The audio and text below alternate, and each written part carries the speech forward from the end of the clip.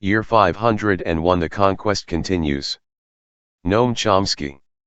He is an American linguist, philosopher, political scientist, and activist, Professor Emeritus of Linguistics at the Massachusetts Institute of Technology. Old Wine, New Bottles. Chapter 1. The Great Work of Subjugation and Conquest. The year 1992 poses a critical moral and cultural challenge for the more privileged sectors of the world-dominant societies. The challenge is heightened by the fact that within these societies, notably the first European colony liberated from imperial rule, popular struggle over many centuries has achieved a large measure of freedom, opening many opportunities for independent thought and committed action. How this challenge is addressed in the years to come will have fateful consequences. October 11, 1992 brings to an end the 500th year of the Old World Order, sometimes called the Columbian era of world history, or the Vasco da Gama era, depending on which adventurers bent on plunder got there first. Or the 500-year Reich, to borrow the title of a commemorative volume that compares the methods and ideology of the Nazis with those of the European invaders who subjugated most of the world. 1. The major theme of this Old World Order was a confrontation between the conquerors and the conquered on a global scale. It has taken various forms, and been given different names: imperialism, neocolonialism, the North-South conflict, core versus periphery, G7, the 7 leading state capitalist industrial societies, and their satellites versus the rest. Or, more simply, Europe's conquest of the world. By the term Europe, we include the European settled colonies, one of which now leads the crusade. In accord with South African conventions, the Japanese are admitted as honorary whites, rich enough to, almost, qualify. Japan was one of the few parts of the South to escape conquest and, perhaps not coincidentally, to join the core, with some of its former colonies in its wake. That there may be more than coincidence in the correlation of independence and development is suggested further by a look at Western Europe, where parts that were colonized followed something like the Third World path. One notable example is Ireland, violently conquered, then barred from development by the free trade doctrine selectively applied to ensure subordination of the South, today called structural adjustment, neoliberalism, or our noble ideals, from which we, to be sure, are exempt. The discovery of America, and that of a passage to the East Indies by the Cape of Good Hope, are the two greatest and most important events recorded in the history of mankind. Adam Smith wrote in 1776, "What benefits, or what misfortunes to mankind may hereafter result from those great events, no human wisdom can foresee."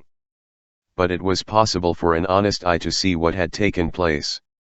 The discovery of America certainly made a most essential contribution to the state of Europe, Smith wrote, opening up a new and inexhaustible market that led to vast expansion of productive powers and real revenue and wealth.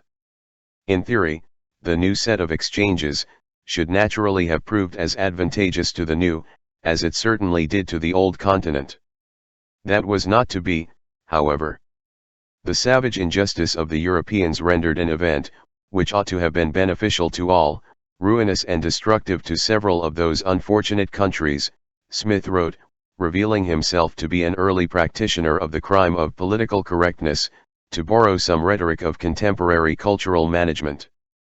To the natives, both of the East and West Indies, Smith continued, all the commercial benefits, which can have resulted from those events have been sunk and lost in the dreadful misfortunes which they have occasioned. With the superiority of force the Europeans commanded, they were enabled to commit with impunity every sort of injustice in those remote countries. Smith does not mention the indigenous inhabitants of North America.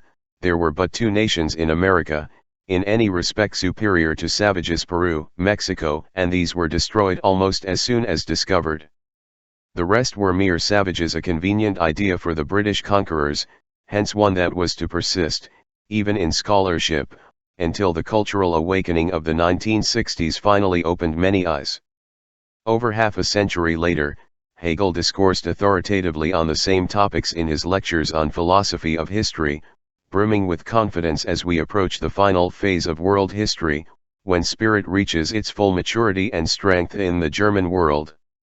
Speaking from that lofty peak, he relates that Native America was physically and psychically powerless, its culture so limited that it must expire as soon as spirit approached it. Hence the Aborigines gradually vanished at the breath of European activity. A mild and passionless disposition, want of spirit, and a crouching submissiveness, are the chief characteristics of the Native Americans, so slothful that, under the kind authority of the friars, at midnight a bell had to remind them even of their matrimonial duties. They were inferior even to the Negro, the natural man in his completely wild and untamed state, who is beyond any thought of reverence and morality all that we call feeling.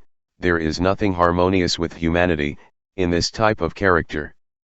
Among the Negroes moral sentiments are quite weak, or more strictly speaking non-existent. Parents sell their children, and conversely children their parents, as either has the opportunity, and the polygamy of the Negroes has frequently for its object the having many children, to be sold, every one of them, into slavery. Creatures at the level of a mere thing and object of no value, they treat as enemies those who seek to abolish slavery, which has been the occasion of the increase of human feeling among the Negroes, enabling them to become participant in a higher morality and the culture connected with it. The conquest of the New World set off two vast demographic catastrophes, unparalleled in history, the virtual destruction of the indigenous population of the Western Hemisphere, and the devastation of Africa as the slave trade rapidly expanded to serve the needs of the conquerors, and the continent itself was subjugated. Much of Asia too suffered dreadful misfortunes. While modalities have changed, the fundamental themes of the conquest retain their vitality and resilience, and will continue to do so until the reality and causes of the savage injustice are honestly addressed. Point 3. Chapter 1. The Great Work of Subjugation and Conquest. Segment 2/12. 1. The Savage Injustice of the Europeans. The Spanish-Portuguese conquests had their domestic counterpart. In 1492, the Jewish community of Spain was expelled or forced to convert. Millions of Moors suffered the same fate. The fall of Granada in 1492, ending 8 centuries of Moorish sovereignty, allowed the Spanish Inquisition to extend its barbaric sway.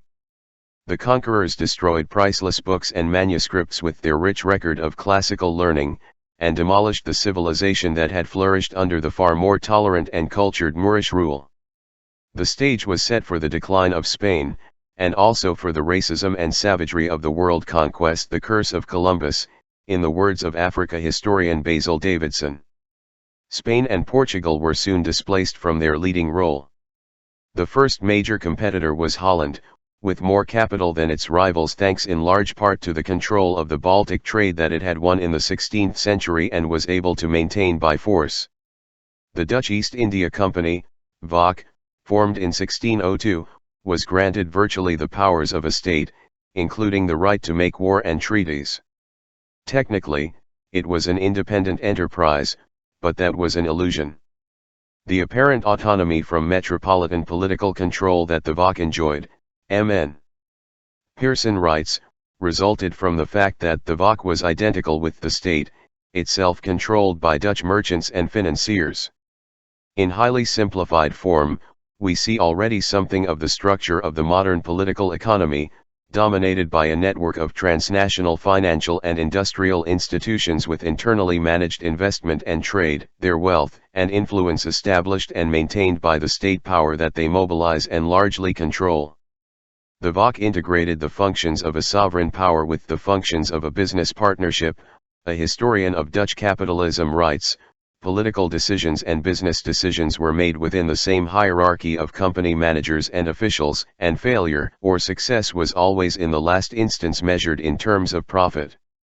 The Dutch established positions of strength in Indonesia, to remain a Dutch colony until the 1940s, India, Brazil, and the Caribbean, took Sri Lanka from Portugal, and reached to the fringes of Japan and China. The Netherlands, however, fell victim to what was later called the Dutch disease, inadequate central state power, which left the people rich perhaps, as individuals, but weak, as a state, as Britain's Lord Sheffield observed in the 18th century, warning the British against the same error. The Iberian empires suffered further blows as English pirates, marauders, and slave traders swept the seas, perhaps the most notorious, Sir Francis Drake.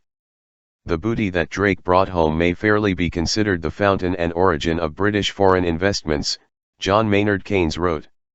Elizabeth paid out of the proceeds the whole of her foreign debt and invested a part of the balance, in the Levant Company. Largely out of the profits of the Levant Company there formed the East India Company, the profits of which were the main foundations of England's foreign connections. In the Atlantic, the entire English operation prior to 1630 was a predatory drive of armed traders and marauders to win by fair means or foul a share of the Atlantic wealth of the Iberian nations. Kenneth Andrews.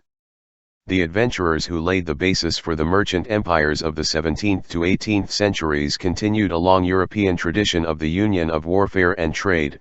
Thomas Brady adds, as the European states' growth as a military enterprise gave rise to the quintessentially European figure of the warrior merchant. Later, the newly consolidated English state took over the task of wars for markets from the plunder raids of Elizabethan sea dogs. Christopher Hill. The British East India Company was granted its charter in 1600, extended indefinitely in 1609, providing the company with a monopoly over trade with the East on the authority of the British Crown. There followed brutal wars, frequently conducted with unspeakable barbarism, among the European rivals, drawing in native populations that were often caught up in their own internal struggles. In 1622, Britain drove the Portuguese from the Straits of Hormuz, the key of all India, and ultimately won that great prize. Much of the rest of the world was ultimately parceled out in a manner that is well known. Rising state power had enabled England to subdue its own Celtic periphery, then to apply the newly honed techniques with even greater savagery to new victims across the Atlantic. Their contempt for the dirty, cow-keeping Celts on England's fringes also eased the way for civilized and prosperous Englishmen to take a commanding position in the slave trade as the gradient of contempt spread its shadow from nearby hearts of darkness to those far over the sea. Thomas Brady writes.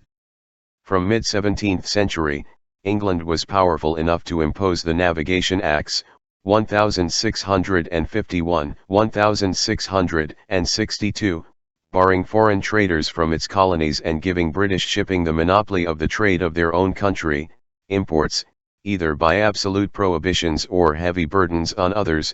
Adam Smith, who reviews these measures with mixed reservations and approval.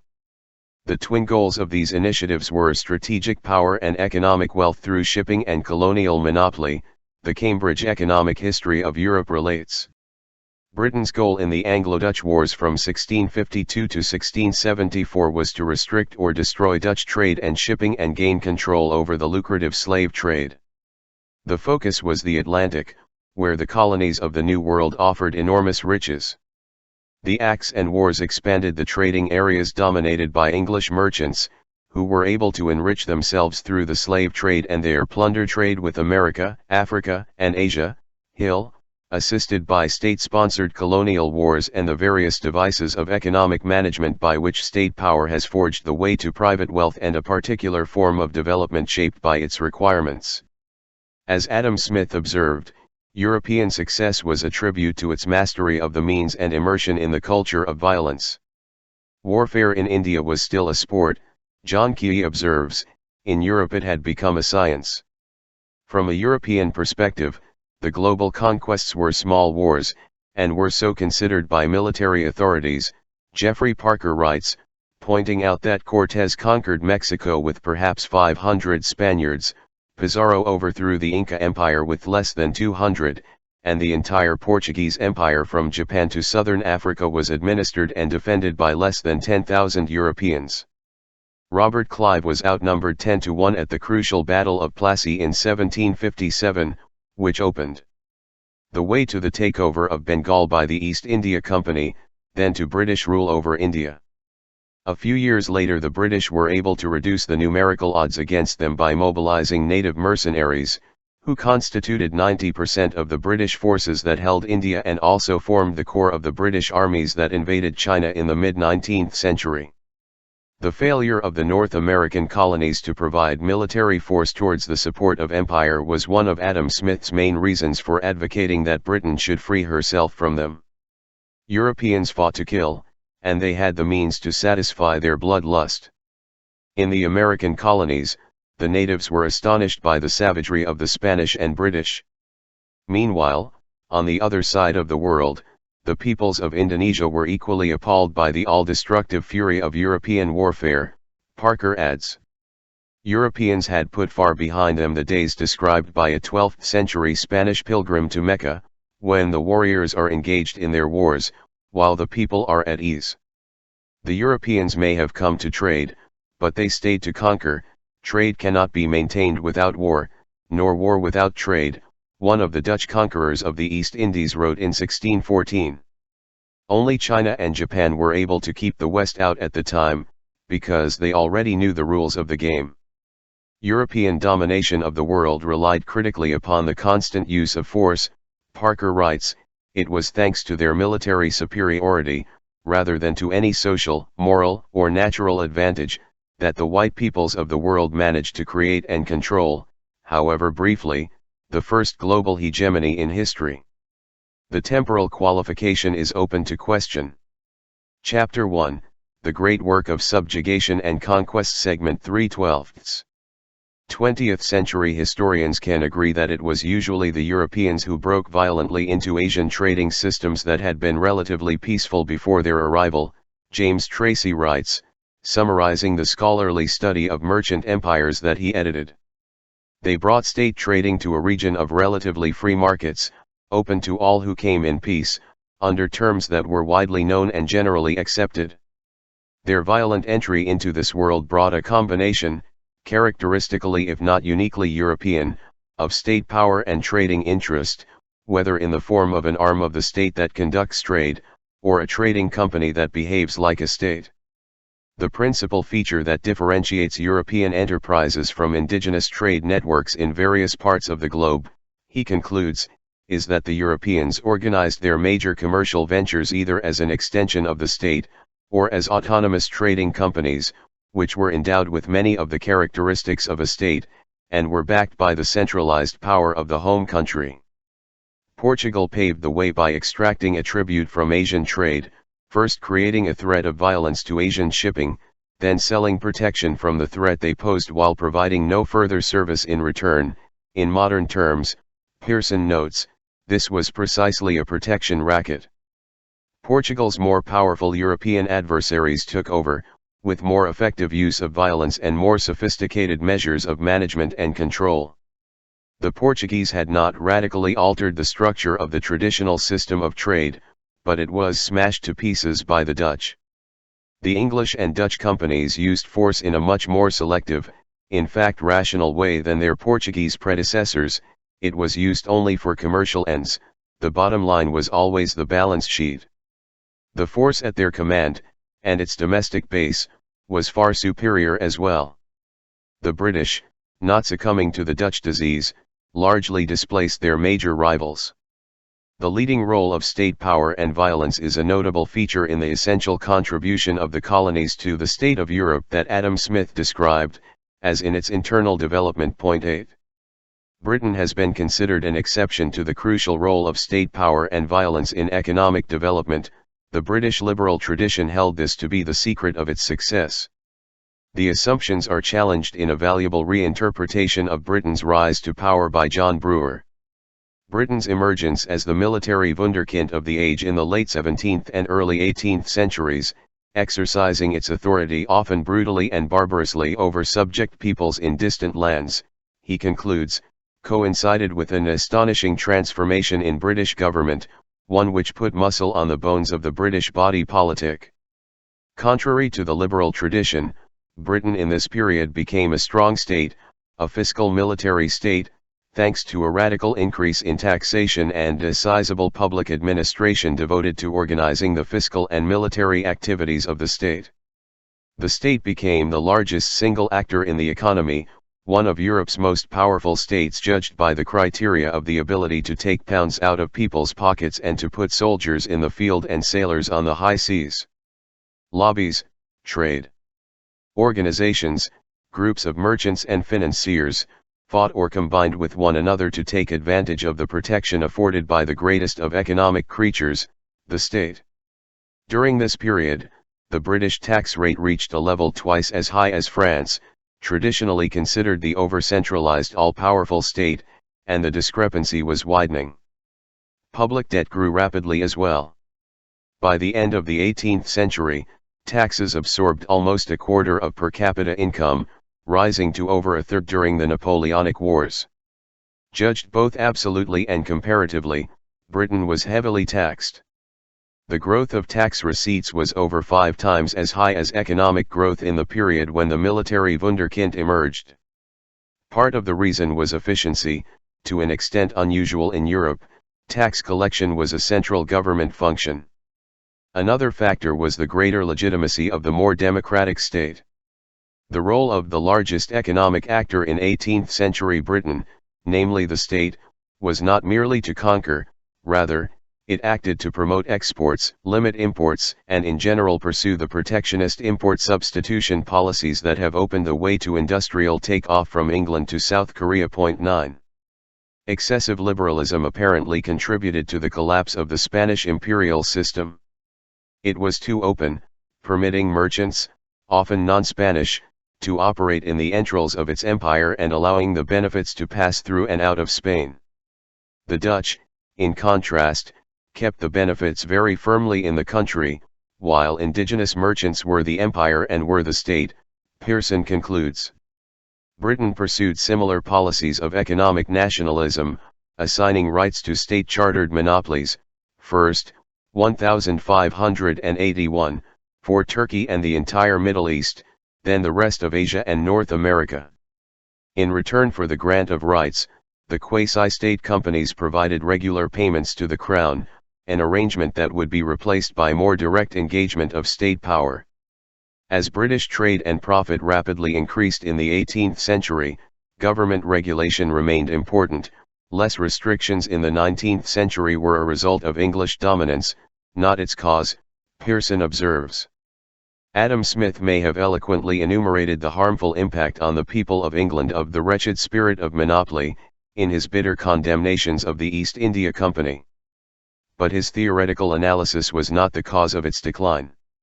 The Honourable Company fell victim to the confidence of British industrialists, particularly the textile manufacturers who had been protected from the unfair competition of Indian textiles, but called for deregulation once they convinced themselves that they could win a fair competition, having undermined their rivals in the colonies by recourse to state power and violence, and used their new wealth and power for mechanization and improved supply of cotton. In contemporary terms, once they had established a level playing field to their incontestable advantage, nothing seemed more high-minded than an open world with no irrational and arbitrary interference with the honest entrepreneur, seeking the welfare of all. Those who expect to win the game can be counted on to laud the rules of free competition which, however, they never fail to bend to their interests. To mention only the most obvious lapse, the apostles of economic liberalism have never contemplated permitting the free circulation of labor, from place to place, one of the foundations of freedom of trade, as Adam Smith stressed. There is little historical basis for much of the reigning belief on the impact of Adam Smith's doctrines. For example, Chicago economist George Stigler's assertion that Smith convinced England from 1850 to 1930 of the merits of free international trade. What convinced England more accurately, Englishmen who held the reins, was the perception that free international trade, within limits, would serve their interests. It was not until 1846, by which time the British manufacturing interests were sufficiently powerful, that Parliament was prepared for the revolution of free trade, Richard Morris notes.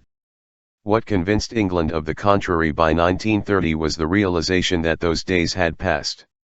Unable to compete with Japan, Britain effectively barred it from trade with the Commonwealth, including India. The United States followed suit in its lesser empire, as did the Dutch. These were significant factors leading to the Pacific War, as Japan set forth to emulate its powerful predecessors, having naively adopted their liberal doctrines only to discover that they were a fraud, imposed upon the weak, accepted by the strong only when they are useful. So it has always been. Chapter 1, The Great Work of Subjugation and Conquest, Segment 4/12.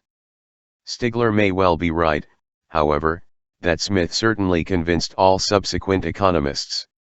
If so, that is a comment on the dangers of illegitimate idealization that isolates some inquiry from factors that crucially affect its subject matter, a problem familiar in the sciences, in this case, separation of abstract inquiry into the wealth of nations from questions of power, who decides, and for whom. We return to the point as Adam Smith himself understood it. The wealth of the colonies returned to Britain, creating huge fortunes. By 1700, the East India Company accounted for above half the trade of the nation, one contemporary critic commented. Through the following half-century, Key writes, its shares became the equivalent of a gilt-edged security, much sought after by trustees, charities, and foreign investors.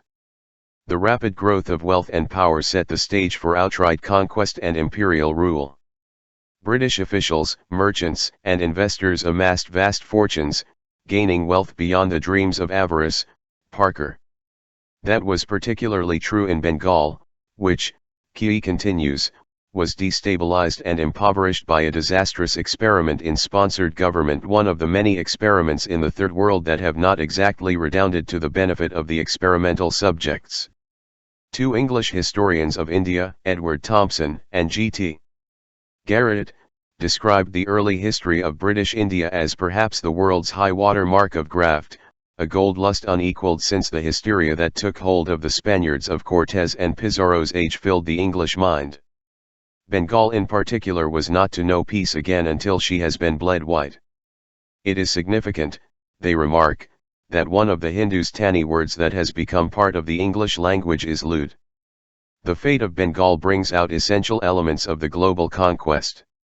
Calcutta and Bangladesh are now the very symbols of misery and despair. In contrast, European warrior merchants saw Bengal as one of the richest prizes in the world. An early English visitor described it as a wonderful land, whose richness and abundance neither war, pestilence, nor oppression could destroy. Well before, the Moroccan traveler Ibn Battuta had described Bengal as a country of great extent, and one in which rice is extremely abundant. Indeed, I have seen no region of the earth in which provisions are so plentiful.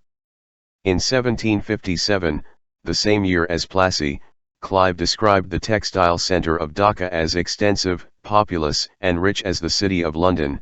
By 1840 its population had fallen from 150,000 to 30,000, Sir Charles Trevelyan testified before the Select Committee of the House of Lords, and the jungle and malaria are fast encroaching.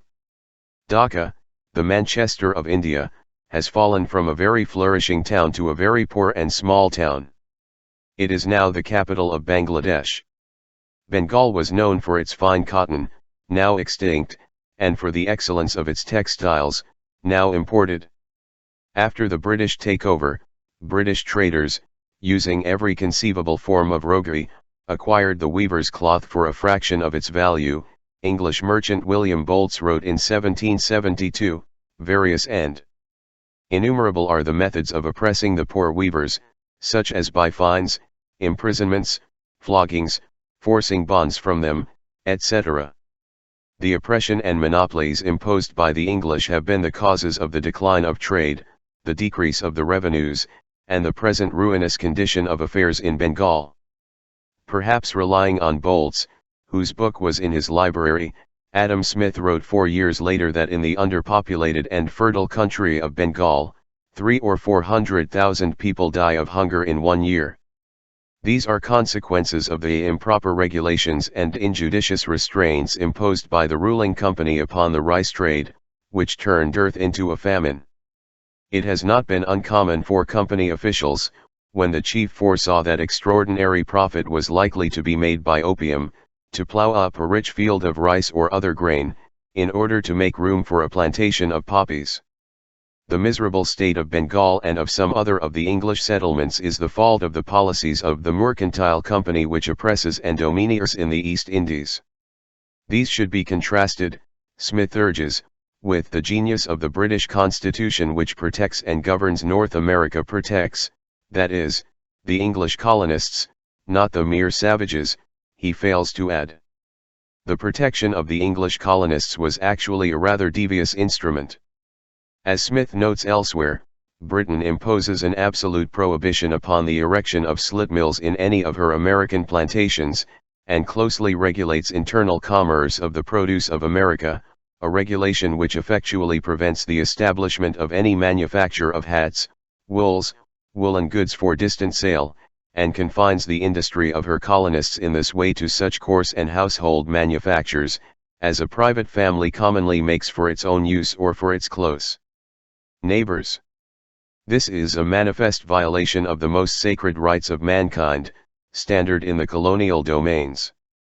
Under Britain's permanent settlement of 1793 in India, land was privatized, yielding wealth to local clients and taxes for the British rulers, while the settlement fashioned with great care and deliberation has to our painful knowledge subjected almost the whole of the lower classes to most grievous oppression.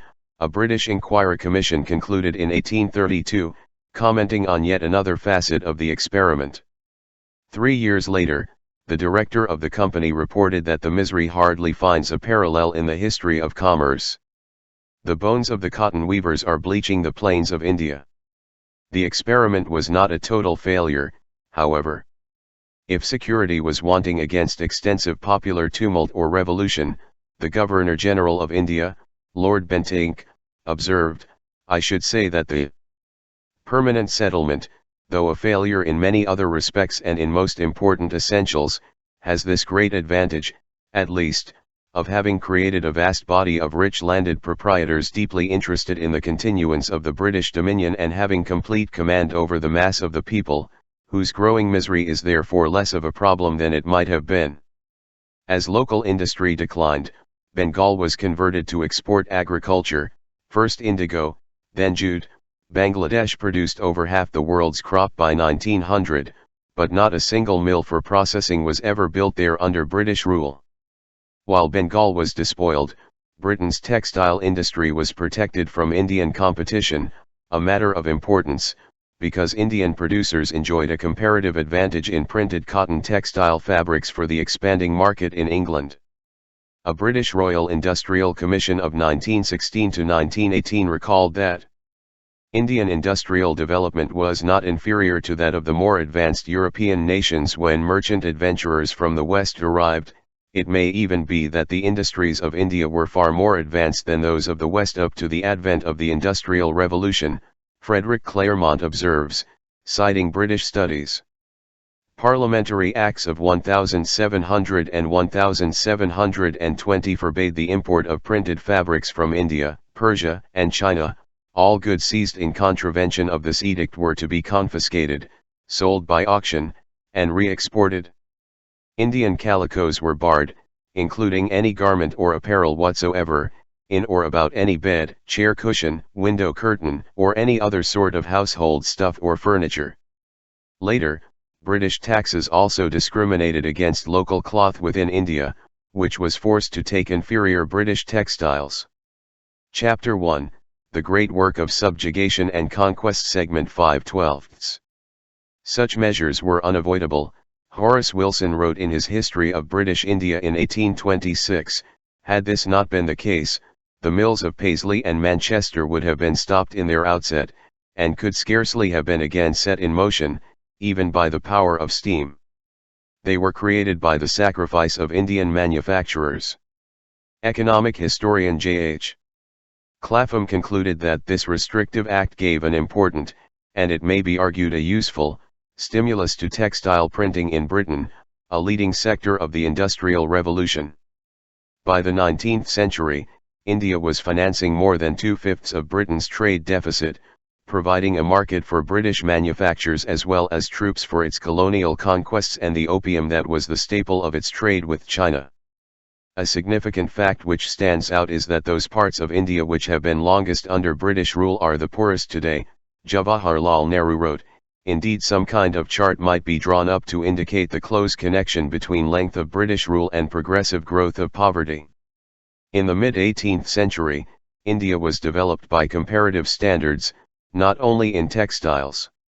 The shipbuilding industry was flourishing, and one of the flagships of an English admiral during the Napoleonic Wars had been built by an Indian firm in India. Not only textiles, but other well-established industries such as shipbuilding, metalworking, glass, paper, and many crafts, declined under British rule, as India's development was arrested and the growth of new industry blocked, and India became an agricultural colony of industrial England. While Europe urbanized, India became progressively ruralized, with a rapid increase in the proportion of the population dependent on agriculture, the fundamental cause of the appalling poverty of the Indian people, Nehru writes. In 1840, a British historian testifying before a parliamentary inquiry committee could still say, "India is as much a manufacturing country as an agriculturalist, and he who would seek to reduce her to the position of an agricultural country, seeks to lower her in the scale of civilization, exactly what happened under Britain's despotic sway," Nehru observes.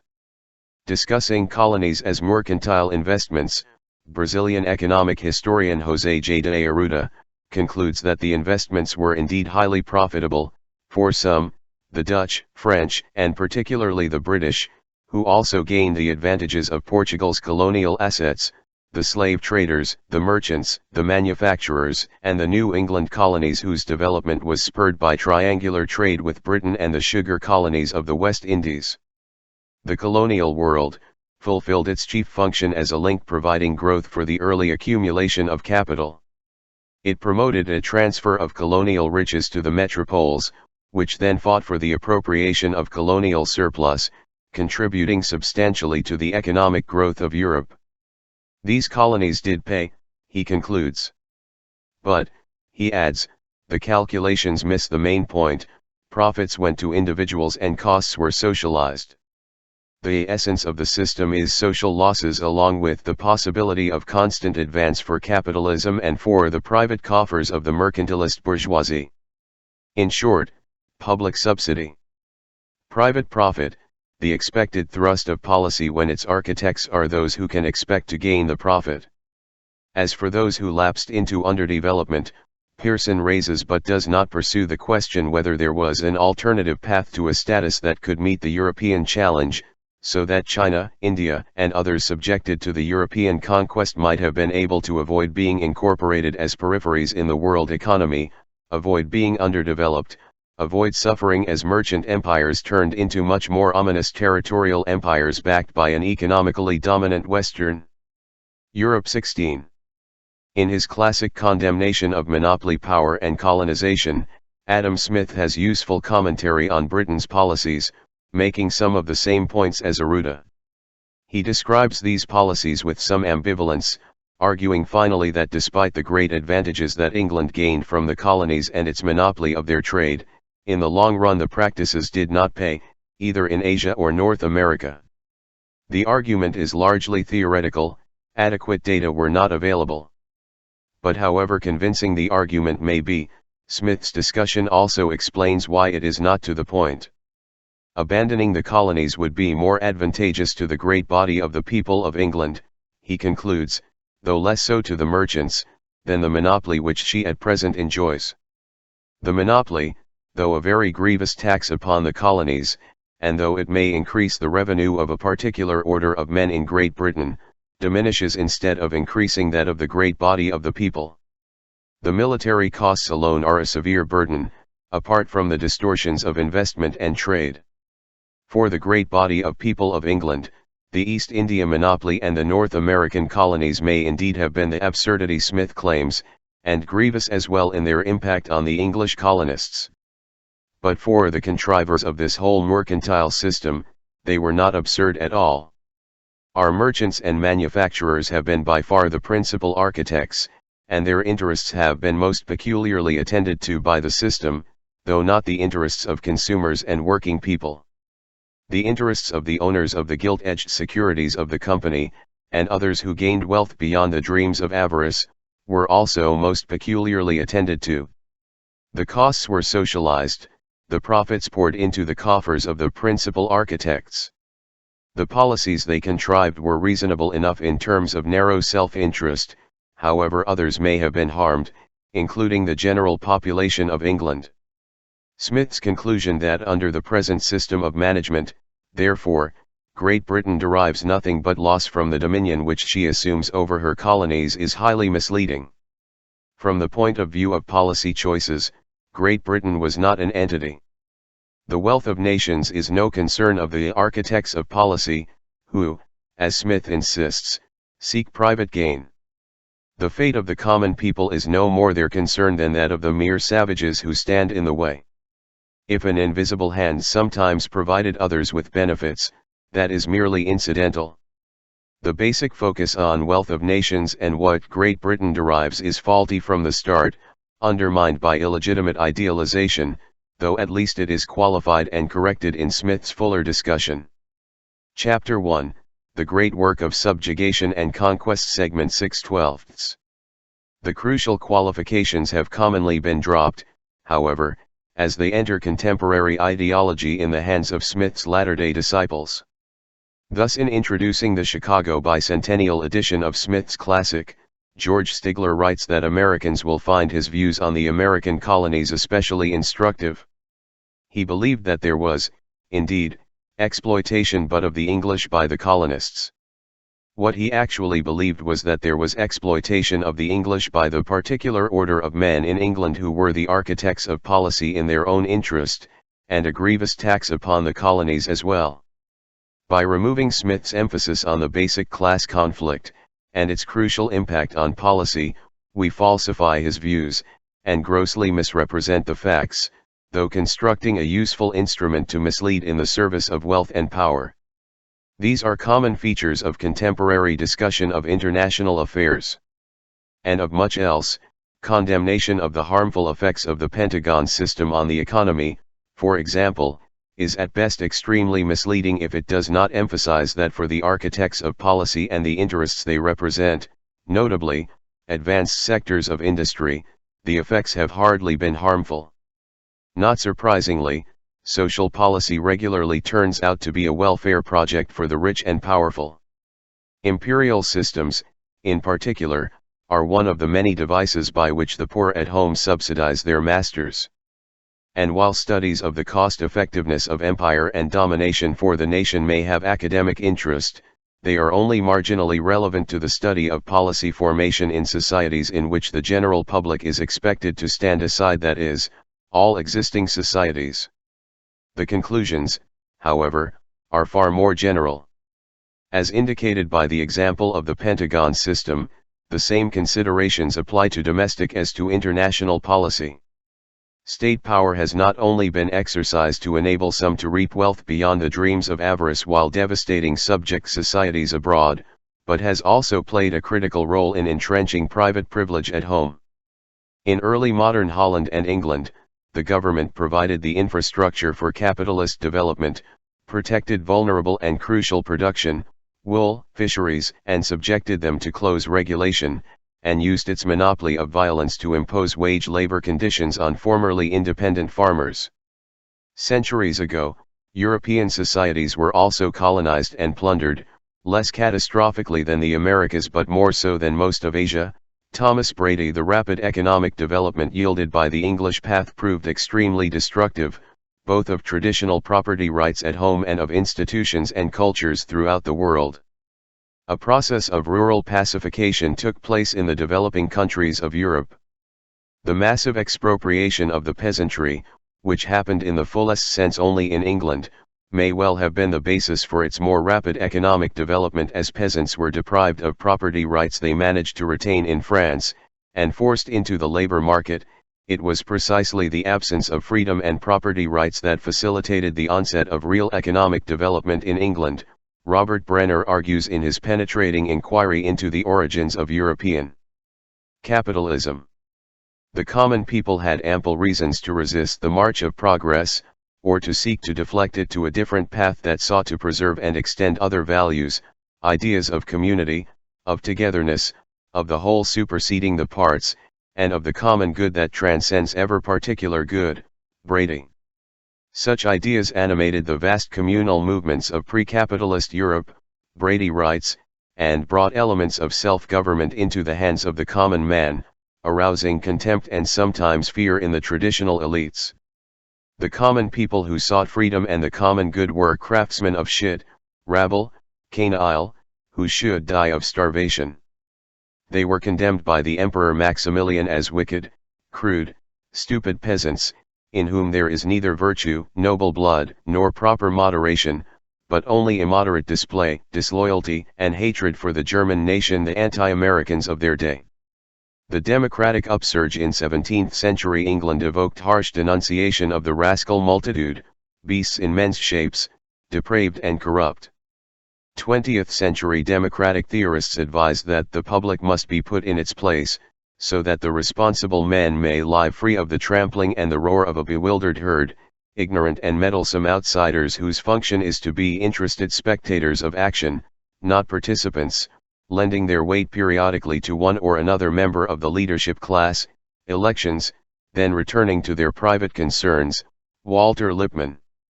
The great mass of the population, ignorant and mentally deficient, must be kept in their place for the common good, fed with necessary illusion and emotionally potent oversimplifications. Wilson's Secretary of State Robert Lansing, Reinhold Niebuhr. Their conservative counterparts are only more extreme in their adulation of the wise men who are the rightful rulers in the service of the rich and powerful, a minor footnote regularly forgotten. The rabble must be instructed in the values of subordination and a narrow quest for personal gain within the parameters set by the institutions of the masters. Meaningful democracy, with popular association and action, is a threat to be overcome. These two are persistent themes, that only take new forms. Adam Smith's nuanced interpretation of state interference with international trade extended to the domestic scene as well. The praise in his opening remarks for the division of labor is well known. It is the source of the greatest improvement in the productive powers of labor, and the greater part of the skill, dexterity, and judgment with which it is anywhere directed, or applied, and the foundation of the wealth of nations. The great merit of free trade, he argued, is that it contributes to these tendencies. Less familiar is his denunciation of the inhuman consequences of the division of labor as it approaches its natural limits. The understandings of the greater part of men are necessarily formed by their ordinary employments, he wrote. That being so, the man whose life is spent in performing a few simple operations, of which the effects too are, perhaps, always the same, or very nearly the same, has no occasion to exert his understanding, and generally becomes as stupid and ignorant as it is possible for a human creature to be. But in every improved and civilized society this is the state into which the laboring poor, that is, the great body of the people, must necessarily fall, unless government takes some pains to prevent it. Society must find some way to overcome the devilish impact of the invisible hand. Other major contributors to the classical liberal canon go much further. Wilhelm von Humboldt, who inspired John Stuart Mill, described the leading principle of his thought as the absolute and essential importance of human development in its richest diversity, a principle that is not only undermined by the narrow search for efficiency through division of labor, but by wage labor itself. Whatever does not spring from a man's free choice, or is only the result of instruction and guidance, does not enter into his very nature, he does not perform it with truly human energies, but merely with mechanical exactness. When the laborer works under external control, we may admire what he does, but we despise what he is. Smith's admiration for individual enterprise was tempered still further by his contempt for the vile maxim of the masters of mankind, all for ourselves, and nothing for other people. While the mean and sordid pursuits of the masters might yield incidental benefit, faith in this consequence is mere mysticism, quite apart from the more fundamental failure to comprehend the leading principle of classical liberal thought that Humboldt stressed. What survives of these doctrines in contemporary ideology is an ugly and distorted image, contrived in the interests of the masters. Chapter 1, The Great Work of Subjugation and Conquest, Segment 7/12. Centralized state power dedicated to private privilege and authority, and the rational and organized use of savage violence, are two of the enduring features of the European conquest. Others are the domestic colonization by which the poor subsidize the rich, and the contempt for democracy and freedom. Yet another enduring theme is the self-righteousness in which plunder, slaughter, and oppression are clothed.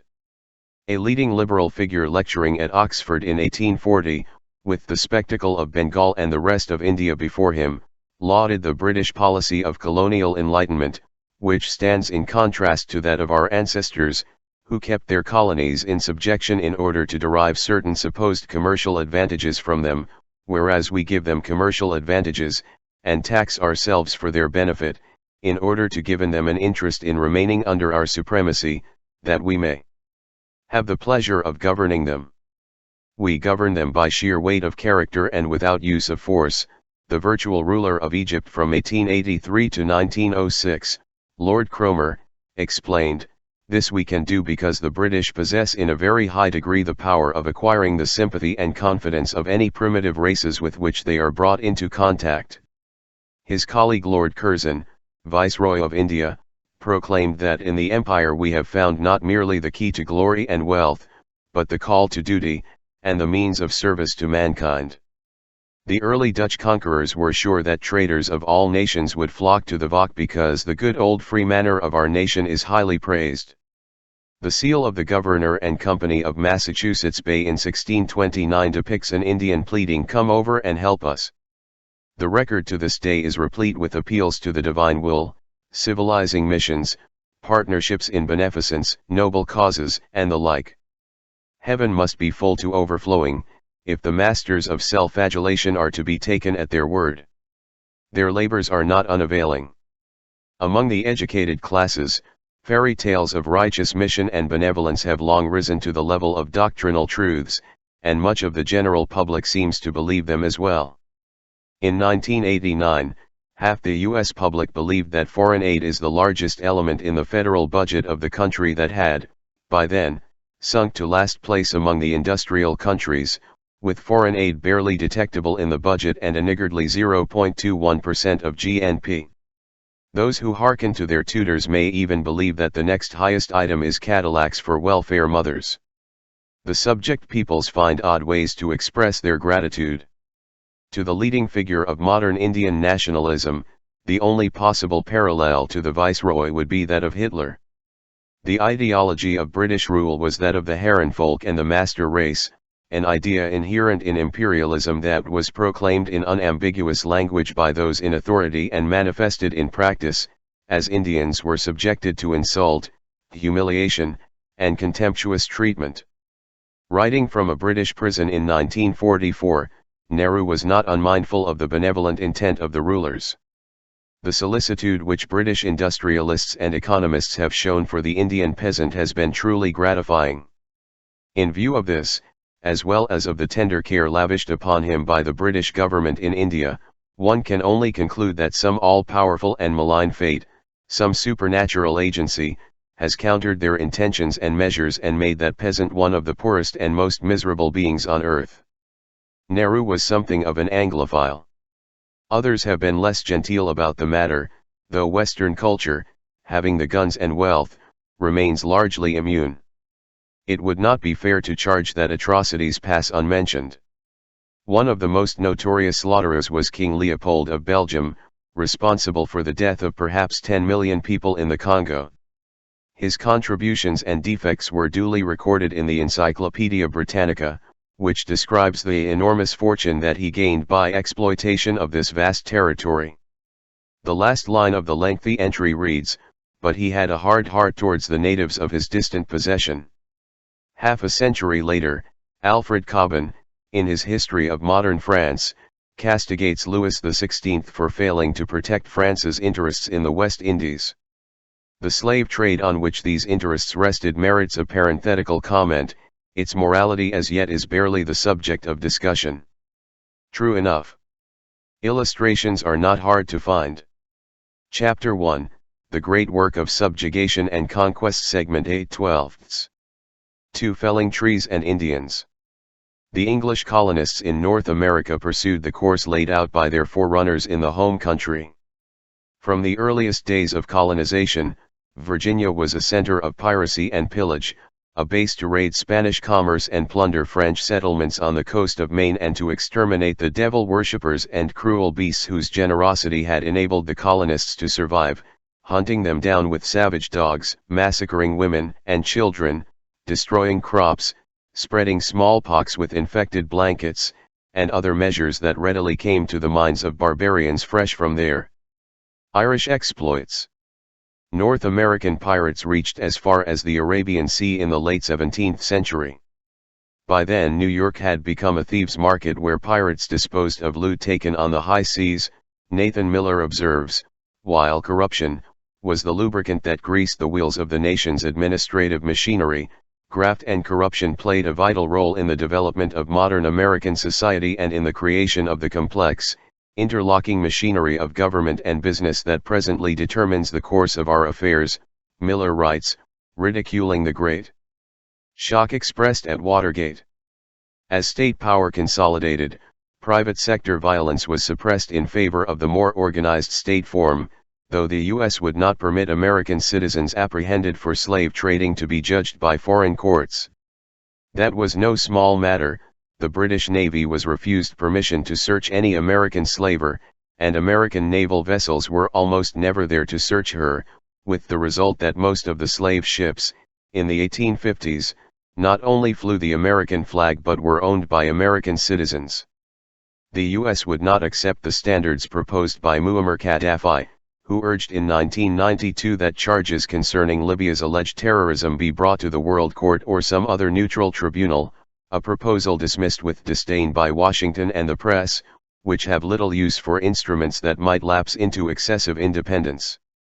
After the colonies gained their independence in the course of the great international conflict that pitted England against France, Spain, and Holland, state power was used to protect domestic industry, foster agricultural production, manipulate trade, monopolize raw materials, and take the land from its inhabitants. Americans concentrated on the task of felling trees and Indians and of rounding out their natural boundaries, as diplomatic historian Thomas Bailey described the project in 1969. These tasks, and the rhetorical accompaniment, have been eminently reasonable by reigning standards of political correctness. The challenge to them in the past few years has, not surprisingly, elicited much outrage among guardians of doctrinal purity.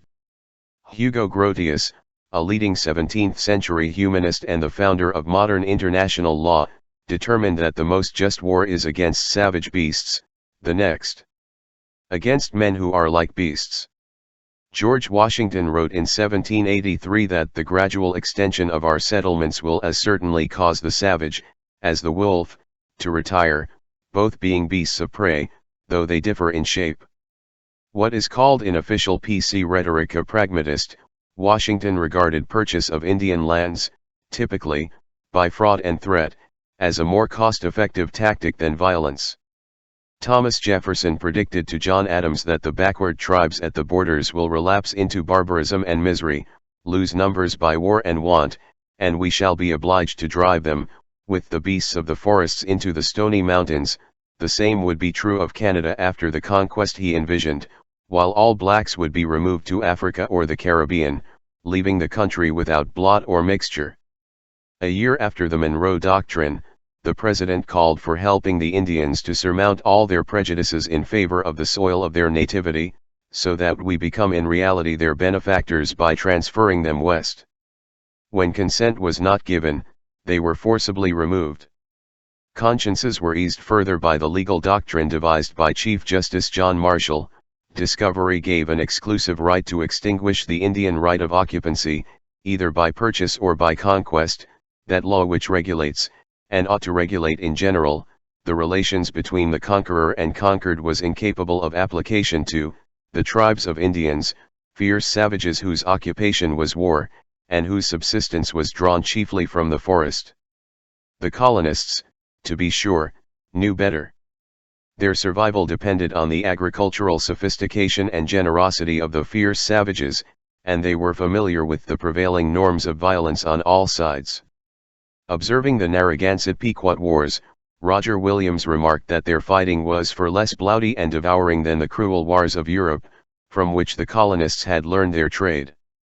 John Underhill sneered at the feeble manner of the Indian warriors, which did hardly deserve the name of fighting, and their laughable protests against the furious style of the English that slays too many men, not to speak of women and children in undefended villages, a European tactic that had to be taught to the backward natives. These were common features of the world conquest, as noted earlier. The useful doctrines of Justice Marshall and others remained in place through modern scholarship. The highly regarded authority A.L. Kroeber attributed to the East Coast Indians a kind of warfare that was insane, unending, inexplicable from our point of view, and so dominantly emphasized within their culture that escape was well nigh impossible, for any group that would depart from these hideous norms was almost certainly doomed to early extinction, a harsh indictment that would carry more weight, Francis Jennings observes, if its rhetoric were supported by either example or reference, in this influential scholarly study. The Indians were hardly pacifists, but they had to learn the techniques of total war and true savagery from the European conquerors, with their ample experience in the Celtic regions and elsewhere. Chapter 1, The Great Work of Subjugation and Conquest, Segment 9/12. Respected statesmen continued to uphold the same values. To Theodore Roosevelt, the hero of George Bush, and the liberal commentators who gushed over Bush's sense of righteous mission during the 1991 Gulf slaughter, the most ultimately righteous of all wars is a war with savages, establishing the rule of the dominant world races. The hideous and cowardly Sand Creek Massacre in Colorado in 1864, Nazi-like in its bestiality, was as righteous and beneficial a deed as ever took place on the frontier. This noble-minded missionary, as contemporary ideologues term him, did not limit his vision to the beasts of prey who were being swept from their lairs within the natural boundaries of the American nation. The ranks of savages included the Dagos to the south, and the Malay bandits and Chinese half-breeds who were resisting the American conquest of the Philippines, all savages, barbarians, a wild and ignorant people, Apaches, Sioux, Chinese boxers, as their resistance amply demonstrated. Winston Churchill felt that poison gas was just right for use against uncivilized tribes, Kurds and Afghans, particularly. Noting approvingly that British diplomacy had prevented the 1932 Disarmament Convention from banning bombardment of civilians, the equally respected statesman Lloyd George observed that we insisted on reserving the right to bomb niggers, capturing the basic point succinctly. The metaphors of Indian fighting were carried right through the Indochina Wars. The conventions retain their vibrancy, as we saw in early 1991 and may again, before too long. The extraordinary potential of the United States was evident from the earliest days, and of no small concern to the guardians of established order. The Tsar and his diplomats were concerned over the contagion of revolutionary principles, which is arrested by neither distance nor physical obstacles, the vicious principles of republicanism and popular self-rule already established in a part of North America. Metternich too warned of the flood of evil doctrines and pernicious examples that might lend new strength to the apostles of sedition, asking what would become of our religious institutions, of the moral force of our governments, and of that conservative system which has saved Europe from complete dissolution if the flood is not stemmed. The rot might spread, to adopt the rhetoric of their heirs as they switched roles and took over the leadership of the conservative system in the mid-20th century. Flawed as they were, these doctrines and examples constituted a dramatic advance in the endless struggle for freedom and justice. The wise men of the time were right to fear their spread. Their 18th century advocates, however, were hardly apostles of sedition and did not delay in imposing their vision of a political democracy manipulated by an elite, Richard Morris, the old aristocracy and, in later years, the rising business classes. A solid and responsible leadership seized the helm, as Morris puts it approvingly. The most dread fears were therefore quickly put to rest. The ex-revolutionaries were also not lacking in ambition. And like Metternich and the Tsar, they feared the pernicious examples at their borders. Florida was conquered to remove the threat of mingled hordes of lawless Indians and Negroes. John Quincy Adams wrote with the enthusiastic approval of Thomas Jefferson, referring to runaway slaves and indigenous people who sought freedom from the tyrants and conquerors, setting a bad example. Jefferson and others advocated the conquest of Canada to cut off support for the native population by base Canadian fiends, as the president of Yale University called them. Expansion to north and south was blocked by British power, but the annexation of the West proceeded inexorably, as its inhabitants were destroyed, cynically cheated, and expelled. The task of felling trees and Indians and of rounding out their natural boundaries required that the New World be rid of alien interlopers. The main enemy was England, a powerful deterrent, and the target of frenzied hatred in broad circles. The war for independence itself had been a fierce civil war enmeshed in an international conflict. Relative to population, it was not greatly different from the Civil War almost a century later, and it caused a huge exodus of refugees fleeing from the richest country in the world to escape the retribution of the victors. US-British conflict continued, including war in 1812. In 1837, after some Americans supported a rebellion in Canada, British forces crossed the border and set fire to the U.S. vessel Caroline, eliciting from Secretary of State Daniel Webster a doctrine that has become the bedrock of modern international law: respect for the inviolable character of the territory of independent states is the most essential foundation of civilization, and force may be used only in self-defense, when the necessity is instant, overwhelming and leaving no other choice of means, and no moment of deliberation. The doctrine was invoked at the Nuremberg Tribunal, for example, in rejecting the claim of the Nazi leaders that their invasion of Norway was justified to forestall Allied moves. We need waste no words on how the US has observed the principle since 1837. The US-British conflict was based on real interests. For the US, its desire to expand on the continent and in the Caribbean; for the dominant world power of the day, concern that the maverick across the seas was a threat to its wealth and power. Though there was considerable sympathy in England for the rebel cause, the leaders of the newly independent country tended to see a different picture.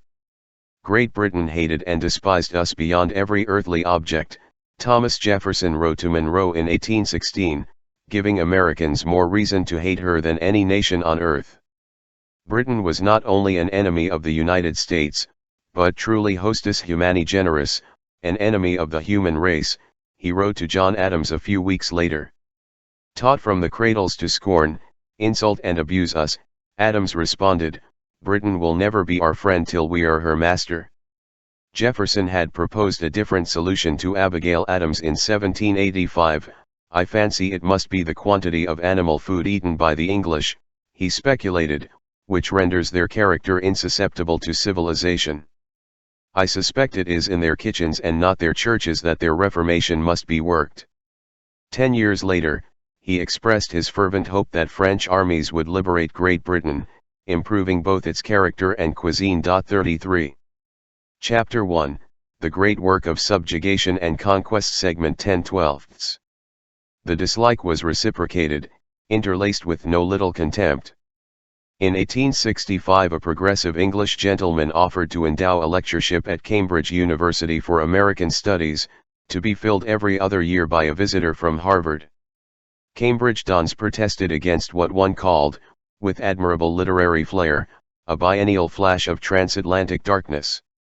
Some found the concerns exaggerated, recognizing that the lecturers would come from the class that felt itself increasingly in danger of being swamped by the lower elements of a vast democracy. But most feared that the lectures would spread discontent and dangerous ideas among defenseless students.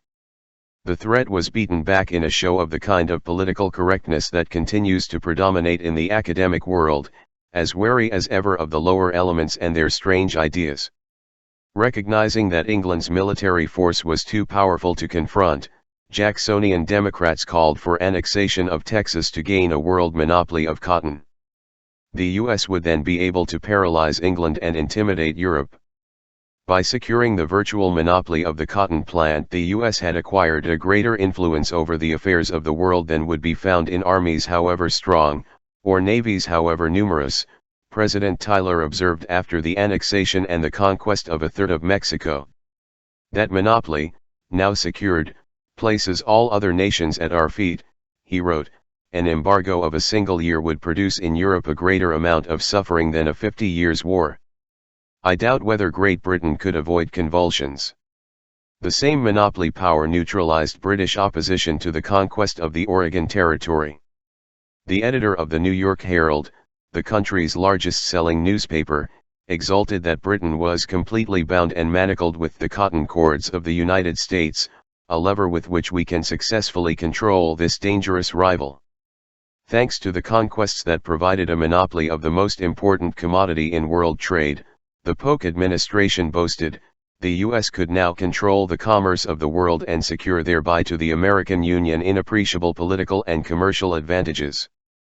50 years will not elapse ere the destinies of the human race will be in our hands, a Louisiana congressman proclaimed, as he and others looked to mastery of the Pacific and control over the resources on which Europe was dependent.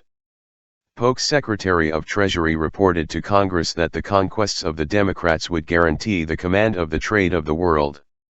The national poet, Walt Whitman, wrote that our conquests take off the shackles that prevent men the even chance of being happy and good. Mexico's lands were taken over for the good of mankind. What has miserable, inefficient Mexico to do with the great mission of peopling the New World with a noble race? Others recognized the difficulty of taking Mexico's resources without burdening themselves with its imbecile population, degraded by the amalgamation of races, though the New York press was hopeful that their fate would be similar to that of the Indians of this country. The race, before a century rolls over us, will become extinct. Articulating the common themes of manifest destiny, Ralph Waldo Emerson had written that the annexation of Texas was simply a matter of course. It is very certain that the strong British race which has now overrun much of this continent, must also overrun that trace, and Mexico, and Oregon also, and it will in the course of ages be of small import by what particular occasions and methods it was done. In 1829, Minister to Mexico Joel Poinsett, later Secretary of War responsible for driving the Cherokees to death and destruction on their Trail of Tears, had informed Mexico that the United States are in a state of progressive aggrandizement, which has no example in the history of the world, and rightly so, the slave owner from South Carolina explained, because the mass of its population is better educated, and more elevated in its moral and intellectual character, than that of any other. If such is its political condition, is it possible that its progress can be retarded, or its aggrandizement curtailed, by the rising prosperity of Mexico? The concerns of the expansionists went beyond their fear that an independent Texas would break the U.S. resource monopoly and become a rival. It might also abolish slavery, igniting dangerous sparks of egalitarianism.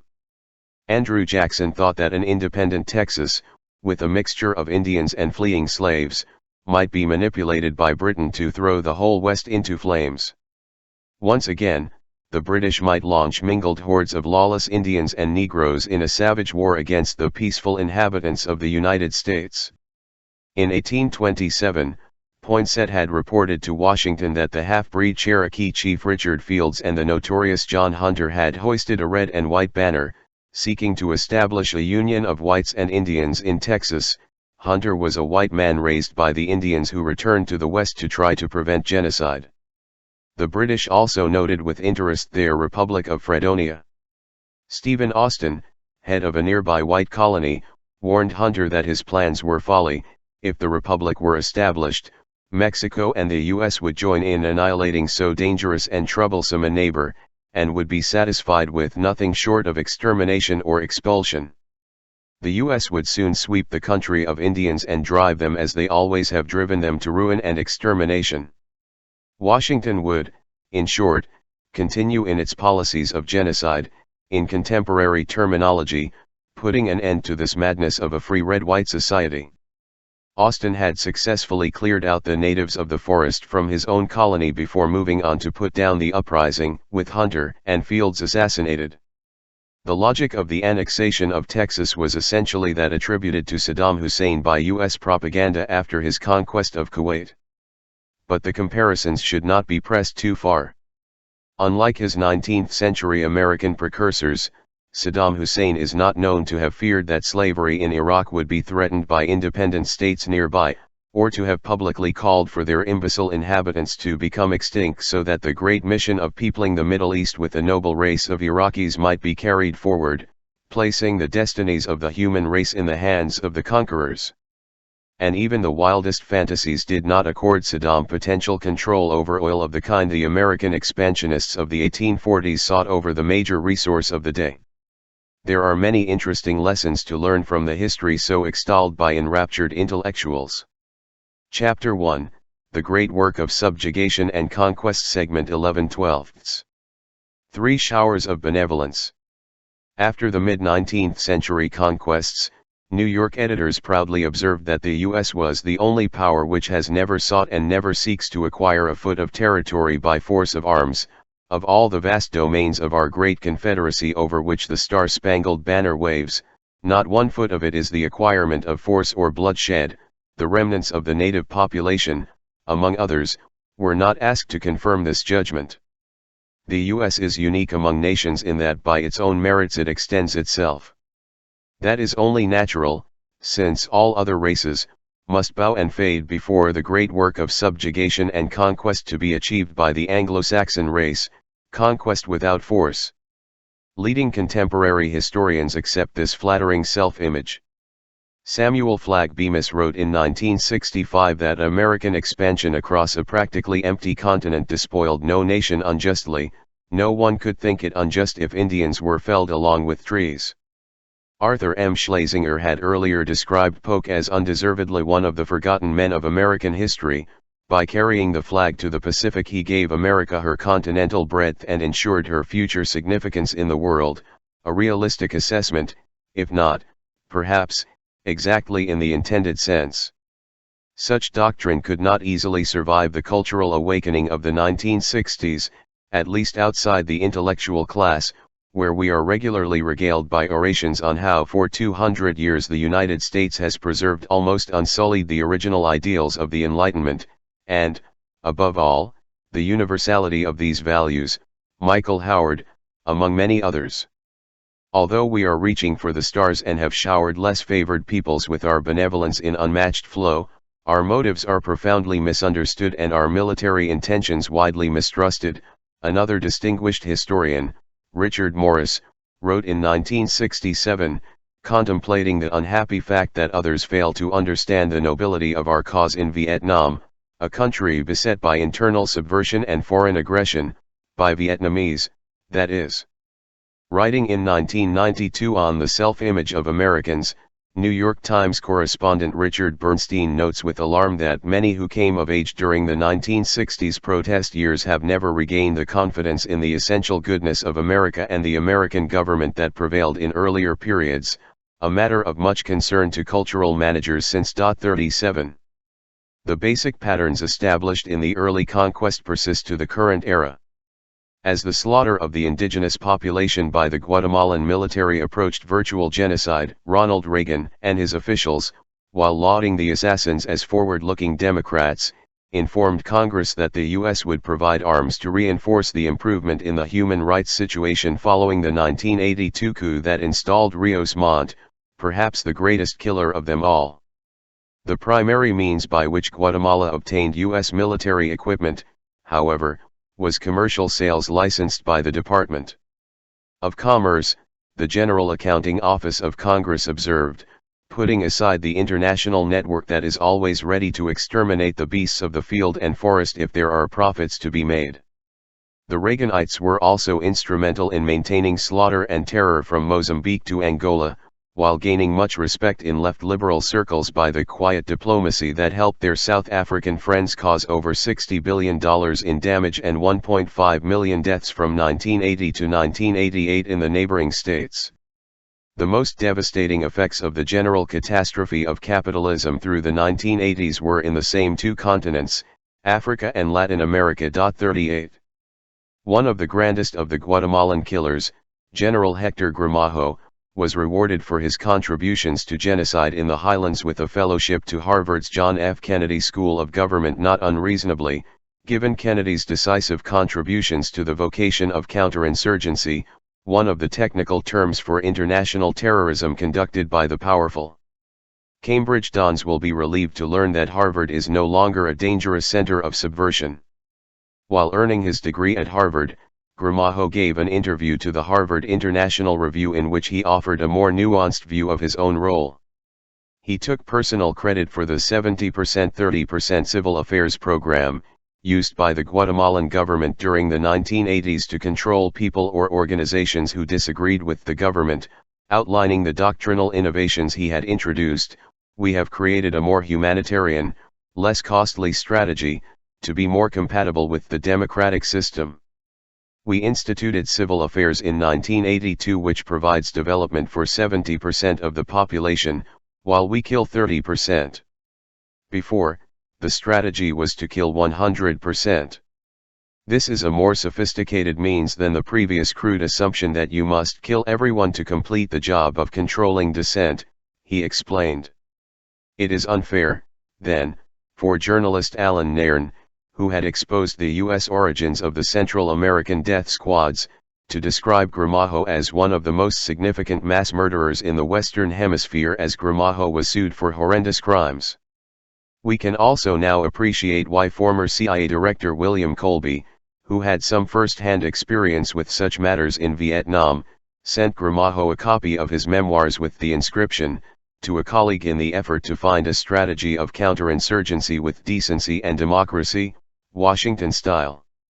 Given his understanding of humanitarianism, decency, and democracy, it is not surprising that Gramajo appears to be the State Department's choice for the 1995 elections, according to the Guatemala Central America Report, citing America's Watch on the Harvard Fellowship as the State Department's way of grooming Gramajo for the job, and quoting a U.S. Senate staffer who says, "He's definitely their boy down there." A senior commander in the early 1980s, when the Guatemalan military was blamed for the deaths of tens of thousands of people, largely civilians, Gramajo is seen as a moderate by the U.S. Embassy, Kenneth Freed reports, quoting a Western diplomat, and assuring us of Washington's repugnance at the actions of the security forces it supports and applauds. The Washington Post reports that many Guatemalan politicians expect Gramajo to win the elections, not an unlikely prospect if he's the State Department's boy down there. Gramajo's image is also being prettified.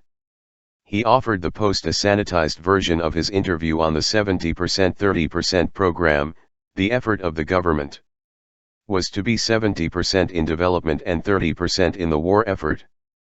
I was not referring to the people, just the effort. Too bad he expressed himself so badly, or better, so honestly, before the Harvard grooming took effect.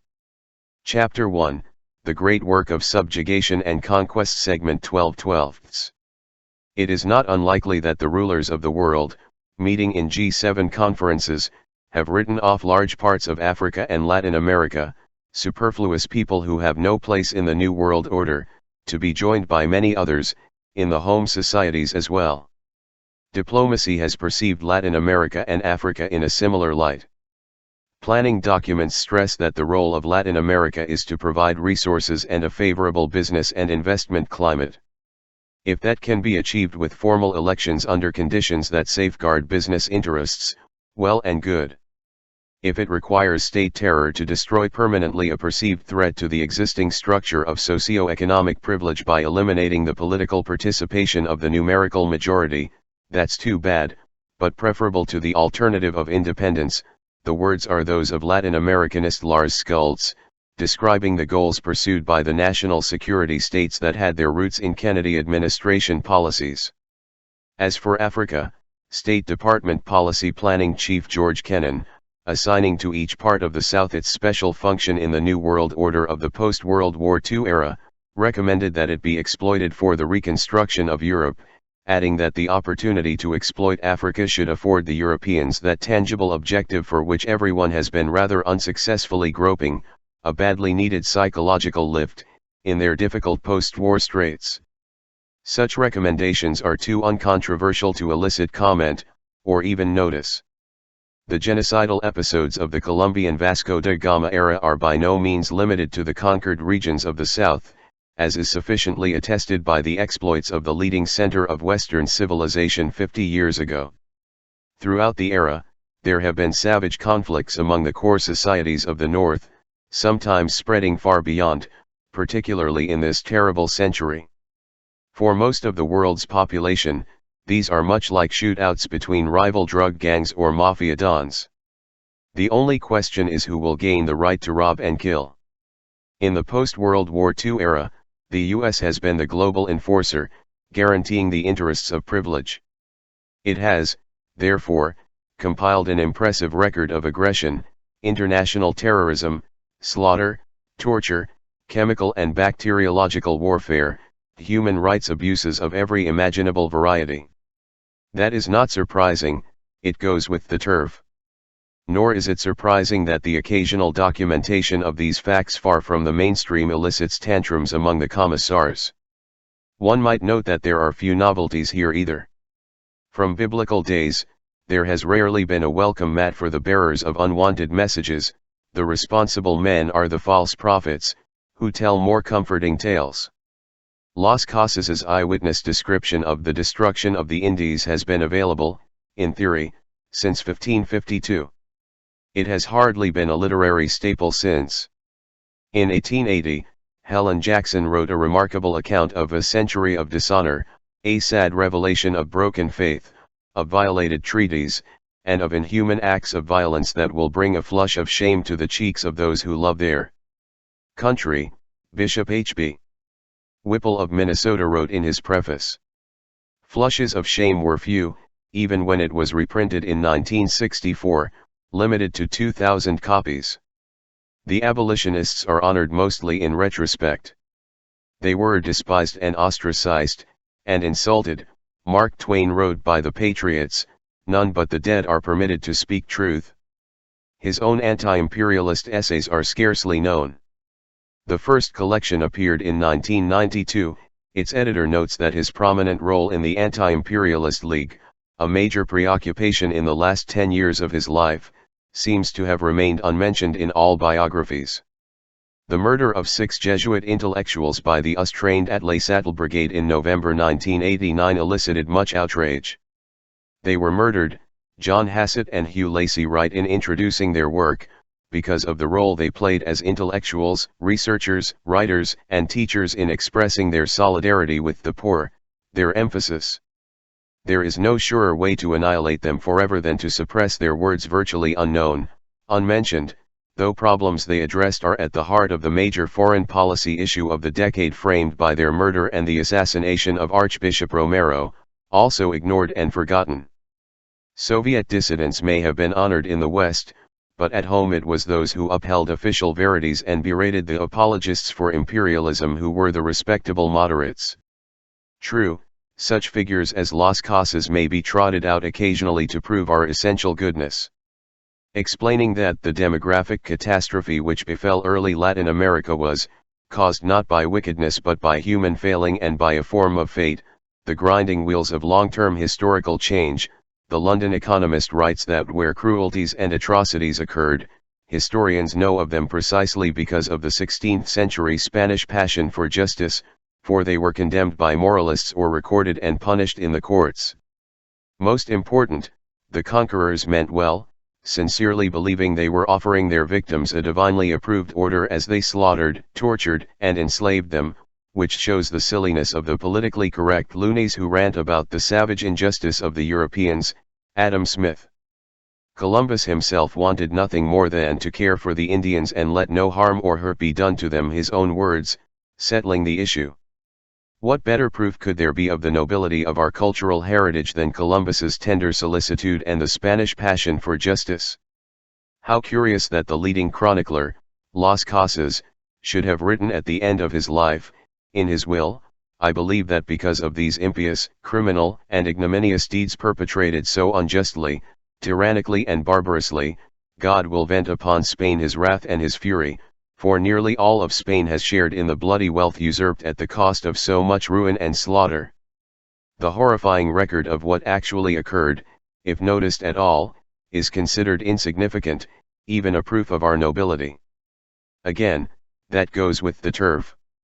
The most powerful mafia don is also likely to dominate the doctrinal system. One of the great advantages of being rich and powerful is that you never have to say, "I'm sorry." It is here that the moral and cultural challenge arises, at the end of the first 500 years. Chapter 2. The Contours of World Order. 1. The logic of North-South relations. Rounding out their natural boundaries was the task of the colonists in their home territory, which, by the end of the 19th century, extended to the mid-Pacific. But the natural boundaries of the South also have to be defended.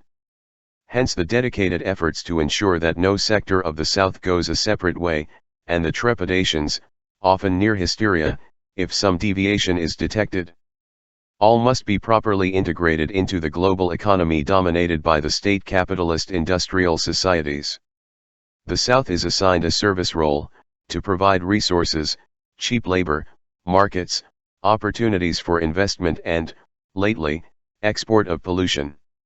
For the past half-century, the U.S. has shouldered the responsibility for protecting the interests of the satisfied nations whose power places them above the rest, the rich men dwelling at peace within their habitations to whom the government of the world must be entrusted, as Winston Churchill put the matter after World War II. U.S. interests are therefore understood in global terms. The primary threat to these interests is depicted in high-level planning documents as radical and nationalistic regimes that are responsive to popular pressures for immediate improvement in the low living standards of the masses and development for domestic needs. These tendencies conflict with the demand for a political and economic climate conducive to private investment, with adequate repatriation of profits, NSC 5432/1, 1954, and protection of our raw materials, George Kennan. For such reasons, as was recognized in 1948 by the clear-sighted head of the State Department Policy Planning Staff, we should cease to talk about vague and unreal objectives such as human rights, the raising of the living standards, and democratization, and must deal in straight power concepts, not hampered by idealistic slogans about altruism and world benefaction, if we are to maintain the position of disparity that separates our enormous wealth from the poverty of others. Kennan. The profoundly anti-democratic thrust of U.S. policy in the Third World, with the recurrent resort to terror to eliminate the political participation of the numerical majority, is readily understandable. It follows at once from the opposition to economic nationalism, which is, quite commonly, an outgrowth of popular pressures and organization. Such heresies must therefore be extirpated. Entirely independent of the Cold War, these have been salient features of policy, notoriously, the savage and destructive policies of the past decade, which are, accordingly, hailed for bringing democracy and a new respect for human rights to the world, exactly as one would expect in a well-behaved intellectual culture. The domestic analog is apparent, though other devices are needed to tame the bewildered herd at home. As discussed earlier, free trade is highly regarded by those who expect to win the competition, though honored in the breach when interests so dictate. Correspondingly, opposition to economic nationalism, for others, is virtually a reflex among global planners. It became a primary theme of U.S. policy after its own resort to protectionism, import substitution, and other such ultranationalist methods enabled the U.S. to play the game successfully. By the mid-1940s, U.S. dominance had reached extraordinary levels. The virtues of economic liberalism were therefore extolled with much fervor, in tandem with calls for extending the huge state subsidies for domestic enterprise. The only problem was how to help backward minds appreciate the merits of policies that would serve U.S. interests so splendidly. At the Chapultepec, Mexico, Hemispheric Conference in February 1945, the U.S. called for an economic charter of the Americas that would eliminate economic nationalism in all its forms. This policy stood in sharp conflict with the Latin American stand, which a State Department officer described as the philosophy of the new nationalism that embraces policies designed to bring about a broader distribution of wealth and to raise the standard of living of the masses. State Department political advisor Lawrence Duggan wrote that economic nationalism is the common denominator of the new aspirations for industrialization. Latin Americans are convinced that the first beneficiaries of the development of a country's resources should be the people of that country. The U.S. position, in contrast, was that the first beneficiaries should be U.S. investors, while Latin America fulfills its service function. It should not undergo excessive industrial development that infringes on U.S. interests, the Truman and Eisenhower administrations held. Given the power relations, the U.S. position prevailed. Chapter 2, The Contours of World Order Segment 2/14. With regard to Asia, the principles were first given a definitive form in an August 1949 draft of NSC 48, Bruce Cummings observes. The basic principle it enunciated was reciprocal exchange and mutual advantage. A corollary, again, is opposition to independent development. None of the Asian countries alone has adequate resources as a base for general industrialization. India, China, and Japan may approximate that condition, but no more.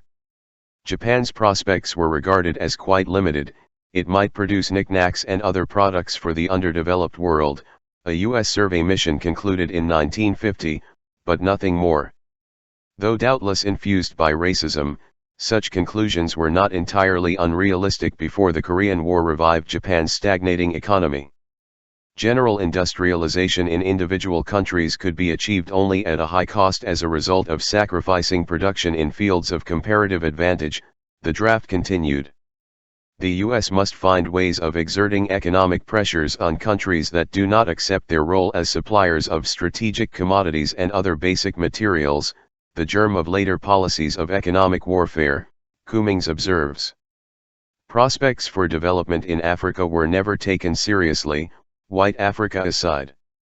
For the Middle East, the major concern was that the energy system be in U.S. hands, operating in the manner designed by the British. Local management would be delegated to an Arab facade, with absorption of the colonies veiled by constitutional fictions as a protectorate, a sphere of influence, a buffer state, and so on, a device more cost-effective than direct rule. Lord Curzon and the Eastern Committee, 1917–1918. But we must never run the risk of losing control, as John Foster Dulles warned. The facade would therefore consist of family dictatorships that keep pretty much to what they are told, and ensure the flow of profits to the U.S., its British client, and their energy corporations. They are to be protected by regional enforcers, preferably non-Arab, Turkey, Israel, Iran under the Shah, Pakistan, with British and U.S. muscle in reserve.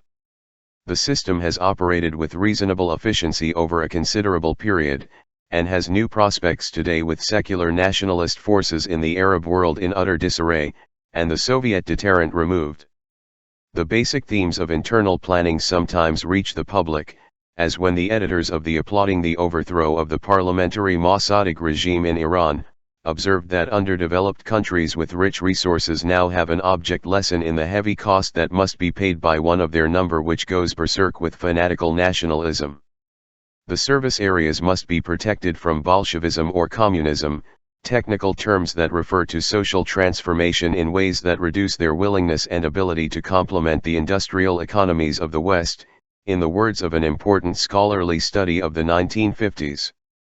Most important, the historical record conforms very well to this commonly articulated understanding of the role of the South. Radical and nationalistic regimes are intolerable in themselves, even more so if they appear to be succeeding in terms that might be meaningful to oppressed and suffering people. In that case they become a virus that might infect others, a rotten apple that might spoil the barrel. For the public, they are dominoes that will topple others by aggression and conquest. Internally, the absurdity of this picture is often, not always, conceded, and the threat is recognized to be what Oxfam once called the threat of a good example, referring to Nicaragua. When Henry Kissinger warned that the contagious example of Allende's Chile would infect not only Latin America but also Southern Europe, sending to Italian voters the message that democratic social reform was a possible option, he did not anticipate that Allende's hordes would descend upon Rome. Although the Sandinista revolution without borders was a spectacularly successful government media fraud, the propaganda images reflected an authentic concern, From the perspective of a hegemonic power and its intellectual servants, declaration of an intent to provide a model that will inspire others. The actual source of the imagery amounts to aggression. When a virus is detected, it must be destroyed, and potential victims immunized. The Cuban virus called forth invasion, terror, and economic warfare, and a rash of national security states to prevent the rot from spreading. The story was the same in Southeast Asia in the same years. The standard approach to the virus itself is a two-track policy, as in the case of Allende's Chile. The hard line called for a military coup, finally achieved. The soft line was explained by Ambassador Edward Corey, a Kennedy liberal, to do all within our power to condemn Chile and the Chileans to utmost deprivation and poverty, a policy designed for a long time to come to accelerate the hard features of a communist society in Chile. Hence, even if the hard line did not succeed in introducing fascist killers to exterminate the virus, the vision of utmost deprivation would suffice to keep the rot from spreading, and ultimately demoralize the patient itself. And crucially, it would provide ample grist for the mill of the cultural managers, who can produce cries of anguish at the hard features of a communist society, pouring scorn on those apologists who describe what is happening. The point was made clearly by Bertrand Russell in his bitterly critical account of Bolshevik Russia in its early days. Every failure of industry, every tyrannous regulation brought about by the desperate situation, is used by the Entente as a justification of its policy. If a man is deprived of food and drink, he will grow weak, lose his reason, and finally die. This is not usually considered a good reason for inflicting death by starvation. But where nations are concerned, the weakness and struggles are regarded as morally culpable, and are held to justify further punishment. There is, evidently, much satisfaction to be gained by careful inspection of those who are writhing under our boot, to see if they are behaving properly. When they are not, as is often the case, indignation is unconstrained. Far worse atrocities of our own, or of our moderate and improving clients, are merely an aberration, soon to be overcome. 6. To introduce further technical terminology, rotten apples constitute a threat to stability. As Washington prepared to overthrow the first democratic government in Guatemala in 1954, a State Department official warned that Guatemala has become an increasing threat to the stability of Honduras and El Salvador. Its agrarian reform is a powerful propaganda weapon, its broad social program of aiding the workers and peasants in a victorious struggle against the upper classes and large foreign enterprises has a strong appeal to the populations of Central American neighbors where similar conditions prevail. Stability means security for the upper classes and large foreign enterprises, and it must naturally be preserved.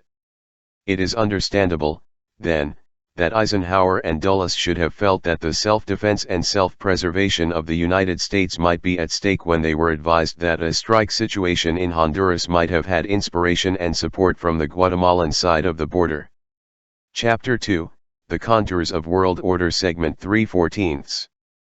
So important is stability that desirable reforms must not be implemented. In December 1967, Freedom House issued a statement by 14 noted scholars who declared themselves to be the moderate segment of the academic community, praising U.S. policies in Asia as remarkably good, particularly in Indochina, where our courageous defense of freedom contributed greatly to political equilibrium in Asia, improving the morale and the policies of our Asian allies and the neutrals. The point is illustrated by what they cite as our greatest triumph, the dramatic changes that took place in Indonesia in 1965, when the army, encouraged by our stand in Indochina, took matters in hand and slaughtered several 100,000 people, mostly landless peasants, see Chapter 5. Quite generally, the moderate scholars explain, many types of reform increase instability, however desirable and essential they may be in long-range terms. For people under siege, there is no substitute for security. The terms people, stability, etc., have their usual PC meanings. Many noted scholars agreed with MIT political scientist Ithiel Poole that throughout the Third World, it is clear that order depends on somehow compelling newly mobilized strata to return to a measure of passivity and defeatism. The same lessons were soon to be drawn by the Trilateral Commission for the Population of the West, who were undermining democracy by attempting to enter the arena of democratic politics instead of keeping to their function as spectators, as their betters run the show. Such thinking is pervasive, and understandable. It will persist, as long as threats to order and stability remain. The continuities are apparent, and quite independent of the Cold War. After the Gulf War, when the Cold War was lost as a pretext beyond hope of resurrection, George Bush returned to support for his old friend and ally Saddam Hussein as he crushed the Shiites in the south and then the Kurds in the north. Western ideologues explain that although these atrocities offend our delicate sensibilities, we must nevertheless accept them in the name of stability.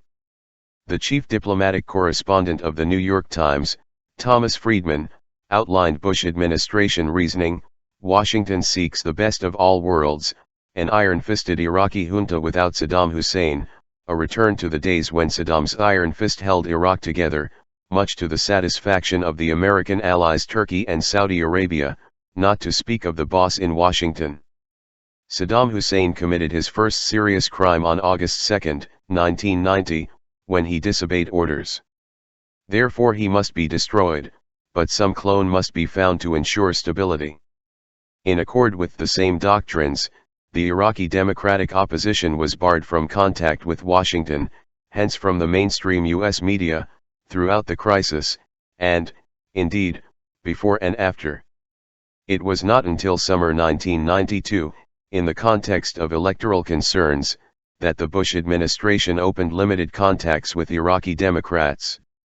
These are leading features of the New World Order, as of the old, well documented in the internal record, regularly illustrated in historical practice, bound to persist as contingencies change.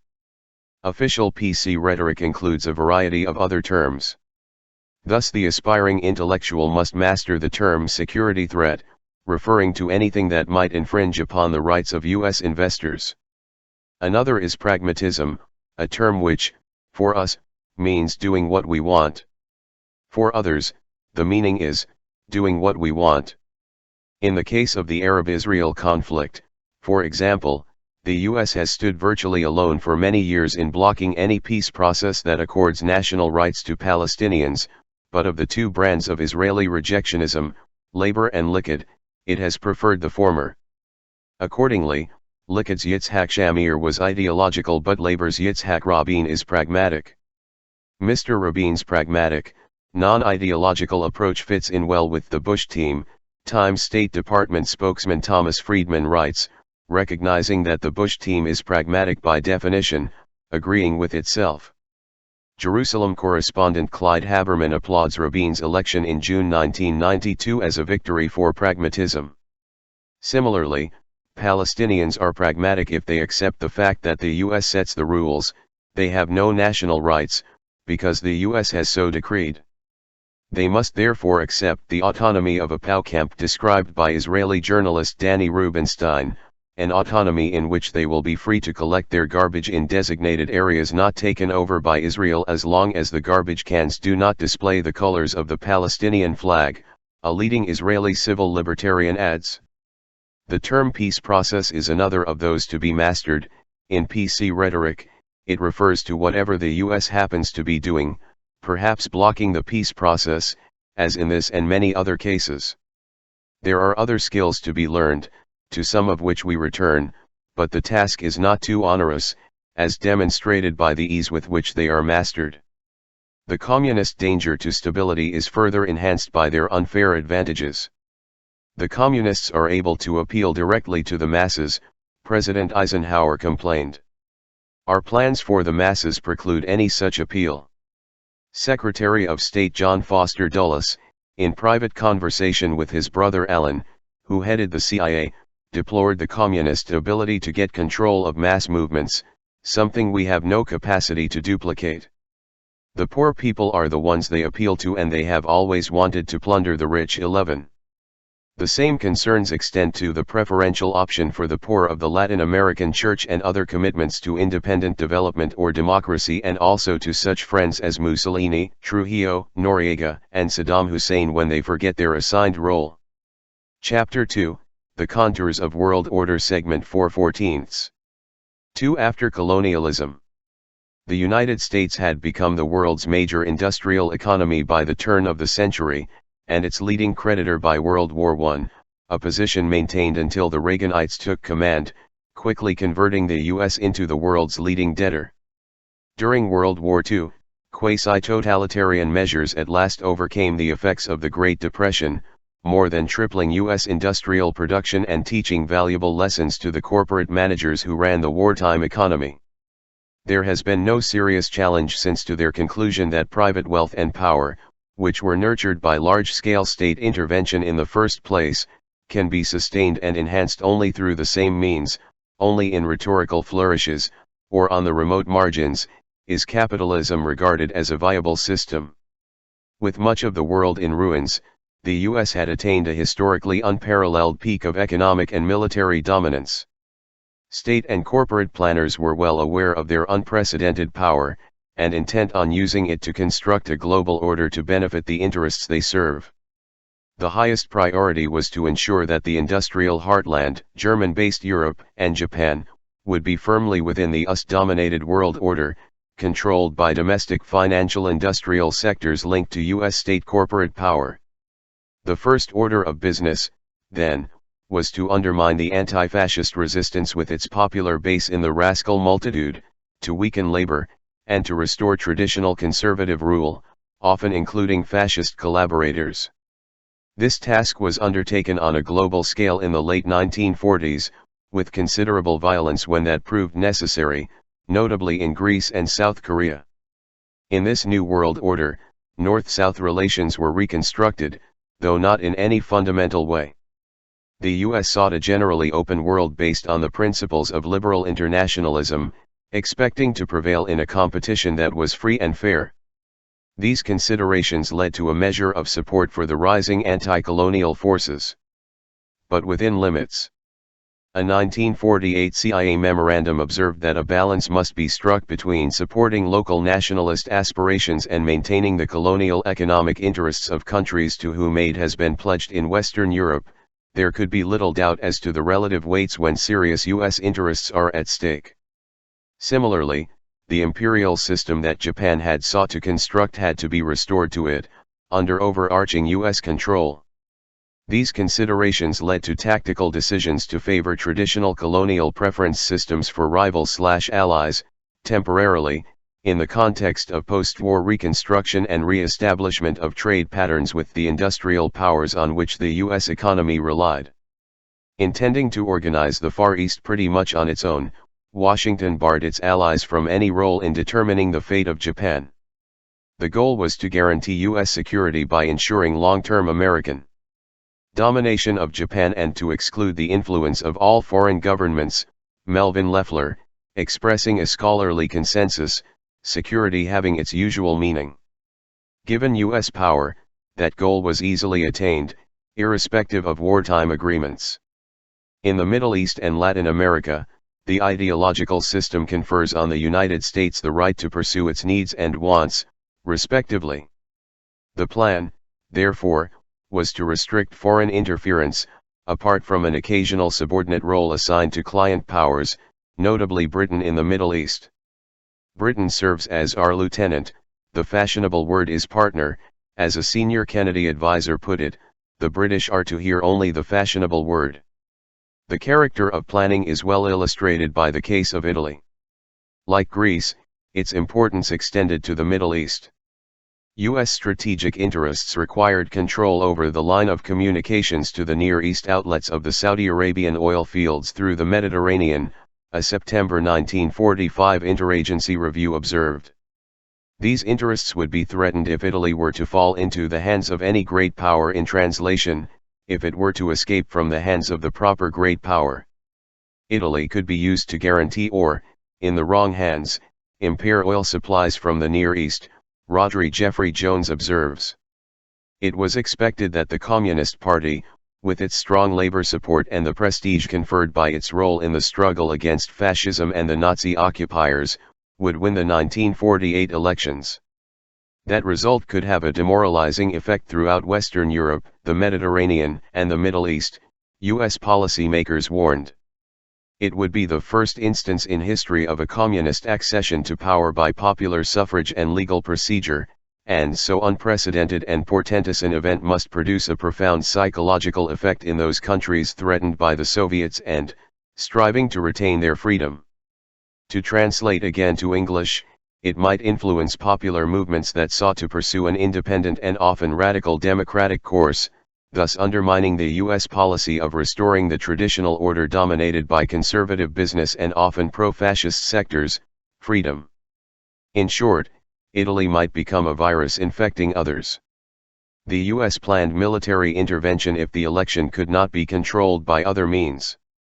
A combination of force, threats, control over desperately needed food, and other measures succeeded in overcoming the threat of a free election. Substantial U.S. efforts to subvert Italian democracy continued at least to the mid-1970s.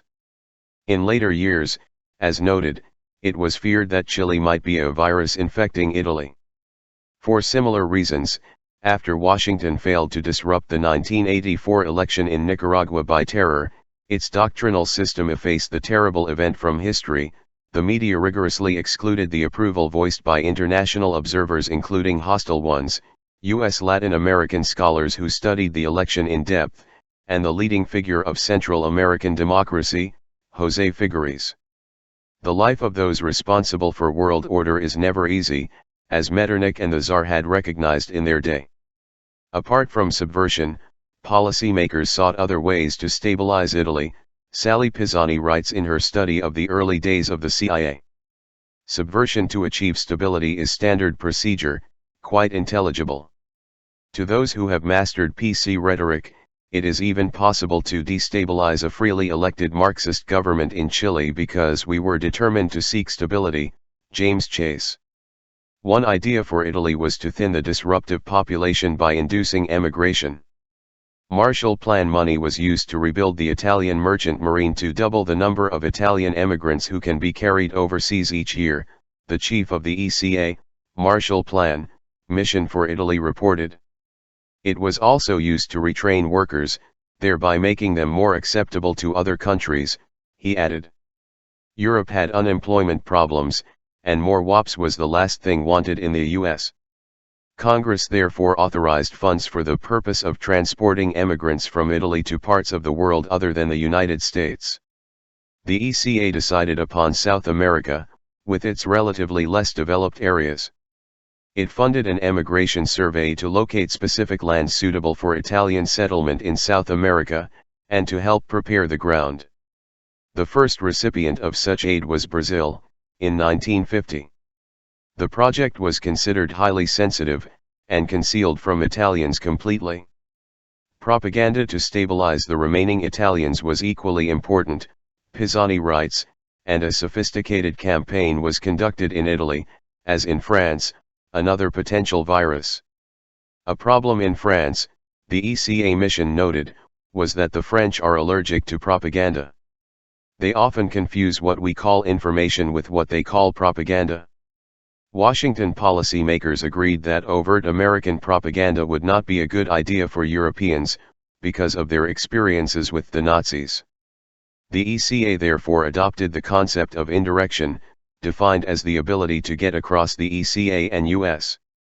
government foreign policy point of view, without either ECA or the U.S. government being identified as the source of the material. At home, where the population is better trained, information suffices. Chapter 2, The Contours of World Order Segment 5/14. In the Western Hemisphere, the U.S. had largely displaced its European rivals by World War II, and therefore rejected the principles of the New World Order for our little region over here, which never has bothered anybody, as Secretary of War Henry Stimson described the hemisphere when explaining why all regional systems must be dismantled apart from our own, which are to be extended. The U.S. insisted that hemispheric affairs be handled by regional organizations, which it is sure to dominate, very much the principle for which Saddam Hussein was roundly condemned in 1990, when he proposed that the problems of the Gulf be dealt with by the Arab League. But here too there are limits. If the Latin Americans attempt irresponsible use of their numerical strength in the O.A.S., John Dreyer explains in his study of the organization, if they carry to extremes the doctrine of non-intervention, if they leave the United States no alternative but to act unilaterally to protect itself, they will have destroyed not only the basis of hemispheric cooperation for progress but all hope of a secure future for themselves. The guardians of world order must be ever alert for signs of irresponsibility. The same had been true of Roosevelt's good neighbor policy, which carried an implicit obligation of reciprocity. State Department Latin America official Robert Woodward pointed out, the admittance into an American government of an alien ideology would compel the United States to take defensive measures, unilaterally. Others, needless to say, have no such right, in particular, no right to defend themselves from the U.S. and its ideology, which are not alien. Indeed, the U.S. has no ideology, apart from pragmatism, in the technical sense. The general point was clarified by Carter's Latin America advisor Robert Pastor. At the critical extreme, the U.S. wants other nations to act independently, except when doing so would affect U.S. interests adversely. The U.S. has never wanted to control them, as long as developments do not get out of control. Others can be quite free, as long as they are pragmatic. To assist countries striving to retain their freedom, the U.S. has been forced regularly to launch terrorist attacks against them or invade them outright, and to use its unparalleled capacities for economic warfare and subversion. The mission requires a cooperative class of intellectuals to shape information properly for the rascal multitude, rarely a problem. After World War II, the importance of the traditional service role of the South was enhanced by the realization that the food and fuel of Eastern Europe were no longer available to Western Europe at pre-war levels. Loeffler. Each region was assigned its status and function by the planners. The U.S. would take charge of Latin America and the Middle East, in the latter, with the help of its lieutenant. Africa was to be exploited for the reconstruction of Europe, while Southeast Asia would fulfill its major function as a source of raw materials for Japan and Western Europe. George Kennan and his State Department Policy Planning Staff, 1948 to 1949. The U.S. too would purchase raw materials from the former colonies, thus reconstructing the triangular trade patterns whereby the industrial societies purchase U.S. manufacturing exports by earning dollars from raw materials exports by their traditional colonies. The dollar gap that impeded export of U.S. manufactures to Europe was considered an extremely serious problem by Dean Acheson and other top planners. Overcoming it was taken to be a critical necessity for the U.S. economy, which, it was assumed, would otherwise sink back into deep depression or face state intervention of the kind that would interfere with corporate prerogatives rather than enhancing them. By this reasoning, sophisticated and extensively articulated, former colonies could be granted nominal self-government, but often little more. 16. The framework of post-war global planning entailed that colonial relations must be re-established in new forms and ultranationalist tendencies suppressed, particularly if they threaten stability elsewhere. The destiny of the South remains much as before. Both the industrial core and its subservient periphery were to be guarded against association with the Sino-Soviet bloc, or its components, when the bitter antagonism internal to the bloc could no longer be denied. The latter bloc, a huge segment of the former Third World that had departed from its traditional role, had to be contained or, if possible, restored to the service function by rollback. A significant factor in the Cold War was the imposition of Soviet rule over traditional service areas, separating them from the US-dominated state capitalist world, and the threat that Soviet power might contribute to the breakaway of other areas, even influencing popular sectors within the industrial core itself, a threat considered particularly severe in the early post-war period. North-South relations vary somewhat over the years, but rarely beyond these basic limits. The realities are described in a 1990 report by the South Commission, chaired by Julius Nyerere and consisting of leading Third World economists, government planners, religious leaders, and others. The Commission observes that there were some gestures to Third World concerns in the 1970s, undoubtedly spurred by concern over the newly found assertiveness of the South after the rise in oil prices in 1973, incidentally, not entirely unwelcome to the US and UK. As the threat of Southern assertiveness abated, the report continues, the industrial societies lost interest and turned to a new form of neocolonialism, monopolizing control over the world economy, undermining the more democratic elements of the United Nations, and in general proceeding to institutionalize the South's second-class status through the 1980s. The pattern is consistent, it would be remarkable if it were otherwise. Reviewing the miserable state of the traditional Western domains, the South Commission called for a new world order that will respond to the South's plea for justice, equity, and democracy in the global society. The prospects for this plea are revealed by the attention granted it. The study was ignored, as are Third World voices generally. They are of slight interest to the rich men to whom the government of the world must be entrusted. Several months later, George Bush appropriated the phrase New World Order as a cover for his war in the Gulf. In this case, word got out, and Bush-Baker rhetoric inspired much elevated discourse about the prospects opening before us. In the South, in contrast, the New World Order imposed by the powerful is perceived, not unrealistically, as a bitter international class war, with the advanced state capitalist economies and their transnational corporations monopolizing the means of violence and controlling investment, capital, technology, and planning and management decisions, at the expense of the huge mass of the population. Local elites in the southern dependencies can share in the spoils.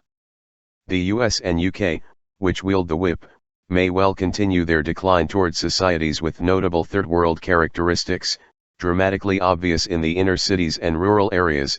It is likely that continental Europe will not lag far behind, despite the impediment of a labor movement that has not yet been entirely restored to its proper place.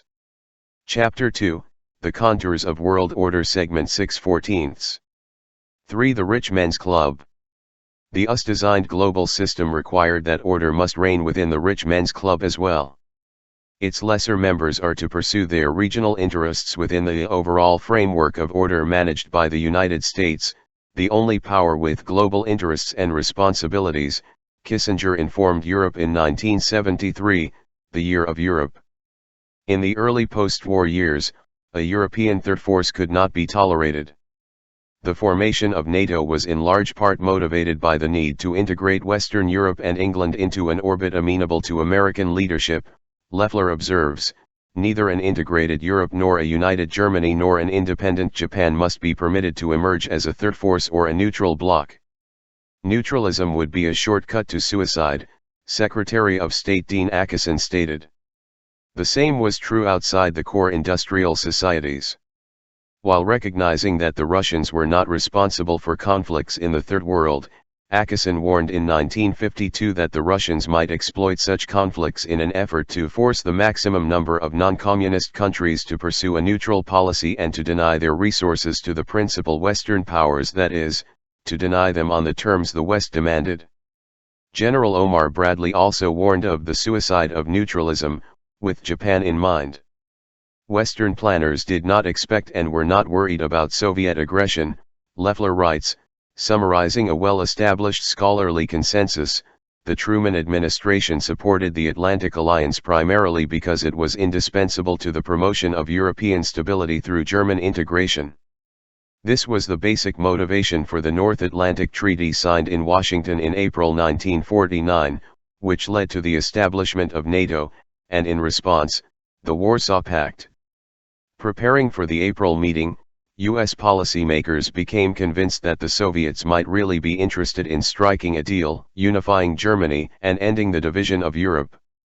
This was regarded not as an opportunity, but as a threat to the primary national security goal, to harness Germany's economic and military potential for the Atlantic community and to block the suicide of neutralism. Note that national security is used here in its technical sense, unrelated to the security of the nation, which could only be endangered by these conscious steps toward superpower confrontation. Similarly, the phrase Atlantic Community refers to its ruling elements, not its populations, whose interests are readily sacrificed if power and profits so dictate, by shifting production overseas to labor that is kept docile and cheap by state violence, for example. The real issue, the CIA concluded in 1949, is not the settlement of Germany, which, it was believed and feared might be reached by an accord with the Kremlin. Rather, it is the long-term control of German power. This great workshop must be controlled by the US and its clients, with no participation from the Soviet Union, despite the well-understood security interests of the country that had just been virtually destroyed by Germany for the second time in 30 years, and had borne the brunt of the war against the Nazis, and in violation of the wartime agreements on the Soviet role in Germany, which the US had already violated by March 1946, Loeffler observes. The withdrawal of Soviet troops from Germany might be a desirable goal, Acheson held, but the withdrawal of American and British troops from Germany would be too high a price. The trend of our thinking, George Kennan recognized, means that we do not really want to see Germany reunified at this time, and that there are no conditions on which we would really find such a solution satisfactory. Unification of Germany might be a long-term desideratum, but only if the circumstances are right, the State Department emphasized. US troops would therefore remain in Germany even if the Soviets proposed a mutual withdrawal. Germany would be integrated as a subsidiary part of the US-dominated global economy, and the Russians would have no significant voice in the outcome, would not receive reparations, and would not influence German industrial, or military, development. That outcome would serve two crucial goals: weakening the Soviet rival, and reinforcing US dominance over its allies.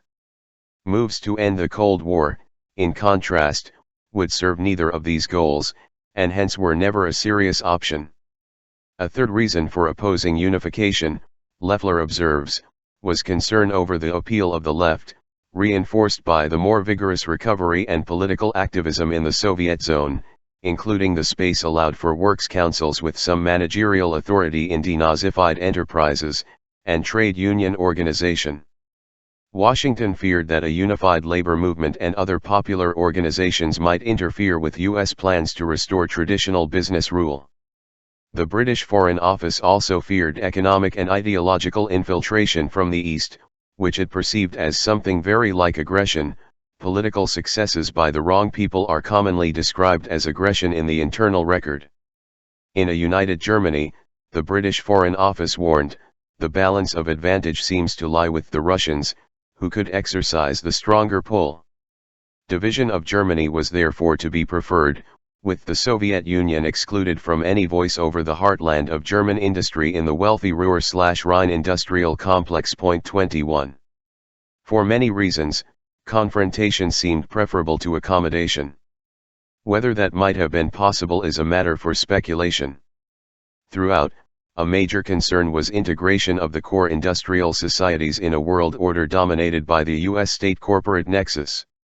A decade later, Europe had substantially recovered, thanks in large measure to the policies of international military Keynesianism undertaken by Washington from shortly before the Korean War, which served as a pretext on the assumption, too convenient to require evidence, that the Russians were setting forth on world conquest. As recovery proceeded, fears of European independence and neutralist tendencies increased.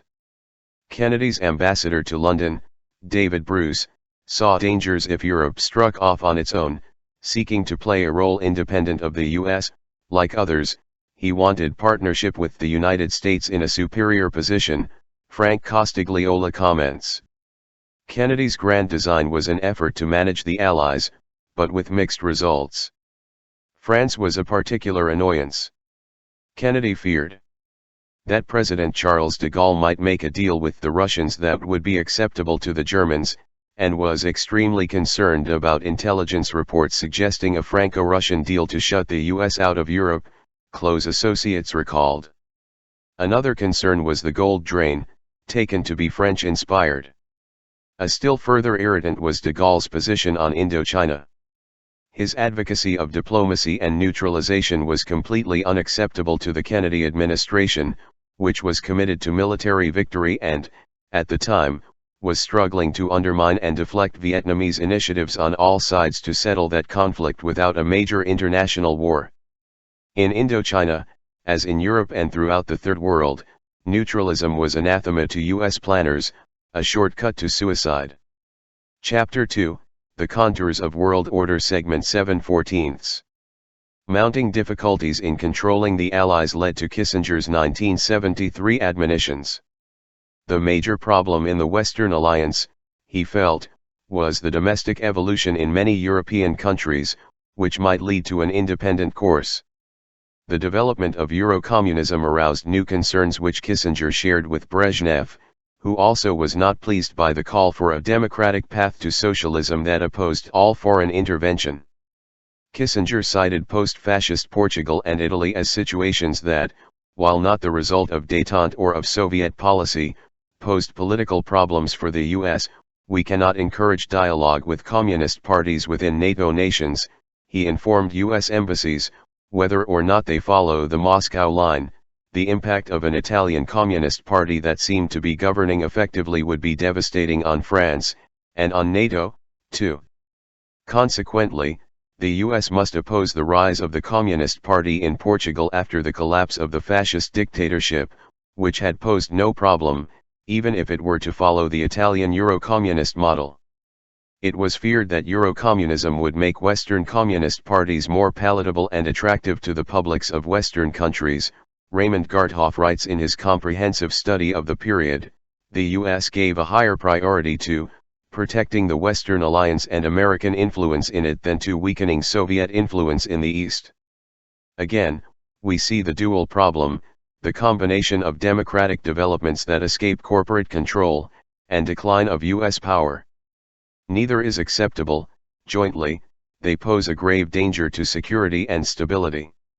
By the 1970s, the problems were becoming unmanageable, and a sharply different course was initiated, to which we return in the next section. They persist into the 1990s. An illustration is the controversy over a secret February 1992 Pentagon draft of defense planning guidance, leaked to the press, which describes itself as definitive guidance from the Secretary of Defense for budgetary policy to the year 2000. The draft develops standard reasoning. The U.S. must hold global power and a monopoly of force. It will then protect the new order while allowing others to pursue their legitimate interests, as Washington defines them. The U.S. must account sufficiently for the interests of the advanced industrial nations to discourage them from challenging our leadership or seeking to overturn the established political and economic order, or even aspiring to a larger regional or global role. There must be no independent European security system. Rather, US-dominated NATO must remain the primary instrument of Western defense and security, as well as the channel for U.S. influence and participation in European security affairs. We will retain the preeminent responsibility for addressing selectively those wrongs which threaten not only our interests, but also those of our allies or friends. The United States alone will determine what are wrongs and when they are to be selectively righted. As in the past, the Middle East is a particular concern. Here our overall objective is to remain the predominant outside power in the region and preserve U.S. and Western access to the region's oil while deterring aggression.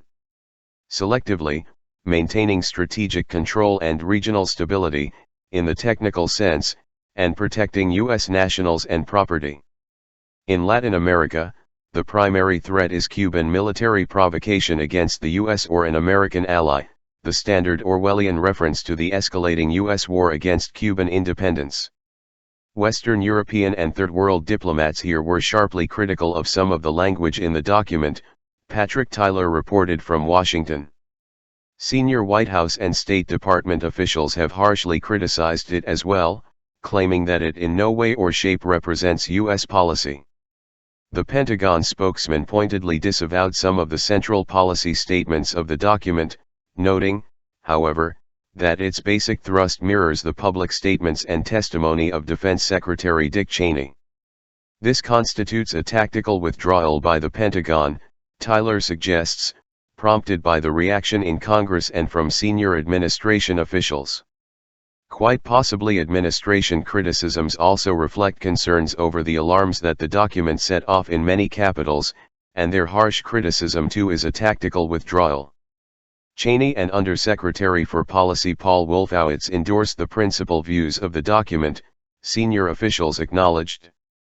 There was also criticism in the press, notably from Times foreign policy specialist Leslie Gelb, who objected to the daydreaming about being the world's policeman, and one disturbing omission: the document seems to be silent about any American role in ensuring Israeli security. To what extent the other members of the club will accept the suzerainty of the enforcer who pledges to account sufficiently for their interests is an unsettled question. In the present case, protests and concerns over cost led the administration to revise the plan a few months later, replacing traditional themes by tepid clichés, at least for public consumption. Meanwhile, France and Germany moved to implement a Franco-German military corps independent of NATO, over intense U.S. opposition. France also blocked U.S. efforts to extend the NATO alliance, including the related North Atlantic Cooperation Council, to include Hungary, Poland, and Czechoslovakia. U.S. officials allege that the French don't want an American-led NATO to take on further responsibilities in Eastern Europe and perpetuate the alliance, the Wall Street Journal reported.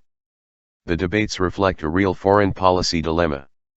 With its economy in relative decline and its social base in serious disrepair, particularly after a decade of Reaganite borrow and spend abandon, is the U.S. in a position to maintain the hegemonic role it has played for half a century? And will others accept a subordinate role? Will they be willing to pay the costs, as the U.S. exploits its comparative advantage in military force to maintain the particular version of global order demanded by the domestic power interests, costs that the U.S. is no longer in a position to sustain itself?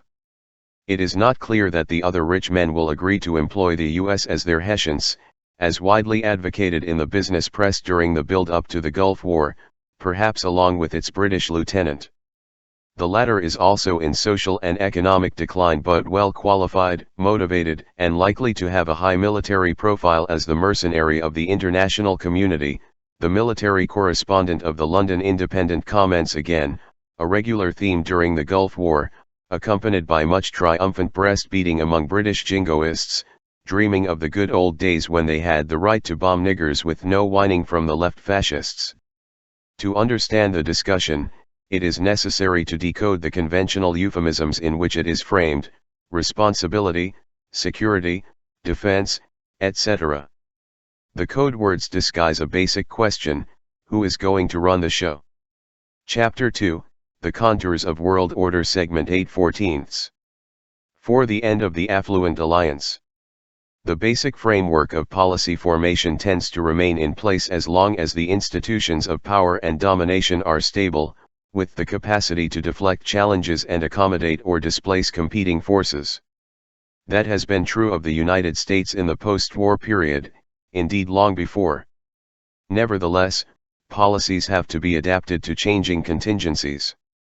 A change in world order of lasting importance was recognized officially in August 1971, when Richard Nixon announced his new economic policy, dismantling the international economic order established after World War II, the Bretton Woods system, in which the U.S. served, in effect, as international banker, with the dollar as the world's sole international currency, convertible to gold at $35 an ounce.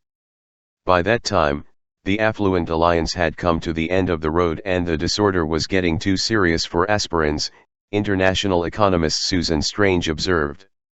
German-led Europe and Japan had recovered from wartime destruction, and the US was facing the unanticipated costs of the Vietnam War.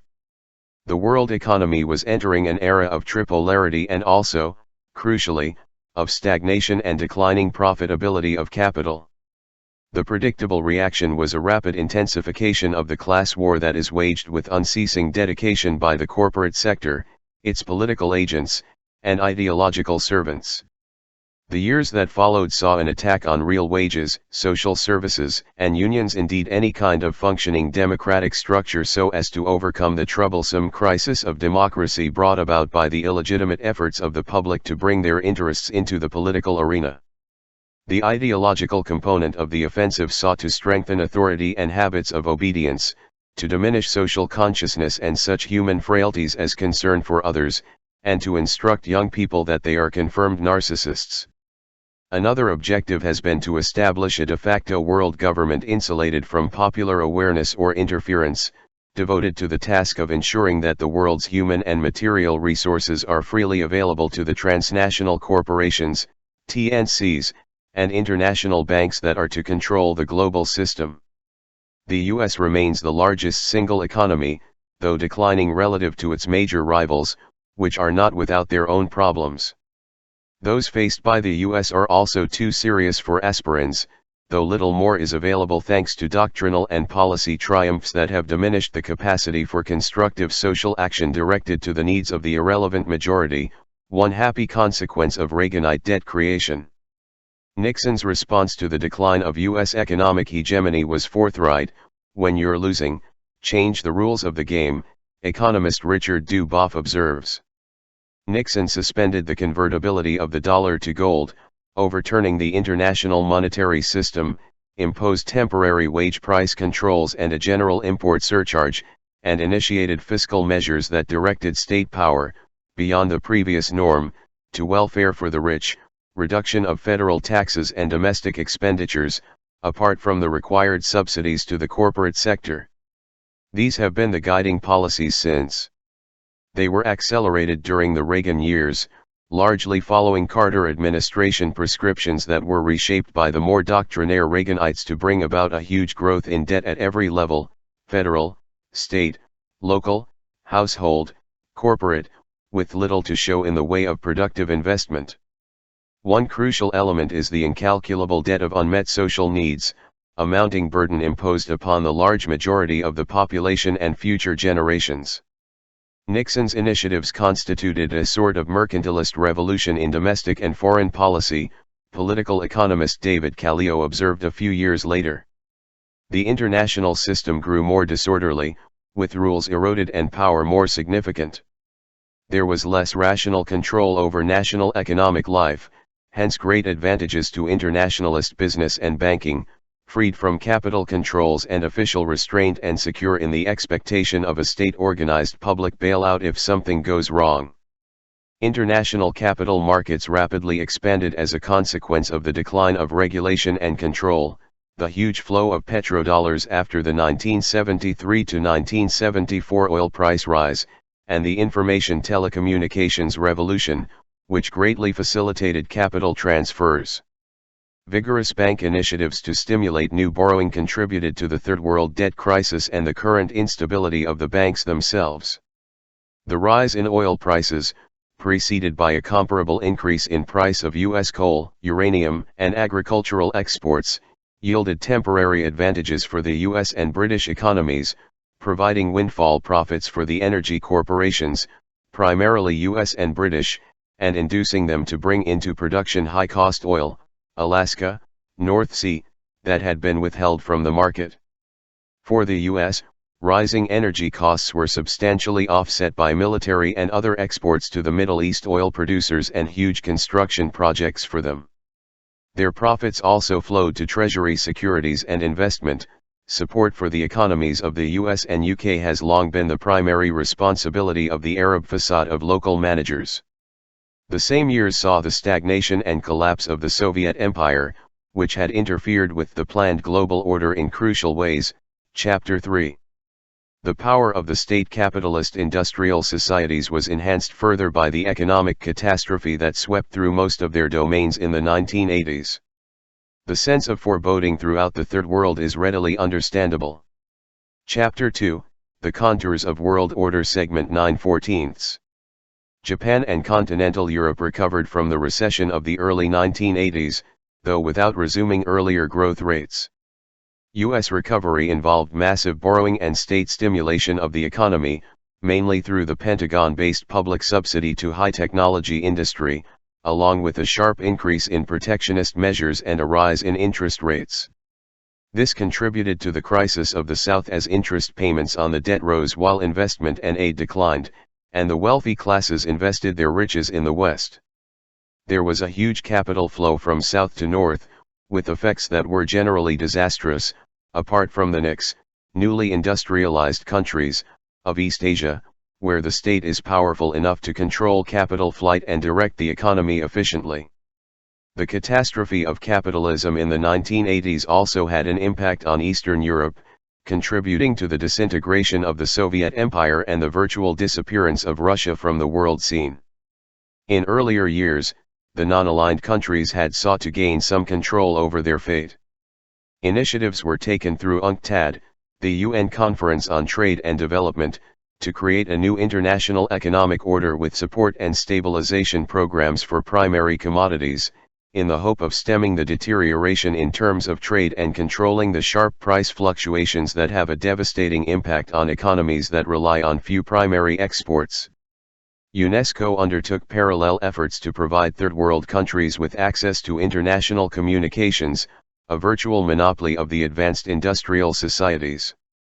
These initiatives naturally elicited enormous hostility on the part of the world rulers, and were turned back decisively in the 1980s. The US led a fierce attack on the United Nations that effectively eliminated it as an independent force in world affairs. UNESCO inspired particular hatred, because of its third world orientation and the threat to ideological domination. The demolition operation and the return of the UN to US control have been lauded here as a restoration of the ideals of the founders, not without justice. Extraordinary deceit has been required to conceal the fact that it has been primarily the US, secondarily Britain, that have vetoed Security Council resolutions and generally undermined the UN for over 20 years, and to sustain the standard pretense that Soviet obstructionism and shrill Third World anti-Americanism are what rendered the UN ineffective. The no less extraordinary levels of deceit that accompanied the government media campaign to eliminate UNESCO heresies are documented in an important study, which, needless to say, had no effect whatsoever on the flow of necessary lies. The hysteria about political correctness is an interesting domestic analog. Its extent is truly something to behold, including a stream of bestsellers with anecdotes, many concocted, about alleged horrors in the universities, angry speeches, and a flood of articles from the news columns to the sports pages and journals of opinion that gushed forth suddenly, as if on command. A study of one 6-month period found over a mention per day in the Los Angeles Times. The outrage has a basis in reality. There really are a great many people who oppose racist and sexist oppression, have respect for other cultures, and do not look kindly upon atrocities in a good cause, and the abuses that so horrify the faithful are not entirely fanciful. Even the clumsiest propaganda usually takes off from something real. But as in the case of official enemies abroad, the real abuses, whatever they may be, have little relation to the drama constructed around them. The phenomenon did not emerge from nowhere.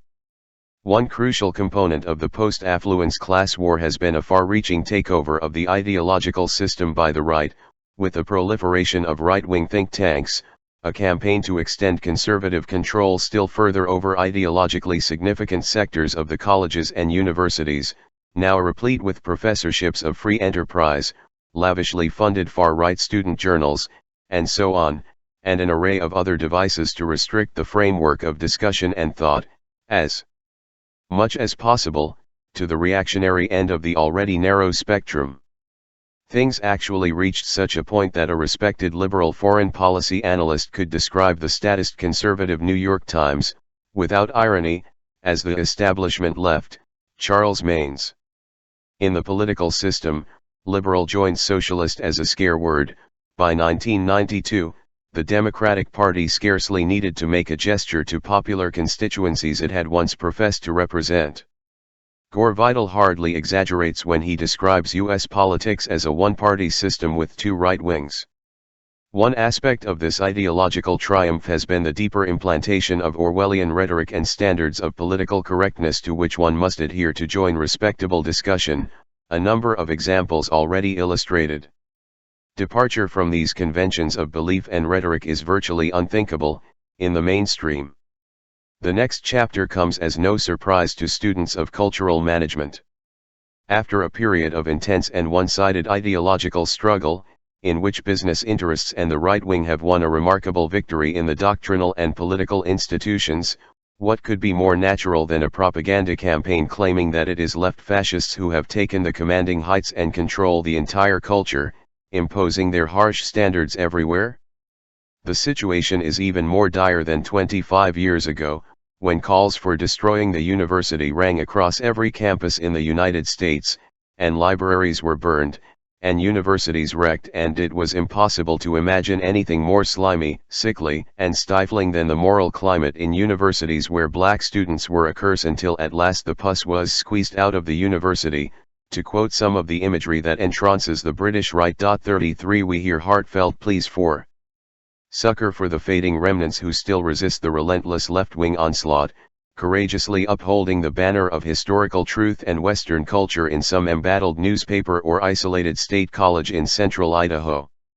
What could be better designed to suppress the serious questions about doctrinal control, or a look at the hand that firmly holds the rod? The complaints of those who continue to maintain their iron control with little challenge are not without their comic aspects. For every 100 articles berating the left fascists who control everything, there might be one responding weakly that the takeover is not so complete as claimed, and none telling the truth, which is obvious enough, if only from the distribution of views allowed to surface. But restricting thought is a serious matter, and respected figures do not crack a smile as they march in the parade, bewailing the fact that they may have lost some comparative literature department, perhaps to a right-wing deconstructionist or liberal relativist denounced as left fascists. To the totalitarian mentality, even the slightest deviation is an awesome tragedy, and evokes the most impressive frenzy. And the spectacle makes a useful contribution to entrenching further the ideological controls that prevent the rascal multitude from attending to what is happening around them. Chapter 2, The Contours of World Order, Segment 10/14. 5. The vile maxim of the masters. The world economy has not returned to the growth rates of the Bretton Woods era. The decline of the South was particularly severe in Africa and Latin America, where it was accompanied by rampant state terror. It was accelerated by the neoliberal economic doctrines dictated by the world rulers. The UN Economic Commission for Africa found that countries pursuing the recommended IMF programs had lower growth rates than those that relied on the public sector for basic human needs. The disastrous impact of neoliberal policies in Latin America was particularly striking. On occasion, developed societies take their own rhetoric semi-seriously and fail to protect themselves from the destructive impact of unregulated markets. The consequences are much the same as in the traditional colonial domains, if not so lethal. Australia in the 1980s is a case in point. Free market experiments carried by the Labour government succeeded in reducing national income by over 5% a year by the end of the decade. Real wages declined, Australian enterprises fell under foreign control, and the country advanced towards the status of a resource base for the Japan-centered state capitalist region, which maintained its dynamic growth thanks to the radical departures from neoliberal dogma that had spurred development in the first place. In Britain, after a decade of Thatcherism, prospects remain bleak because of insufficient reinvestment in the physical UK economy, the director of a US investment firm observes, echoing a Japanese counterpart who says, "We think it will take a long time for the UK economy to recover." 35.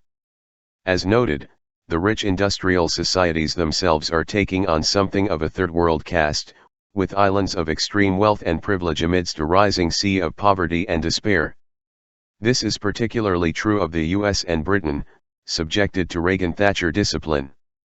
Continental Europe is not too far behind, despite the residual power of labor and the social contract it has defended, and Europe's ability to export its slums through the device of guest workers.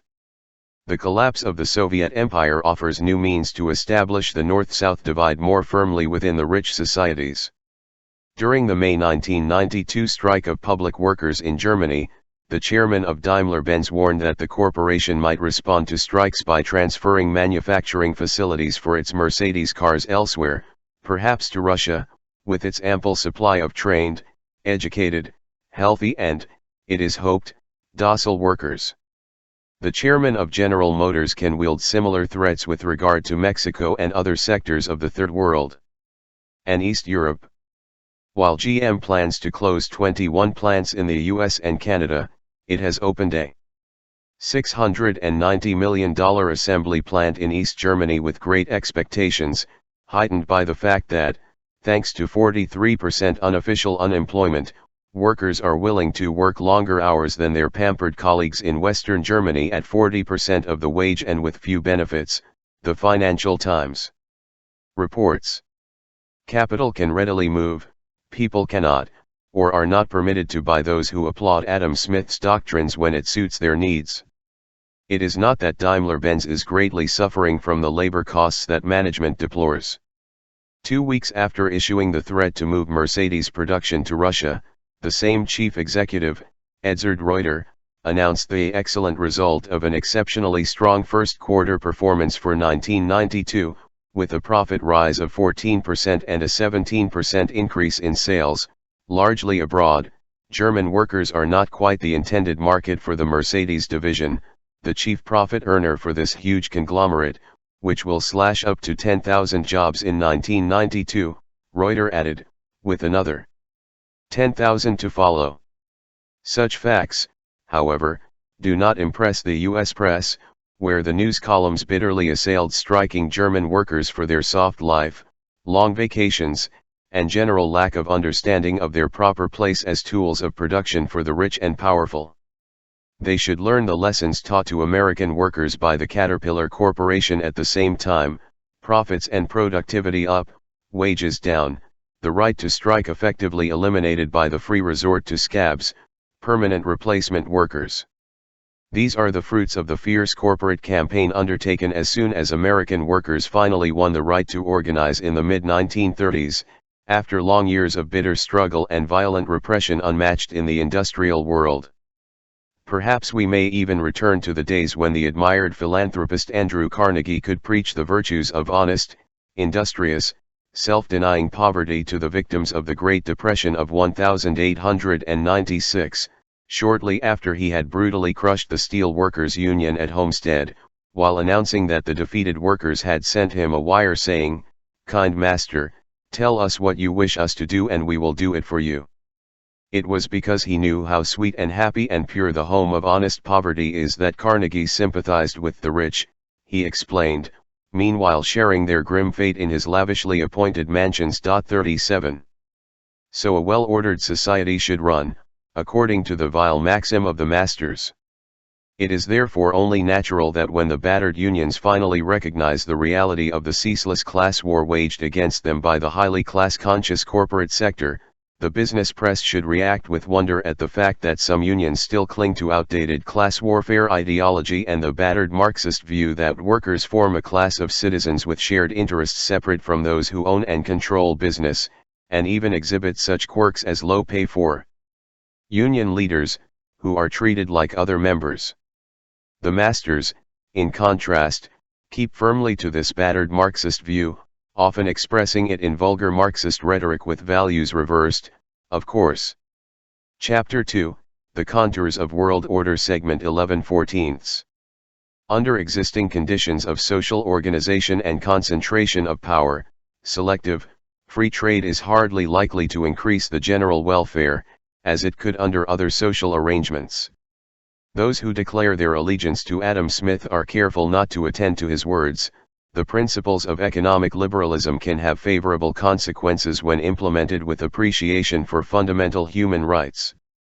When shaped by the savage injustice of the Europeans and blind obedience to the vile maxim, the consequences may favor the architects of policy, but others only by accident. The experience of the US-Canada Free Trade Agreement illustrates the process. In 2 years, Canada lost hundreds of thousands of jobs, many to industrialized regions of the US where government regulations virtually bar unions. The Orwellian term is right to work, meaning effectively illegal to organize. These government policies, natural in a business-run society with the public largely marginalized, leave workers unprotected and much easier to exploit than in Canada, with its more vigorous union movement and its cultural climate of solidarity.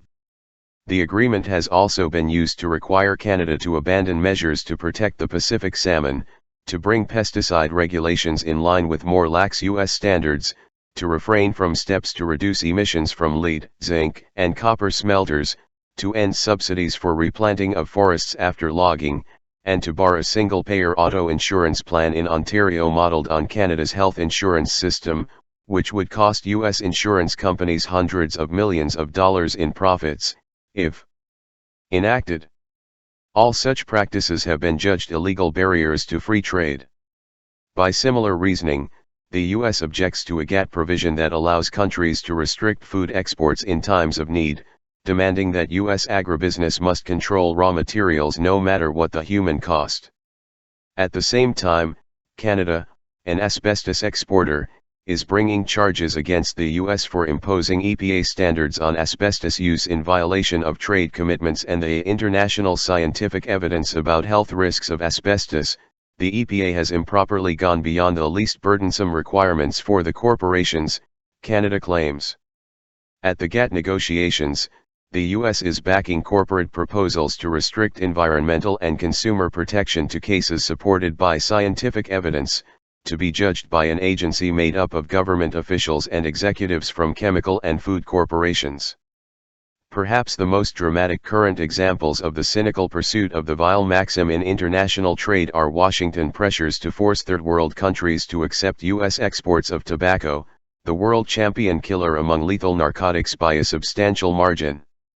The Bush administration launched its hypocritical drug war, timed nicely to produce the proper mood for the invasion of Panama, simultaneously with steps to force third world countries to import this leading killer, and to allow advertising aimed at new markets, women and children particularly. GATT backed these efforts. The media, while climbing aboard the drug war bandwagon with appropriate fanfare, obliged the administration further by completely suppressing the major drug story of the day. There were no headlines reading U.S. demands to be world's leading narco-trafficker, or even a line in the back pages, statistically insignificant dissidents aside. With Eastern Europe rejoining the Third World, drug pushers are leading the way in investment. Cigarette makers flock to Europe. An upbeat front-page story is headlined in the Boston Globe, while many American companies have been criticized for not being aggressive in investing in Eastern Europe. American cigarette companies have been trailblazers. A tobacco executive explains, there is little awareness of health and environmental problems in Hungary. We have about 10 years of an open playing field, 10 years of profits, before PC left fascists begin to interfere with lucrative mass murder. Of 30 developed countries, the news report reads, life expectancy is shortest in Eastern Europe. U.S. corporations will try to improve the statistics further, trailblazers for capitalism, basking in applause. Note that Romania, Bulgaria, Russia, the former Yugoslavia, etc., are developed countries, to be compared with Western Europe so as to demonstrate the evils of communism, but not with Brazil, Guatemala, the Philippines, and other quasi-colonial domains that they resembled before they separated from the traditional Third World. That practice is an ineradicable feature of contemporary ideology. Honesty on this crucial issue is strictly verboten. Another story in the same issue illustrates how flexible an instrument economic doctrine can be. It celebrates the achievements of New Hampshire in dealing with its fiscal problems.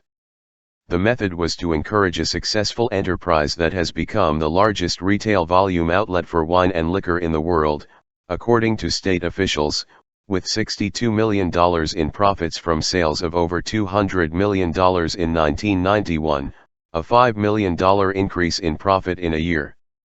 The increase is attributed in part to doubling of the advertising budget for alcohol, which ranks second to tobacco as a killer. The enterprise is a state monopoly. Hence its profits allow the most conservative state in the Union to keep to the free market doctrines its leaders revere and to avoid taxes that would rob the wealthy to enrich welfare mothers. Another free market triumph, unnoticed. Chapter 2, The Contours of World Order Segment 12/14. In theory, free trade arrangements should lower wages in high-wage countries and raise them in the poorer areas to which capital shifts, increasing global equity. But under prevailing conditions, a different outcome is likely. The senior economist at the Environment Department of the World Bank, Herman Daly, points out that the vast and growing supply of underemployed people in the Third World will keep the supply of labor very large, and will make it impossible for wages worldwide to be bid up very much. Repression and terror lend their assistance.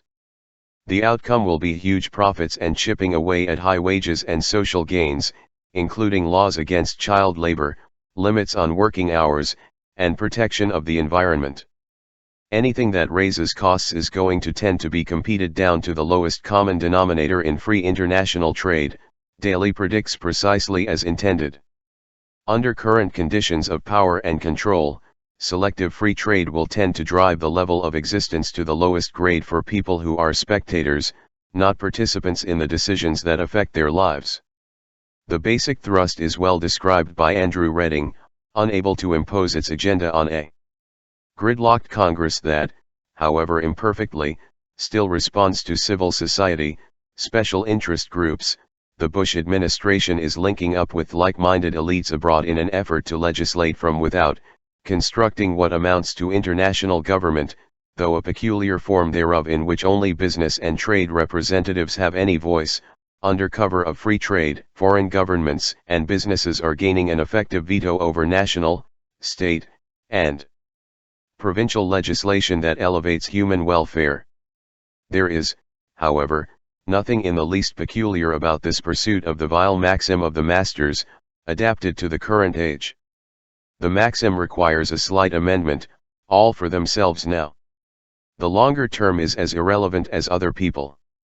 Thus in a lead news story, the Wall Street Journal hails George Bush's extraordinary coup in compelling the entire world to abandon plans for a meaningful agreement on greenhouse gases at the June 1992 Rio conference. Someone more clever than I could pen a wonderful story or cartoon on the final edition of the journal, going to press with a passionate editorial demonstrating that global warming is a left-wing fraud just as the rising sea level engulfs the corporate headquarters. 44. Overall, the 1980s accelerated a global rift between a small sector enjoying great privilege, and a growing mass of people suffering deprivation and misery. Though superfluous for wealth production or consumption, the only human functions recognized in the dominant institutions and their ideology, these people must be dealt with somehow. Current social policy in the US is to coop them up in urban centers where they can prey upon one another, or to lock them in jail, a useful concomitant of the drug war, see Chapter 4.3. The internationalization of capital that has accelerated since 1971 gives a somewhat new character to competition among national states. To cite one indication, while the U.S. share in world exports of manufactures declined 3.5% from 1966 to 1984, the share of US-based TNCs slightly increased. And international trade patterns yield a very different picture if imports from overseas subsidiaries are counted as domestic production. Foreign affiliates increased their share of total exports of manufactures by US-based firms from under 18% in 1957 to 41% in 1984. If such foreign production could be brought back to the United States, Richard Duboff observes, the nation's exports would double, according to some Commerce Department projections. A 1992 World Bank study reports that intra-firm trade within the largest 350 TNCs contributed about 40% of total trade. More than a third of U.S. trade is between foreign affiliates and their U.S.-based parents. Over half of Malaysia's exports to the U.S. were from U.S. affiliates. Taiwan's 5 leading electronics exporters are U.S. firms. 47% of Singapore's exports in 1982 were by US-owned firms. Similarly, exports of electrical goods by Japanese producers in Korea had much to do with the rise of Korea in world electronics. So all the textbook trade theory about comparative advantage and the virtues of frictionless open trading systems is nonsense, Doug Henwood observes, noting that the current estimates are probably higher than these figures.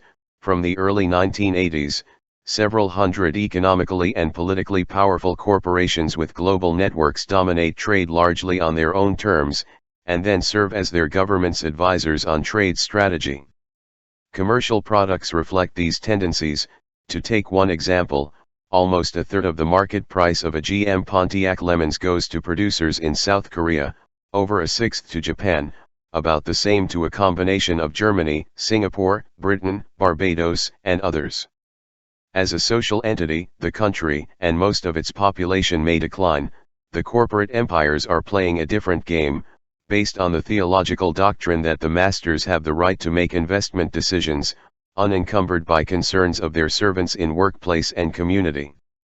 With somewhere between 1/4 and 1/2 of world trade already conducted within North-based TNCs, these are factors of growing importance as we look towards year 501. Chapter 2, The Contours of World Order, Segment 13/14. 6. The New Imperial Age. The realities are often presented with admirable frankness by the rulers and their ideologists. The London Financial Times features a lead article by the economic correspondent of the BBC World Service, James Morgan, under the heading, "The Fall of the Soviet Bloc Has Left the IMF and G7 to Rule the World and Create a New Imperial Age." We can, at last, approach the fulfillment of Churchill's vision, no longer troubled by the hungry nations who seek more and thus endanger the tranquility of the rich men who rule by right. In the current version, the construction of a new global system is orchestrated by the Group of Seven, the IMF, the World Bank and the General Agreement on Tariffs and Trade, GATT, in a system of indirect rule that has involved the integration of leaders of developing countries into the network of the new ruling class who, not surprisingly, turn out to be the old ruling class. Local managers can share the wealth, as long as they properly serve the rulers. Morgan takes note of the hypocrisy of the rich nations in demanding open markets in the Third World while closing their own. He might have added the World Bank report that the protectionist measures of the industrial countries reduce national income in the South by about twice the amount provided by official aid, largely export promotion, most of it to the richer sectors of the developing countries, less needy, but better consumers. Or the UNCTAD estimate that non-tariff barriers, NTBs, of the industrial countries reduce Third World exports by almost 20% in affected categories, which include textiles, steel, seafood, animal feed, and other agricultural products, with billions of dollars a year in losses. Or the World Bank estimate that 31% of the South's manufacturing exports are subject to NTBs as compared with the North's 18%. Or the 1992 report of the Union Human Development Program, reviewing the increasing gap between the rich and the poor. By now, 83% of the world's wealth in the hands of the richest billion, with 1.4% for the billion at the bottom of the heap.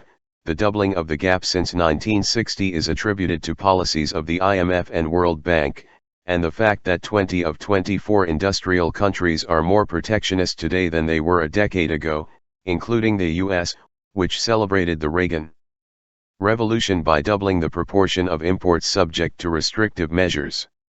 And the upshot of decades of lending for development is that poor countries have lately been transferring more than $21 billion a year into the coffers of the rich, The Economist observes, summarizing the gloomy picture. Individual cases fill out the details. For example, the quotas imposed by the US, UK, and France on their commercial rival Bangladesh, on grounds that its textiles threatened local industry. As the Financial Times puts it, the Bangladesh government has been particularly stung by a US decision to impose anti-dumping duties of up to 42% on shop towels, imports that amounted to a princely $2.46 million from one of the poorest of nations. Or the dumping of highly subsidized US and EC wheat and beef surpluses in Mali, Burkina Faso, and Togo, undermining native producers in such powerful competitors as the Sahel. Or US concerns over the threat to the US steel industry posed by imports from Trinidad Tobago. 46. Third world finance ministers who have painfully dragged their own budgets out of persistent deficit have been particularly galled by the failure of industrial nations to observe the rules, the Financial Times reports. Echoing the gloom felt in the South, World Bank President Lewis Preston deplored the practices of the industrial societies, who demand that the Third World bear the burden of structural adjustment in the rich countries as well as in their own, and repeatedly fail to live up to their promises to reduce protection and provide aid. After a meeting of high-level officials of the donor countries, World Bank officials say openly that they will back away from their promises once again. Even once generous donors such as Sweden are cutting back, while less generous countries, such as the UK and US, are expected to cut still further their minuscule contributions. A meeting of non-governmental organizations, NGOs, meanwhile concluded that structural adjustment imposed by the World Bank and IMF have brought disaster to the working poor of as many as 100 countries, forced to open their markets to a flood of cheap imports while the rich refuse to abandon their subsidies, quotas, and high tariffs. The result is brutal suppression of wages and living standards and elimination of social programs, the effects increasing as the programs are implemented over the past decade or more. The institutions of the new ruling class, which now run large parts of the developing world and Eastern Europe, encourage their clients to follow the right kind of reform policy, Morgan continues. They must scrupulously avoid the policies that have led to successful development from 17th century England to East Asia's little dragons today, keeping to the right kind that have been highly beneficial to the international ruling class, if to few others. And when economic controls do not suffice to encourage proper behavior, we can resort once again to the security forces. Chapter 2, The Contours of World Order, Segment 14/14. The simmering economic crisis does not, of course, leave the rulers unburdened. But they can call upon state power to come to the rescue. When Continental Illinois Bank and Trust faced collapse in 1984, the government was expected to respond, and did, with the largest nationalization in American history, Howard Wachtel. The director who presided over the financial disaster, Roger Anderson, was punished by appointment to the Federal Advisory Council, where he became an official advisor to Director Paul Volcker of the Federal Reserve, which had refused to use its disciplinary and control authority as it observed the growing crisis. If the collapse of the Olympia and York real estate empire indeed causes the $3 billion of losses that the banks initially feared, taxpayers will again be called upon to render the proper services. Austerity may be the right remedy for Latin American peasants, Polish workers, and the forgotten people of south-central Los Angeles, but not for the people who count. The government also has the duty of raising protectionist barriers when needed, for example, to allow the U.S. steel industry, which arose in the first place behind protectionist walls, to recapitalize by effectively restricting steel imports to 20% of the market since 1982. At the same time, it has the parallel responsibility of undermining unions, so that new low-cost, non-union producers can pay their labor force between 1/2 and 1/3 of what steel workers had gained after a century of bloody struggle, and thus become exemplars of the lean and mean, in the admiring words of the London Economist, echoed by the New York Times, which also lauds the success of the decade of protection from imported steel and the resort to non-union workforces for lowering costs. One important achievement of the new imperial age is that it further marginalizes the general population, clearing the way to uplifting rhetoric about our democratic ideals without fear that the wrong people might take it seriously. The global rulers can now operate with fewer constraints, more coordination and central management, and less interference from the rabble, who not only have no influence over the decisions of the rulers, the basic principle of capitalist autocracy, but also lack any awareness of them. Who follows the crucial decisions of the GATT negotiators or the IMF, with their enormous impact on global society? Or of the TNCs and international banks and investment firms that dominate production, commerce, and the conditions of life worldwide? The North American Free Trade Agreement, NAFTA, will have large-scale consequences, a bonanza for investors, very likely a disaster for workers and the environment. Its contents are unknown. The text was withheld even from the Labor Advisory Committee, which is required by law to review such measures, until one day before its report was due. Congress abdicated responsibility. Citizens know nothing. For the past several hundred years, elite democratic theory has tended to range within a narrow spectrum. At one extreme, we have the libertarian thinker John Locke, who held that citizens have no right to discuss public affairs, though they may know about them. The modern variant is a bit more forthcoming, cp.18. At the other extreme we have statist reactionaries of the Reaganite variety, conservatives, who reject the right of the public even to know what their leaders are doing and therefore establish illegal state propaganda agencies, favor large-scale clandestine operations, block release of information about the government even from the distant past, and in other ways protect state power from scrutiny. Reagan-era censorship reached unprecedented heights, including suppression of the documentary record so extreme that the chairman of the Academic Advisory Board for the State Department resigned in protest. The new imperial age marks a further move towards the authoritarian extreme of formal democratic practice. The public is not unaware of what is happening, though with the success of the policies of isolation and breakdown of organizational structure, the response is erratic and self-destructive. Faith in ridiculous billionaire saviors, myths of past innocence and noble leaders, religious and jingoist fanaticism, conspiracy cults, unfocused skepticism and disillusionment, a mixture that has not had happy consequences in the past. Chapter 3. North-South/East-West. 1. An oversized rotten apple.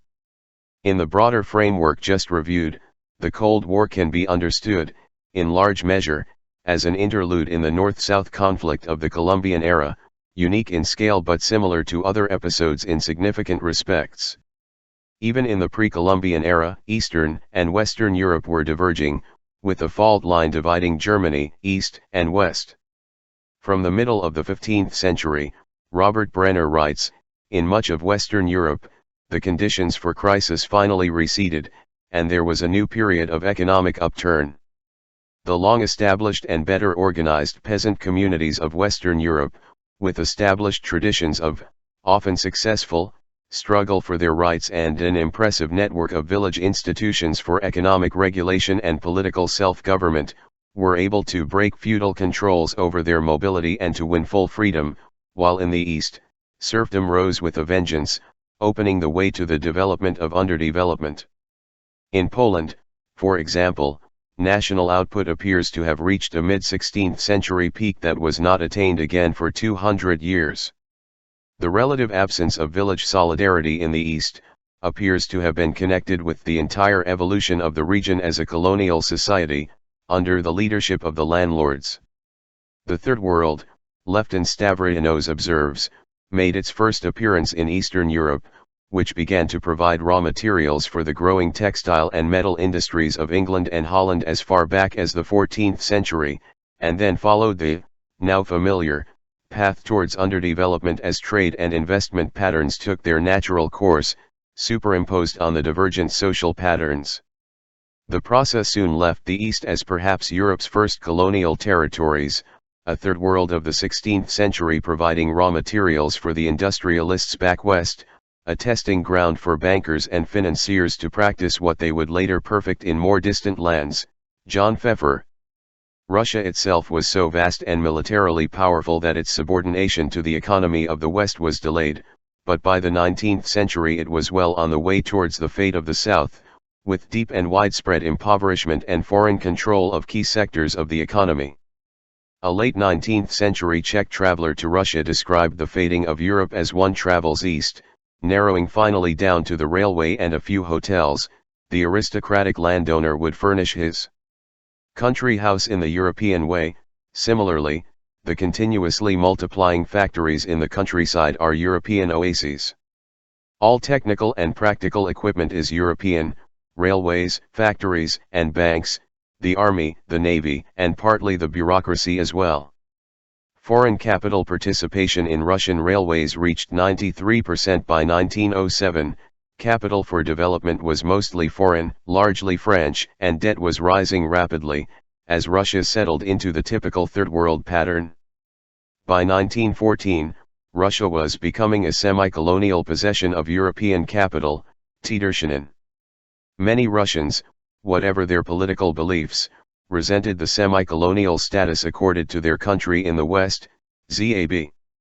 Zeman writes, the Bolshevik Revolution was, in a critical sense, the reaction of a developing, essentially agrarian society against the West, against its political self-absorption, economic selfishness, and military wastefulness. The present North-South divide between the rich and the poor countries, and the tensions it has created in the 20th century, had its European, East-West antecedents. Beyond Russia itself, contrasts between the East and the West of Europe became sharper than they had ever been in the 19th and early 20th centuries, he adds, remaining so for much of Eastern Europe through the interwar period. The Bolshevik takeover in October 1917, which quickly aborted incipient socialist tendencies and destroyed any semblance of working class or other popular organization, extricated the USSR from the Western-dominated periphery, setting off the inevitable reaction, beginning with immediate military intervention by Britain, France, Japan, and the US. These were, from the outset, basic elements of the Cold War. Chapter 3, North-South/East-West Segment 3/14. The logic was not fundamentally different from the case of Grenada or Guatemala, though the scale of the problem surely was. Bolshevik Russia was radical nationalist. It was communist in the technical sense, unwilling to complement the industrial economies of the West. In contrast, it was not in the least communist or socialist in the literal sense of these terms, socialist elements of the pre-revolutionary period having been quickly demolished. Furthermore, though no conceivable military threat, the Bolshevik example had undeniable appeal elsewhere in the Third World. Its very existence constituted a nightmare to U.S. policymakers. Melvin Leffler observes, here was a totalitarian country with a revolutionary ideology that had great appeal to Third World peoples bent on throwing off Western rule and making rapid economic progress. U.S. and British officials feared that the appeal extended to the core industrial countries, as discussed earlier. The Soviet Union was, in short, a gigantic rotten apple. Adopting the basic logic and rhetoric of the North-South conflict, one may therefore justify the Western invasion after the revolution as a defensive action in response to a profound and potentially far-reaching intervention by the new Soviet government in the internal affairs, not just of the West, but of virtually every country in the world, namely, the revolution's challenge to the very survival of the capitalist order. The security of the United States was in danger already in 1917, not just in 1950, and intervention was therefore entirely warranted in defense against the change of the social order in Russia and the announcement of revolutionary intentions. Diplomatic historian John Lewis Gaddis, my emphasis. The rapid economic growth aroused particular attention in the South and corresponding concerns among Western policymakers. In his 1952 study of late development, Alexander Gerschenkron describes the approximate six-fold increase in the volume of industrial output as the greatest and the longest spurt of industrialization in the history of the country's industrial development, though this great industrial transformation engineered by the Soviet government had a remote, if any, relation to Marxian ideology, or any socialist ideology for that matter, and was, of course, carried out at extraordinary human cost. In his studies 10 years later of long-term trends in economic development, Simon Kuznets listed Russia among the countries with the highest rate of growth of per capita product, along with Japan and Sweden, with the US having started from a far higher peak in the middle range over a century, slightly above England. The ultranationalist threat was greatly enhanced after Russia's leading role in defeating Hitler left it in control of Eastern and parts of Central Europe, separating these regions too from the domains of Western control. The rotten apple was so huge and after World War II, so militarily powerful as well, and the virus it was spreading so dangerous, that this particular facet of the North-South conflict took on a life of its own from the outset. Long before Lenin and Trotsky took power, the threat of communism and Anarchism had regularly been invoked by the business-government press complex to justify the violent suppression of attempts by working people to organize and to gain elementary rights.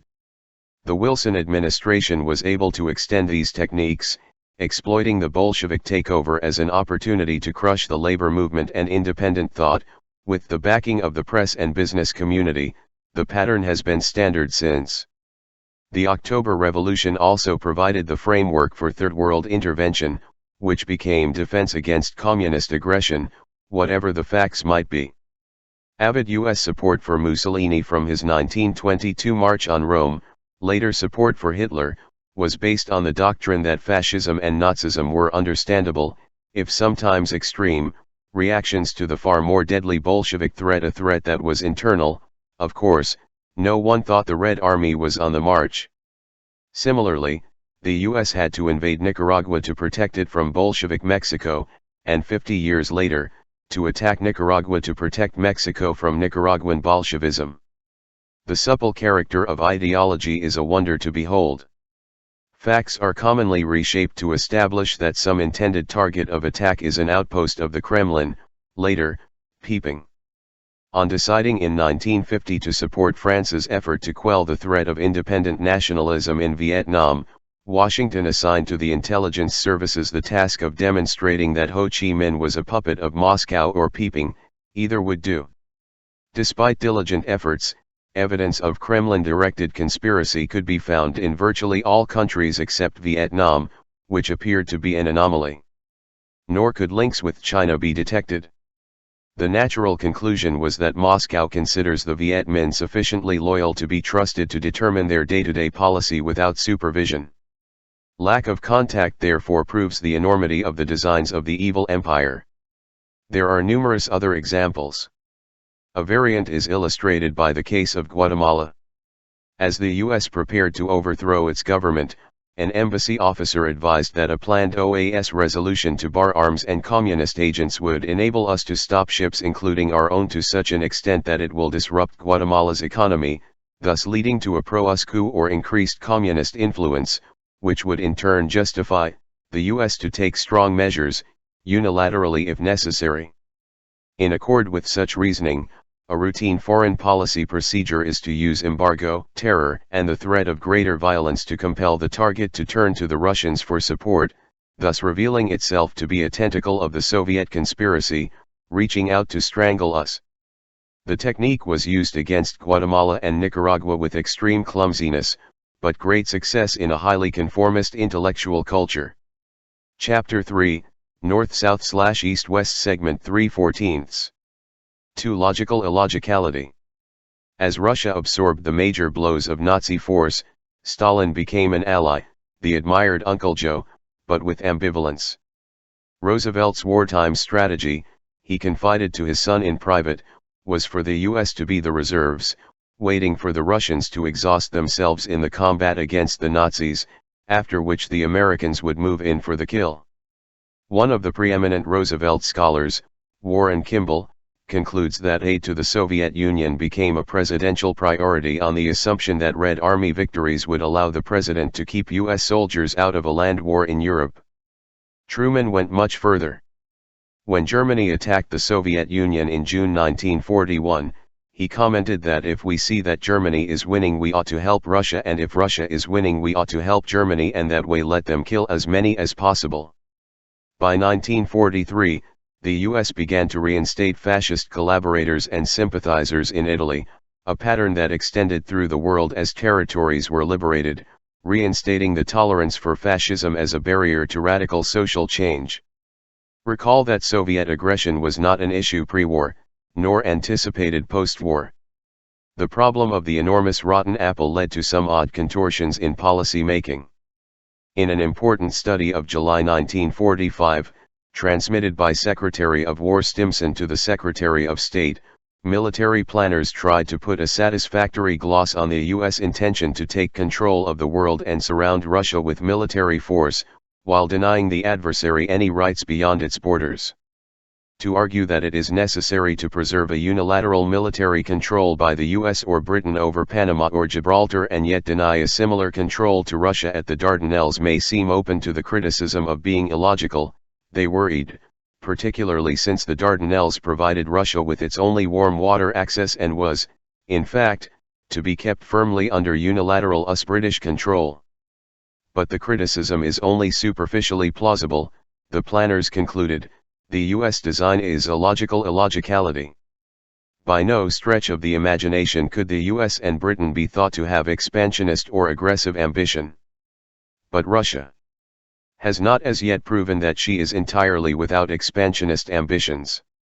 She is inextricably, almost mystically, related to the ideology of communism, which superficially at least can be associated with the rising tide all over the world wherein the common man aspires to higher and wider horizons. Russia must be sorely tempted to combine her strength with her ideology to expand her influence over the earth. Her actions in the past few years give us no assured basis for supposing she has not flirted with the thought. In short, the burden is upon the Russians to prove that they have no intention of associating with the rascal multitude who aspire to higher and wider horizons, with the poor who have always wanted to plunder the rich, dulles. Until they do so convincingly, it is only logical for responsible men who do not consort with criminal elements bent on plunder, and flirt with no such subversive thoughts as higher aspirations, to establish their unilateral control over the world. Russia must demonstrate that it is not a potential threat to the very survival of the capitalist order, Gaddis. Once it has clearly accepted the principle that Churchill's rich men must have their way everywhere, it may be allowed to enter the servants' quarters.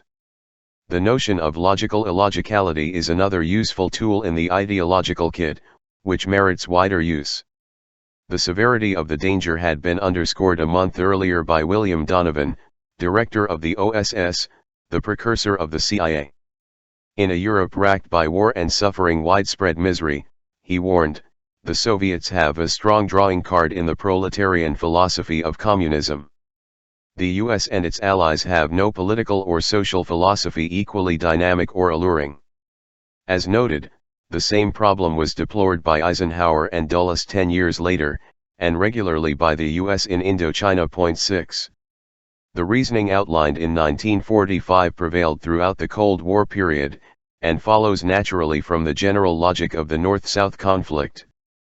The same reasoning has often been applied at home, for example, after World War I, when there could be no nice distinctions drawn between the theoretical ideals of the radicals and their actual violations of our national laws and no time to waste on hair-splitting over infringement of liberty, Attorney General Palmer and the Washington Post, during Wilson's Red Scare. The same doctrine was invoked to justify the bombing of Libyan cities in 1986 in self-defense against future attack, as the government announced to much acclaim among devoted advocates of international law. Clear and present dangers cannot be tolerated, however clouded the clarity and remote the present. The logic is simple, the rich men rule by right the world they own, and cannot be expected to tolerate potential criminal action that might interfere with stability. The thread has to be cut off at the pass. And if it takes form, we are entitled to do what we must to set things right. It was not Stalin's crimes that troubled Western leaders. Truman noted in his diary, "I can deal with Stalin, who is honest but smart as hell." Others agreed, among them Eisenhower, Leahy, Harriman, and Burns. What went on in Russia was not his concern, Truman declared. Stalin's death would be a real catastrophe, he felt. But cooperation was contingent on the US getting its way 85% of the time, Truman made clear. Melvin Leffler, who has examined the record in close detail and has much respect for the achievements and foresight of the early post-war leadership, remarks that Truman liked Stalin. He comments on the lack of any sense of real compassion and or moral fervor in the documentary record. These men were concerned primarily with power and self-interest, not with real people facing real problems in the world that had just gone through 15 years of economic strife, Stalinist terror, and Nazi genocide. The animating concern was not Stalin's awesome crimes, but the apparent successes in development with their broad appeal, and the possibility that the Russians might be flirting with the thought of lending support to aspirations of the common man in the West, and subjugated and oppressed people everywhere. The failure of East Europe to resume its traditional role as a supplier of food and raw materials to the West compounded these concerns. The problem is not crimes, but insubordination, a fact illustrated by a host of gangsters from Mussolini, Hitler, and Stalin to Saddam Hussein. Chapter 3, North-South/East-West Segment 4/14.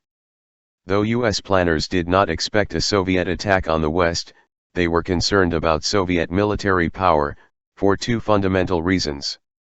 First, they feared that the USSR might respond to the U.S. takeover of the world, not recognizing the logic in our illogicality. Particularly ominous from the Soviet point of view was the reconstruction and rearmament of Germany and Japan, two powerful traditional enemies, and their incorporation within the U.S. system of power, which was intent on exterminating the Soviet virus. That these developments posed a major threat to Soviet security was well understood by U.S. planners, who therefore feared a possible reaction.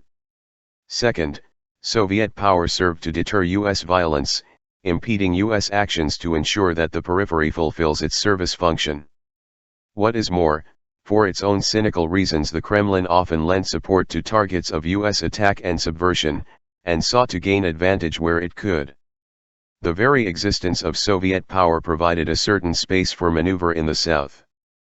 As a counterweight to U.S. power, it opened the way toward non-alignment, which, U.S. planners feared, would deprive the West of control over the domains required to maintain traditional privilege and power. Exploiting these openings, Third World leaders sought to carve out an independent role in world affairs. By the 1960s, the UN, previously a docile instrument and hence much admired, fell under the tyranny of the majority. The growing influence of undeserving elements set off intensive U.S. efforts to destroy the errant organization, which continue under a different guise with the UN, at last, safely back under control. In short, the USSR was not only guilty of ultranationalism and undermining stability through the rotten apple effect. It was committing yet another crime, interfering with U.S. designs and helping the victims resist, an intolerable affront that few in the South could match, though Cuba did as it blocked us back South African aggression in Angola. Accordingly, there could be no accommodation, no détente. Even as the Soviet Union collapsed through the 1980s, the test of Gorbachev's new thinking put forth in the liberal press was his willingness to allow U.S. violence to proceed without impediment. Failing that criterion, his gestures are meaningless, more communist aggressiveness. For such reasons, the U.S. had no serious interest in resolving the Cold War conflict except on terms of Soviet submission. Though we lack Soviet records, and therefore can only speculate on what internal thinking may have been, what is available suggests that Stalin and his successors would have been willing to accept the role of junior managers in the US-dominated world system, running their own dungeon without external interference, and cooperating in joint efforts to maintain global stability, much as they did in the 1930s, when communist armies spearheaded the onslaught against the popular social revolution. In Spain, the view from Washington was spelled out clearly by Secretary of State Dean Acheson to an executive session of the Senate Foreign Relations Committee, where he explained the U.S. negotiating position on Germany for the forthcoming May 1949 meeting of foreign ministers. Acheson's stance was so uncompromising, Loeffler writes, that members of the committee were stunned. In response to Arthur Vandenberg's concern that the U.S. position would institutionalize a permanent Cold War, Acheson responded that the goal was not to avoid Cold War but to consolidate Western power, under U.S. control of course. When Senator Claude Pepper urged Acheson to consider the possibility of treating the Soviets fairly, Acheson scorned the idea, informing the committee that he aimed to integrate West German strength into Western Europe and establish a flourishing Western community that would serve as a magnet to the Kremlin's eastern satellites. The result would be not only to undermine Soviet power but also to restore quasi-colonial relations with the East. When the foreign ministers' meeting broke down in a predictable stalemate, Acheson was elated. Loeffler continues. The Soviets are back on the defensive, Acheson declared, they are visibly concerned and afraid of the fact that they have lost Germany. As discussed, apparent Soviet interest in a peaceful European settlement in 1949 was regarded not as an opportunity but as a threat to national security, overcome by the establishment of NATO.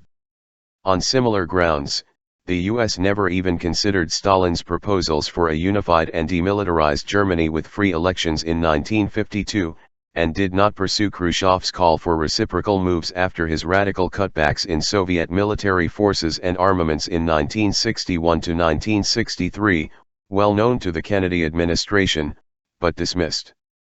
On the eve of his election, Kennedy had written that Russia was attempting to conquer Europe by the indirect route of winning the vast outlying raw materials region, the conventional reference to Soviet support for non-alignment and neutralism. Gorbachev's efforts to reduce Cold War confrontation in the mid-1980s, including unilateral force reductions and proposals to ban nuclear weapons tests, abolish the military pacts, and remove naval fleets from the Mediterranean, were ignored. Reduction of tension is of little value, short of the return of the miscreants to their service role. The Soviet Union reached the peak of its power by the late 1950s, always far behind the West. A 1980 study of the Center for Defense Information, CDI, tracing Russian influence on a country-by-country basis since World War II, concluded reasonably that Soviet power had declined from that peak to the point where by 1979, the Soviets were influencing only 6% of the world's population and 5% of the world's GNP, exclusive of the Soviet Union. By the mid-1960s, the Soviet economy was stagnating or even declining. There was an accompanying decline in housing, commerce, and life expectancy, while infant mortality increased by a third from 1970 to 1975. Chapter 3, North-South/East-West Segment 5/14. The Cuban Missile Crisis of 1962, revealing extreme Soviet vulnerability, led to a huge increase in military spending, leveling off by the late 1970s. The economy was then visibly stagnating and the autocracy unable to control rising dissidents. The command economy had carried out basic industrial development but was unable to proceed to more advanced stages, and also suffered from the global recession that devastated much of the South. By the 1980s, the system collapsed, and the core countries, always far richer and more powerful, won the Cold War. Much of the Soviet Empire will probably return to its traditional Third World status, with the old CP privileged class, the nomenklatura, taking on the role of the Third World elites linked to international business and financial interests. A 1990 World Bank report describes the outcome in these terms: the Soviet Union and the People's Republic of China have until recently been among the most prominent examples of relatively successful countries that deliberately turned from the global economy, relying on their vast size to make inward-looking development more feasible than it would be for most countries, but they eventually decided to shift policies and take a more active part in the global economy. A more accurate rendition would be that their vast size made it possible for them to withstand the refusal of the West to allow them to take part in the global economy on terms other than traditional subordination, the active part in the global economy dictated to the South by the world rulers. Throughout the period, great efforts have been undertaken to present the Soviet Union as larger than life, about to overwhelm us. The most important Cold War document, NSC 68 of April 1950, sought to conceal the Soviet weakness that was unmistakably revealed by analysis, so as to convey the required image of the slave state pursuing its implacable purpose of gaining absolute authority over the world, its way barred only by the United States, with its almost unimaginable nobility and perfection. So awesome was the threat that Americans must come to accept the necessity for just suppression as a crucial feature of the democratic way.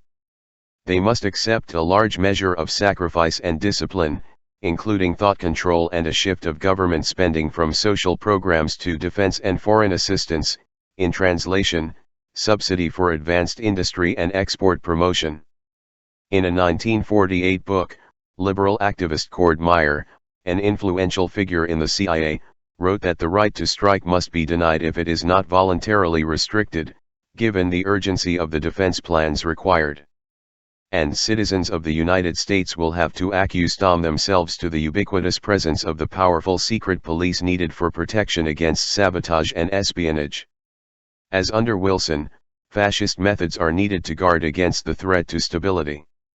By 1980, no one with eyes open could fail to perceive the loss of hegemony and relative economic decline of both superpowers as the bipolar system of the post-war years has gradually evolved to something more complex, and the corresponding decline of the Cold War system that proved so useful for both superpowers as a device for controlling their allies and mobilizing domestic support for the ugly and often costly measures required to impose the desired form of order and stability on their respective domains.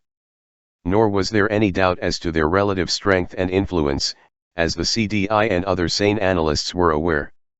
Nevertheless, the period was marked by rising hysteria about the gargantuan Soviet system, leaping from strength to strength, straddling the globe, challenging the US and even threatening its survival, establishing positions of strength in Cambodia, Nicaragua, Mozambique, and other such crucial centers of strategic power. 16. These delusionary efforts were accompanied by much fantasy about Soviet military spending. Again, no little ingenuity was required, if only because the Pentagon's own figures in 1982 showed that NATO, including the US, facing no foreign threat, outspent the Warsaw Pact, including the USSR, deploying much of its force on the border with its Chinese enemy, by $250 billion from 1971 to 1980. But these figures, as economist Franklin Halsman has been demonstrating for some years, are inaccurate, much overstating Soviet strength. When corrected, they reveal a total gap in NATO's favor of about $700 billion for the decade of the 1970s. The Carter military build-up, extended under Reagan, and pressures on the NATO powers to do the same, were justified in part by the false claims of a steady increase in the Soviet rate of military spending.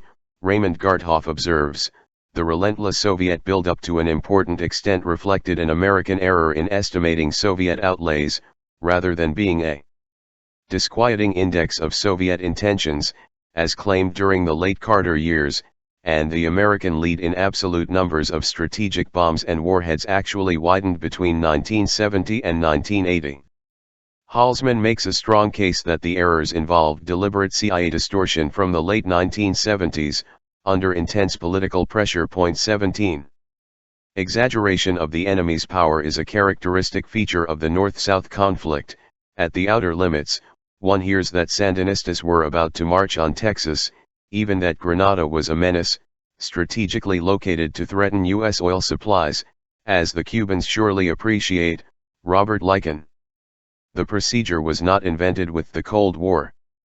A review of alarmist scenarios from the past might well begin with the threat from Chile posited in the 1880s by advocates of a new navy. John Thompson observes, reviewing the tradition of exaggeration of American vulnerability. Recall as well the mingled hordes of lawless Indians and Negroes who compelled us to conquer Florida in self-defense, and on back to colonial days. The purpose is transparent. The cultural managers must have at hand the tools to do their work. And apart from the most cynical, planners must convince themselves of the justice of the actions, often monstrous, that they plan and implement. There are only two pretexts, self-defense and benevolence. It need not be assumed that use of the tools is mere deception or careerism, though sometimes it is. Nothing is easier than to convince oneself of the merits of actions and policies that serve self-interest. Expressions of benevolent intent, in particular, must be regarded with much caution. They can be taken seriously when the policies advocated happen to be harmful to self-interest, a historical category that is vanishingly small.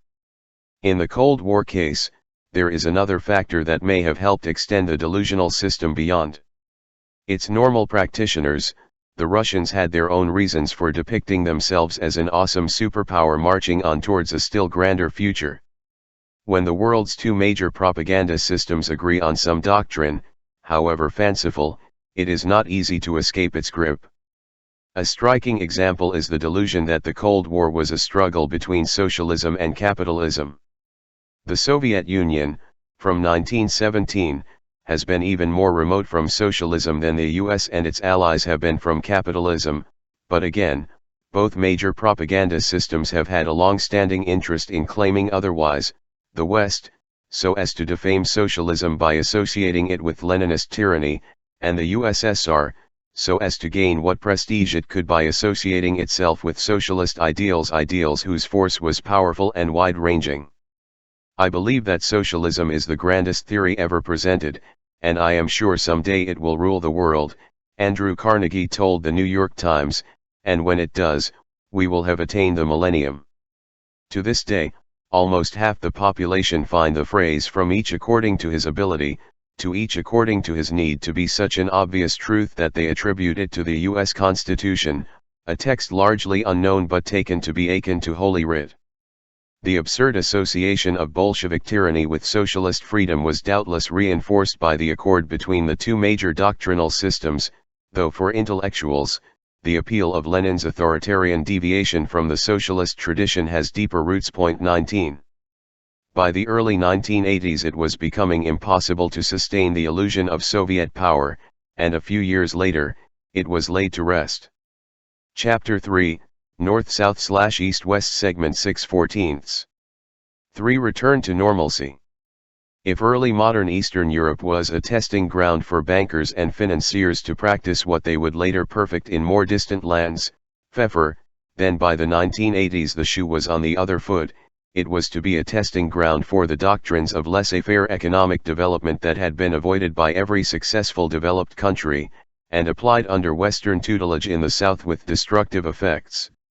A symbolic illustration of the reversal is the role of Harvard economist Jeffrey Sachs, who in the 1980s had devastated the Bolivian economy in the name of monetary stability, Pfeffer accurately observes, and then moved on to Poland to offer the harsh medicine conventionally prescribed for the service areas. Following the rules, Poland has seen the creation of many profitable private businesses, the knowledgeable analyst Abraham Brumberg observes, along with a drop of nearly 40% in production, enormous hardships and social turmoil, and the collapse of two governments. In 1991, gross domestic product, GDP, declined 8 to 10% with an 8% fall in investment and a near doubling of unemployment, reaching 11% of the workforce in early 1992, after an official GDP decline of 20% in 2 years. A 1992 World Bank report on the Polish economy, discussed by Anthony Robinson in the Financial Times, concluded that the fiscal situation has worsened to the point where hyperinflation is an immediate danger. Unemployment has reached a level that cannot be tolerated for long.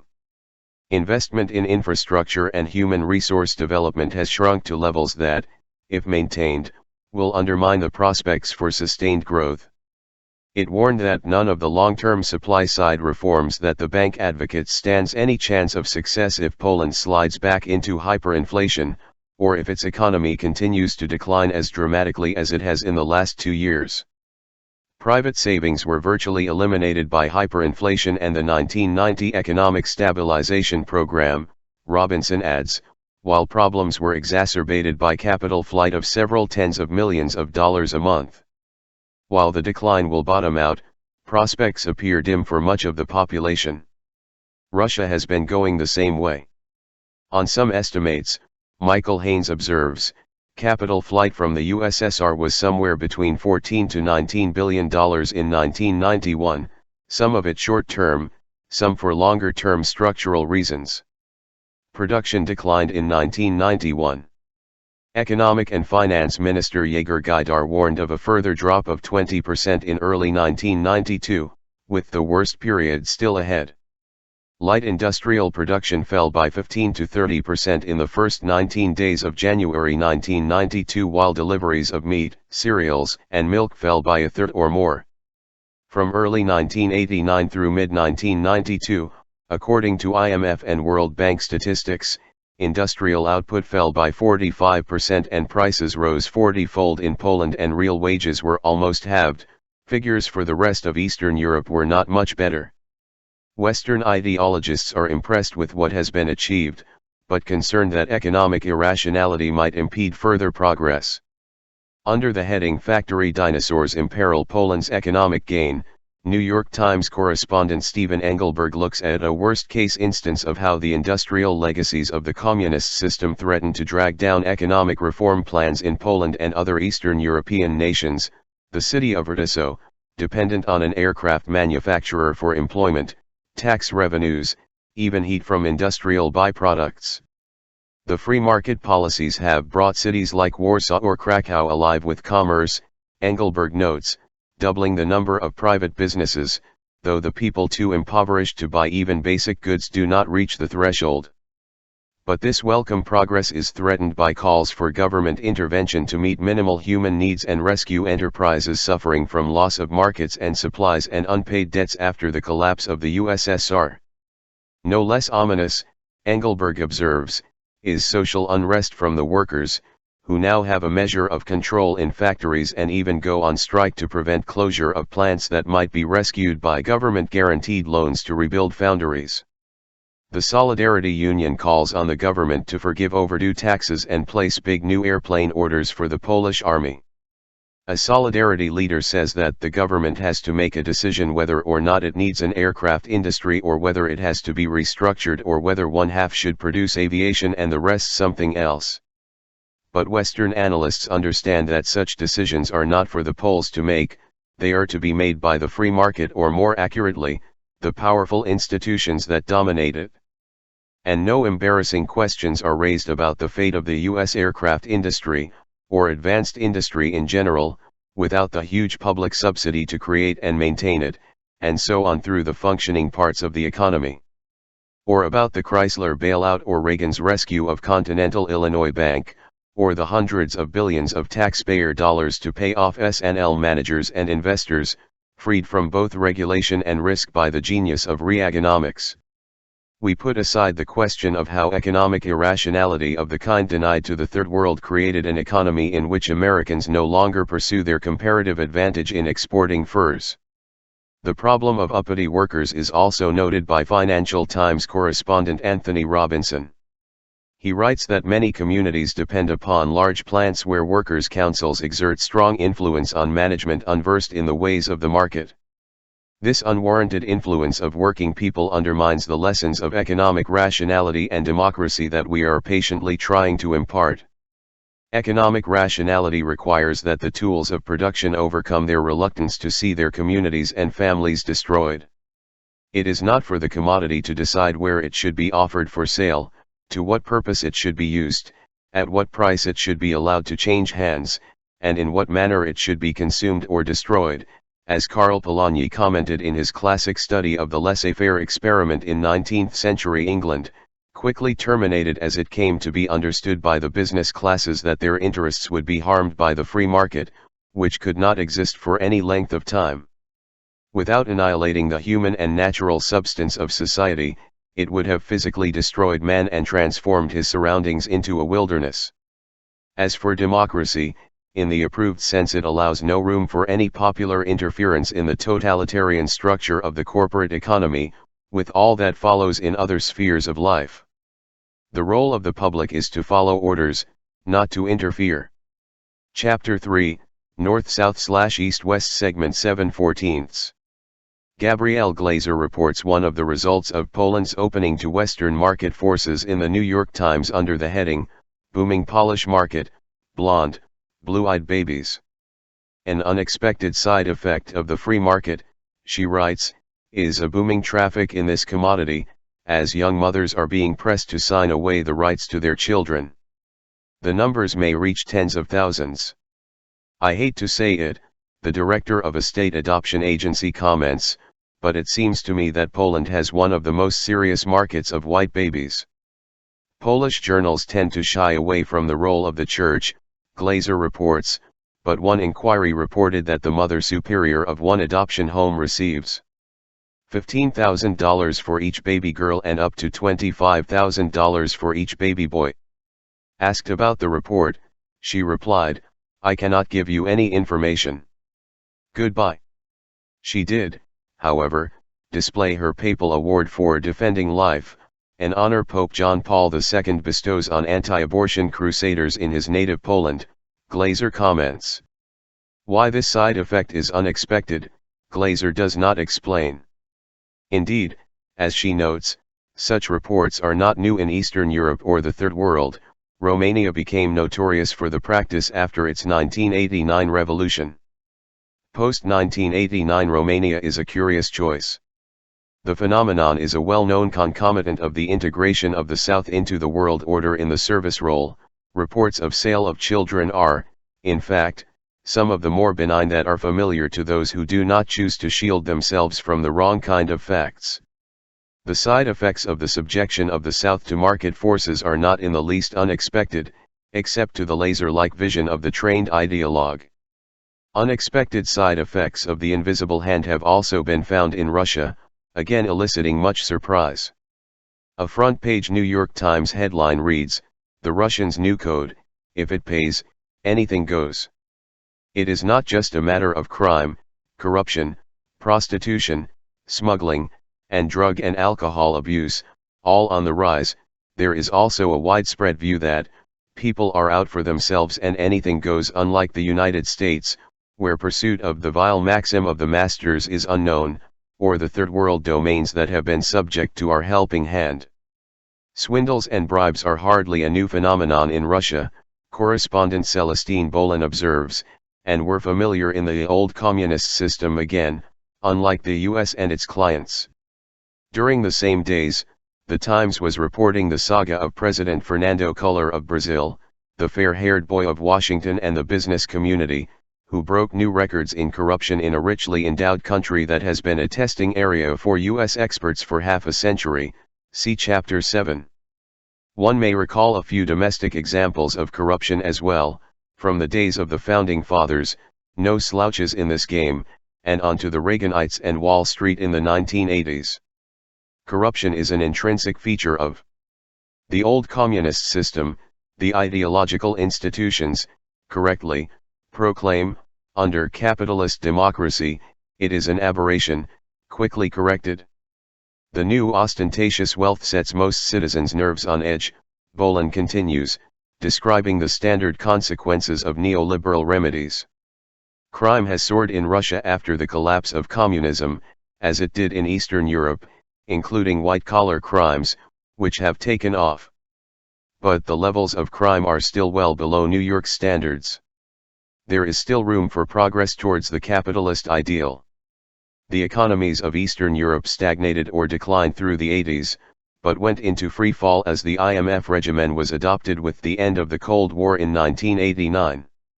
By the fourth quarter of 1990, Bulgaria's industrial output, which had previously remained steady, had dropped 17%, Hungary's 12%, Poland's over 23%, Romania's 30%.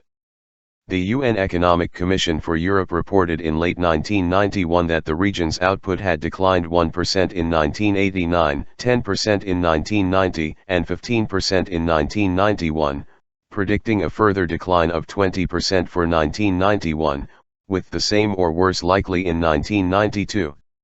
One result has been a general disillusionment with the democratic opening, even some growing support for the former communist parties.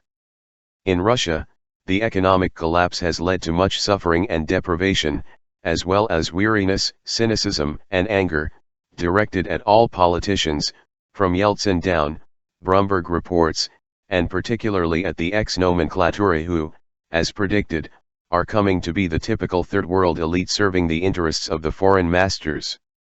In public opinion polls, half the respondents considered the August 1991 putsch illegal, 1/4 approved, and the rest had no opinion. Support for democratic forces is limited, not because of opposition to democracy, but because of what it becomes under Western rules. It will either have the very special meaning dictated by the needs of the rich men, or it will be the target of destabilization, subversion, strangulation, and violence until proper behavior is restored. Exceptions are rare. Chapter 3, North-South/East-West Segment 8/14. Loss of faith in democracy is of small concern in the West, though the bureaucratic capitalism that might be introduced by communists turned yuppies is a potential problem. In the Western doctrinal system, Democratic forms are meritorious as long as they do not challenge business control. But they are secondary. The real priority is integration into the global economy with the opportunities this provides for exploitation and plunder. With IMF backing, the European Community, EC, has provided a clear test of good behavior for Eastern Europe. In the old days, the Russians had to prove that they were not flirting with the thought of supporting the aspirations of the common man. Today, East Europe must demonstrate that economic liberalization with a view to introducing market economies is irreversible. There can be no attempts at a third way with unacceptable social democratic features, let alone more substantive steps towards democracy and freedom, such as workers' control. The chief economic advisor to the EC, Richard Portes, defined acceptable regime change not in terms of democratic forms, but as a definitive exit from the socialist planned economy and its irreversibility. One recent IMF report, Peter Gowan notes, concentrates overwhelmingly on the Soviet Union's role as a producer of energy, raw materials, and agricultural products, giving very little scope for the republics of the former Soviet Union to play a major role as industrial powers in the world market. Transfer of ownership to employees, he notes, has commanded strong popular support in both Poland and Czechoslovakia, but is unacceptable to the Western overseers, conflicting with the free market capitalism to which the South must be subjected. The South, that is.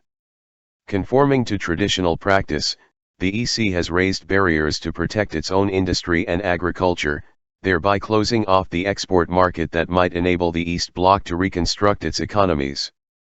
When Poland removed all import barriers, the EC refused to reciprocate, continuing to discriminate against half of Polish exports. The EC steel lobby called for restructuring of the East European industry in a way that would incorporate it within the Western industrial system. The European chemical industry warned that construction of free market economies in the former Soviet Empire must not be at the expense of the long-term viability of Western Europe's own chemical industry. And as noted, none of the state capitalist societies accept the principle of free movement of labor, a sine qua non of free market theory. Eastern Europe, or at least large parts of it, is to return to the Third World service role. The situation is reminiscent of Japan in the 1930s, or of the Reagan-Bush Caribbean Basin Initiative, which encourages open export-oriented economies in the region while keeping U.S. protectionist barriers intact, undermining possible benefits of free trade for the targeted societies. Point 22. The patterns are as pervasive as they are understandable. The U.S. has watched developments in Eastern Europe with some discomfort. Through the 1980s, it sought to impede East-West trade relations and the dissolution of the Soviet Empire. In August 1991, George Bush advised Ukraine not to secede just before it proceeded to do so. One reason is that after Reagan's wild party for the rich, the US is not well placed to join German-led Europe and Japan in taking advantage of the newly opened sectors of the South. Liberal Democrats urge that foreign aid be diverted from Central America to the USSR, warning that without the traditional export promotion devices, the EC and Japan will exploit the vast trade and investment potential of Eastern Europe. While we debate how to clear up two foreign policy debacles, Senator Patrick Leahy, no serious person would be so rude as to suggest that we might at least help wash away some of the rivers of blood we have spilled. In 1992, President Bush proposed his Freedom Support Act to remedy the problem. A stream of high-ranking U.S. officials and big business leaders lobbied for the measure, Amy Caslow reports. Ambassador Robert Strauss urged rapid action lest U.S. firms lose out to competitors, in the huge consumer market of the former Soviet Union. The act will provide new opportunities for U.S. farmers, agribusiness and manufacturers, and help pave the way for U.S. corporations to explore vast new markets. There is no confusion about just whose freedom is being supported. Chapter 3, North-South/East-West Segment 9/14. For some free market successes. It would only be fair to add that the IMF World Bank recipe now being imposed upon the former Soviet Empire has its successes. Bolivia is a highly touted triumph, its economy rescued from disaster by the 1985 new economic policy prescribed by the expert advisors now plying their craft in Eastern Europe. Public employment was sharply cut, the national mining company was sold off leading to massive unemployment of miners, real wages dropped, rural teachers quit in droves, regressive taxes were introduced, the economy shrank along with productive investment, while inequality increased. In the capital, Melvin Burke writes, street vendors and beggars contrast with the fancy boutiques, posh hotels, and Mercedes-Benzes. Real per capita GNP is 3/4 what it was in 1980, and foreign debt absorbs 30% of export earnings. As a reward for this economic miracle, the IMF, Inter-American Development Bank, and the G7 Paris Club offered Bolivia extensive financial assistance, including secret payments to government ministers. The miracle that is so admired is that prices stabilized and exports are booming. About 2/3 of export earnings are now derived from coca production and trade, Burke estimates. The drug money explains the stabilization of currency and price levels, he concludes. About 80% of the $3 billion in annual drug profits is spent and banked abroad, mainly in the US, providing a lift to the US economy as well. This profitable export business obviously serves the interests of the new illegitimate bourgeoisie and the narco-generals of Bolivia, Burke continues, and also apparently serves the United States national interest, inasmuch as money laundering has not only been tolerated by the United States but has, in fact, been encouraged. It is the poor peasant coca growers who struggle to survive against the combined armed might of the United States and the Bolivian military, Burke writes. There are always plenty more to ensure that the economic miracle will continue, eliciting much praise. Confirming these figures, Waltrad Morales estimates that about 20% of the labor force depends for a livelihood on coca/cocaine production and trade, which amounts to about half of Bolivia's GDP. The export miracle has disrupted land prices and agricultural development, and as a consequence Bolivians can no longer feed themselves. Malnutrition for children under 5 is over 50% higher than the awful regional average. A third of the country's food must be imported.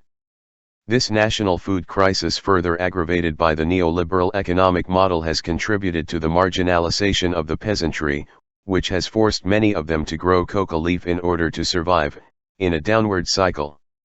On to Poland. Achievements have also been recorded elsewhere, thanks to timely U.S. intervention and expert management. Take Grenada. After its liberation in 1983, following several years of U.S. economic warfare and intimidation that have been effectively barred from history, it became the largest per capita recipient of U.S. aid, after Israel, a special case. The Reagan administration proceeded to make it a showcase for capitalism. The conventional formula as a country is rescued from its population and set on the right course by its benefactors. Guatemala in 1954 is another announced showcase that should be famous, see Chapter 7.7. The reform programs, which brought the usual social and economic disaster, are condemned even by the private sector. They were designed to benefit.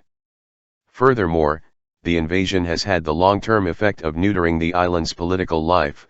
Carter's special assistant Peter Bourne reports from Grenada, where he is teaching at the medical school whose students were rescued. No creative vision aimed at plans for solving Grenada's social and economic ills has emerged from the lackluster and pliantly pro-American leaders, as the island suffers from record levels of alcoholism and drug abuse, and crippling social malaise, while much of the population can only flee their beautiful country. There is, however, one bright spot. Ron Suskind reports in a front-page Wall Street Journal article headlined "Made Safe by Marines, Grenada now is haven for offshore banks." The economy may be in terrible economic shape, as the head of a local investment firm and member of parliament observes, thanks to USAID-run structural adjustment programs, the journal fails to add.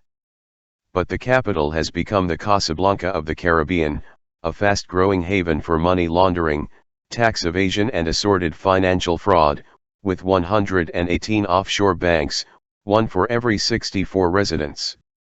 lawyers, accountants, and some businessmen are doing well, as, doubtless, are the foreign bankers, money launderers, and drug lords, safe from the clutches of the carefully crafted drug war.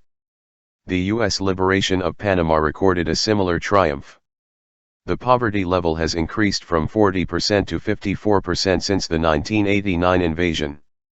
Guillermo Endara, sworn in as president at a U.S. military base on the day of the invasion, would receive 2.4% of the vote if an election were held, according to 1992 polls. His government designated the second anniversary of the U.S. invasion a national day of reflection. Thousands of Panamanians marked the day with a black march through the streets of this capital to denounce the U.S. invasion and the Endara economic policies, the French press agency reported. Marchers claimed that U.S. troops had killed 3,000 people and buried many corpses in mass graves or thrown them into the sea. The economy has not recovered from the battering it received from the U.S. embargo and the invasion. A leader of the Civic Crusade, which led the middle-class opposition to Noriega, told Chicago Tribune reporter Nathaniel Shepard that economic sanctions imposed by the U.S. against our will in 1987 to oust Noriega did nothing to hurt him but ruined our economy. Now we believe the sanctions may have been part of a plan to destroy our economy in such a way that we would not have strong ground to demand dignity and better treatment from the U.S. George Bush's June 1992 visit, which ended quickly in a well-publicized fiasco, focused attention on long-simmering animosity toward Bush for the invasion. Shepard reported, "The rifle-toting American troops in residential neighborhoods are a particular irritant, and the mood was not improved when security forces accompanied by about 8 American personnel invaded the home of a National Assembly member, rifling through papers, taking passports, firing shots, and intimidating his wife, who was home alone," he alleged. Chapter 3, North-South/East-West Segment 10/14. A post-invasion report on Panama presented to the UN Committee of Economic, Social, and Cultural Rights by Mexican Ambassador Javier Weimer reports that the economy has collapsed, with catastrophic effects in the areas of food, housing, and basic services such as health, education, and culture. Human rights violations are on the rise as a result of the invasion and subsequent efforts to liquidate the vestiges of the former nationalism, with labor rights under particular attack along with any institutions that might be nuclei of civic protest and political opposition. The governments of Panama and the U.S. are jointly responsible for serious and systematic human rights violations, his report concluded. According to the respected Central America report, Guatemala, CAR, the U.S. drug war may be providing a cover for attacks on community activists by the security forces and other human rights abuses. But some indicators are up. The General Accounting Office of Congress reported that drug trafficking may have doubled since the invasion while money laundering has flourished, as was predicted at once by everyone who paid attention to the tiny European elite whom the U.S. restored to their traditional rule. A study financed by USAID reported that narcotics use in Panama is the heaviest in Latin America, up by 400% since the invasion.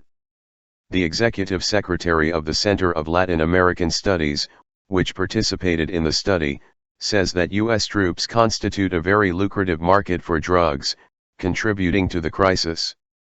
The increase is unprecedented, especially among the poor and the young, the Christian Science Monitor reports. Another triumph of free market democracy was recorded in Nicaragua, where the Chamorro government and U.S. Ambassador Harry Schlotterman signed accords opening the way for the U.S. Drug Enforcement Agency, DEA, to operate there in an attempt to control the growing drug trafficking problem, CAR reports. The DEA agent in Costa Rica declared that Nicaragua is now being used as a corridor for transferring Colombian cocaine to the United States, and a Department of Justice prosecutor added that the Nicaraguan financial system is laundering drug money. There is also a growing drug epidemic within Nicaragua, fueled by the high level of drug use by recent returnees from Miami as well as the continued economic decline and the new avenues for drug trafficking since the U.S. regained control. Since the installation of the Chamorro government and the massive return of Nicaraguans from Miami, CAR reports, drug consumption has increased substantially in a country long free from drug usage. Mosquito leader Stedman Fagoth accused two members of the Chamorro cabinet, his former Contra associate Brooklyn Rivera and the Minister of Fishing for the Atlantic Coast, of working for the Colombian cartels. The Nicaraguan delegate to the 9th International Conference on the Control of Drug Trafficking in April 1991 alleged that Nicaragua has now become a leading link in cocaine shipments to the US and Europe. In Managua, the number of street children is rapidly increasing, as is drug addiction, which had been virtually eliminated by 1984. 10-year-old children sniff glue on the street, saying that it takes away hunger. In fairness, we should mention a sign of economic progress now that the US has regained control. Marketing of shoe cement to fill the children's bottles, imported through a multinational supplier, has become a lucrative business. A conference attended by government officials and NGOs in Managua in August 1991 concluded that the country now has 250,000 addicts and is becoming an international bridge for drug transport. In comparison, 400,000 addicts are reported in Costa Rica, 450,000 in Guatemala, 500,000 in El Salvador. Addiction is increasing particularly among young people. A conference organizer commented that in 1986 there wasn't one reported case of hard drugs consumption, while in 1990, there were at least 12,000 cases. 118 drug dealing operations were identified in Managua alone, though it is the Atlantic coast that has become the international transit point for hard drugs, leading to increased addiction.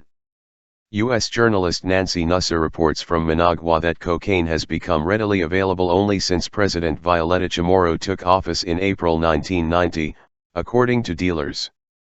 There wasn't any coke during the Sandinistas' time, just marijuana, one dealer said. Minister of Government Carlos Hurtado said that the phenomenon of cocaine trafficking existed before, but at a low level.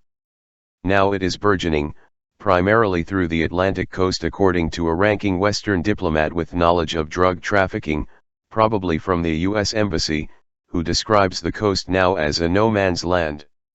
In the Miami Herald, Tim Johnson reports that El Salvador too is finding itself afflicted by a new scourge, drug trafficking. It is now outranked only by Panama and Guatemala as a corridor for cocaine shipments to the U.S. Drugs are becoming the newest growth industry in Central America, Carr reports, as a result of the severe economic conditions in which 85% of the Central American population live in poverty and the lack of jobs, conditions exacerbated by the neoliberal onslaught. But the problem has not reached the level of Colombia, where security forces armed and trained by the U.S. are continuing their rampage of terror, torture, and disappearances, targeting political opposition figures, community activists, trade union leaders, human rights workers, and the peasant communities generally, while U.S. aid is furthering the corruption of the Colombian security forces and strengthening the alliance of blood between right-wing politicians, military officers, and ruthless narcotics traffickers, according to human rights activist Jorge Gomez Lizarazo, a former judge. The situation in Peru is still worse. These are only symptoms of much deeper malaise, to which we return in Part 3. Chapter 3, North-South/East-West Segment 11/14. 5. After the Cold War. There is little reason to expect that the great work of subjugation and conquest will change in any fundamental way with the passing of the Cold War phase of the North-South conflict. But as always, stable policies must be adapted to changing contingencies, as they were when a new world order was established in 1945, and again when Richard Nixon announced his new economic policy in 1971, in both cases, reflecting real changes in the distribution of power. The Soviet decline that accelerated from the late 1970s yields a situation that is also new in a number of respects, though major tendencies persist, including the internationalization of production and finance, the disorders of the affluent alliance, the relative weakening of the still dominant U.S. economy, and the marginalization of much of the domestic public of the world-dominant societies. One consequence of the Soviet collapse is the project of imposing the neoliberal mode of subordination on large parts of the region. A second is that new pretexts are needed for intervention. Despite much bombast, the problem of the vanishing pretext was recognized through the 1980s. The population was therefore regaled with international terrorists, Hispanic narco-traffickers, Islamic fundamentalists, crazed Arabs, and other useful constructions, as attempts were made to adapt the standard formula for diverting and subduing the public: fear of some great Satan, followed by awe as our grand leaders heroically overcome him and march on to new triumphs. Regular confrontations were manufactured with the convenient Libyan punching bag. Grenada was about to cut off sea lines and bomb us from a Cuban-built airbase. Sandinistas were spreading their revolution without borders and advancing on Texas. Noriega, after he was fired, was leading the Colombian cartel to poison our children. Saddam Hussein stepped out of line and became the beast of Baghdad, etc. But in general, as the variety of targets illustrates, the formula is not available as routinely as before. President Bush has been criticized for his failure to formulate grand designs in the manner of his predecessors, but that is unfair, given the disappearance of the monolithic and ruthless conspiracy to which JFK could appeal, and its variants. The standard formula may lose its effectiveness for other reasons too, as conditions of life decline for the superfluous population. Other consequences were pointed out forthrightly by rational analysts. In a 1988 end-of-year analysis of the Cold War in the New York Times, Dmitry Simes wrote that the impending disappearance of the Soviet enemy offers the US three advantages: first, we can shift NATO costs to European competitors; second, we can end the manipulation of America by Third World nations, resist unwarranted Third World demands for assistance, and strike a harder bargain with defiant Third World debtors; and third, military power can be used more freely as a United States foreign policy instrument, against those who contemplate challenging important American interests, with no fear of triggering counter-intervention. The deterrent having been removed. In brief, the US can regain some power within the rich men's club, tighten the screws on the Third World, and resort more freely to violence against defenseless victims. The senior associate of the Carnegie Endowment for International Peace was right on target. The fall of the Berlin Wall in November 1989 can be taken as the symbolic end of the Cold War. After that, it took real dedication to conjure up the Soviet threat, though habits die slowly. Thus, in early 1990, much excitement was generated by a document published anonymously by University of California Sovietologist Martin Malia, railing about how Brezhnev had intervened at will throughout the Third World and Russia best rode the world, while the liberal to radical mainstream of Anglo-American Sovietology regarded Stalinism as having a democratic caste, indulging in blatant fantasies about democratic Stalinism and puerile fetishization of Lenin, along with a host of similar insights apparently picked up in some Paris café. But in the 1990s, only the most disciplined minds can handle this kind of fare with appropriate gravity. Much can be learned about the Cold War era by observing what happened after the Berlin Wall fell. The case of Cuba is instructive. For 170 years, the US has sought to prevent Cuban independence. From 1959, the pretext for invasion, terror, and economic warfare was the security threat posed by this outpost of the Kremlin. With the threat gone, the reaction was uniform: we must step up the attack. The banner is now democracy and human rights, upheld by political leaders and moralists who have demonstrated their commitment to these values with such integrity over the years, for example, during the murderous U.S. crusade against the Church and others who dared organize the undeserving public in Central America through the 1980s. It would not be easy to invent a clearer demonstration of the fraudulence of the Cold War pretext. Being doctrinally unacceptable, the conclusions remain invisible. See Chapter 6. U.S. opposition to Haitian independence for 2 centuries also continued, quite independently of the Cold War.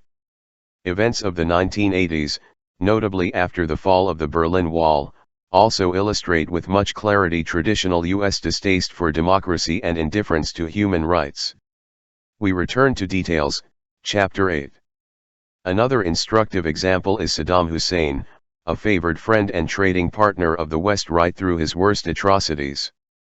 As the Berlin Wall was tottering in October 1989, the White House intervened directly, in a highly secret meeting, to ensure that Iraq would receive another $1 billion in loan guarantees, overcoming Treasury and Commerce Department objections that Iraq was not creditworthy.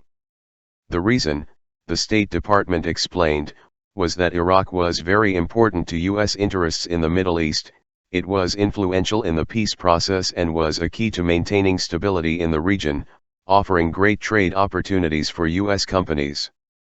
As is the norm, Saddam Hussein's crimes were of no account until he committed the crime of disobedience. And the West soon returned to tacit support for him against an even greater enemy, freedom and democracy in the Third World, as already discussed. Again, the lesson is clear, the priorities are profits and power, democracy in more than form is a threat to be overcome, human rights are of instrumental value for propaganda purposes, nothing more. Chapter 3, North-South/East-West Segment 12/14. As Symes had observed, one consequence of the Soviet collapse is that overt intervention became a more feasible option. It comes as small surprise, then, that Bush should inaugurate the post-Cold War era by invading Panama to save us from the archdemon Noriega, after a carefully designed propaganda campaign to which the press lent its considerable talents, even suppressing the fact that the invasion was accompanied by the announcement of new aid for Bush's friends in Beijing and Baghdad, who made Noriega look like a choir boy in comparison. Real interests again were served, U.S. business partners were placed back in power, the security forces were returned to U.S. control, and Washington was able to direct the fate of the Panama Canal. The meaning of the Cold War is once again dramatically illustrated, though the doctrinal system remains immune. The second act of post-Cold War aggression was Iraq's invasion of Kuwait on August 2, 1990, shifting Saddam Hussein overnight from moderate Huism proving to reincarnation of Attila the Hun. The US-UK alliance moved quickly to bar the diplomatic track for fear that peaceful means might defuse the crisis with a few token gains for their former friend, as the administration position was outlined by Times diplomatic correspondent Thomas Friedman in late August. Had these fears been realized, the invasion would have resembled the US invasion of Panama, an unacceptable outcome of course. The Times and its colleagues dutifully suppressed the opportunities for a negotiated Iraqi withdrawal that opened from mid-August, according to high-ranking U.S. officials.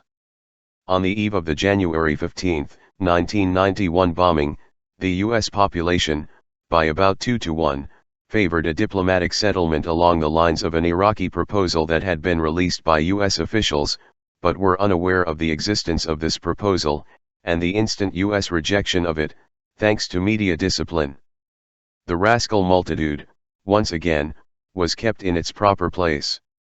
At no time was the administration called upon to present an argument for war rather than diplomacy, at least one that could not be refuted instantly by a literate teenager. The doctrinal institutions succeeded brilliantly in excluding every fundamental question that would have arisen in a functioning democracy. The war policy was also strongly opposed by the population in the region. The Iraqi democratic opposition, always rebuffed by Washington, hence the press, opposed U.S. policy throughout, the pre-August 1990 support for the Iraqi dictator, the refusal to explore peaceful means, and finally the tacit support for Saddam Hussein as he crushed the Shiite and Kurdish rebellions. One leading spokesman, banker Ahmed Chalabi, who described the outcome of the war as the worst of all possible worlds for the Iraqi people, attributed the U.S. stand to its traditional policy of supporting dictatorships to maintain stability. In Egypt, the one Arab ally with a degree of internal freedom, the semi-official press wrote that the outcome demonstrated that the United States only wanted to cut Iraq down to size and thus to establish its own unchallenged hegemony, in collusion with Saddam himself if necessary, agreeing with the savage beast on the need to block any progress and abort all hopes, however dim, for freedom or equality and for progress towards democracy. April 9. The media suppressed the basic facts throughout with their usual discipline. Thus, immediately after Egypt denounced the U.S. for colluding with Saddam, Times correspondent Alan Cowell informed the public of the strikingly unanimous view among the Arab allies in support of the U.S. position that whatever the sins of the Iraqi leader, he offered the West and the region a better hope for his country's stability than did those who have suffered his repression. April 11. The Times does deserve credit, however, for Friedman's lucid explanation of why we must seek some clone of Saddam Hussein to rule with an iron fist rather than face the threat of freedom for the people of Iraq, instability. The United Nations suffered further blows. The invasion of Kuwait was unusual in that the US and UK opposed an act of international violence, and thus did not pursue their usual resort to the veto or other means to block UN efforts to reverse the crime. But under US pressure, the Security Council was compelled to wash its hands of the matter, radically violating the UN Charter by leaving individual states free to act as they chose. Further US pressures prevented the Council from responding to the call of member states for meetings, as stipulated by Council rules that the United States had vigorously upheld when they served its interests. That Washington has little use for diplomatic means or institutions of world order, unless they can be used as instruments of its own power, has been dramatically illustrated in Southeast Asia, the Middle East, Central America, and elsewhere. Nothing is likely to change in this regard, including the efficiency with which the facts are concealed. In the case of Iraq, the disappearance of the Soviet deterrent was a crucial factor in the US-UK decision for war, as widely discussed. It might have been a factor in the invasion of Panama, as claimed by Reagan Latin America hand Elliott Abrams, who exulted that the US was now free to use force without fear of a Russian reaction. Hostility to functioning democracy in Central America continued without any change. As the Berlin Wall fell, elections were held in Honduras in an inspiring example of the democratic promise that today is spreading throughout the Americas, in George Bush's words. The candidates represented large landowners and wealthy industrialists, with close ties to the military, the effective rulers, under U.S. control. Their political programs were virtually identical, and the campaign was largely restricted to insults and entertainment. Human rights abuses by the security forces escalated before the election. Starvation and misery were rampant, having increased during the decade of democracy, along with capital flight and the debt burden. But there was no major threat to order, or to investors. At the same time, the electoral campaign opened in Nicaragua. Its 1984 elections do not exist in U.S. commentary. They could not be controlled, and therefore are not an inspiring example of democracy. Taking no chances with the long-scheduled 1990 elections, Bush announced as the campaign opened in November that the embargo would be lifted if his candidate won. The White House and Congress renewed their support for the Contra forces in defiance of the Central American presidents, the World Court, and the United Nations, rendered irrelevant by the U.S. veto. The media went along, continuing to suppress the U.S. subversion of the peace process with the diligence required on important affairs of state. Nicaraguans were thus informed that only a vote for the U.S. candidate would end the terror and illegal economic warfare. In Latin America, the electoral results were generally interpreted as a victory for George Bush, even by those who celebrated the outcome. In the United States, in contrast, the outcome was hailed as a victory for U.S. fair play, with Americans united in joy, Albanian style, as New York Times headlines put it.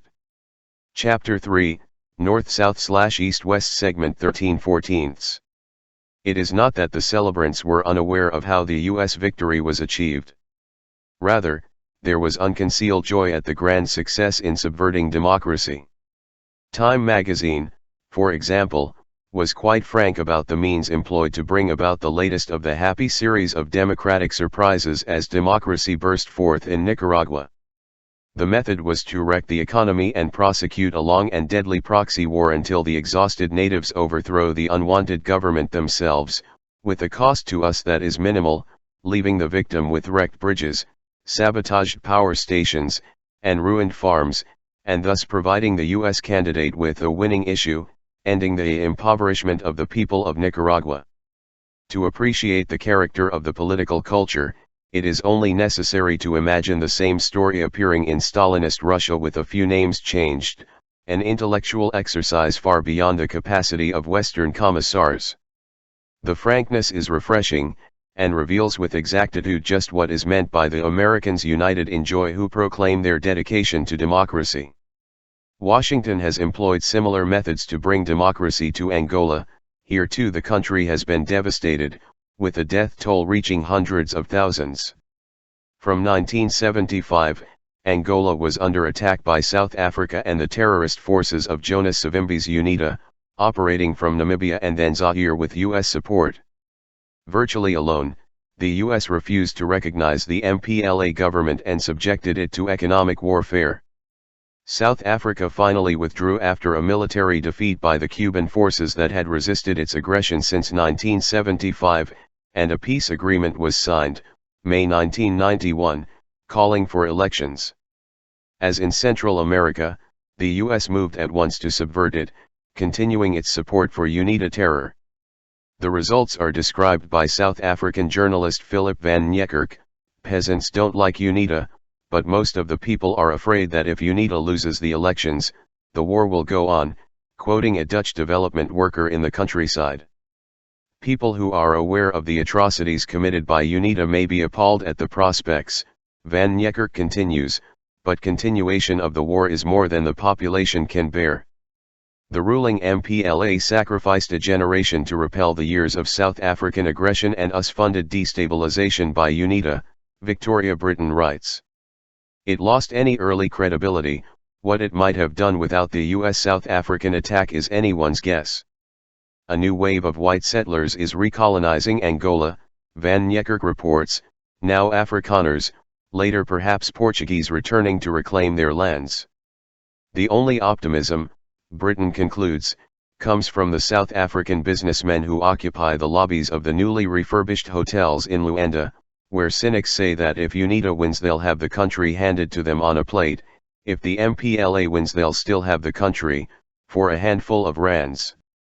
It is, again, only natural that at the dissident extreme, Anthony Lewis should laud the consistent American policy from the 1970s to help negotiate an end to the brutal civil war in Angola, and the successful pursuit by the Bush administration of a peaceful policy aiming at a political solution in Nicaragua. The traditional attitude toward democracy was reiterated by a Latin America Strategy Development Workshop at the Pentagon in September 1990. It concluded that current relations with the Mexican dictatorship are extraordinarily positive, untroubled by stolen elections, death squads, endemic torture, scandalous treatment of workers and peasants, and so forth. But a democracy opening in Mexico could test the special relationship by bringing into office a government more interested in challenging the U.S. on economic and nationalist grounds, the fundamental concern over many years. 38. Each year, the White House sends to Congress a report explaining that the military threat we face requires vast expenditures which, accidentally, sustain high-tech industry at home and repression abroad. The first post-Cold War edition was in March 1990. The Russians having disappeared from the scene, the report at last recognized frankly that the enemy is the Third World. U.S. military power must target the Third World, it concluded, primarily the Middle East, where the threats to our interests could not be laid at the Kremlin's door, a fact that can now be acknowledged, the Soviet pretext having disappeared. For the same reason, the threat now becomes the growing technological sophistication of Third World conflicts. The U.S. must therefore strengthen its defense industrial base, with incentives to invest in new facilities and equipment as well as in research and development, and develop further forward-basing and counterinsurgency and low-intensity conflict capacities. In brief, the prime concerns continue to be power within the rich men's club, control of the service areas, and state-organized public subsidy for advanced industry at home. Democracy must be opposed with vigor, except in the PC sense of unhampered business rule. Human rights retain their usual irrelevance. Policies remain stable, adapted to new contingencies, with parallel adjustments by the cultural managers.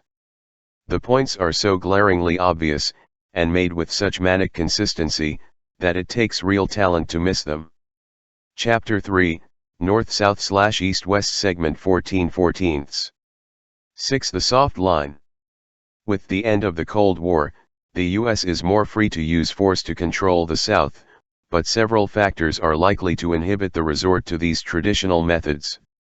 Among them are the successes of the past years in crushing popular nationalist and reform tendencies, the elimination of the communist appeal to those who hope to plunder the rich, and the economic catastrophes of the last decade. In light of these achievements, limited forms of diversity and independence can be tolerated with less concern that they will lead to a challenge to ruling business interests. Control can be exercised by economic measures, the IMF regimen, selective resort to free trade measures, and so forth. Democratic forms are tolerable, even preferable, as long as stability is ensured. If this dominant value is threatened, the iron fist must strike. Another inhibiting factor is that the domestic base for foreign adventures has eroded. An early Bush administration national security policy review concluded that much weaker enemies, meaning any acceptable target, must be defeated decisively and rapidly, because domestic political support is so thin. 40 Another problem is that other centers of economic power have their own interests, though the defense planning study cited earlier is correct in noting that basic interests are shared, notably, the concern that the Third World fulfill its service function. And the increasing internationalization of the economy gives a somewhat new cast to interstate competition, as already discussed. These are factors of growing importance. The use of force to control the Third World is a last resort. Economic weapons are more efficient, when feasible. Some of the newer mechanisms can be seen in the GATT negotiations. Western powers call for liberalization when that is in their interest, and for enhanced protection when that is in their interest. One major U.S. concern is the new themes, guarantees for intellectual property rights, such as patents and software, that will enable TNCs to monopolize new technology, and removal of constraints on services and investment, which will undermine national development programs in the Third World and effectively place economic and social policy decisions in the hands of TNCs and the financial institutions of the North. These are issues of greater magnitude than the more publicized conflict over agricultural subsidies, according to William Brock, head of the Multilateral Trade Negotiations Coalition of major U.S. corporations. In general, each of the wealthy industrial powers advocates a mixture of liberalization and protection, the multi-fiber arrangement and its extensions, the US-Japan Semiconductor Agreement, voluntary export arrangements, etc., designed for the interests of dominant domestic forces, and particularly for the TNCs that are to run the world economy. The effects would be to restrict Third World governments to a police function to control their working classes and superfluous population, while TNCs gain free access to their resources and monopolize new technology and global investment and production, and of course are granted the central planning, allocation, production, and distribution functions denied to governments, unacceptable agents because they might fall under the influence of popular pressures reflecting domestic needs. The outcome may be called free trade for doctrinal reasons, but it might more accurately be described as a system of world economic governance with parameters defined by the unregulated market and rules administered by supranational banks and corporations.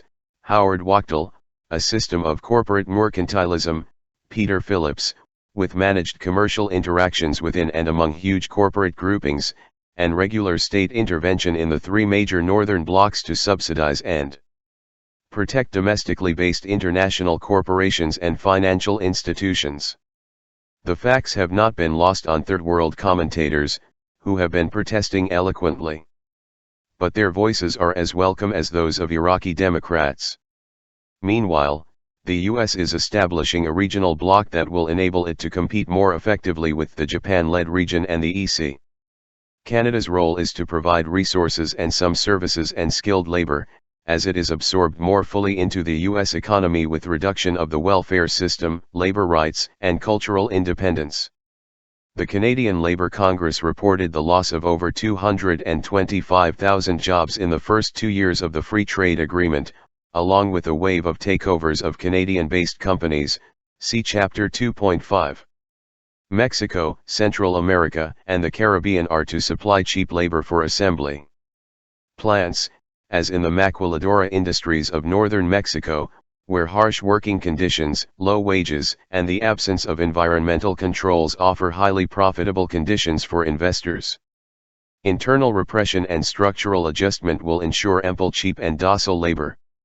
These regions are also to provide export crops and markets for U.S. agribusiness. Mexico and Venezuela are also to provide oil, with U.S. corporations granted the right to take part in production, reversing efforts at domestic control of natural resources. The press failed to give Bush sufficient credit for his achievements in his fall 1990 tour of Latin America. Mexico was induced to allow U.S. oil companies new access to its resources, a policy goal of a half-century. U.S. companies will now be able to help Mexico's nationalized oil company, as the Wall Street Journal prefers to construe the matter. Our fondest wish for many years has been to help our little brown brothers, and at last the ignorant peons will allow us to cater to their needs. Such policies are to be extended to appropriate sectors of South America. And, crucially, the United States will attempt to maintain its dominant influence over Gulf oil production and the profits that derive from it. Other economic powers, of course, have their own ideas, and potential sources of conflict abound. There are many familiar reasons why wealth and power tend to reproduce. It should, then, come as little surprise that the Third World continues to fall behind the North. UN statistics indicate that as a percent of developed countries, Africa's GDP per capita, minus South Africa, declined by about 50% from 1960 to 1987. The decline was almost as great in Latin America. 44. For similar reasons, within the rich societies themselves, large sectors of the population are becoming superfluous by the reigning values and must be marginalized or suppressed, increasingly so in the past 20-year period of economic stagnation and pressures on corporate profit. As noted earlier, societies of the North, notably the United States, are taking on certain Third World aspects. The distribution of privilege and despair in a society with the enormous advantages of ours is not, of course, what one finds in Brazil or Mexico. But the tendencies are not hard to see. In general, prospects for the overwhelming majority at home and abroad are not auspicious, in the new imperial age. Part 2. High Principles. Chapter 4. Democracy and the Market. 1. The freedom that counts. Among global planners, few captured the essence of policy more clearly than George Kennan when he advised in 1948 that if we are to maintain the disparity between our wealth and the poverty of others, we must put aside idealistic slogans and keep to straight power concepts. Deviation from these guidelines is rare. Such ideals as democracy and the market are well and good, as long as the tilt of the playing field guarantees that the right folks win. If the rascal multitude try to raise their heads, they must be beaten into submission in one or another way. In the Third World, outright violence often suffices. If market forces interfere with domestic privilege, free trade is quickly cast to the flames. The truth of the matter was well articulated by a U.S. banker in Venezuela under the murderous Pérez Jiménez dictatorship: "You have the freedom here to do what you want to do with your money, and to me, that is worth all the political freedom in the world." That about sums it up. These doctrines are too deeply rooted in institutional structures to be seriously challenged within the ruling state-corporate nexus. It can, on occasion, produce someone who will deliver moral lessons on human rights. But when some real interest is at stake, the rhetoric is quickly shelved, say, when it is necessary to support virtual genocide in Timor, to protect Somoza's National Guard while it is slaughtering thousands of civilians, or to tilt towards China and Pol Pot, to select a few examples from the period of an unusual deviation toward high principle. The consistent practice is illustrated over a broad range throughout this discussion and in sources cited.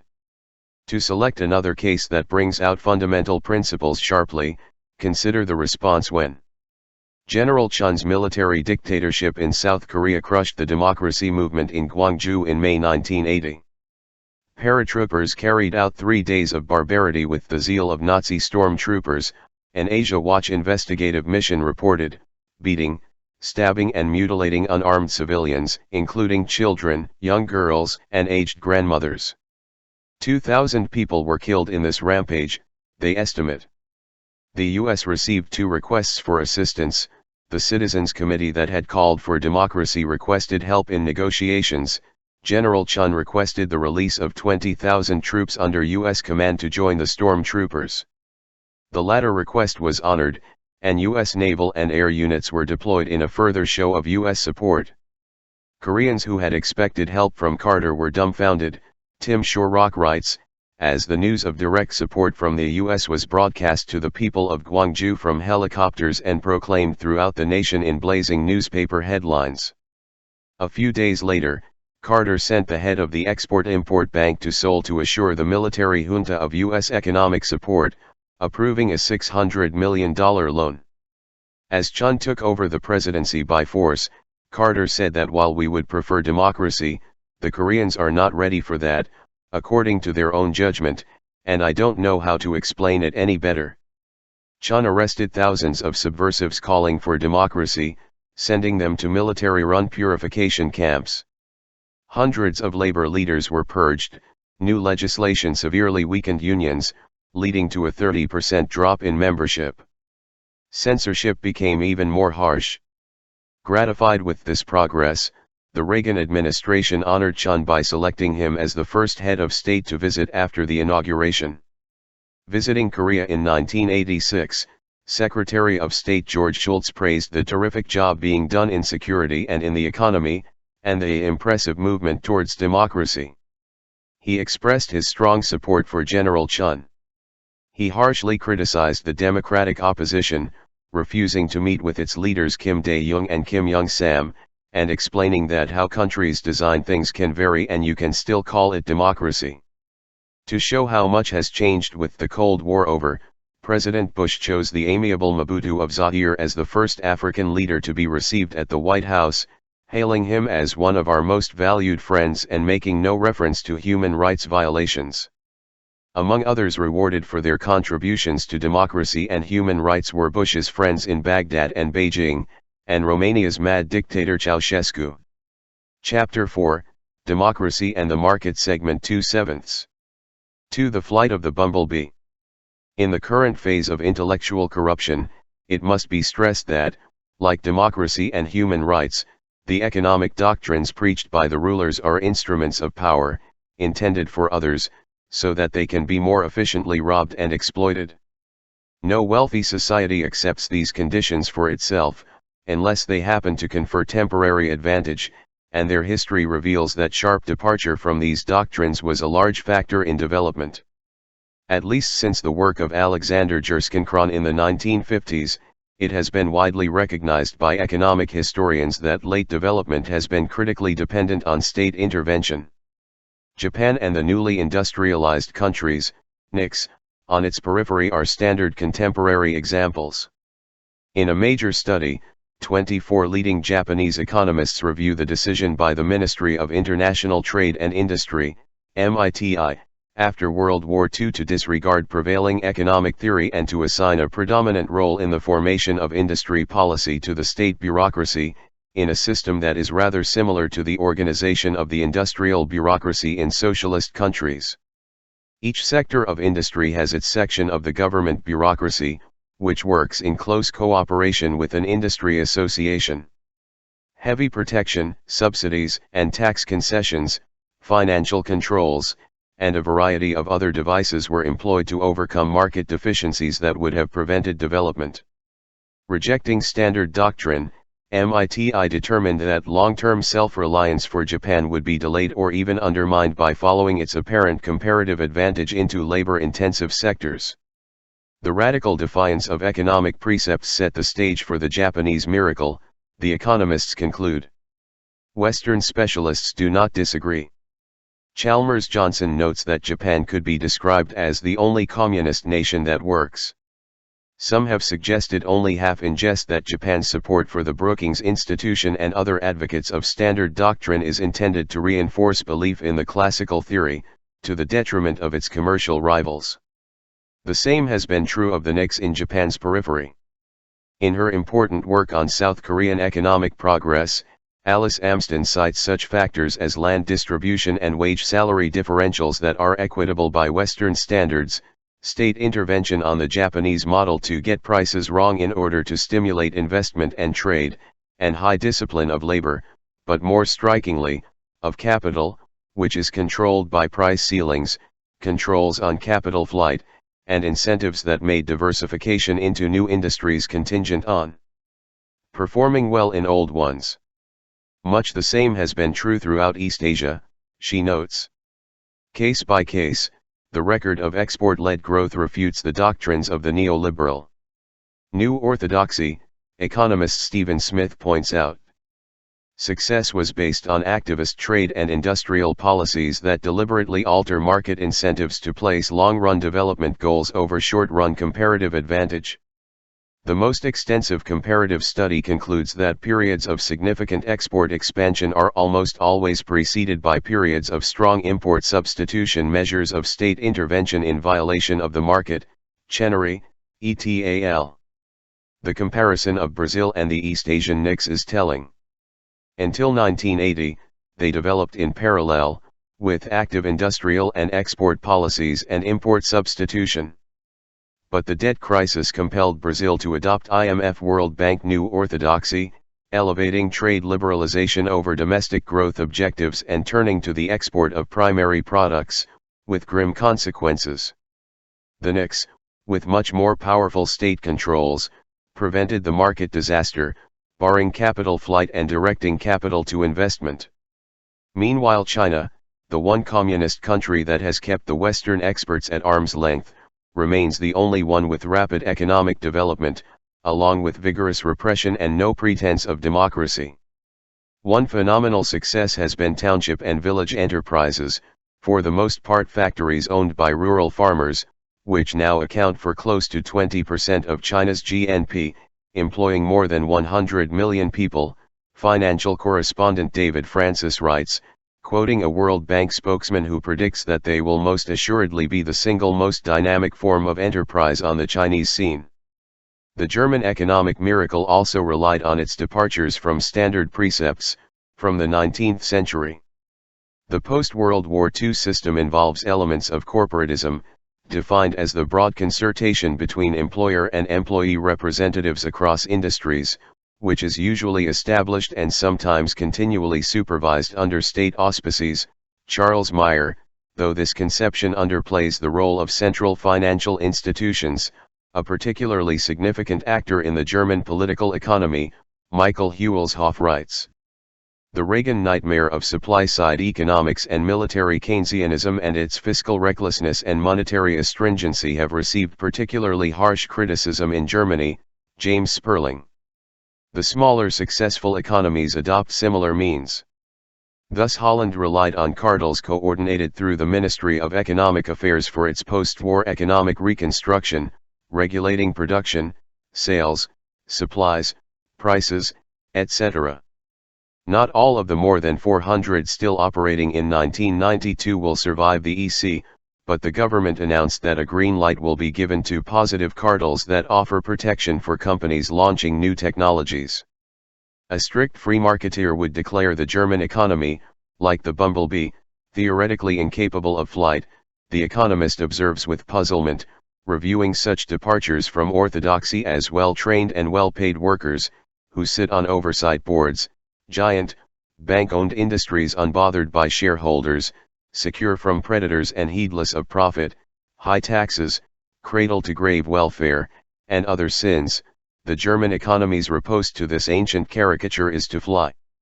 The theory remains in force, however. Low wages do not appear to have been a major factor in late development, however attractive they may be to TNCs.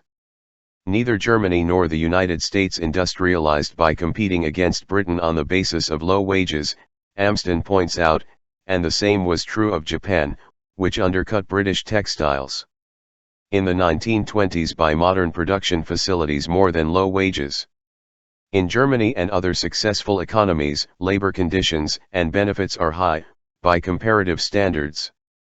A study of industrial productivity by MIT specialists notes further that Germany, Japan, and other countries that maintain the craft tradition with more direct participation of skilled workers in production decisions have been more successful in modern industry than the United States, with its tradition of deskyling and marginalizing workers in the mass production model, lessened hierarchy, responsibility in the hands of production workers, and training in new technologies has also improved results in the U.S., they conclude. Economist David Felix makes a similar point in comparing Latin America and East Asia.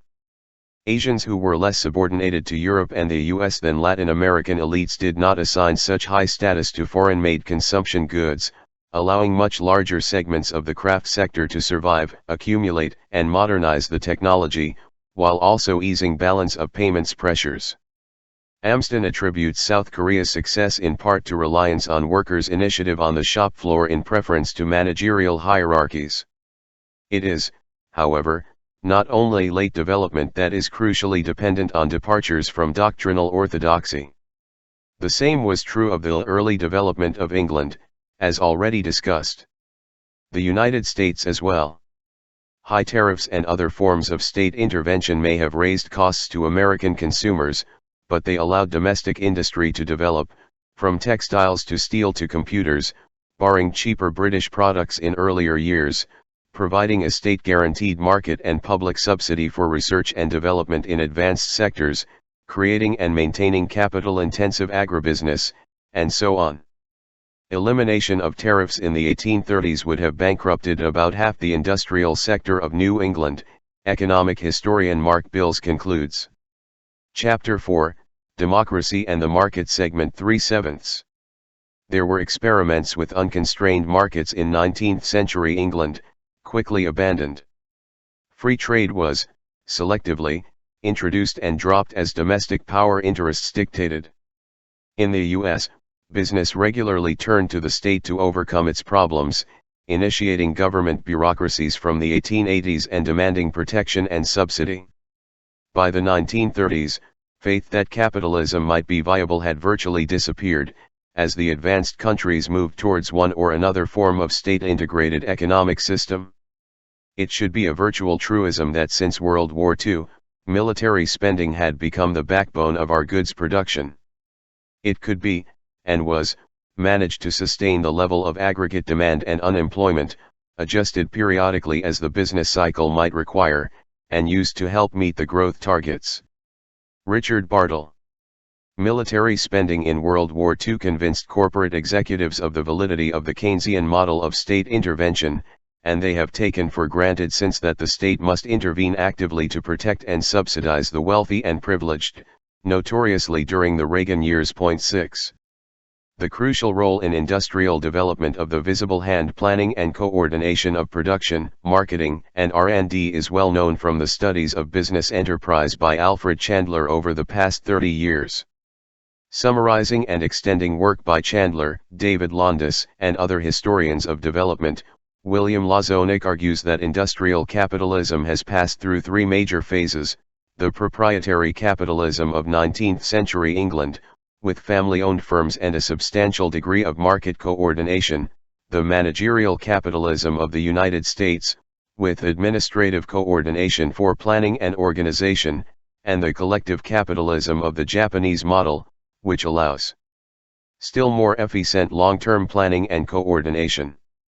In each case, private enterprise has relied extensively on the state power that it largely controls, though in different ways. The TNCs extend these internally coordinated, state-supported systems worldwide. 7. Import substitution through state intervention is about the only way anybody's ever figured out to industrialize, development economist Lance Taylor observes. In the long run, there are no laissez-faire transitions to modern economic growth. The state has always intervened to create a capitalist class, and then it has to regulate the capitalist class, and then the state has to worry about being taken over by the capitalist class, but the state has always been there. Furthermore, state power has regularly been invoked by investors and entrepreneurs to protect them from destructive market forces, to secure resources, markets, and opportunities for investment, and in general to safeguard and extend their profits and power. With the conventional pretext gone, Washington sought new ways to maintain the subsidy to advanced industry. One method is foreign arms sales, which also help alleviate the balance of payments crisis. As the Cold War came to a definitive end, the Bush administration created a Center for Defense Trade to stimulate arms sales while proposing government guarantees of up to $1 billion in loans for purchase of U.S. arms. The Defense Security Assistance Agency was reported to have sent more than 900 officers to some 50 countries to promote U.S. weapons sales. Pentagon officials trace the policy to a July 1990 order that embassy officials should expand their assistance to U.S. arms exporters. The Gulf War was then prominently featured as a sales promotion device. At a Pentagon industry conference in May 1991, industry officials asked the government to pick up the costs of U.S. military equipment and personnel sent to contractor trade shows around the world for sales promotion. The Pentagon agreed, reversing a 25-year policy. The first taxpayer-funded display was at the June 1991 Paris Air Show.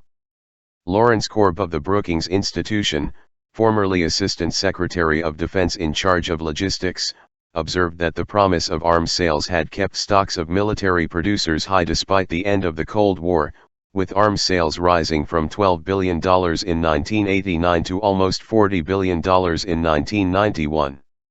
Moderate declines in purchases by the U.S. military were more than offset by other arms sales by U.S. companies.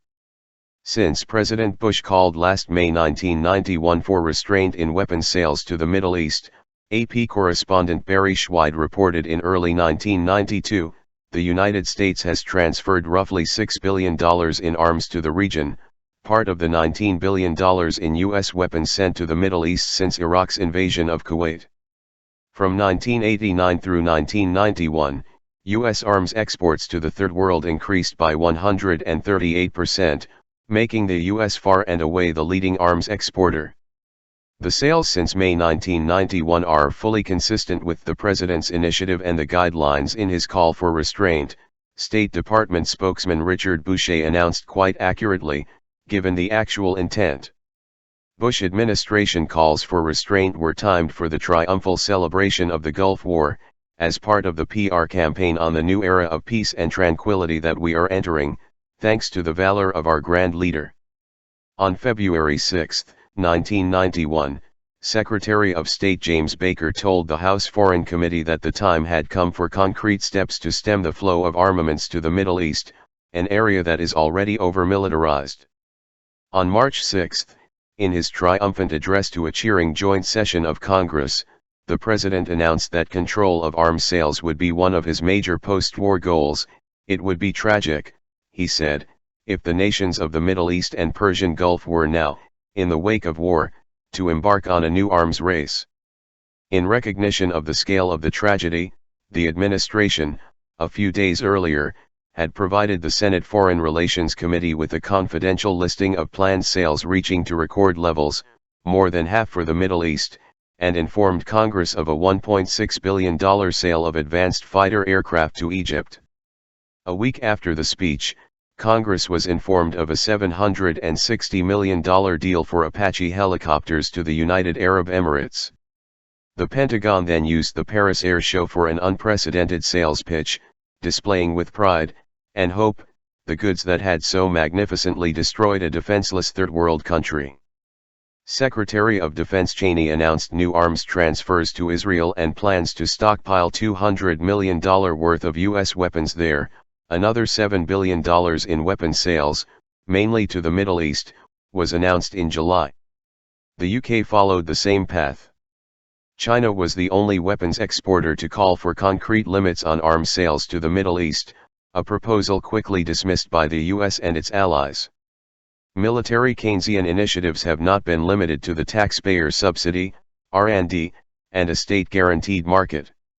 While the US lags far behind nations like Japan and Germany in per capita spending on foreign economic aid, William Hartung points out, about one-third of its foreign aid budget is devoted to direct grants or loans to foreign governments for the purchase of U.S. military equipment, Other programs are shaped to the same ends.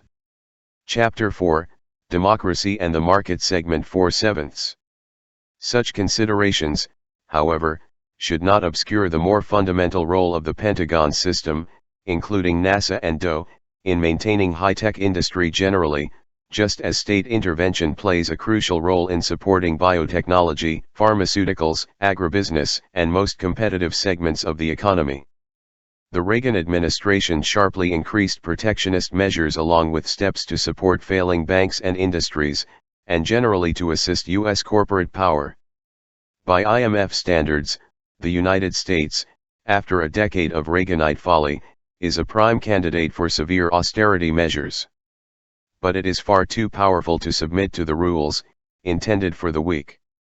As noted, the World Bank now estimates that protectionist measures of the industrial countries keeping pace with free market bombast reduce the national income of the South by twice the amount of the official development assistance. The latter may help or harm the recipients, but that is incidental. Typically, it is a form of export promotion. One notable example is the Food for Peace program, designed to subsidize U.S. agribusiness and induce others to become dependent on us for food, Senator Hubert Humphrey, and to promote the global security network that keeps order in the Third World by requiring that local governments use counterpart funds for armaments, thus also subsidizing U.S. military producers. A more significant case is the Marshall Plan. Its goal was to avert economic, social, and political chaos in Europe, contain communism, meaning not Soviet intervention but the success of the indigenous communist parties, prevent the collapse of America's export trade, and achieve the goal of multilateralism, and provide a crucial economic stimulus for individual initiative and private enterprise both on the continent and in the United States, undercutting the fear of experiments with socialist enterprise and government controls, which would jeopardize private enterprise in the United States as well, Michael Hogan, in the major scholarly study. The Marshall Plan also set the stage for large amounts of private U.S. direct investment in Europe, Reagan's Commerce Department observed in 1984, establishing the basis for the modern TNCs, which prospered and expanded on overseas orders. Fueled initially by the dollars of the Marshall Plan and protected from negative developments by the umbrella of American power, Business Week observed in 1975, lamenting that this golden age of state intervention might be fading away.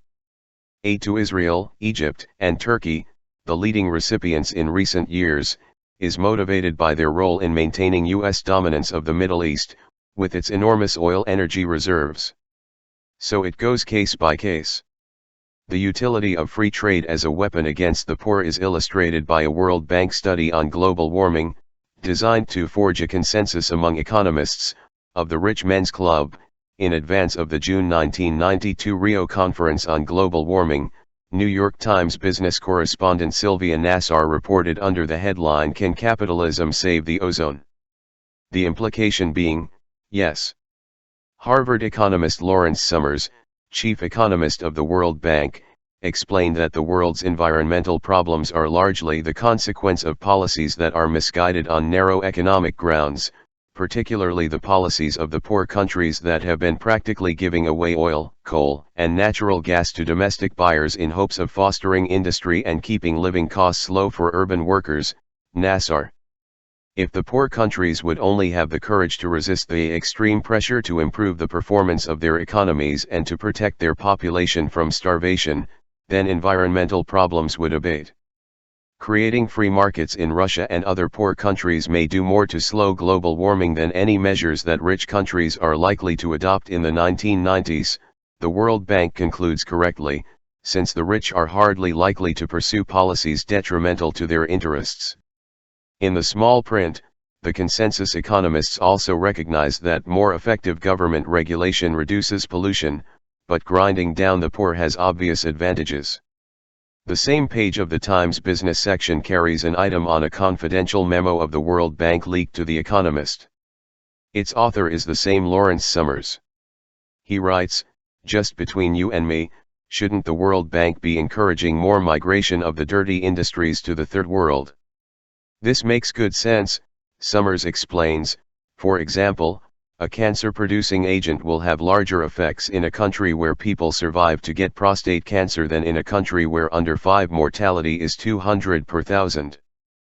Poor countries are underpolluted, and it is only reasonable to encourage dirty industries to move to them.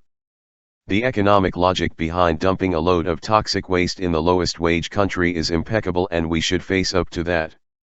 To be sure, there are arguments against all of these proposals for exporting pollution to the Third World: intrinsic rights to certain goods, moral reasons, social concerns, lack of adequate markets, etc.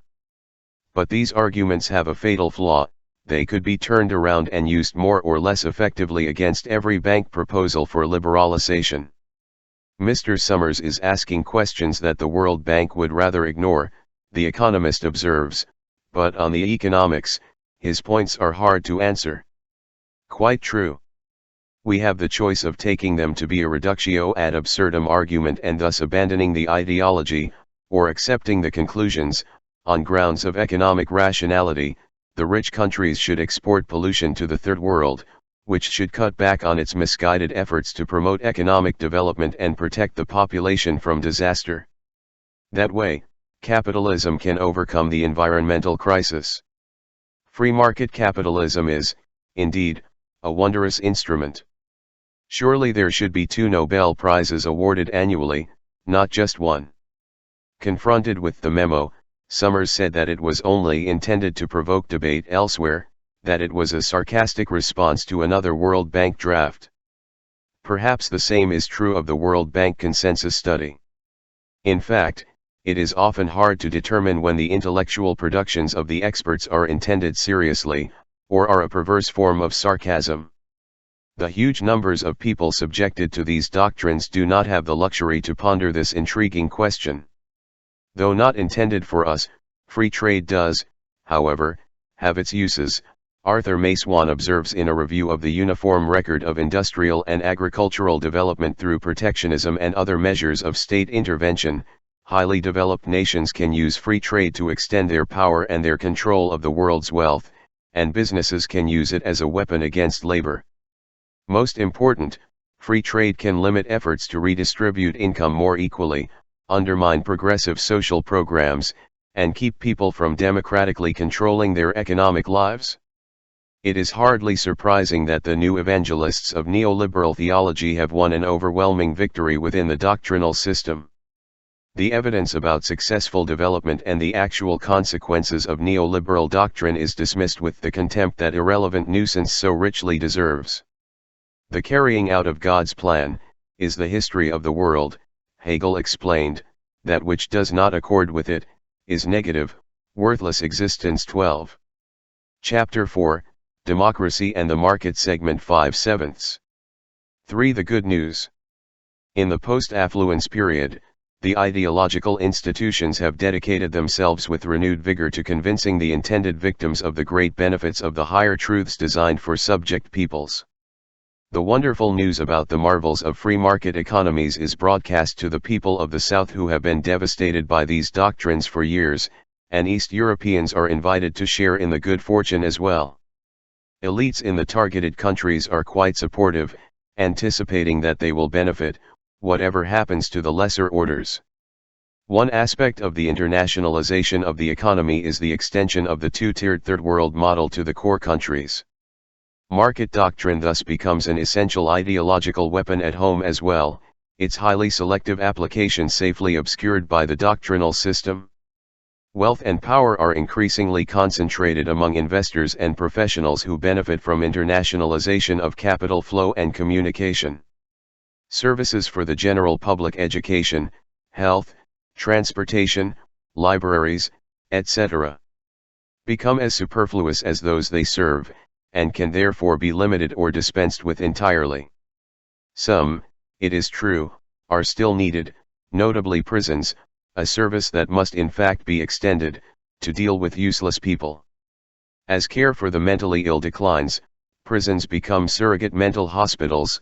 A study of the National Alliance for the Mentally Ill and Ralph Nader's Public Citizen observes.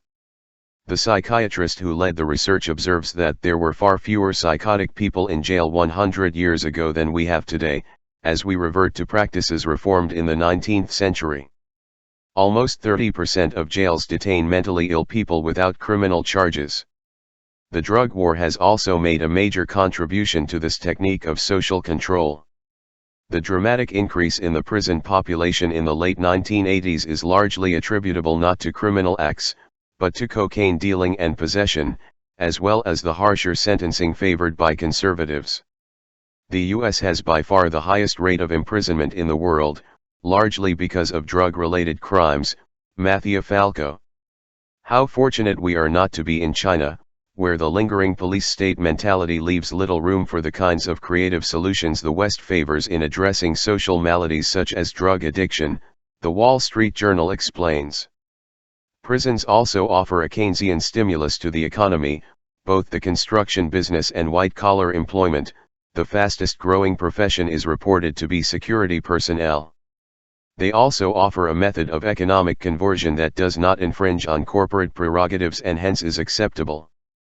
Fort Devens top pick for U.S. prison, a front-page Boston Globe headline happily proclaims, the new federal prison may overcome the harm to the local economy when the Army base closes. 13.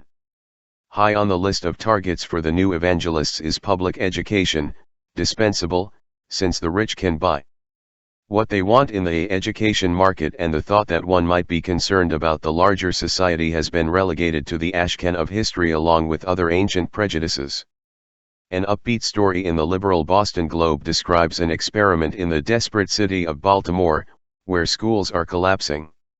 Several schools are being handed over to a for-profit company that will introduce the entrepreneurial spirit, private sector efficiency and a new educational model, means, for example, hiring non-union custodians and placing special education students into mainstream classrooms.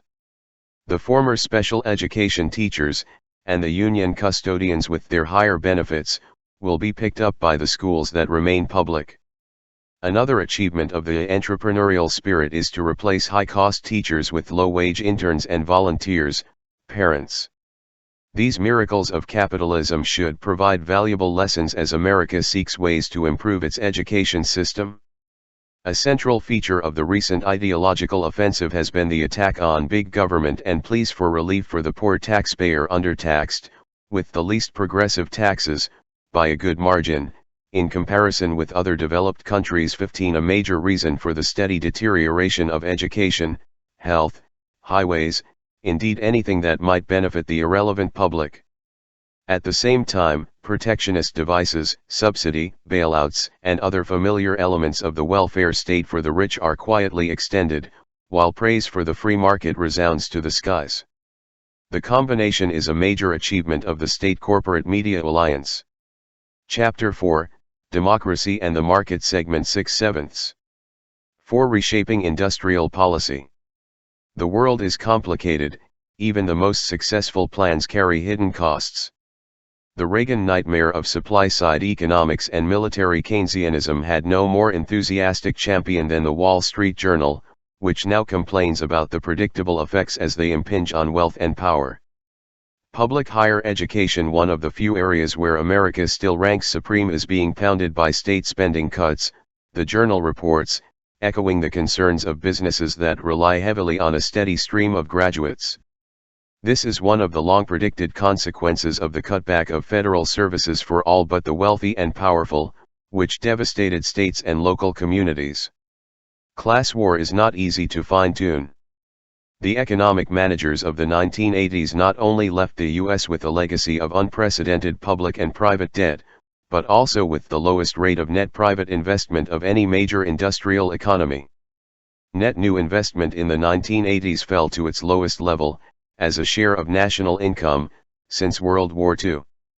In 1989 to 1990, the U.S. fell behind Japan in absolute level of industrial investment, with a population twice as large. The U.S. position in high-tech industry also declined. Another legacy of the nightmare is a decline of spending for research and development like health and education, investment for the future. R&D has fallen to perilous levels. The policy-making arm of the National Science Foundation, National Science Board, reported in a 1992 study. Corporate spending, which had risen steadily before, virtually leveled, in constant dollars, from 1985. These trends, if continued, would be fatal to the technological competitiveness of the U.S., the co-chairman said. Blaming bad management practices and corporate debt, the NSB reports that the U.S. falls below its major trade competitors in total R&D, and 25% below in non-military industrial R&D. Corporate debt reached such levels that by the time the recession began in July 1990, corporate interest rates were absorbing 44% of pre-tax profits, more than double the average for the 1960s and 1970s, economist Robert Pollin writes. Borrowing was used for consumption and financial speculation, including $1 trillion spent on mergers and acquisitions, with no indication of economic rationalization but ample evidence of a heavy debt burden, and a decline of 5% in corporate R&D as compared to a 5% increase for companies not involved in these practices, the NSF reported, for 1986 to 1987. For 40 years, U.S. industrial policy has been based on the Pentagon system, with its regular stimulus to high-tech industry and state-guaranteed market to cushion management decisions. When a government stimulus was needed, a threat to our existence could readily be concocted: the Korean War in 1950, Kennedy's missile gap, the impending Russian takeover of the world, and the window of vulnerability in the late Carter-early Reagan years. The fakery was evident in each case, but Soviet power and tyranny were real enough, and that sufficed. Massive state intervention in the economy provided the U.S. with a comfortable lead in advanced sectors of technology. It served as an important pillar of the economy, ideologists and business leaders now concede as they lament the passing of the Soviet threat, which could always be invoked to keep the government crutch in place. In the post-World War II period, military spending has led the way out of recession, a senior economist at the Boston Federal Reserve Bank observes, and there has never been a time when a rise in defense spending would mean more for the economy than now. Many economists consider the major factor in the Bush recession to be the cutback in military procurement orders placed with factories, which have not only accounted for a healthy segment of the output of goods and services but have had a substantial multiplier effect, creating jobs in companies that produce consumer goods for the relatively high-paid workers in companies that are profitable thanks to the taxpayer subsidy. The impact is bigger than you can see by just looking at the numbers, conservative economist Herbert Stein of the American Enterprise Institute notes. The abrupt dissolution of the Soviet Union has undermined the device instituted to maintain the economy after World War II, Times economics correspondent Louis Uchitel reports, and leading military companies like General Electric are in trouble, as is high-tech industry generally. The old pretexts are gone, and it is no longer so simple to hail the virtues of free market capitalism while feeding at the public trough. New methods are needed. At the same time, the cutting edge is shifting towards other areas, notably biotechnology. Like other competitive sectors of the economy, the pharmaceutical and health industries and agribusiness have always benefited from a state-organized subsidy for research, development, and marketing. These areas are now gaining a greater role in planning for the years ahead. In the early post-war years, research would spin off electronics and computer firms. Today, biotech firms are springing up around the same research institutions, by rather similar mechanisms. The U.S. National Institutes of Health are engaged in what the Wall Street Journal calls the biggest race for property since the Great Land Rush of 1889, in this case, staking U.S. patent claims to thousands of pieces of genetic material DNA that NIH scientists are certain are fragments of unknown genes. The purpose, the NIH explains, is to ensure that U.S. corporations dominate the biotechnology business, which the government expects to be generating annual revenue of $50 billion by the year 2000, and vastly more beyond. A patent for a basic human blood cell could allow a California company to corner the market for a broad array of life-saving technologies, to cite merely one example. The biotech business took off after a 1980 Supreme Court decision granting a patent for an oil-dissolving microorganism developed through genetic engineering, the journal observes. Medical procedures such as bone marrow transplants and gene-based therapies will also be protected by patent. The same could be true of engineered animals and seeds. We are now speaking of control of the essentials of life. By comparison, electronics deals with mere conveniences. Foreign governments that are able to intend to retaliate. The scientific community at home and abroad has also expressed its opposition to these efforts. One cynical researcher remarked that as government industry efforts are proceeding, someday parents might have to pay royalties for having children. A meeting at the National Academy of Sciences sent a strong message that the U.S. and international genetics community is still vehemently opposed to NIH's moves, Science magazine reports. Representatives of leading U.S. and European scientific organizations argued that if the NIH is allowed to go ahead, it will start a patent stampede that will destroy international collaboration and hinder product development. The first South-North Human Genome Conference passed a unanimous resolution saying that intellectual property should be based on the uses of sequences rather than the sequences themselves, and leading European scientists called for an international treaty to block patenting of gene sequences as such. A representative of the U.S. Industrial Biotechnology Association noted that industry has reservations too, but the organization believes that NIH had no choice but to file the applications, and NIH Director Bernardine Healy said that NIH will proceed in order to protect its options and those of the taxpayer, the latter phrase being one of the euphemisms for those who stand to profit, and for whom social policy is regularly designed in state capitalist welfare states, for the rich. In March 1992, Senator Mark Hatfield introduced legislation calling for a moratorium on patenting of genetically related organisms, but withdrew it after it drew widespread industry opposition and in particular sparked an all-out lobbying effort by the Industrial Biotechnology Association, the newsletter of the health research industry reported. Administration officials also lobbied against the amendment, as did the Congressional Biotechnology Caucus. A moratorium would lead us to forfeit our lead in biotechnology, where patent rights are a key to the large private investment needed for product development, the Secretary of Health and Human Services asserted. Meanwhile, a study of the National Academy of Sciences and Engineering proposed a $5 billion quasi-governmental company to channel federal money into private applied research, publicly funded research that will yield private profit. Another report, entitled The Government Role in Civilian Technology, Building a New Alliance, calls for new efforts to extend the close and long-standing government-industry relationship that has helped to establish the commercial biotechnology industry. It recommends a government-funded civilian technology corporation to assist U.S. industry to commercialize technology by encouraging cooperative R&D ventures in pre-commercial areas. The ventures will be cooperative with the public paying the costs up to the point of product development. At that point costs change to profits, and the public hands the enterprise over to private industry. The vile maxim of the masters has a corollary in the state capitalist societies: public subsidy, private profit. A few weeks after these reports appeared, the head of the NIH project resigned along with virtually his entire staff to set up a private laboratory, with a stake of $70 million from a group of venture capitalists. The chairman of the funding corporation said he had suddenly realized that there was an international race to lock up the human genome, and that the NIH lacked the funds to win.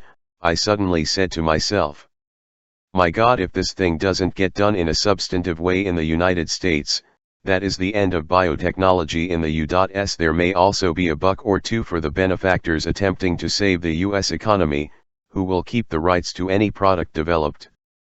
Scientists are aghast at the possibility that the human genome could be locked up and owned by private investors, also noting that the technique used to isolate the gene leaves the scientific work discovering the function of the already patented gene to be done by others.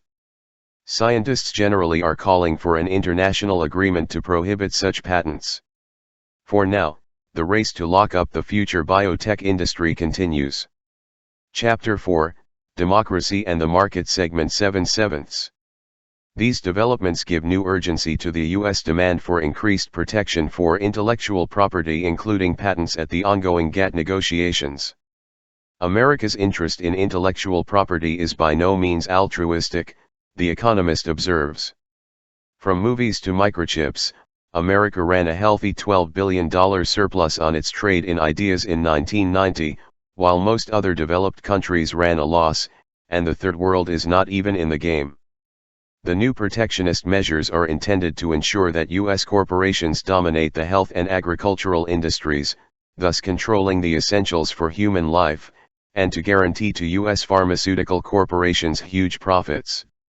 Prices of the 20 most used prescription drugs rose at 4 times the inflation rate from 1984 to 1991, a 1992 study revealed, yielding skyrocketing profits for the drug companies. Nearly half the 10% annual increase was devoted to marketing, profits, and administrative expenses. Basic biomedical research has long been heavily subsidized by United States taxpayers, the New York Times business pages observe, and high-tech pharmaceuticals owe their origin largely to these investments and to government scientists, funded by billions of taxpayer dollars. But drugs created with a public subsidy are priced beyond the reach of those who pay for their development, let alone the bulk of the world's population. Protection of intellectual property is designed to guarantee monopoly profits to the publicly subsidized corporations, not to benefit those who pay, and the South must be denied the right to produce drugs, seeds, and other necessities at a fraction of the cost. On similar grounds, the U.S. refused to sign the Treaty on Preserving the World's Biological Species.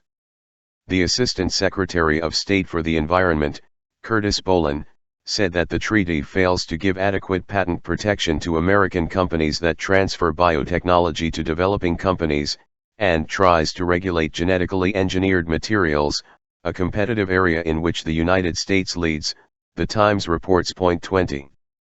The U.S. International Trade Commission estimates that U.S. companies stand to gain $61 billion a year from the Third World if intellectual property rights are protected in accord with U.S. demands, a cost to the South of somewhere between $100 to $300 billion when extrapolated to the other industrial countries, dwarfing the debt service flow of capital from South to North. The same U.S. demands will require poor farmers to pay royalties to TNCs for seeds, denying them the traditional right to reuse seeds from their harvests. Cloned varieties of commercial crops exported by the South, palm oil, cotton, rubber, etc., will also be commercial property, subject to increased royalties. The main beneficiaries will be the core group of less than a dozen seeds and pharmaceuticals companies which control over 70% of world seeds trade, and agribusiness generally, Kevin Watkins observes. While the U.S. seeks to ensure monopoly control for the future, the drug companies it protects are cheerfully exploiting the accumulated knowledge of indigenous cultures for products that bring in some $100 billion profits annually, offering virtually nothing in return to the native people who lead researchers to the medicines, seeds, and other products they have developed and refined over thousands of years. The annual world market value for medicines derived from medicinal plants discovered from indigenous peoples is US $43 billion, ethnobotanist Daryl Posey estimates. Less than 0.001% of the profits from drugs that originated from traditional medicine have ever gone to the indigenous people who led researchers to them. Profits of at least the same scale derive from natural insecticides, insect repellents, and plant genetic materials, he believes. The international seed industry alone accounts for some $15 billion a year, based in large measure on genetic materials from crop varieties selected, nurtured, improved, and developed by innovative Third World farmers for hundreds, even thousands of years, Maria Elena Hurtado adds. Point 22. Only the knowledge of the rich and powerful merits protection. The director of India's Working Group on Patent Laws comments that the levels of contradiction and hypocrisy are breathtaking. The rich call for competitiveness, but what they want is monopoly. It is blackmail. They are seeking to do through economic rules what formerly the powerful did through armies of invasion and occupation. The manager of a Bombay drug company adds that the West protected their own infant industries, and they pirated the world to create wealth, and they now preach to other countries to practice what they never did themselves. The developed countries only permitted product patents after their domestic industry and infrastructure were well established. Germany allowed product patents in pharmaceuticals only in 1966, Japan in 1976, Italy in 1982. The effect of the new economic rules will be to prevent such countries as India from manufacturing life-saving drugs at a fraction of the cost charged by the state-subsidized corporations of the rich countries. Like other developed countries, the US did not abide by the rules it now seeks to impose. In the 19th century, the US rejected foreign claims to intellectual property rights on grounds that they would hamper its economic development. Japan followed the same course. And today, the concept of intellectual property rights is finely crafted to suit the needs of the powerful. Exactly as in the case of free trade, Churchill's disruptive hungry nations with their indecent clamor are to be denied the methods that were used by the rich men dwelling at peace within their habitations. The array of plans of the rulers is viewed from the South as an act of unbridled piracy, Watkins observes, given that the genetic materials used by the Western corporations to create their patented and protected products are derived from third-world crops and wild plants, cultivated, refined, and identified over countless generations. The seed and pharmaceutical companies thus reap monopoly profits, while the genius of the third-world farmers, past and present, in selecting and developing individual seed strains goes unrewarded. The New World Order as a whole is described by Egypt's leading newspaper, Al Ahram, as codified international piracy, referring in this case to Bush administration maneuvers to set up a confrontation with Gaddafi for domestic political purposes in the routine manner. The terminology is apt enough. The unbridled piracy takes on increased urgency as indigenous agriculture and knowledge are undermined by pressures on the South to abandon production for domestic needs in favor of ecologically unsustainable agro-export in the interests of the TNCs. One consequence is that the world's biological resources mostly in the South are in decline, raising the danger of disease and blight to potentially quite serious levels. To whatever extent biotechnology may provide a remedy, the effect again will be to transfer power and wealth to the world rulers, if the demands of the corporations for increased protection are implemented. That they will be is almost a foregone conclusion, given the distribution of power and the insulation of decision-making from public interference in the new imperial age of year 501. Chapter 5. Human Rights, the Pragmatic Criterion. 1. Reality and its abuse. Prominent among the high principles to which we are dedicated, alongside of democracy and the market, stands human rights, which became the soul of our foreign policy, fortuitously, just at the moment when popular revulsion over monstrous crimes had become difficult to contain. It is recognized, to be sure, that our service to the cause of humanity is not entirely without flaw. By granting idealism a near exclusive hold on our foreign policy, we go too far, press thinkers warn, quoting high-ranking officials. This nobility puts us at a disadvantage in dealing with the fierce savages of whom Justice Marshall warned, a problem that has bedeviled Europe throughout its history of encounters. The Korean War raised serious questions as to how the soft, humanitarian West could compete with such people as the ruthless Asian leaders, top Kennedy advisor Maxwell Taylor wrote. Taylor's uncomfortable thoughts about the future of the West in Asia were echoed by leading liberal critics of the Vietnam War as it spiraled out of control. The Asian poor used the strategy of the weak, inviting us to carry our strategic logic to its conclusion, which is genocide, but we are unwilling to destroy ourselves, by contradicting our own value system. Soft humanitarians, we feel that genocide is a terrible burden to bear. William Pfaff, Townsend Hoops.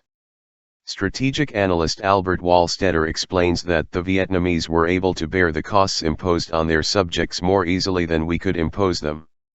We are simply too noble for this cruel world. The dilemma we face has engaged the deepest thinkers. Hegel pondered the contempt of humanity displayed by the Negroes of Africa, who allow themselves to be shot down by thousands in war with Europeans. Life has a value only when it has something valuable as its object, a thought beyond the grasp of these mere things. Unable to comprehend our lofty values, the savages confound us in our quest for justice and virtue. The burdens of the righteous are not easy to bear. There are ways to test the theses that are confidently proclaimed. Thus one might look into the correlation between US aid and the human rights climate. That was done by the leading academic scholar on human rights in Latin America, Lars Skultz, who found that US aid has tended to flow disproportionately to Latin American governments which torture their citizens, to the hemisphere's relatively egregious violators of fundamental human rights. The flow of aid includes military aid, is not correlated with need, and runs through the Carter period, when at least some attention was given to human rights concerns. A broader study by Edward Herman found the same correlation worldwide. Herman carried out another study that directs us to the reasons. Aid is closely correlated with improvement in the investment climate, a result commonly achieved by murdering priests and union leaders, massacring peasants trying to organize, blowing up the independent press, and so on. We therefore find the secondary correlation between aid and egregious violation of human rights. These studies precede the Reagan years, when the questions are not even worth posing. Another approach is to investigate the relation between the source of atrocities and the reaction to them. There is extensive work on that topic, again with sharp and consistent results. The atrocities of official enemies arouse great anguish and indignation, vast coverage, and often shameless lying to portray them as even worse than they are. The treatment is the opposite in all respects when responsibility lies closer to home. Atrocities that do not bear on domestic power interests are generally ignored. Without comparable inquiry, we know that exactly the same was true of Stalinist Russia and Nazi Germany. The importance of the finding is greatly heightened by the fact, which commissars on all sides labor to obscure, that on elementary moral grounds, abuses cry out for attention insofar as we can do something about them, primarily our own, and those of our clients. There have also been numerous case studies of the close match between policy and Kennan's advice on unreal objectives such as human rights when wealth and power are at stake. None of the facts have the slightest impact on the higher truths. But that makes sense too. As in the case of democracy and the market, the factual record merely deals with Hegel's negative, worthless existence, not God's plan and the pure light of this divine idea. The point has sometimes been made explicit by contemporary scholars, notably Hans Morgenthau, a founder of the realist school, who urged that to adduce the factual record is to confound the abuse of reality with reality itself. Reality itself is the transcendent purpose of the nation, which is indeed noble. The abuse of reality is the irrelevant factual record. The record is misleading if it keeps to the support for horrendous atrocities and fails to reveal the welcome accorded them when they are seen to be in a good cause, a leading feature of the 500-year conquest. The reaction to the US-directed atrocities in Central America in the past decade is one well-studied example. To illustrate how firmly this pillar of the traditional culture is in place, it would only be fitting to consider the earliest Asian outpost of European colonialism, the Dutch East Indies, during the era of U.S. global management. Chapter 5, Human Rights, the Pragmatic Criterion Segment 2/9. 2. Securing the anchor.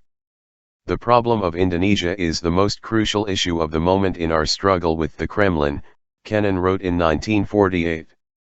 Indonesia is the anchor in that chain of islands stretching from Hokkaido to Sumatra which we should develop as a politico-economic counterforce to communism and a base area for possible military action beyond. A communist Indonesia, he warned, would be an infection that would sweep westward through all of South Asia.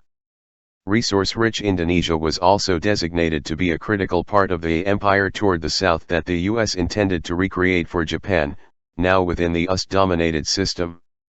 In accord with standard reasoning, ultranationalism in Indonesia would prevent Southeast Asia from fulfilling its main function as a service area for the core industrial powers. Accordingly, the US urged the former Dutch rulers to grant independence, but under Dutch tutelage, an outcome critical to Western Europe's economic rehabilitation, and to America's strategic well-being, Loeffler observes, and to Japan's reconstruction as well. The principled antagonism to independent nationalism that animates U.S. foreign policy took on particular significance in this case. After its liberation from the Dutch, Indonesia was ruled by the nationalist leader Sukarno. At first, the United States was willing to tolerate this arrangement, particularly after Sukarno and the army suppressed a land reform movement supported by the Indonesian Communist Party PKI in the Madiun region in 1948, virtually destroying the party's leadership and jailing 36,000 people. But Sukarno's nationalist and neutralist commitments soon proved entirely unacceptable.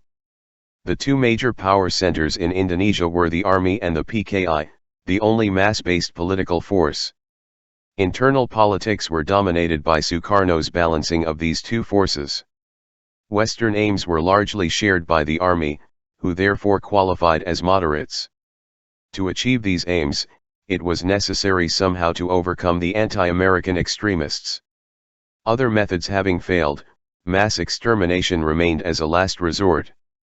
In the early 1950s, the CIA tried covert support of right-wing parties, and in 1957 to 1958 the US backed and participated in armed insurrection against Sukarno, possibly including assassination attempts. After the rebellions were put down, the US turned to a program of military aid and training coupled with a cutback of economic aid, a classic mode of pre-coup planning, followed in Chile a few years later, and attempted in Iran with the dispatch of arms via Israel from shortly after the Khomeini takeover, one of the many crucial elements of the Iran-Contra affair suppressed in the subsequent cover-up. 5 Universities and corporations also lent their willing hands. In a RAND study published by Princeton University in 1962, Guy Packer, closely involved with U.S. policy making through RAND and the CIA, urged his contacts in the Indonesian military to take full responsibility for their country, fulfill a mission, and strike, sweep their house clean. In 1963, former CIA staff officer William Kintner, then at a CIA-subsidized research institute at the University of Pennsylvania, warned that if the PKI is able to maintain its legal existence and Soviet influence continues to grow, it is possible that Indonesia may be the first Southeast Asia country to be taken over by a popularly based, legally elected communist government. In the meantime, with Western help, free Asian political leaders together with the military must not only hold on and manage, but reform and advance while liquidating the enemy's political and guerrilla armies. The prospects for liquidation of the popularly based political forces were regarded as uncertain, however.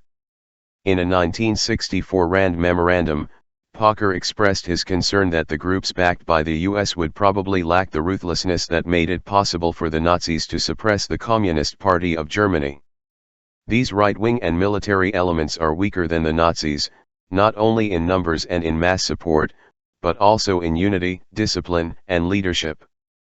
Chapter 5, Human Rights, The Pragmatic Criterion, Segment 3/9. Packer's pessimism proved unfounded.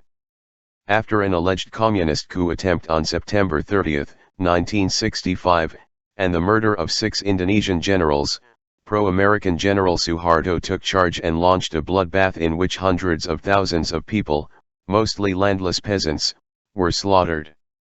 Reflecting on the matter in 1969, Packer noted that the assassination of the generals elicited the ruthlessness that I had not anticipated a year earlier and resulted in the death of large numbers of communist cadres. The scale of the massacre is unknown.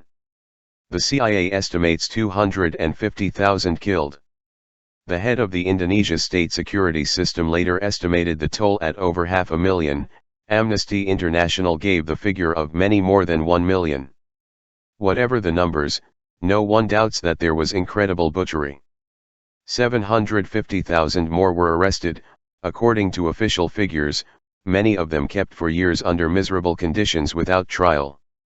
President Sukarno was overthrown and the military ruled unchallenged. Meanwhile, the country was open to Western exploitation, hindered only by the rapacity of the rulers. The U.S. role in these events is uncertain, one reason being the gaps in the documentary record. Gabriel Calco observes that U.S. documents for the 3 months preceding September 30, 1965, and dealing with the convoluted background and intrigues, much less the embassy's and the CIA's roles, have been withheld from public scrutiny. Given the detailed materials available before and after July-September 1965, one can only assume that the release of these papers would embarrass the U.S. government. Ex-CIA officer Ralph McGehee reports that he is familiar with a highly classified CIA report on the agency's role in provoking the destruction of the PKI, and attributes the slaughter to the CIA. One-word deleted operation. The deletion was imposed by CIA censorship. Peter Dale Scott, who has carried out the most careful attempt to reconstruct the events, suggests that the deleted word is deception, referring to CIA propaganda that creates the appropriate situations, in McGehee's uncensored words, for this and other mass murder operations, citing also Chile. McGehee referred specifically to atrocity fabrication by the CIA to lay the basis for violence against the PKI. There is no doubt that Washington was aware of the slaughter, and approved.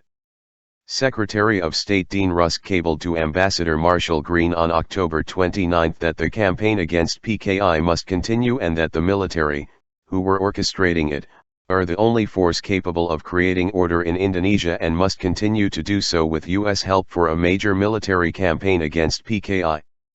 The U.S. moved quickly to provide aid to the army, but details have not been made public. Cables from the Jakarta embassy on October 30 and November 4 indicate that deliveries of communications equipment to the Indonesian army were accelerated and the sale of U.S. aircraft approved, while the deputy chief of mission noted that the embassy and the USG were generally sympathetic with and admiring of what the army was doing. 7. For clarity, we must distinguish several issues. On the one hand, there are questions of historical fact, what took place in Indonesia and Washington in 1965 to 1966. There are also questions of cultural history, how did the U.S. government, and articulate sectors at home, react to what they took to be the facts? The political history is murky. On the matter of cultural history, however, the public record provides ample evidence. The cultural history is by far the more informative with regard to the implications for the longer term. It is from the reactions that we draw lessons for the future. There is no serious controversy about Washington's sympathy for what the army was doing. An analysis by H.W. Brands is of particular interest in this connection. 8 Of the more careful studies of the events themselves, his is the most skeptical concerning the U.S. role, which he regards as basically that of a confused observer, with only a marginal ability to change a very dangerous situation for the better. But he leaves no doubt about Washington's enthusiasm about the turn for the better as the slaughter proceeded. According to Brands's reconstruction of events, by early 1964 the U.S. was engaged in quiet efforts to encourage action by the Army against the PKI, ensuring that when the expected conflict broke out, the Army would know it had friends in Washington. The goal of the continuing civic action and military training programs, Secretary of State Dean Rusk commented, was strengthening anti-communist elements in Indonesia in the continuing and coming struggle with the PKI. Chief of Staff Nasution, regarded by U.S. Ambassador Howard Jones as the strongest man in the country, informed Jones in March 1964 that Madiun would be mild compared with an army crackdown today, referring to the bloody repression of 1948. Chapter 5, Human Rights, the Pragmatic Criterion, Segment 4/9. Through 1965, the main question in Washington was how to encourage army action against the PKI. U.S. emissary Ellsworth Bunker felt that Washington should keep a low profile so that the generals could proceed without the incubus of being attacked as defenders of the neocolonialists and imperialists. The State Department agreed. Prospects, however, remained uncertain, and September 1965 ended, Brands continues, with American officials anticipating little good news soon. The September 30 strike against the Army leadership came as a surprise to Washington, Brands concludes, and the CIA knew little about it. Ambassador Green, who had replaced Jones, told Washington he could not establish any PKI role, though the official story then and since is that it was a communist coup attempt. the good news was not long in coming. American officials soon recognized that the situation in Indonesia was changing drastically and, from their perspective, for the better. Brands continues. As information arrived from the countryside indicating that a purge of the PKI was beginning, the principal worry of American officials in Jakarta and in Washington was that the army would fail to take advantage of its opportunity, and when the army seemed to hesitate, Washington sought ways to encourage the officers to proceed. Green recommended covert efforts to spread the story of the PKI's guilt, treachery, and brutality, though he knew of no PKI role. Such efforts were undertaken to good effect, according to McGee's account of the internal CIA record. George Ball, the leading administration dove, recommended that the U.S. stay in the background because the generals were doing quite well on their own, Brands' paraphrase, and the military aid and training programs should have established clearly in the minds of the army leaders that the U.S. stands behind them if they should need help. Ball instructed the Jakarta embassy to exercise extreme caution lest our well-meaning efforts to offer assistance or steel their resolve may in fact play into the hands of Sukarno and his political associate Subandrio. Dean Rusk added that if the Army's willingness to follow through against the PKI is in any way contingent on or subject to influence by the United States, we do not want to miss the opportunity to consider U.S. action. Brands concludes that U.S. covert aid may have facilitated the liquidation of the PKI, but at most it speeded what probably would have happened more slowly. Whatever the American role in these developments, he continues, the administration found the overall trend encouraging. In mid-December, Ball reported with satisfaction that the Army's campaign to destroy the PKI was moving fairly swiftly and smoothly. At about the same time, Green cabled from Jakarta, the elimination of the Communists continues apace. By early February 1966, President Johnson was informed that about 100,000 had been massacred. Shortly before, the CIA reported that Sukarno was finished, and the army has virtually destroyed the PKI. Nevertheless, Brands continues, despite that good news the administration remained reluctant to commit itself publicly to Suharto, fearing that the outcome was still uncertain. But doubts soon faded. Johnson's new national security advisor Walt Rostow found Suharto's new order encouraging, U.S. aid began to flow openly, and Washington officials began to take credit for the great success.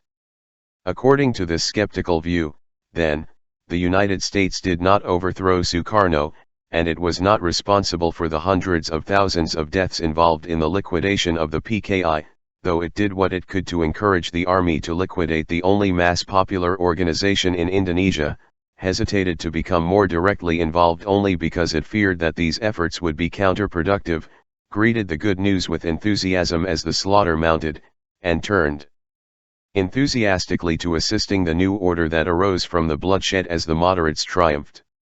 Chapter 5, Human Rights, The Pragmatic Criterion, Segment 5/9. 3. Celebration. The public Western reaction was one of relief and pride. Deputy Under-Secretary of State Alexis Johnson celebrated the reversal of the communist tide in the great country of Indonesia as an event that will probably rank along with the Vietnamese War as perhaps the most historic turning point of Asia in this decade, October 1966. Appearing before a Senate committee, Secretary of Defense Robert McNamara was asked whether U.S. military aid during the pre-coup period had paid dividends. He agreed that it had, and was therefore justified, the major dividend being a huge pile of corpses. In a private communication to President Johnson in March 1967, McNamara went further, saying that U.S. military assistance to the Indonesian army had encouraged it to move against the PKI when the opportunity was presented. Particularly valuable, he said, was the program bringing Indonesian military personnel to the United States for training at universities, where they learned the lessons they put to use so well. These were very significant factors in determining the favorable orientation of the new Indonesian political elite, the army, McNamara argued. A congressional report also held that training and continued communication with military officers paid enormous dividends. The same reasoning has long been standard with regard to Latin America, with similar results.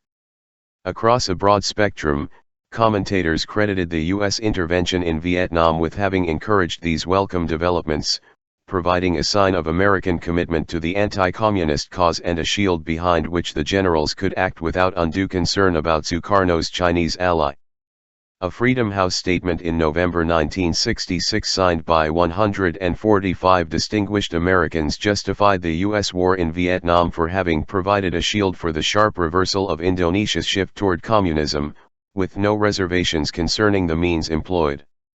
Speaking to U.S. troops in November 1966, President Johnson told them that their exploits in Indochina were the reason why in Indonesia there are 100 million people that enjoy a measure of freedom today that they didn't enjoy yesterday. These reactions reflect the logic of the U.S. war in Indochina. Point 10. In line with his general skepticism, Brands believes these claims to be exaggerated. McNamara's attempts to appropriate responsibility for the general's rise to power, he thinks, were a reaction to President Johnson's enthusiasm for the Suharto regime. U.S. assurances to the Indonesian military certainly had some effect on Suharto's assessment of his prospects, but not much, because they merely reiterated the obvious fact that the United States prefers rightists to leftists, including rightists who conduct a huge slaughter and install a terrorist new order. As for the war in Vietnam, the CIA doubted that the U.S. display of determination in Vietnam directly influenced the outcome of the Indonesian crisis in any significant way, CIA Director Helms wrote to Walt Rostow in 1966. As Brands himself puts it, the Johnson administration had been concerned that Indonesia might suffer the fate from which the United States was then attempting to rescue South Vietnam. Fortunately, Indonesia rescued itself. There was no condemnation of the slaughter on the floor of Congress, and no major U.S. relief agency offered aid. The World Bank restored Indonesia to favor, soon making it the third largest borrower. Western governments and corporations followed along. Those close at hand may have drawn further lessons about peasant massacre. Ambassador Green went on to the State Department, where he presided over the bombing of rural Cambodia, among other achievements. As the bombing was stepped up to historically unprecedented levels in 1973, slaughtering tens of thousands of peasants, Green testified before Congress that the massacre should continue because of our desire for peace. Our experience with these characters in Hanoi teaches that only the rivers of blood of Cambodian peasants might bring them to the negotiating table. The experience to which he referred was the 1972 Christmas bombings of Hanoi, undertaken to force those characters in Hanoi to modify the agreements reached with the Nixon administration in October but rejected by Washington, then restored without change after the U.S. stopped the bombing because it proved too costly. The events and their remarkable aftermath having been concealed by the free press, Green could be confident that there would be no exposure of his colossal fabrications in the interest of continued mass murder. Returning to Indonesia, the media were pleased, even euphoric. As the army moved to take control, Times correspondent Max Frankel described the delight of Johnson administration officials over the dramatic new opportunity in Indonesia. The military showed power, so that Indonesia can now be saved from what had appeared to be an inevitable drift towards a peaceful takeover from within, an unthinkable disaster, since internal politics was not under U.S. control. U.S. officials believe the army will cripple and perhaps destroy the communists as a significant political force, leading to the elimination of communist influences at all levels of Indonesian society. Consequently, there is now hope where only 2 weeks ago there was despair. Not everyone was so enthusiastic about the opportunity to destroy the one popular political force in the country. Japan's leading newspaper, Asahi Shimbun, urged caution, in view of the fact that the communist influence is deeply entrenched among the Indonesian grassroots. It would cause further deterioration in the confused national state of affairs if a firm crackdown were carried out against them. 13. But such more somber reflections were rare. In mid-1966, well after the results were known, U.S. News and World Report headlined a long and enthusiastic story: Indonesia, hope, where once there was none. Indonesians these days can talk and argue freely, no longer fearful of being denounced and imprisoned, the journal reported, describing an emerging totalitarian terror state with hundreds of thousands in prison and the blood still flowing. In a cover story, Time magazine celebrated the West's best news for years in Asia under the heading Vengeance with a Smile, devoting 5 pages of text and 6 more of pictures to the boiling bloodbath that almost unnoticed took 400,000 lives. The new army regime is scrupulously constitutional, Time happily announced, based on law not on mere power, in the words of its quietly determined leader Suharto with his almost innocent face.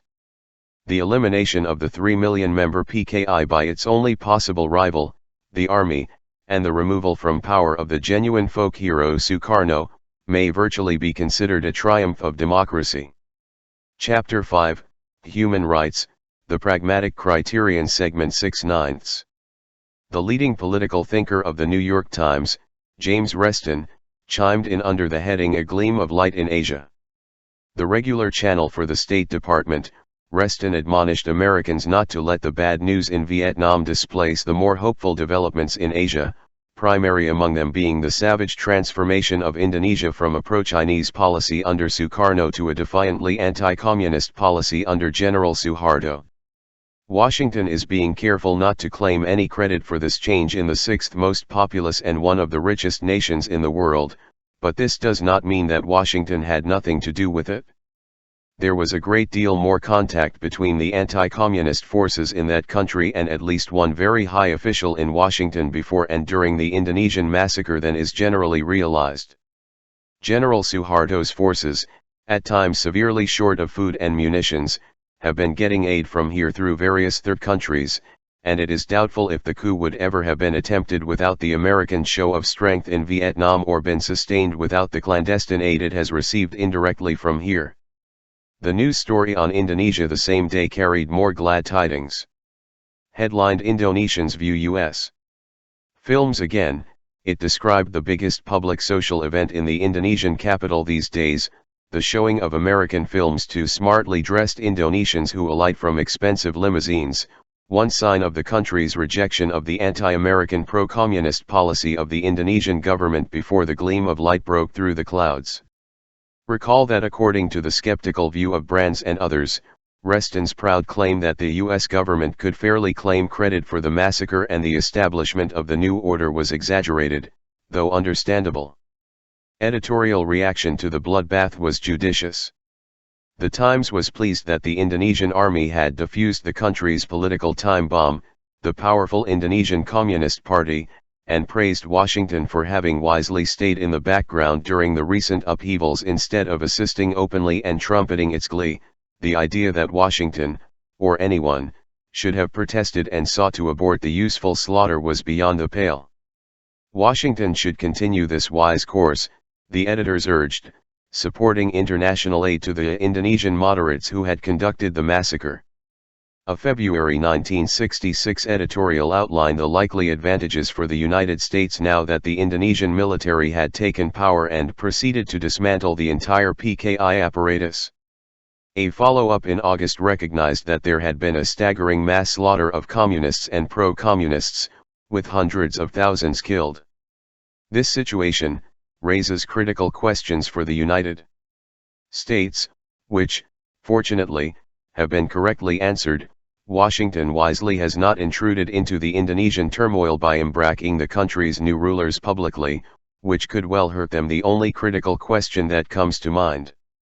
A month later the editors described the relief in Washington over the fact that Indonesia was lost and has been found again. The successes of the moderates had been rewarded with generous pledges of rice, cotton, and machinery and preparations to resume the economic aid that was held back before the staggering mass slaughter set matters right.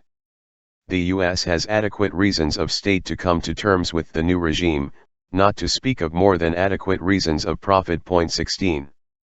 Within a few years, a complete role reversal had been achieved. George MacArthur of the Los Angeles Times, a respected Asia hand, wrote in 1977 that the PKI had attempted to seize power and subjected the country to a bloodbath, placing their necks under the knife in a major communist atrocity. By then, the Indonesian generals, in addition to compiling one of the worst human rights records in the world at home, had escalated their 1975 attack on the former Portuguese colony of East Timor to near genocidal levels, with another staggering mass slaughter, which bears comparison to the atrocities of Pol Pot in the same years. In this case, the deed was done with the crucial support of the Human Rights Administration and its allies. They understand reasons of state as well as the Times editors, who, with their North American and European colleagues, did what they could to facilitate the slaughter by suppressing the readily available facts in favor of occasional fairy tales told by Indonesian generals and the State Department.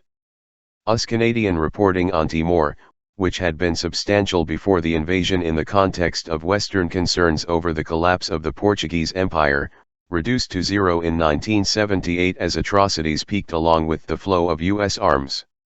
Times editors were not alone in extolling the moderates who had stirred up the boiling bloodbath. Many in the West were keen to cultivate Jakarta's new moderate leader, Suharto, the Christian Science Monitor later reported. Times Southeast Asia correspondent Philip Shannon adds, more cautiously, that Suharto's human rights record is checkered. The London Economist described this great mass murderer and torturer as at heart benign, doubtless thinking of his compassion for TNCs.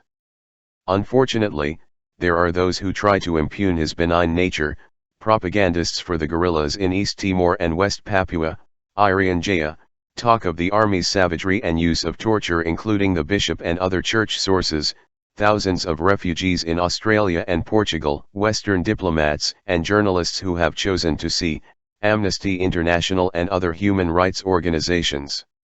They are all propagandists, rather than intrepid champions of human rights, because they have quite the wrong story to tell. Point 19. In the Wall Street Journal, Barry Wayne, editor of its Asia affiliate, described how General Suharto moved boldly in defeating the coup makers and consolidating his power, using strength and finesse to take total control. By most standards, he has done well, though there have been a few problems, specifically, government involvement in the killing of several thousand alleged criminals from 1982 to 1985. Some lingering questions about earlier years aside, a few weeks before Wayne's laudatory column, Asia Week reported another massacre in Sumatra, where armed troops burnt a village of 300 people to the ground, killing dozens of civilians, part of an operation to quell unrest in the province. Suharto is a figure of stability, a Wall Street Journal headline reads, using the term in the PC sense already discussed. The upbeat story does not overlook the events of 1965. One sentence reads, Suharto took command of the effort to crush the coup attempt, and succeeded. When the victims are classified as less than human wild beasts in the shape of men, communists, terrorists, or whatever may be the contemporary term of art, their extermination raises no moral qualms. And the agents of extermination are praiseworthy moderates are Nazis, to translate from Newspeak. The practice is standard. Recall the moderate General Gramajo, to mention someone who might aspire to Suharto's league. Chapter 5, Human Rights, the Pragmatic Criterion Segment 7/9. For closing the books. In 1990 to 1991, several events elicited some uncharacteristic concern over US-backed Indonesian atrocities.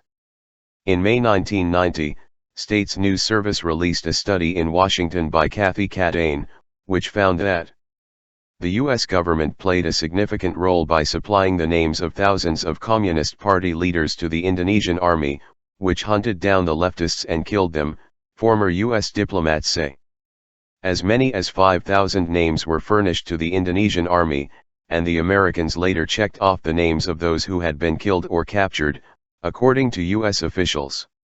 The lists were a detailed who's who of the leadership of the party of 3 million members, Foreign Service Officer Robert Martins said. They included names of provincial, city and other local PKI committee members, and leaders of the mass organizations, such as the PKI National Labor Federation, women's and youth groups. The names were passed on to the military, which used them as a shooting list, according to Joseph Lazarsky, deputy CIA station chief in Jakarta at the time, who adds that some were kept for interrogation or kangaroo courts because the Indonesians didn't have enough goon squads to zap them all. Cadane reports that top U.S. embassy officials acknowledged in interviews that they had approved of the release of the names. William Colby compared the operation to his Phoenix program in Vietnam, in exculpation of his own campaign of political assassination, which Phoenix clearly was, though he denies it. No one cared as long as they were communists, that they were being butchered, said Howard Federspiel, then Indonesia expert for State Department intelligence. No one was getting very worked up about it. It really was a big help to the army, Martins said.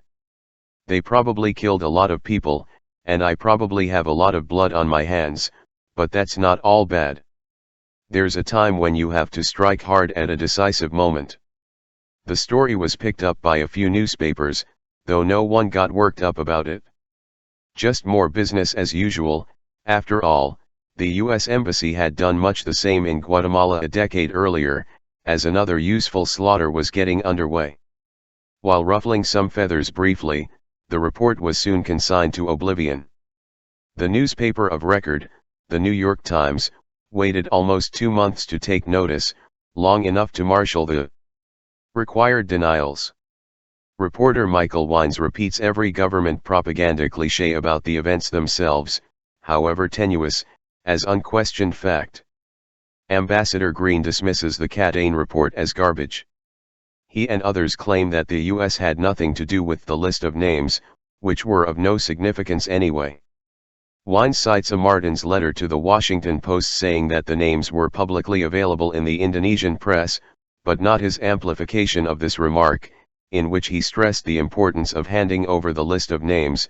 Martins wrote that he saw nothing wrong with helping out, and still doesn't, because the pro-communist terror leading to the final coup, against the non-communist army leaders, had prevented systematic collection of data on the communists, a fanciful tale. But no matter. Wines says nothing about the Times' celebration of the slaughter, or the pride of their leading political commentator on the U.S. role in expediting it. Stephen Rosenfeld of the Washington Post was one of the few in the national press to be troubled by the Cadane revelations. His reaction too is instructive. After the Cadane story appeared, the Post carried a letter by Indonesian human rights activist Karmel Budi Artjo, who pointed out that direct U.S. complicity in the massacre was already known from the cable traffic between the U.S. Embassy in Jakarta and the State Department published by Gabriel Kalko, specifically, the Green Rusk interchange cited earlier. A month later, Rosenfeld expressed some concern, adding that in the one account I read, namely, Kalko's book, some doubts are raised about communist complicity in the alleged coup attempt that served as the pretext for the massacres. Note the evasion of the crucial issues, a deft stroke.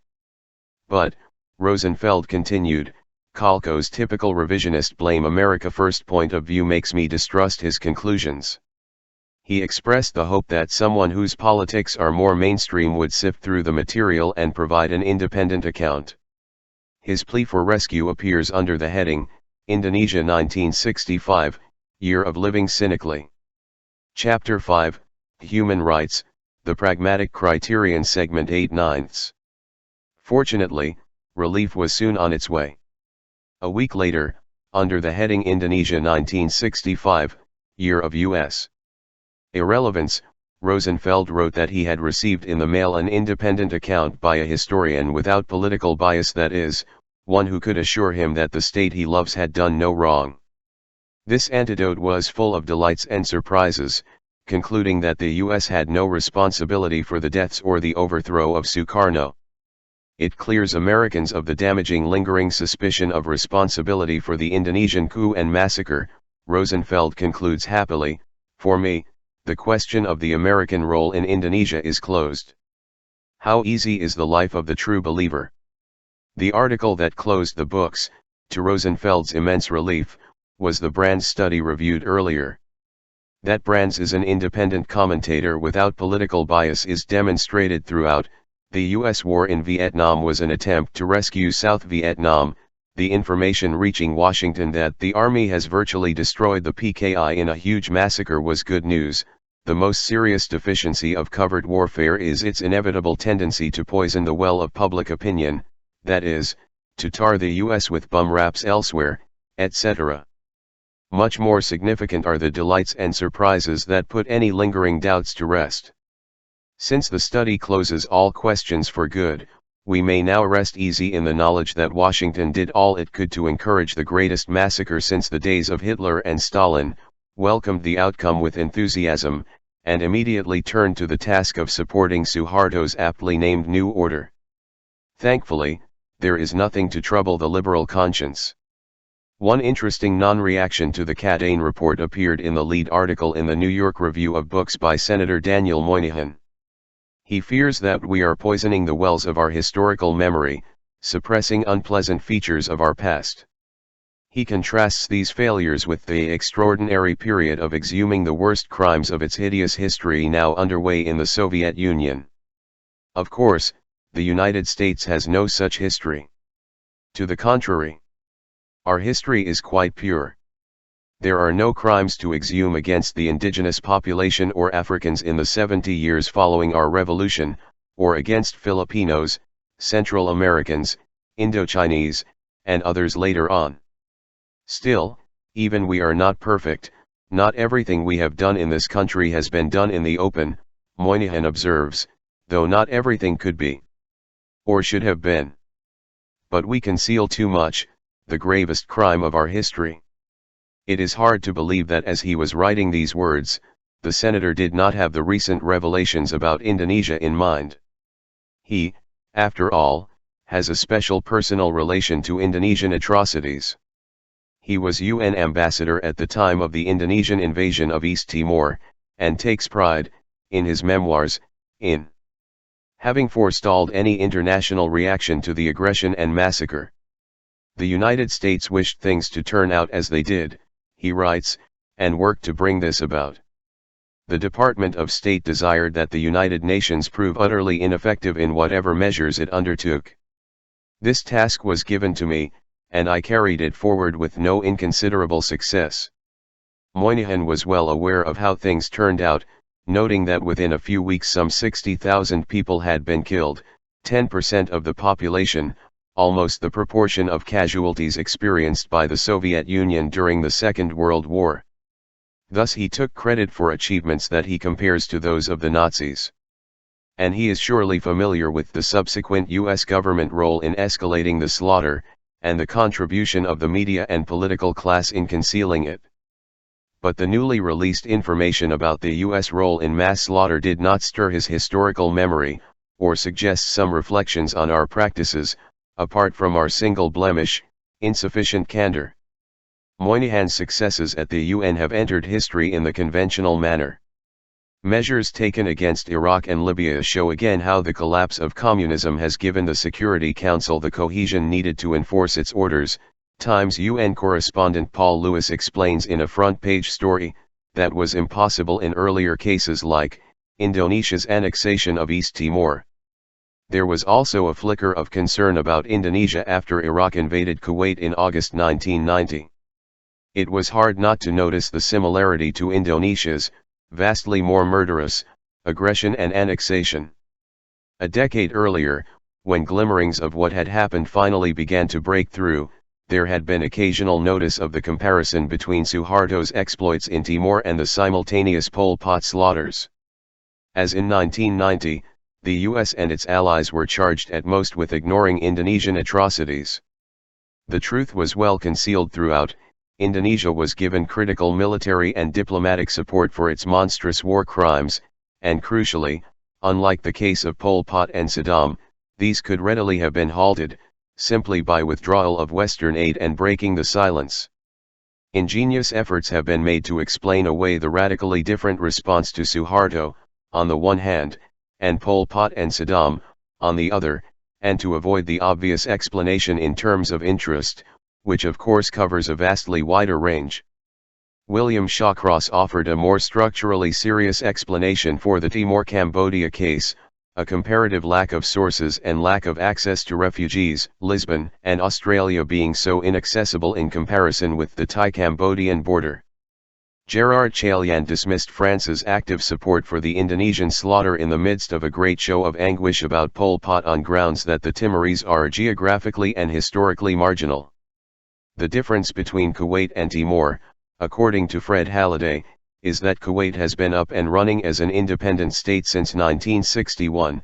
To evaluate the proposal, recall that the U.S. prevented the UN from interfering with Israel's invasion of Lebanon or following through on its condemnation of Israel's virtual annexation of the Syrian Golan Heights, and that, unlike Suharto in Timor, Saddam had offered to withdraw from Kuwait. How seriously we do not know, since the U.S. rejected the offers instantly out of fear that they might defuse the crisis.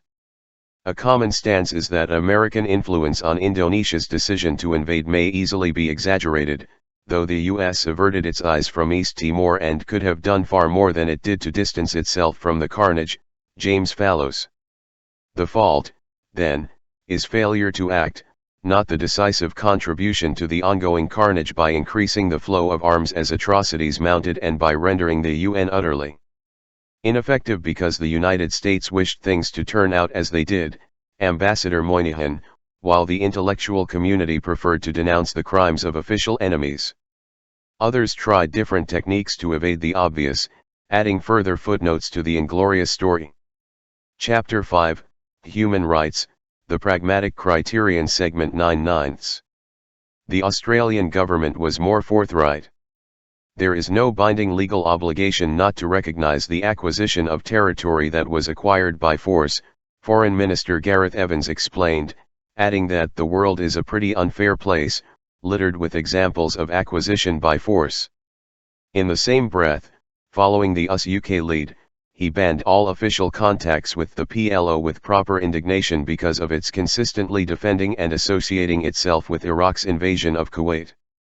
Prime Minister Hawke declared that big countries cannot invade small neighbors and get away with it, referring to Iraq and Kuwait, proclaiming that in the new order established by the virtuous Anglo-Americans, would-be aggressors will think twice before invading smaller neighbors. The weak will feel more secure because they know that they will not stand alone if they are threatened. Now that, at last, all nations should know that the rule of law must prevail over the rule of force in international relations. Australia has a special relation to Timor. Tens of thousands of Timorese were killed during World War II protecting a few Australian guerrillas fighting in Timor to deter an impending Japanese invasion of Australia. Australia has been the most outspoken defender of the Indonesian invasion. One reason, known early on, is the rich natural gas and oil reserves in the Timor Gap, a cold, hard, sobering reality that must be addressed, Foreign Minister Bill Hayden explained frankly in April 1984. In December 1989, Evans signed a treaty with the Indonesian conquerors dividing up Timor's wealth. Through 1990, Australia received $31 million from sales of permits to oil companies for exploration. Evans's remarks, quoted above, were made in explanation of Australia's rejection of a protest against the treaty brought to the World Court by Portugal, generally regarded as the responsible authority. While British political figures and intellectuals lectured with due gravity on the values of their traditional culture, now at last to be imposed by the righteous in the New World Order, referring to Iraq-Kuwait, British Aerospace entered into new arrangements to sell Indonesia jet fighters and enter into co-production arrangements, what could turn out to be one of the largest arms packages any company has sold to an Asian country, the Far Eastern Economic Review reported. Britain had become one of Indonesia's major arms suppliers, selling £290 million worth of equipment in the 1986 to 1990 period alone, Oxford historian Peter Carey writes. The public has been protected from such undesirable facts, kept in the shadows along with the fall 1990 Indonesian military offensive in Timor under the cover of the Gulf crisis, and the Western-backed Indonesian operations that may wipe out 1 million tribal people in West Papua, with thousands of victims of chemical weapons among the dead according to human rights activists and the few observers. Solemn discourse on international law, the crime of aggression, and our perhaps too fervent idealism can therefore proceed, untroubled.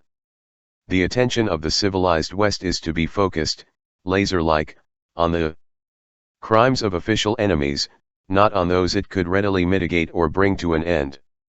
The Timor-Kuwait embarrassment, such as it was, quickly subsided, reasonably, since it is only one of a host of similar examples that demonstrate the utter cynicism of the posturing during the Gulf War. But problems arose again in November 1991, when Indonesia made a foolish error, carrying out a massacre in the capital city of Dili in front of TV cameras and severely beating two U.S. reporters, Alan Nairn and Amy Goodman. That is bad form, and requires the conventional remedy, an inquiry to whitewash the atrocity, a tap on the wrist for the authorities, mild punishment of subordinates, and applause from the Rich Men's Club over this impressive proof that our moderate client is making still further progress. The script, familiar to the point of boredom, was followed routinely. Meanwhile, Timorese were harshly punished and the atmosphere of terror deepened. Business proceeded as usual. A few weeks after the Dili massacre, the Indonesia-Australia Joint Authority signed 6 contracts for oil exploration in the Timor Gap, with 4 more in January. 11 contracts with 55 companies were reported by mid-1992, including Australian, British, Japanese, Dutch, and US.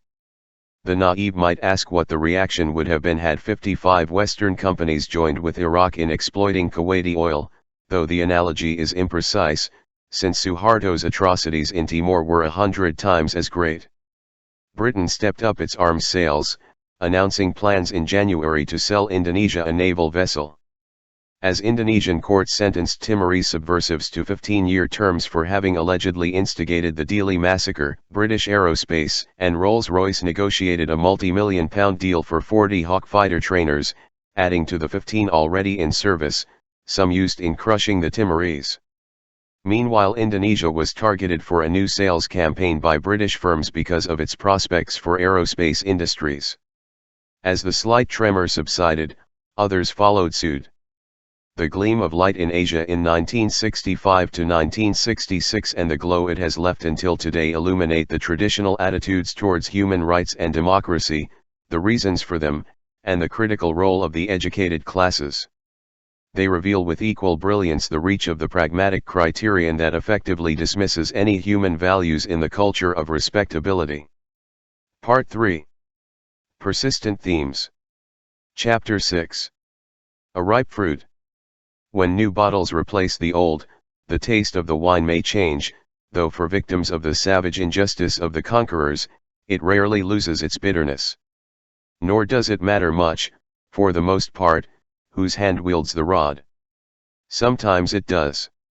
During the American Revolution, Francis Jennings writes, most of the indigenous population were eventually driven by events to fight for their ancient protector and friend the King of England, recognizing what lay ahead if the rebels won.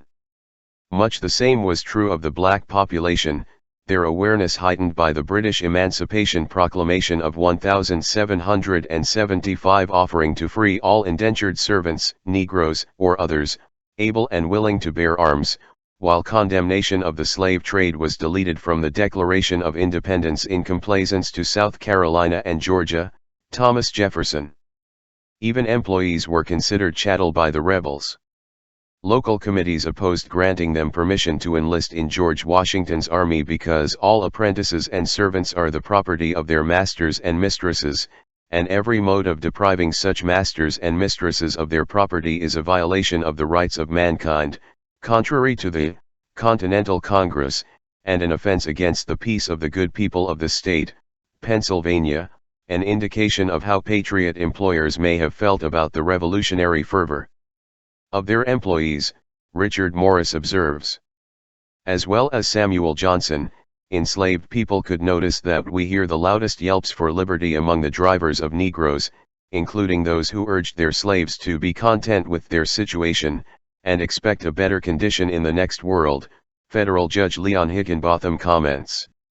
Among the huge mass of refugees fleeing rebel terror, including many boat people whose misery has never entered standard history, were thousands of blacks who fled to freedom in Great Britain, the West Indies, Canada, and, eventually, Africa, ira Berlin. The indigenous population well understood what Alexander Hamilton had in mind when he wrote, in the Federalist Papers, that the savage tribes on our western frontier ought to be regarded as our natural enemies, and the natural allies of the Europeans, because they have most to fear from us, and most to hope from them. Their worst fears were soon to be confirmed. Latin America provides the richest evidence of the persistence of dominant foreign policy themes, which fall within the broader framework of the world conquest. One of the most grave of Latin America's many problems since the overthrow of Spanish rule was foreseen by the liberator, Simón Bolívar, in 1822.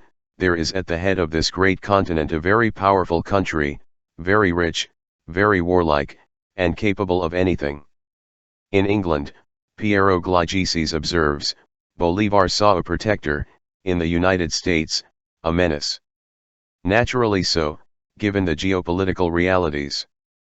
Britain had its own reasons for containing the aggressive upstart across the seas.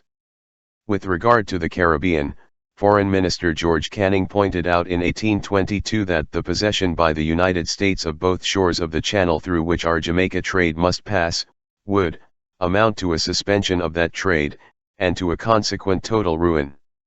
As discussed earlier, the Jacksonian Democrats intended not only to strangle and control England, but far more, to place all other nations at our feet and control the commerce of the world. The United States did not look forward to the independence of the Spanish colonies.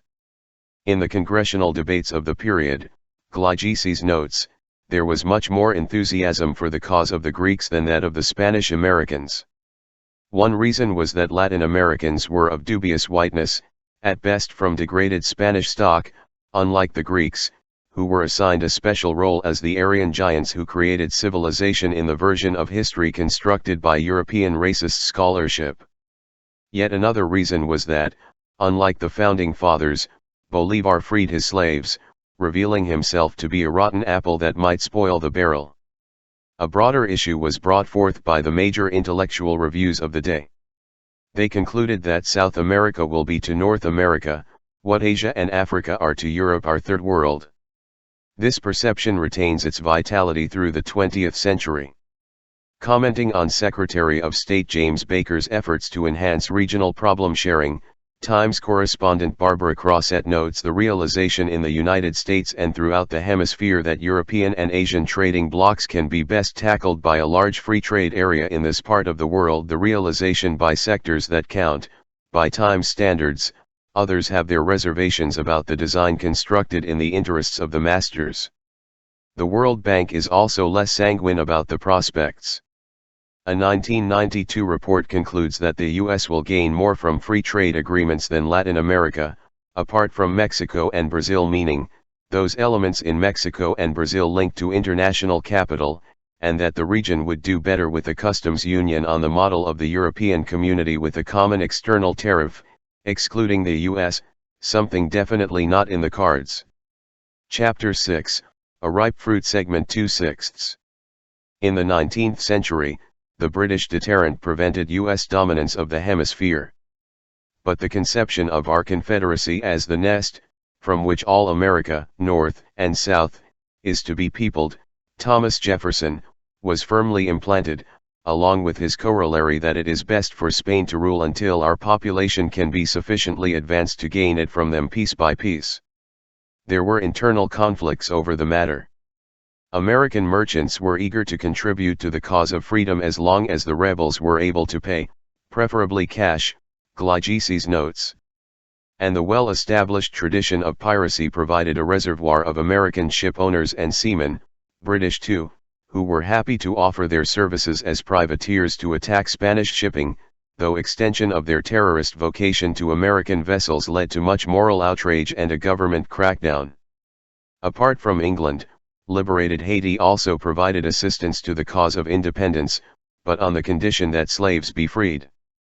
Haiti too was a dangerous rotten apple, punished for independence in a manner to which we return in Chapter 8. The concept of Pan-Americanism advanced by Bolívar was diametrically opposed to that of the Monroe Doctrine at the same time. A British official wrote in 1916 that while Bolívar originated the idea of Pan-Americanism, he did not contemplate the consummation of his policy under the aegis of the United States. In the end, it was Monroe's victory and Bolivar's defeat. Glagisi's comments. The status of Cuba was of particular significance, a striking illustration of the resilience of traditional themes. The U.S. was firmly opposed to the independence of Cuba, strategically situated and rich in sugar and slaves. Glagisi's. Jefferson advised President Madison to offer Napoleon a free hand in Spanish America in return for the gift of Cuba to the United States. The U.S. should not go to war for Cuba, he wrote to President Monroe in 1823, but the first war on other accounts will give it to us, or the island will give itself to us, when able to do so. Secretary of State John Quincy Adams described Cuba as an object of transcendent importance to the commercial and political interests of our Union. He too urged Spanish sovereignty until Cuba would fall into U.S. hands by the laws of political gravitation, a ripe fruit for harvest. Support for Spanish rule was near universal in the executive branch and Congress. European powers, Colombia and Mexico were approached for assistance in the endeavor of blocking the liberation of Cuba. A prime concern was the democratic tendencies in the Cuban independence movement, which advocated abolition of slavery and equal rights for all. There was again a threat that the rot would spread, even to our own shores. By the end of the 19th century, the U.S. was powerful enough to ignore the British deterrent and conquer Cuba, just in time to prevent the success of the indigenous liberation struggle. Standard doctrines justified relegating Cuba to virtual colonial status. Cubans were ignorant niggers, half-breeds, and dagoes, the New York press observed, a lot of degenerates, no more capable of self-government than the savages of Africa, the military command added. The U.S. imposed the rule of the white propertied classes, who had no weird notions about democracy, freedom, and equal rights, and were thus not degenerates. The ripe fruit was converted to a U.S. plantation, terminating the prospects for successful independent development. 8. With U.S. economic and political domination of the region well established a generation later, President Franklin Delano Roosevelt initiated his good neighbor policy. Market forces are the most efficient device of control, if they suffice. First, however, it was necessary to overturn the government of Dr.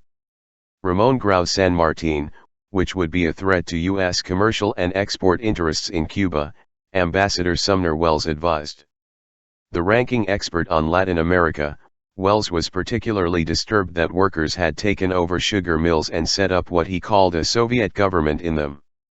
There can be no confidence either in the policies nor stability of this regime, he informed Secretary of State Cordell Hull, who told the press that the U.S. would welcome any government representing the will of the people of the Republic and capable of maintaining law and order throughout the island, not the Grau government.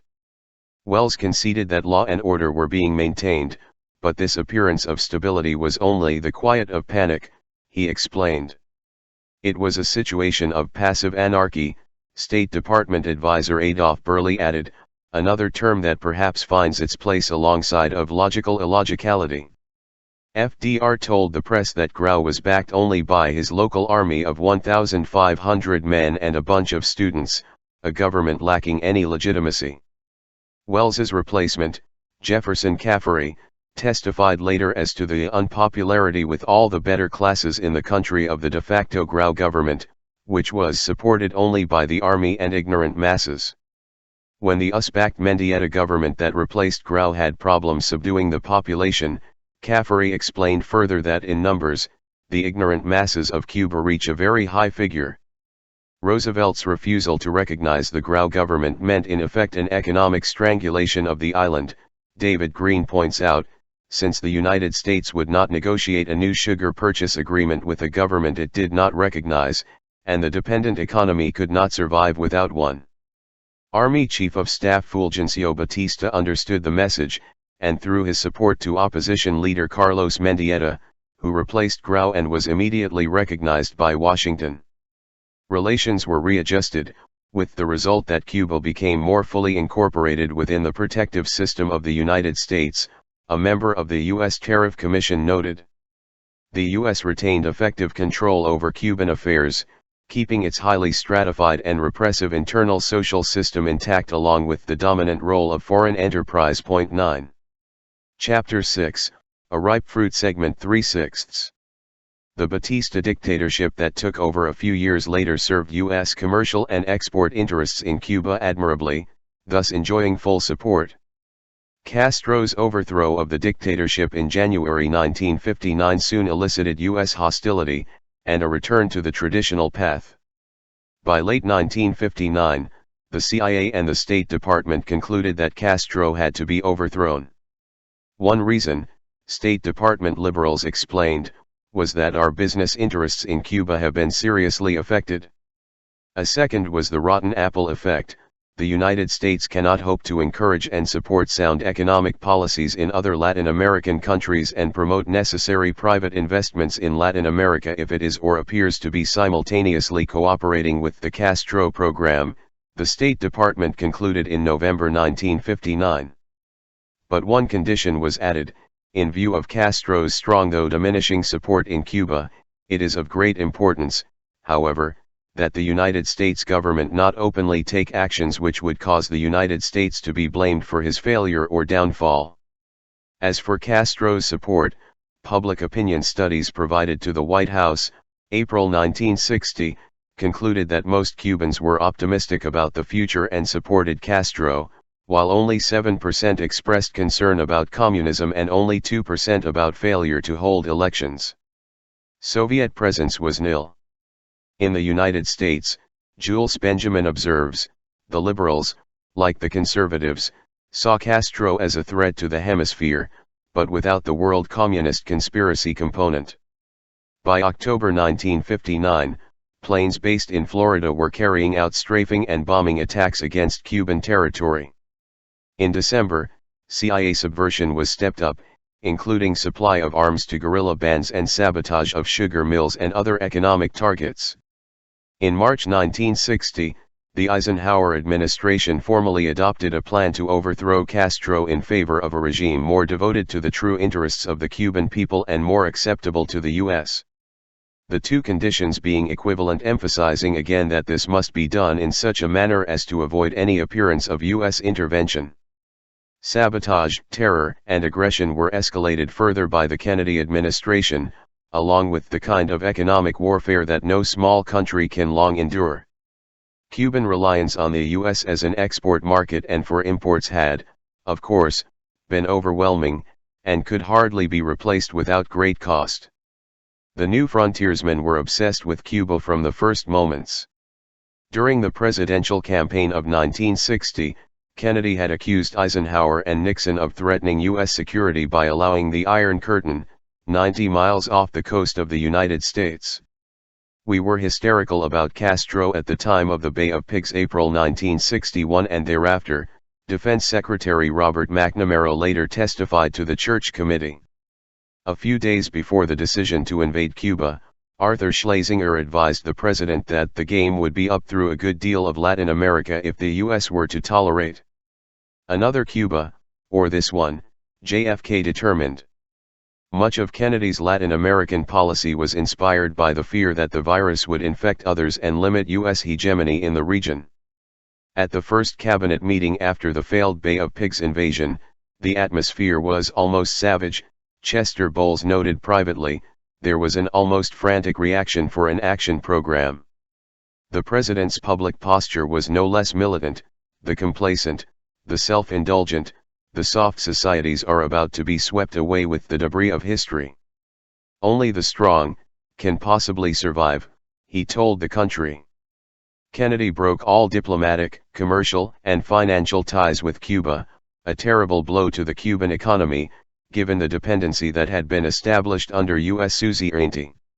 He succeeded in isolating Cuba diplomatically, but efforts to organize collective action against it in 1961 were unsuccessful, perhaps because of a problem noted by a Mexican diplomat: if we publicly declare that Cuba is a threat to our security, 40 million Mexicans will die laughing. Fortunately, the educated classes in the United States were capable of a more sober evaluation of the threat posed to the survival of the free world. Theoretically, medicines and some food were exempt from the embargo, but food and medical aid were denied after Cyclone Flora caused death and destruction in October 1963. Standard procedure, incidentally. Consider Carter's refusal to allow aid to any West Indian country struck by the August 1980 hurricane unless Grenada was excluded. West Indians refused, and received no aid. Or the U.S. reaction when Nicaragua was fortuitously devastated by a hurricane in October 1988. Washington could scarcely conceal its glee over the welcome prospects of widespread starvation and vast ecological damage, and naturally refused aid, even to the demolished Atlantic coast area with long-standing links to the U.S. and deep resentment against the Sandinistas. Its people too must starve in the ruins of their shacks, to satisfy our bloodlust. U.S. allies timidly followed orders, justifying their cowardice with the usual hypocrisy. To demonstrate that its malice is truly bipartisan, Washington reacted in much the same way when a tidal wave wiped out fishing villages, leaving hundreds dead and missing in September 1992. The New York Times headline reads, U.S. sends Nicaragua aid as seas toll rises to 116. Foreign governments, including the United States, responded with immediate help today for the survivors, the Times excuse for a reporter wrote, while Washington announced that it was making $5 million available immediately as a result of the disaster. Such nobility. Only in the small print at the end do we discover that the $5 million is being diverted from scheduled aid that had been withheld but not, Congress was assured, from the over $100 million aid package that the administration had suspended because the Nicaraguan government is not yet sufficiently subservient to its wishes. The humanitarian donation amounts to an impressive $25,000. Any weapon, however cruel, may be used against the perpetrators of the crime of independence. And, crucially, the odd self-flagellation must never falter. It was a narrow escape, Mark Twain wrote. If the sheep had been created first, man would have been a plagiarism. The Kennedy administration also sought to impose a cultural quarantine to block the free flow of ideas and information to the Latin American countries, fearing the rotten apple effect. In March 1963, JFK met with 7 Central American presidents who agreed to develop and put into immediate effect common measures to restrict the movement of subversive nationals to and from Cuba, and the flow of materials, propaganda, and funds from that country. The unwillingness of Latin American governments to emulate U.S. controls on travel and cultural interchange always greatly troubled the Kennedy liberals, as did their legal systems, requiring evidence for crimes by alleged subversives, and their excessive liberalism generally. Chapter 6, A Ripe Fruit Segment 4/6. Immediately after the Bay of Pigs failure, Kennedy initiated a program of international terrorism to overthrow the regime, reaching quite remarkable dimensions. These atrocities are largely dismissed in the West, apart from some notice of the assassination attempts, one of them implemented on the very day of the Kennedy assassination. The terrorist operations were formally called off by Lyndon Johnson. They continued, however, and were escalated by Nixon. Subsequent actions are attributed to renegades beyond CIA control, whether accurately or not, we do not know. One high-level Pentagon official of the Kennedy-Johnson administrations, Roswell Gilpatrick, has expressed his doubts. The Carter administration, with the support of U.S. courts, condoned hijacking of Cuban ships in violation of the anti-hijacking convention that Castro was respecting. The Reaganites rejected Cuban initiatives for diplomatic settlement and imposed new sanctions on the most outlandish pretexts, often lying outright, a record reviewed by Wayne Smith, who resigned as head of the U.S. Interest Section in Havana in protest. From the Cuban perspective, the Kennedy terror seemed to be a prelude to invasion.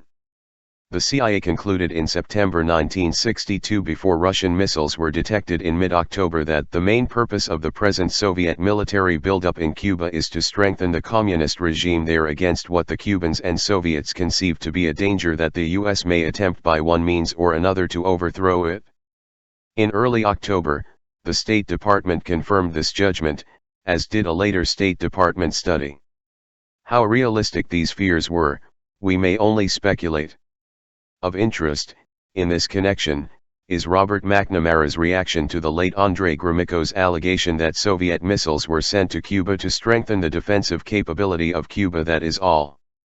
In response, McNamara acknowledged that if I had been a Cuban or Soviet official, I believe I would have shared the judgment you expressed that a U.S. invasion was probable, a judgment that he says was inaccurate. The probability of nuclear war after a U.S. invasion was 99%, McNamara added. Such an invasion was frighteningly close after JFK dismissed Khrushchev's offer of mutual withdrawal of missiles from Cuba and Turkey, the latter obsolete, already ordered withdrawn. Indeed, Cuba itself might have initiated nuclear war when a U.S. terrorist, mongoose, team blew up a factory, killing 400 people according to Castro, at one of the most tense moments of the crisis, when the Cubans may have had their fingers on the button. The March 1960 plan to overthrow Castro in favor of a regime more devoted to the true interests of the Cuban people and more acceptable to the U.S. remains in force in 1992 as the U.S. pursues its venerable task of preventing Cuban independence, with 170 years of experience behind it. Also in force is the Eisenhower directive that the crime should be perpetrated in such a manner as to avoid any appearance of U.S. intervention. Accordingly, the ideological institutions must suppress the record of aggression, campaigns of terror, economic strangulation, and the other devices employed by the Lord of the Hemisphere in its dedication to the true interests of the Cuban people. That dictate has been followed with loyalty perhaps beyond the norm. In respected scholarship, U.S. terrorism against Cuba has been excised from the record in a display of servility that would impress the most dedicated totalitarian. In the media, Cuba's plight is regularly attributed to the demon Castro and Cuban socialism alone. Castro bears full responsibility for the poverty, isolation, and humbling dependence on the USSR, the New York Times editors inform us, concluding triumphantly that the Cuban dictator has painted himself into his own corner, without any help from us. That is true by virtue of doctrinal necessity, the ultimate authority. The editors conclude that we should not intervene directly as some U.S. Cold Warriors propose. Fidel Castro's reign deserves to end in homegrown failure, not martyrdom. Taking their stand at the dovish extreme, the editors advise that we should continue to stand aside, watching in silence as we have been doing for 30 years, so the naive reader would learn from this, quite typical, version of history, crafted to satisfy the demands of authority. News reports commonly observe the same conventions. Cuba is a basket case, Times Caribbean correspondent Howard French reports, a communist oddity in an increasingly free market world, a communist dead end struggling vainly against economic realities. These realities, we are to understand, are the failures of sterile communist doctrine, unaffected by U.S. terror and economic warfare. The former is passed over in silence. The latter is mentioned, but only as posing a tactical question. We must decide whether the embargo should be tightened, or simply maintained on the assumption that the economic realities alone will work inexorably to bring about a dramatic transformation. Any opinion outside this spectrum is another oddity, not to be sampled by a responsible journalist operating in the free market of ideas. Boston Globe Latin America specialist Pamela Constable adopts the same conventions. Reviewing Miami Herald correspondent Andres Oppenheimer's Castro's Final Hour, she opens by explaining that he is far from a rabid anti-communist, but his credentials as a seasoned journalistic observer of Latin America make his book, a relentless exposure of the cynical, obsessive workings of Fidel Castro's aging socialist regime, all the more persuasive. He portrays Cuba as a classic, decaying dictatorship, ruled by a man whose ideals have long succumbed to the hard logic of power, clinging to a failed system with determined but fatal defiance. In hilarious and tragic detail, Oppenheimer shows how life for average Cubans has become a gauntlet of woes and absurdities, which she recounts with much amusement. Oppenheimer leaves little room for doubt that, like other messianic tyrants, Castro has sown the seeds of his own destruction. The words United States do not appear, there is no hint of any U.S. contribution to the hilarious trials of the average Cubans, or to the failed system or Castro's mad course of self-destruction. The hard logic of power is simply a fact of nature, evoking none of the passion aroused by Castro's evil nature. The norms are universal, Cuba is just a special case. Surveying the terrible decline of Nicaragua after the US-backed government took over, Constable writes that two problems underlie the disaster gripping this poor, tropical nation: lingering hostility between the Sandinistas and the right, and corruption. Could the rampages of a terrorist superpower have had some marginal effect on the collapsed socialist economy and U.S. efforts to recreate the glories that preceded? The idea cannot be expressed, probably even thought, at the dissident extreme of the commissar culture. The same book is reviewed in the New York Times by Clifford Krauss. Again, Cuba's plight is attributed to the crimes and lunacies of the demon alone. The U.S. does receive an oblique mention, in one phrase: Castro, not Cuba, has survived a host of calamities: the missile crisis, the trade embargo, the mayoral exodus, repeated harvest shortfalls and endless rationing. That concludes the U.S. role. Oppenheimer is praised for describing Cuba's travail with insight and wit. Odd, how amusing it is to watch our victims suffer, but more importantly, for having unearthed hitherto undreamed of iniquity. Insatiable in his quest for power and love of violence, Castro sent experienced officers to train Nicaraguans to resist the terrorist army the U.S. dispatched from its Honduran bases with orders to attack soft targets such as health clinics and agricultural cooperatives, with explicit approval of the State Department and left liberal opinion, in the latter case. The monster even considered retaliation in case the United States under Ronald Reagan invaded Nicaragua, and he was far more involved than we knew in supplying the Army of Panama in anticipation of the United States invasion. Chapter 6, A Ripe Fruit, Segment 5/6. But for those who believe that there are limits to what the criminal mind might contemplate, there is still more. With Cuban soldiers in Angola to support the Marxist government, Mr. Castro made himself an obstacle to a negotiated settlement of that country's civil war in the 1980s. Connoisseurs who miss Pravda in the good old days will recognize this as the Times spin on Cuba's support for the government recognized by virtually everyone apart from the U.S., and its success in repelling US-backed South African aggression, thus setting the stage for a negotiated settlement, which Washington at once disrupted by continuing its support for its terrorist clients to ensure that the war, which had already cost hundreds of thousands of lives and destroyed the country, will leave the remains in the hands of South Africa and Western investors. Whatever one may think of Cuba, such performances provide an enlightening exposure of the cynical, obsessive workings of a propaganda system of mechanical predictability, run by an intellectual class of truly awe-inspiring moral cowardice. Matters have changed little since the days when the New York Times editors, 60 years ago, hailed our magnificent record in the Caribbean region, where we were acting with the best motives in the world as Marines pursued the elusive bandit Sandino with the cheers of Nicaraguans ringing in their ears. Contrary to the whining of the professional liberals, though it was unfortunate, the editors felt that the clash comes just at a time when the Department of State is breathing grace, mercy and peace for the whole world. In Cuba, we were able to save the Cubans from themselves and instruct them in self-government, granting them independence qualified only by the Protective Platt Amendment, which protected U.S. corporations and their local allies. Cuba is very near at hand, the editors proceed, to refute the charge of the menace of American imperialism. We were summoned by the Cuban people who have, finally, mastered the secret of stability under our kind tutelage. And while our commercial interests have not suffered in the island, we have prospered together with the free Cuban people, so no one speaks of American imperialism in Cuba. Commentators affect great anguish over Castro's crimes and abuses. Would that it were believable. Demonstrably, for most it is utterly cynical pretense. The conclusion is established conclusively by comparison of the hysterical outrage over Castro's human rights violations and the evasion or outright suppression of vastly worse atrocities right next door, at the very same time, by U.S. clients, acting with U.S. advice and support.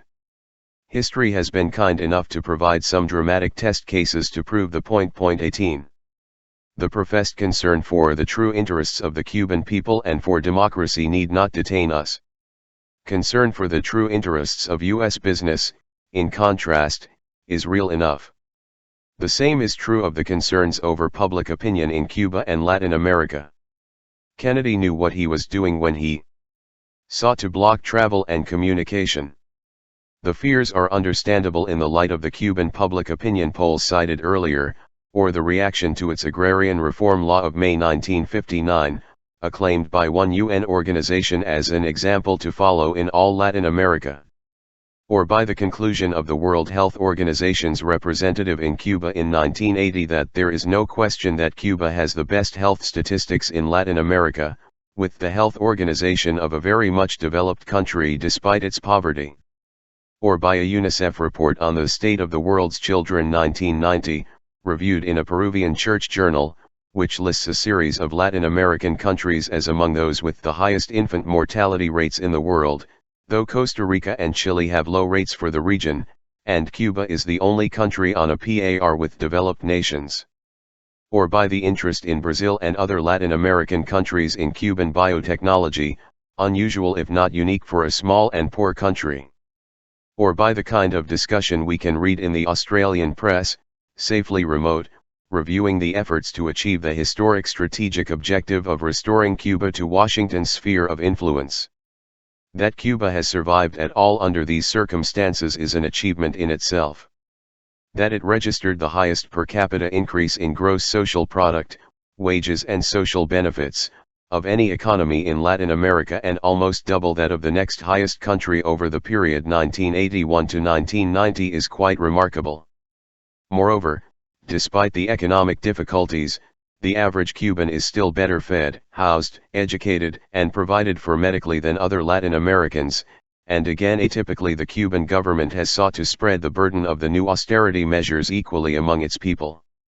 Worse yet, such perceptions are hardly unusual in the region itself, a product of direct experience and relative freedom from the rigid doctrinal requirements that constrain U.S. orthodoxy and its European camp followers. They are commonly articulated by leading figures. To select one poignant example, Father Ignacio Ellacuria, the rector of the Jesuit University of El Salvador, UCA, wrote in a Latin American church journal in November 1989 that for all its abuses, the Cuban model has achieved the best satisfaction of basic needs in all of Latin America in a relatively short time, while Latin America's actual situation points out prophetically the capitalist system's intrinsic malice and the ideological falsehood of the semblance of democracy that accompanies, legitimates, and cloaks it. It was for expressing such thoughts that he was assassinated by us trained elite troops as the article appeared, and buried deep beneath shrouds of silence by those who feigned great indignation here. Chapter 6, A Ripe Fruit Segment 6/6.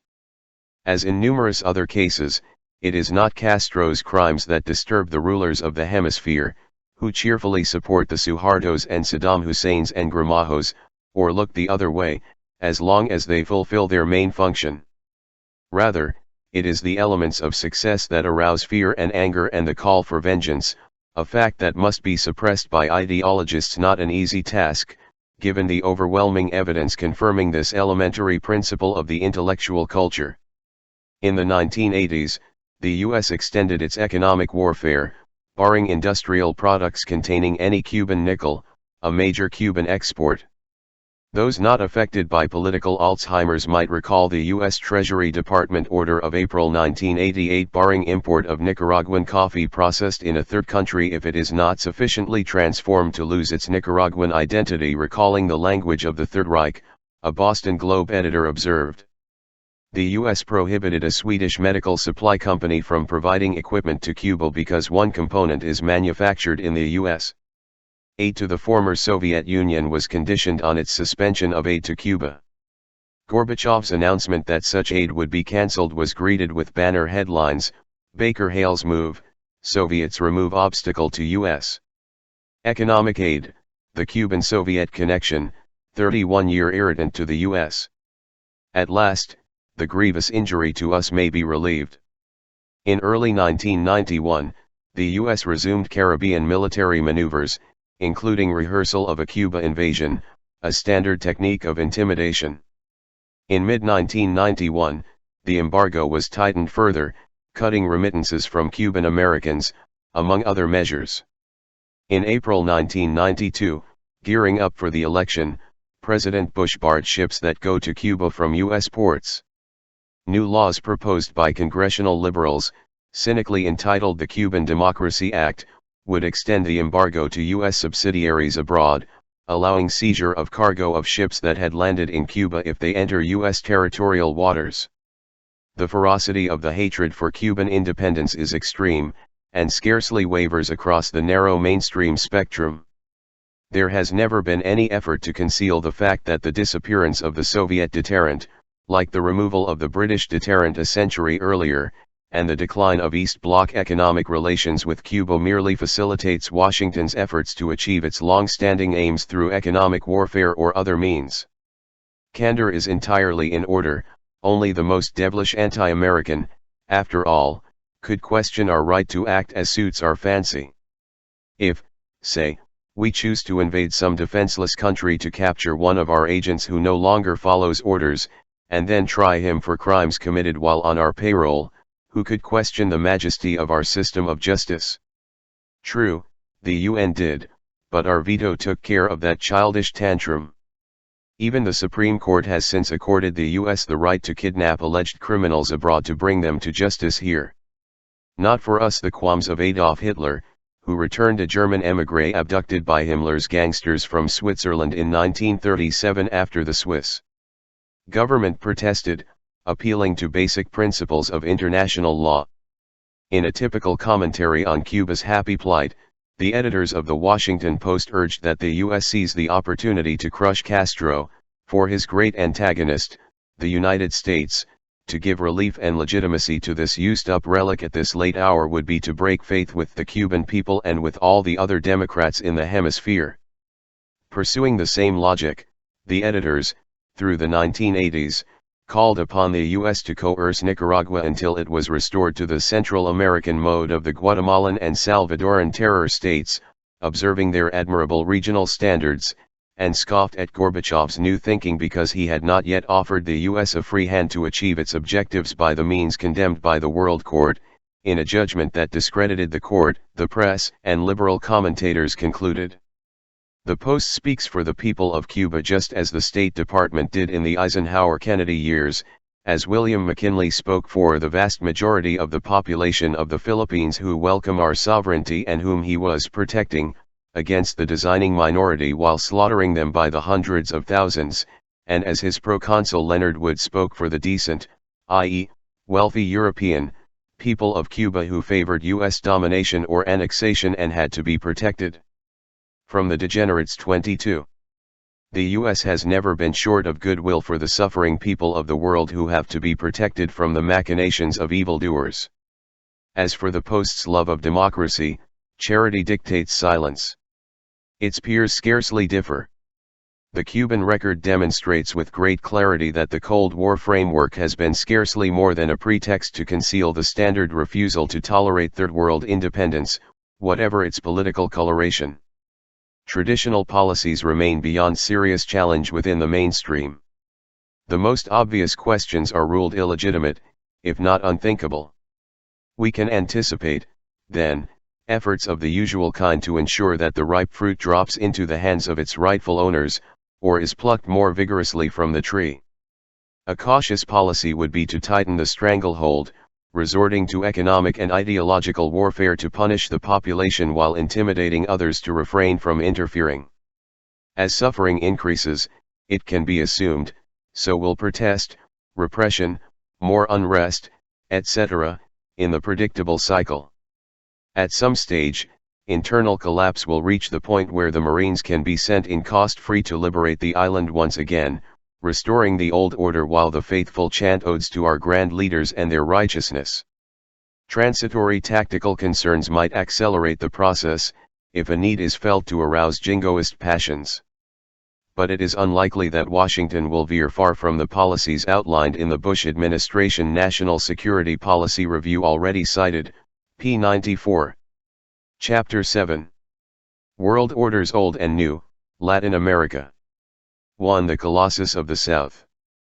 When the resources of that vast country are taken into account, the editors of the Washington Post wrote in 1929, it becomes evident that within a few years Brazil will become one of the leading powers of the world. The United States rejoices in the rise of this great republic in South America, which has found the road to permanent prosperity and peace. The euphoric prediction seemed not unreasonable. Brazil is notable for its tremendously favorable combination of large size, low population density, and rich endowment of natural resources, Peter Evans observes, and it had nothing to fear from external enemies. In the second half of the 19th century, real per capita income rose more rapidly in Brazil than in the United States. Its leading export, coffee, was under control of local capital. Brazil provided over 80% of world output by the turn of the century. Some weaknesses were showing. The economy relied so heavily on exporting primary products that this rich agricultural country had to import even food staples.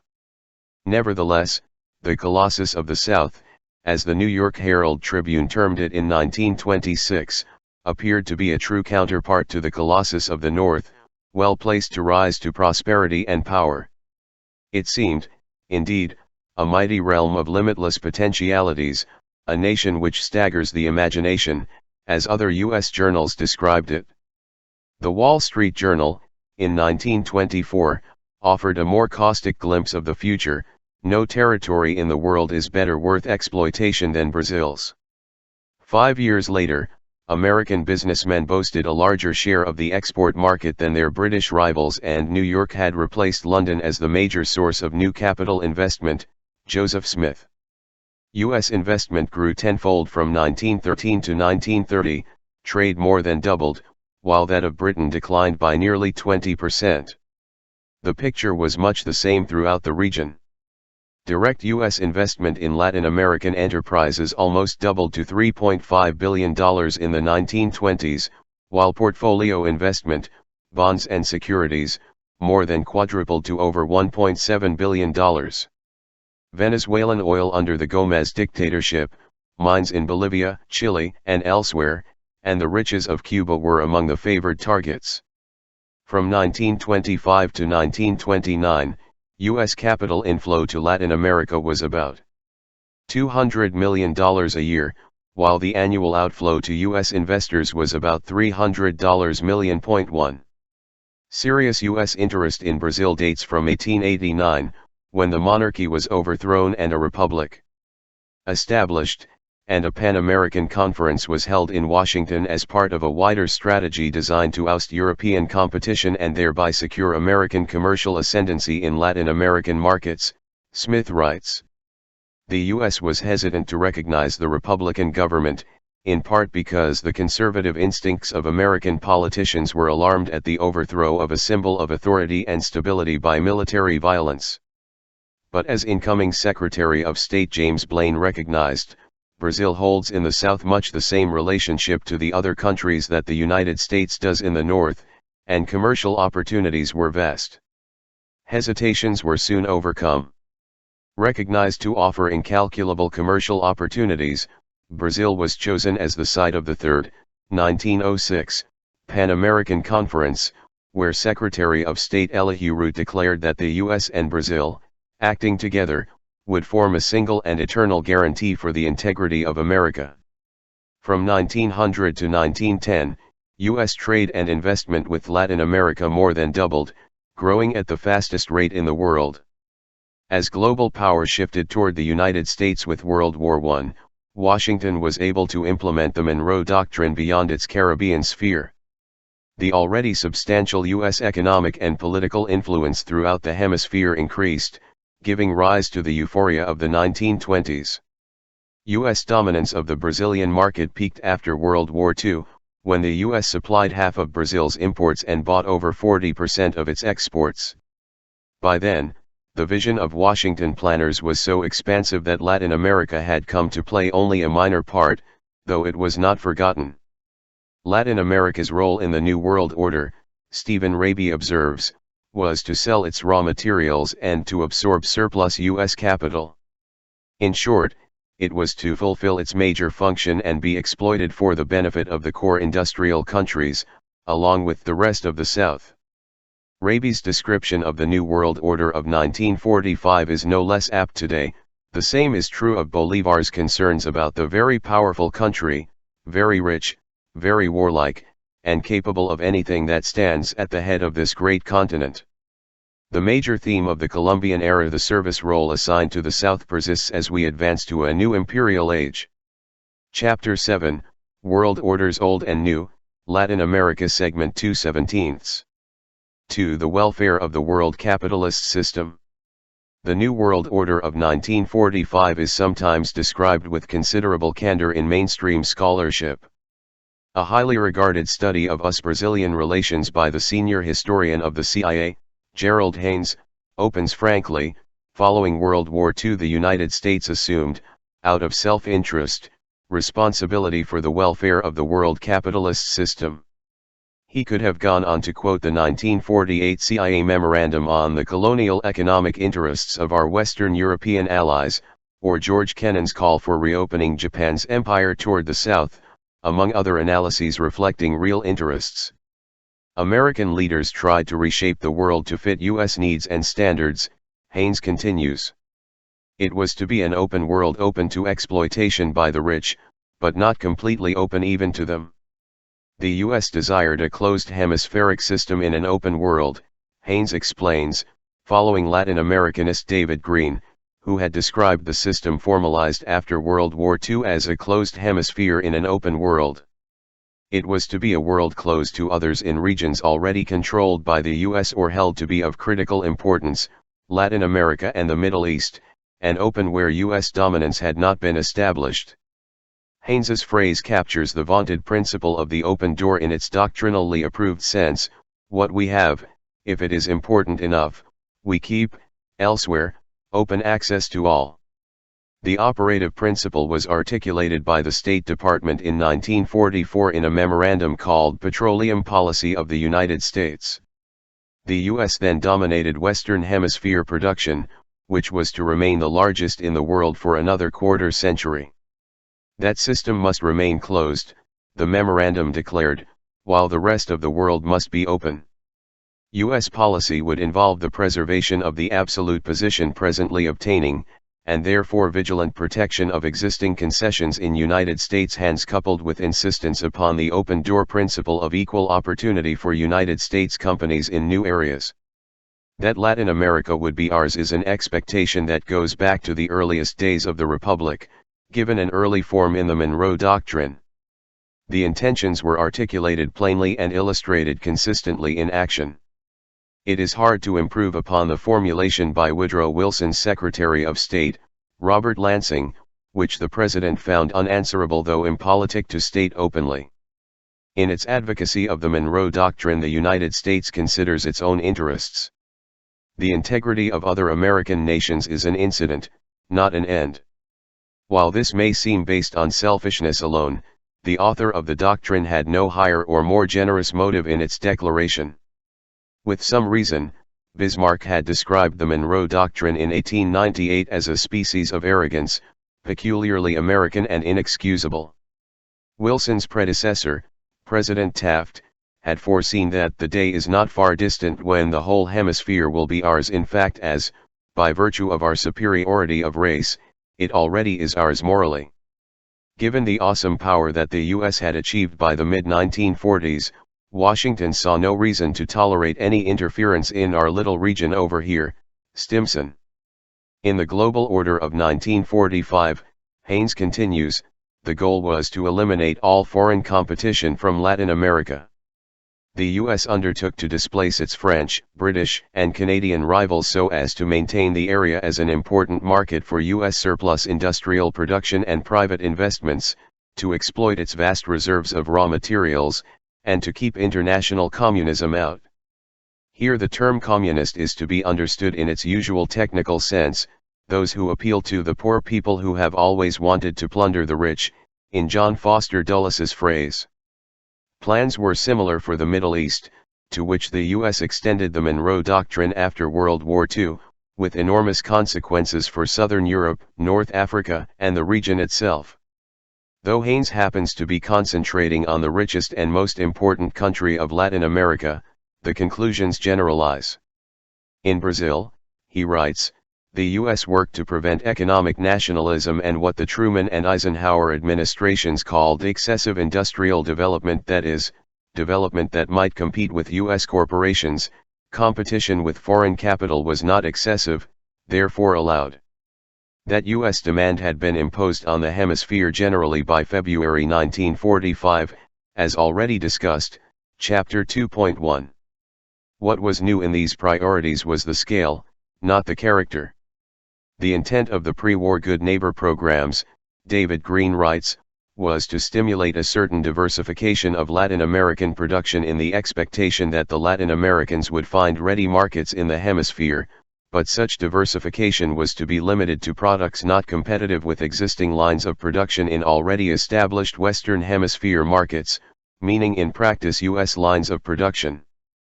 The proposals of the Inter-American Advisory Commission called for the U.S. to absorb Latin American imports so as to enhance the development of Latin America's capacity for purchasing more United States manufactures, Green's emphasis.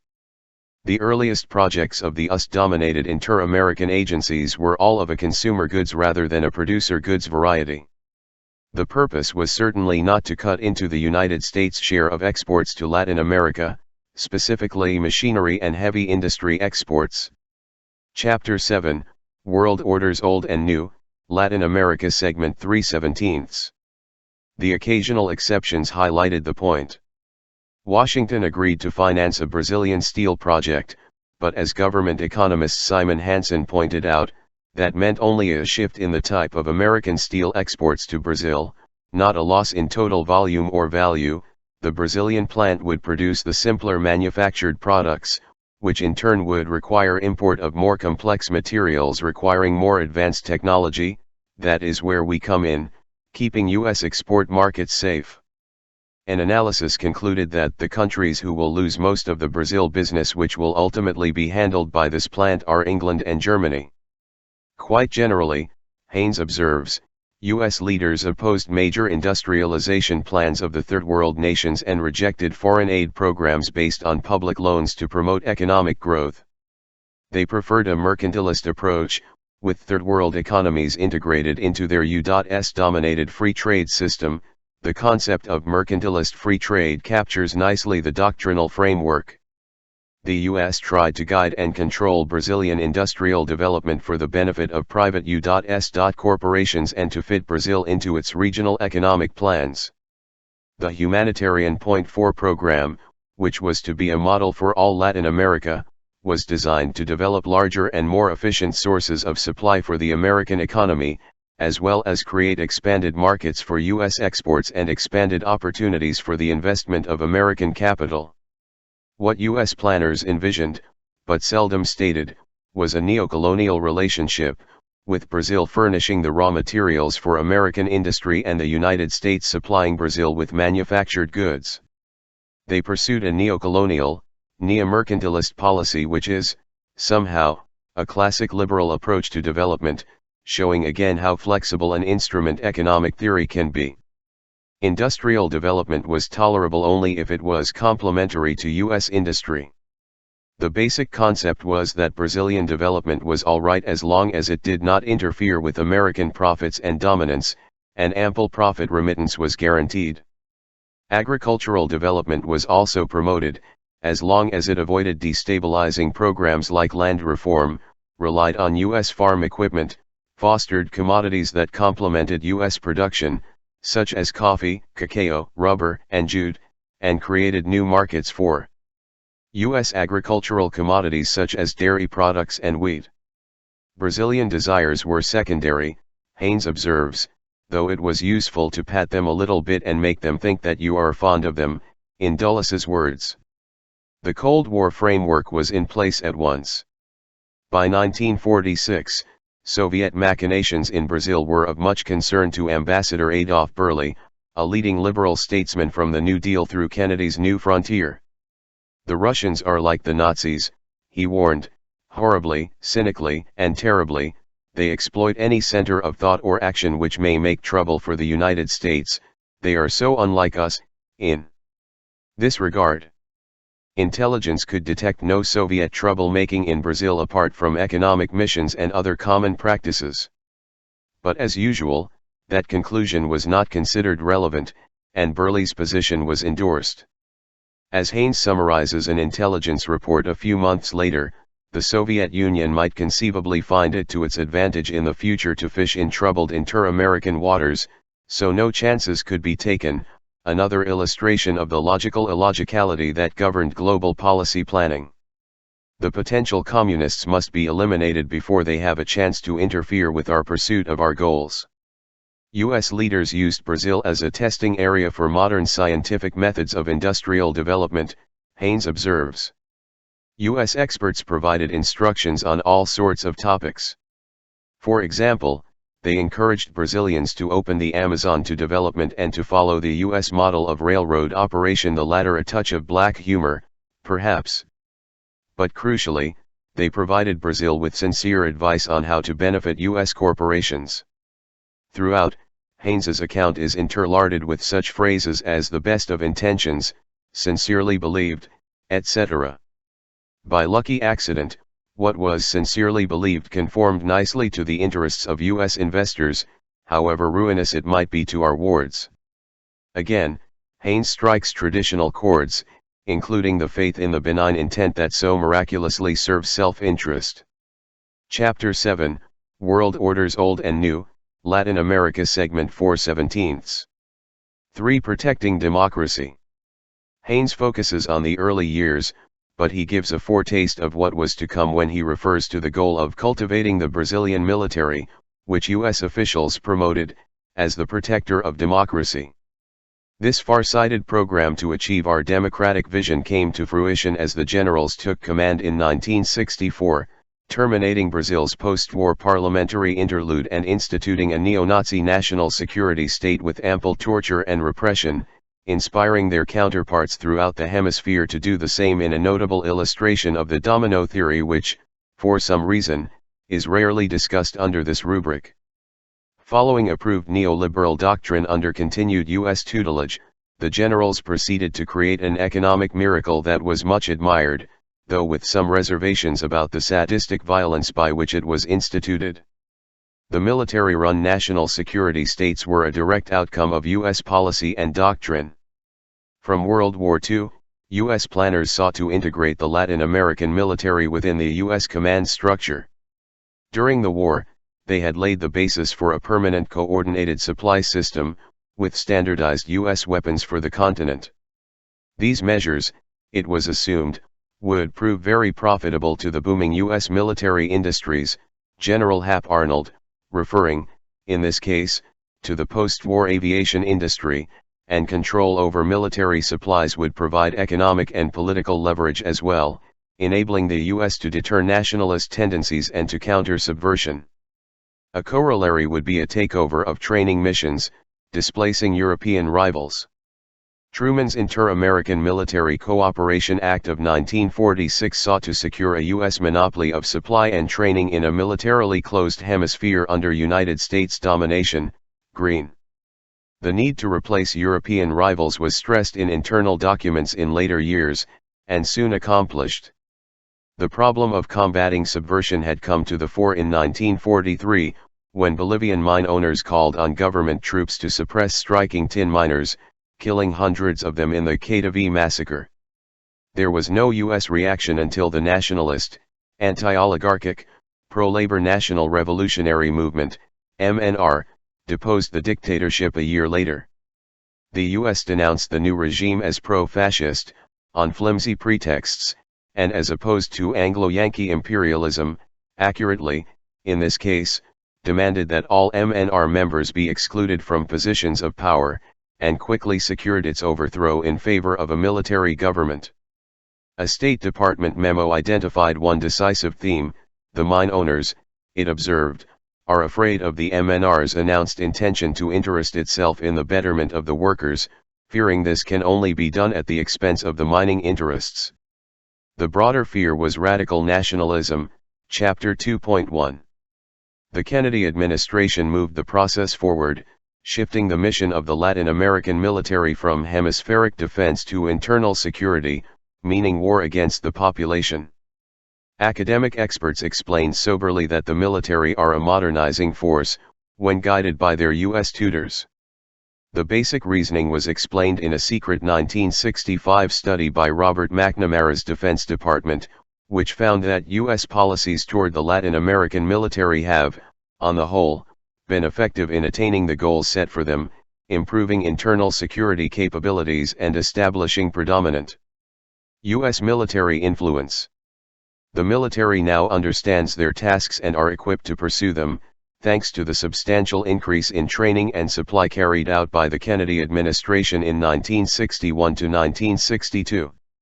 These tasks include the overthrow of civilian governments whenever, in the judgment of the military, the conduct of these leaders is injurious to the welfare of the nation.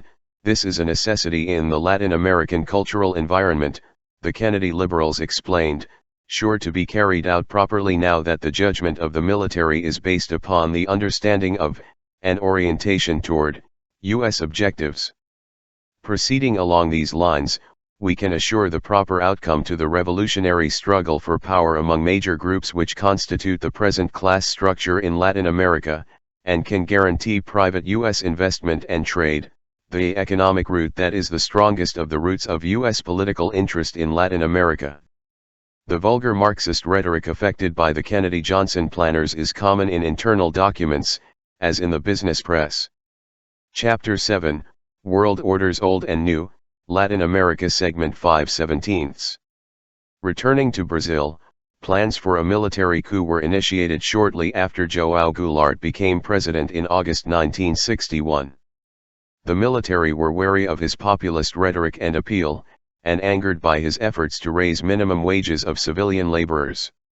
Concerns of the U.S. business community were enhanced when the Chamber of Deputies passed a bill placing conditions on foreign investment and limiting remittance of profits on the grounds that they were bleeding the Brazilian economy.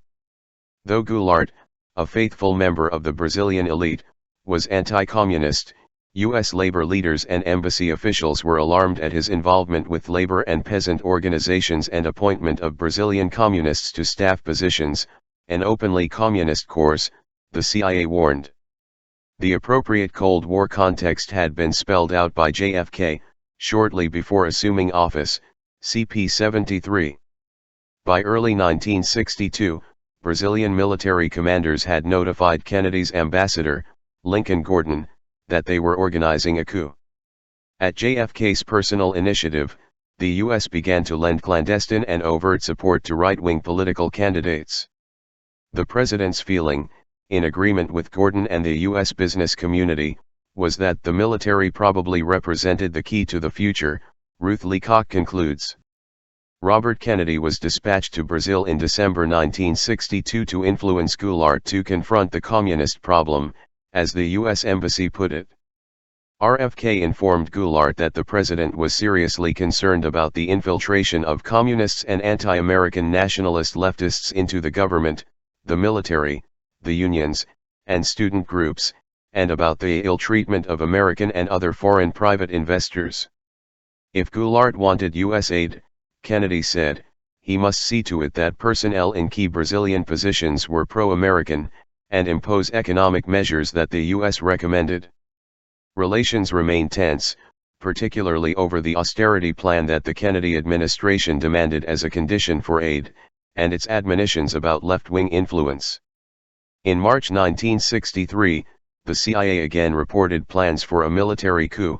U.S. corporate executives were, by then, privately urging a total U.S. aid cut-off to expedite the coup plans.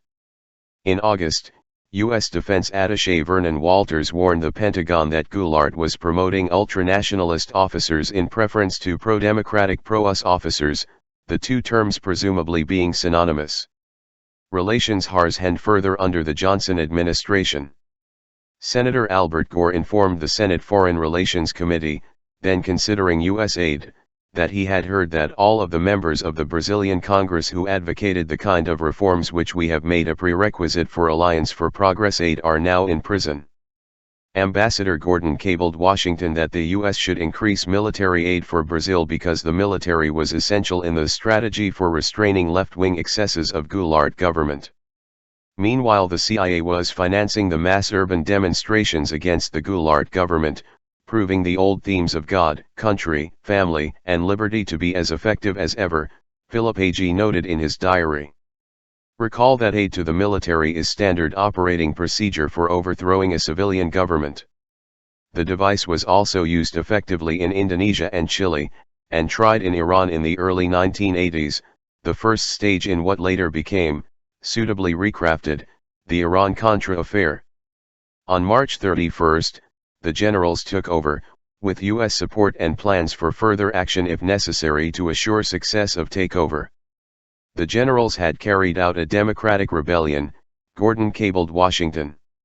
The revolution was a great victory for the free world, which prevented a total loss to the west of all South American republics and should create a greatly improved climate for private investments.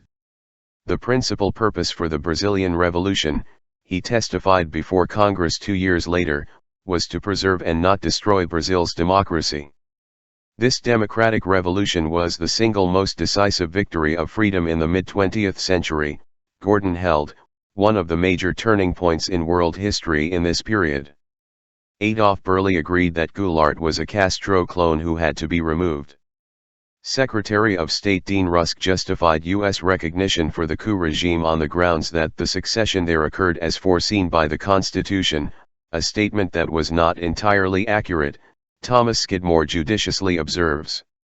U.S. labor leaders demanded their proper share of the credit for the violent overthrow of the parliamentary regime, while the new government proceeded to crush the labor movement and to subordinate poor and working people to the overriding needs of business interests, primarily foreign, reducing real wages by 25% within 3 years and redistributing income toward upper-income groups who were destined to be the great consumers of the Brazilian miracle, Sylvia and Hewlett, who sees the brutal repression and attack on living standards as an essential prerequisite for a new cycle of capitalist growth within the Brazilian domestic economy. Washington and the investment community were naturally delighted. As the relics of constitutional rule faded away and the investment climate improved, the World Bank offered its first loans in 15 years and U.S. aid rapidly increased along with torture, murder, starvation, disease, infant mortality, and profits. Chapter 7, World Orders Old and New, Latin America Segment 6/17. For securing the victory. The United States was the regime's most reliable ally, Thomas Skidmore observes in the most comprehensive scholarly study of what came next. U.S. aid saved the day for the ruling generals. The process also turned the U.S. into a kind of unilateral IMF, overseeing every aspect of Brazilian economic policy. In almost every Brazilian office involved in administering unpopular tax, wage, or price decisions, there was the ubiquitous American advisor, the new U.S. ambassador discovered in 1966. Once again, the U.S. was well positioned to use Brazil as a testing area for modern scientific methods of industrial development, Haynes, and therefore has every right to take credit for what ensued. Under U.S. guidance, Brazil pursued orthodox neoliberal policies, doing everything right by monetarist criteria, and strengthening the market economy, Skidmore. The economic miracle proceeded in parallel with the entrenchment of the fascist national security state. Not accidentally, a regime that could not wield the knout could hardly have carried out measures with such a deleterious impact on the population. The neoliberal reforms did not exactly succeed in building Brazilian capitalism, Skidmore continues, though they did help build foreign corporations. They provoked a severe industrial recession, driving many businesses to ruin. To counter these effects and to prevent still further foreign takeover of the economy, the government turned to the public sector, strengthening the despised state corporations. In 1967, economic policy was taken over by technocrats led by the highly respected conservative economist Antonio Delfim Neto, an enthusiastic supporter of the Revolution of March 31, which he saw as a huge demonstration by society and the product of a collective consensus, among those who qualify as society. Declaring its devotion to the principles of economic liberalism, the government instituted indefinite wage controls. Worker protests, up to now infrequent and small, were handily suppressed, Skidmore notes, as fascist rule hardened further over the whole society, with harsh censorship, elimination of judicial independence, removal of many faculty, and revised curricula to promote patriotism. The new compulsory course in moral and civic education aimed to defend the democratic principle by preserving the religious spirit, the dignity of the human being, and the love of liberty, with responsibility under God's inspiration as administered by the generals with the technocrats at their side. The authors of the 1992 Republican campaign platform would have been much impressed, along with 1980-style conservatives rather generally. The president announced in 1970 that repression would be harsh and implacable, with no rights for pseudo-Brazilians. Torture became a grisly ritual, a calculated onslaught against body and soul. Skidmore writes, with such specialties as torture of children and gang rape of wives before the family. The orgy of torture provided a stark warning to anyone with the wrong thoughts. It was a powerful instrument that made it even easier for Delfim and his technocrats to avoid public debate over fundamental economic and social priorities while they preached the virtues of the free market. The resumption of high economic growth, by these means, made Brazil again attractive to foreign private investors, who took over substantial parts of the economy. By the late 1970s, the industries dominated by local capital in Brazil were the same industries where small businesses flourish in the United States. Multinationals and their local associates dominated the more profitable growth areas, though with the changes in the global economy, about 60% of foreign capital was then non-US. Peter Evans. Macroeconomic statistics continued to be satisfying, Skidmore continues, with rapid growth of GNP and foreign investment. A dramatic improvement in terms of trade in the early 70s also provided a shot in the arm to the generals and technocrats. They held firm to the doctrine that the real answer to poverty and unequal income distribution was rapid economic growth, thereby increasing the total economic pie, eliciting nods of approval in the West. A closer look shows other characteristic features of neoliberal doctrine.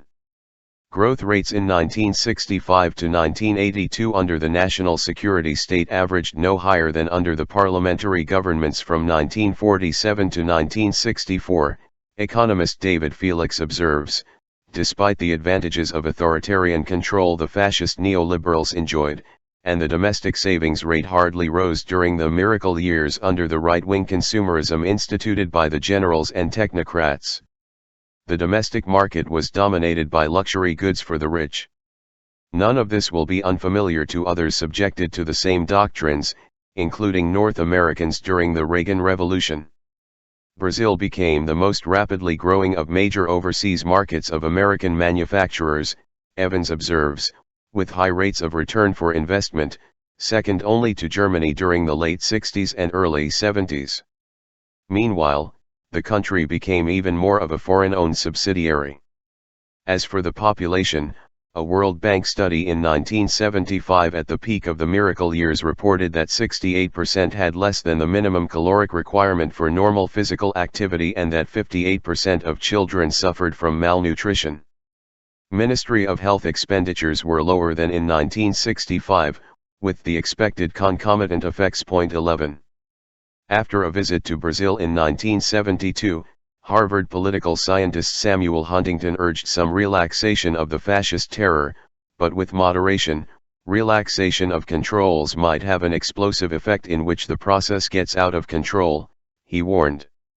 He suggested the model of Turkey or Mexican one-party rule, playing down the importance of liberal rights in comparison with the more significant values of institutionalization and stability. A few years later, the bubble burst. Brazil was swept up in the global economic crisis of the 80s, particularly ruinous in Africa and Latin America. Terms of trade now rapidly declined, eliminating this crutch for those who held the purse strings and the whip. Inflation and debt raced out of control, income levels dropped substantially, many firms faced bankruptcy, and idle capacity reached 50%, giving a new meaning to stagflation, Skidmore observes. Delphin's neoliberal growth strategy was in total collapse, he adds. After 4 years of severe economic decline, the economy began to recover, in large part thanks to the import substituting industrialization decried by neoliberal economic doctrine. The generals bowed out, leaving a civilian government to administer the economic and social wreckage. Chapter 7, World Orders Old and New, Latin America Segment 7/17. 5. A Real American Success Story. Writing in 1989, Gerald Haynes describes the results of more than 4 decades of U.S. dominance and tutelage as a real American success story. America's Brazilian policies were enormously successful, bringing about impressive economic growth based solidly on capitalism. As for political success, as early as September 1945, when the testing area had barely been opened for experiment, Ambassador Burley wrote that every Brazilian now has available to himself all of the resources available to any American during a political campaign.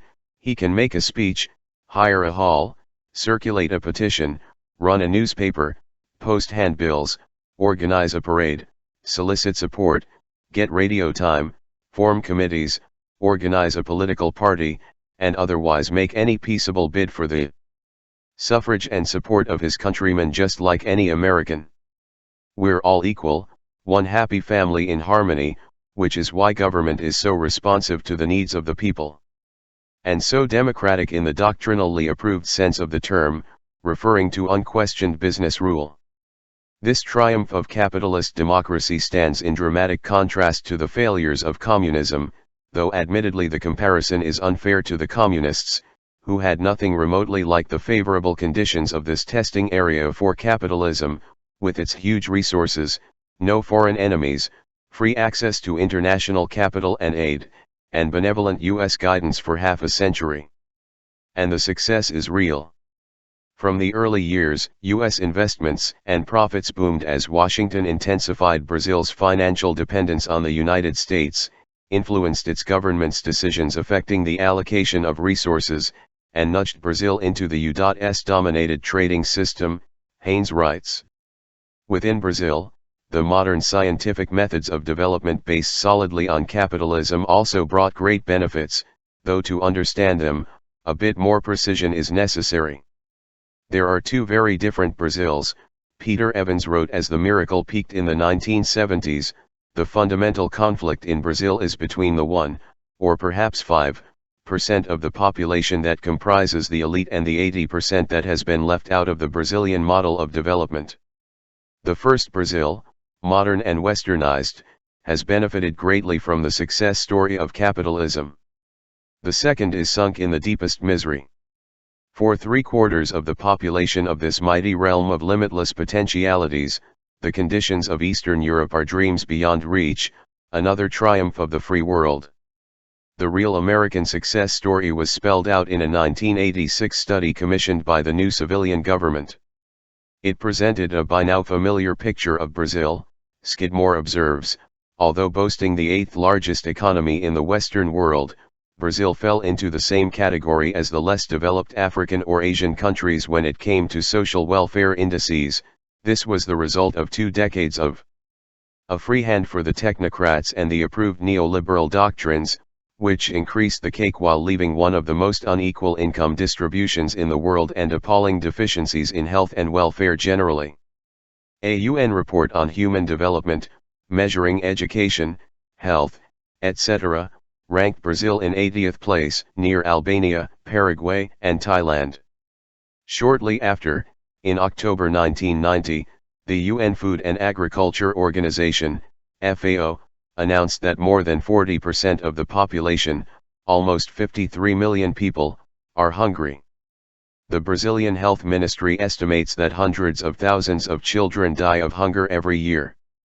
Brazil's educational system ranks above only Guinea-Bissau and Bangladesh, according to 1990 UNESCO data. The success story is summarized in a May 1992 America's Watch report. Rich in natural resources and with a large industrial base, the country has the largest debt in the developing world and an economy that is entering its second decade of acute crisis.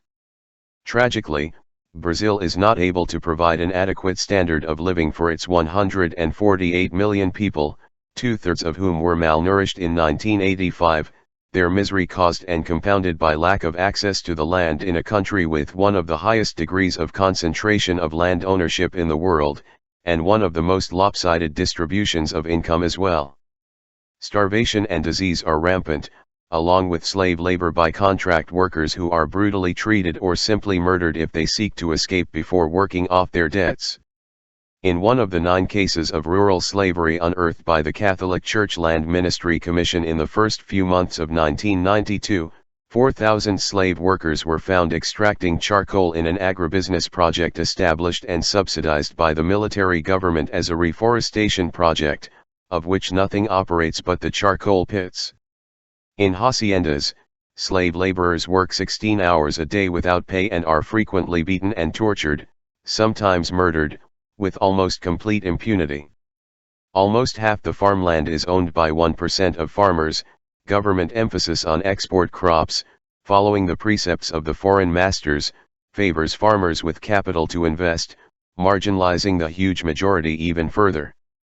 In the north and northeast, rich landowners call in gunmen or the military police to burn houses and crops, shoot livestock, murder unionists, priests, nuns, or lawyers trying to defend peasant rights, and drive the villagers into shanty towns or to the Amazon, where they are then blamed for deforestation as they clear land in a desperate attempt to survive. Brazilian medical researchers describe the population of the region as a new subspecies, pygmies, with 40% the brain capacity of humans, the result of severe malnutrition in a region with much fertile land, owned by large plantations that produce cash crops for export. Brazil is a world center of such triumphs as child slavery, with some 7 million children working as slaves and prostitutes, exploited, overworked, deprived of health and education, or just deprived of their childhood, an International Labor Organization study estimates. The luckier children can look forward to work for drug traffickers in exchange for glue to sniff to make the hunger go away. The figure worldwide is estimated at hundreds of millions, one of the grimmer ironies of the age, George Moffat comments. Had the grim result been found in Eastern Europe, it would have been a proof of the bestiality of the communist enemy.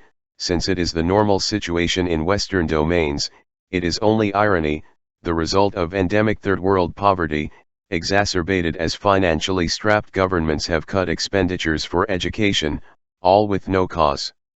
Brazil also wins the prize for torture and murder of street children by the security forces, a process of extermination of young people according to the head of the Justice Department in Rio de Janeiro, Helio Saboia, targeting the 7 to 8 million street children who beg, steal, or sniff glue and for a few glorious moments forget who or where they are. London Guardian correspondent Jan Rocha. In Rio, a congressional commission identified 15 death squads, most of them made up of police officers and financed by merchants. Bodies of children murdered by death squads are found outside metropolitan areas with their hands tied, showing signs of torture, riddled with bullet holes. Street girls are forced to work as prostitutes. The Legal Medical Institute recorded 427 children murdered in Rio alone in the first 10 months of 1991, most by death squads. A Brazilian parliamentary study released in December 1991 reported that 7,000 children had been killed in the past 4 years. Truly a tribute to our magnificence and the modern scientific methods of development based solidly on capitalism in a territory as much worth exploitation as any in the world. We should not underestimate the scale of the achievement. It took real talent to create a nightmare in a country as favored and richly endowed as Brazil. In the light of such triumphs, it is understandable that the ruling class of the new imperial age should be dedicated with such passion to helping others share the wonders, and that the ideological managers should celebrate the accomplishment with such enthusiasm and self-praise. Chapter 7, World Orders Old and New, Latin America Segment 8/17. 6. Fundamentalism triumphant. One might object that despite its unusual advantages, Brazil is still not the optimal testing area to demonstrate the virtues of the neoliberal doctrines that American-style capitalism urges upon countries it deems worth exploitation. Perhaps it would be better to try Venezuela, even more favorable terrain with its extraordinary resources, including the richest petroleum reserves outside the Middle East. We might, then, have a look at that success story.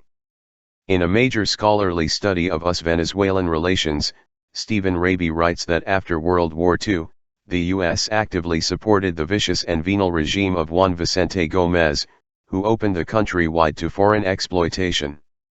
The State Department shelved the open-door policy in the usual way, recognizing the possibility of U.S. economic hegemony in Venezuela, hence pressuring its government to bar British concessions, while continuing to demand and secure U.S. oil rights in the Middle East, where the British and French were in the lead. By 1928, Venezuela had become the world's leading oil exporter, with U.S. companies in charge. During World War II, the U.S. agreed to a Venezuelan demand for 50-50 profit sharing. The effect, as predicted, was a vast expansion of oil production and substantial profits for the U.S. oil industry, which took control over the country's economy and major economic decisions in all areas.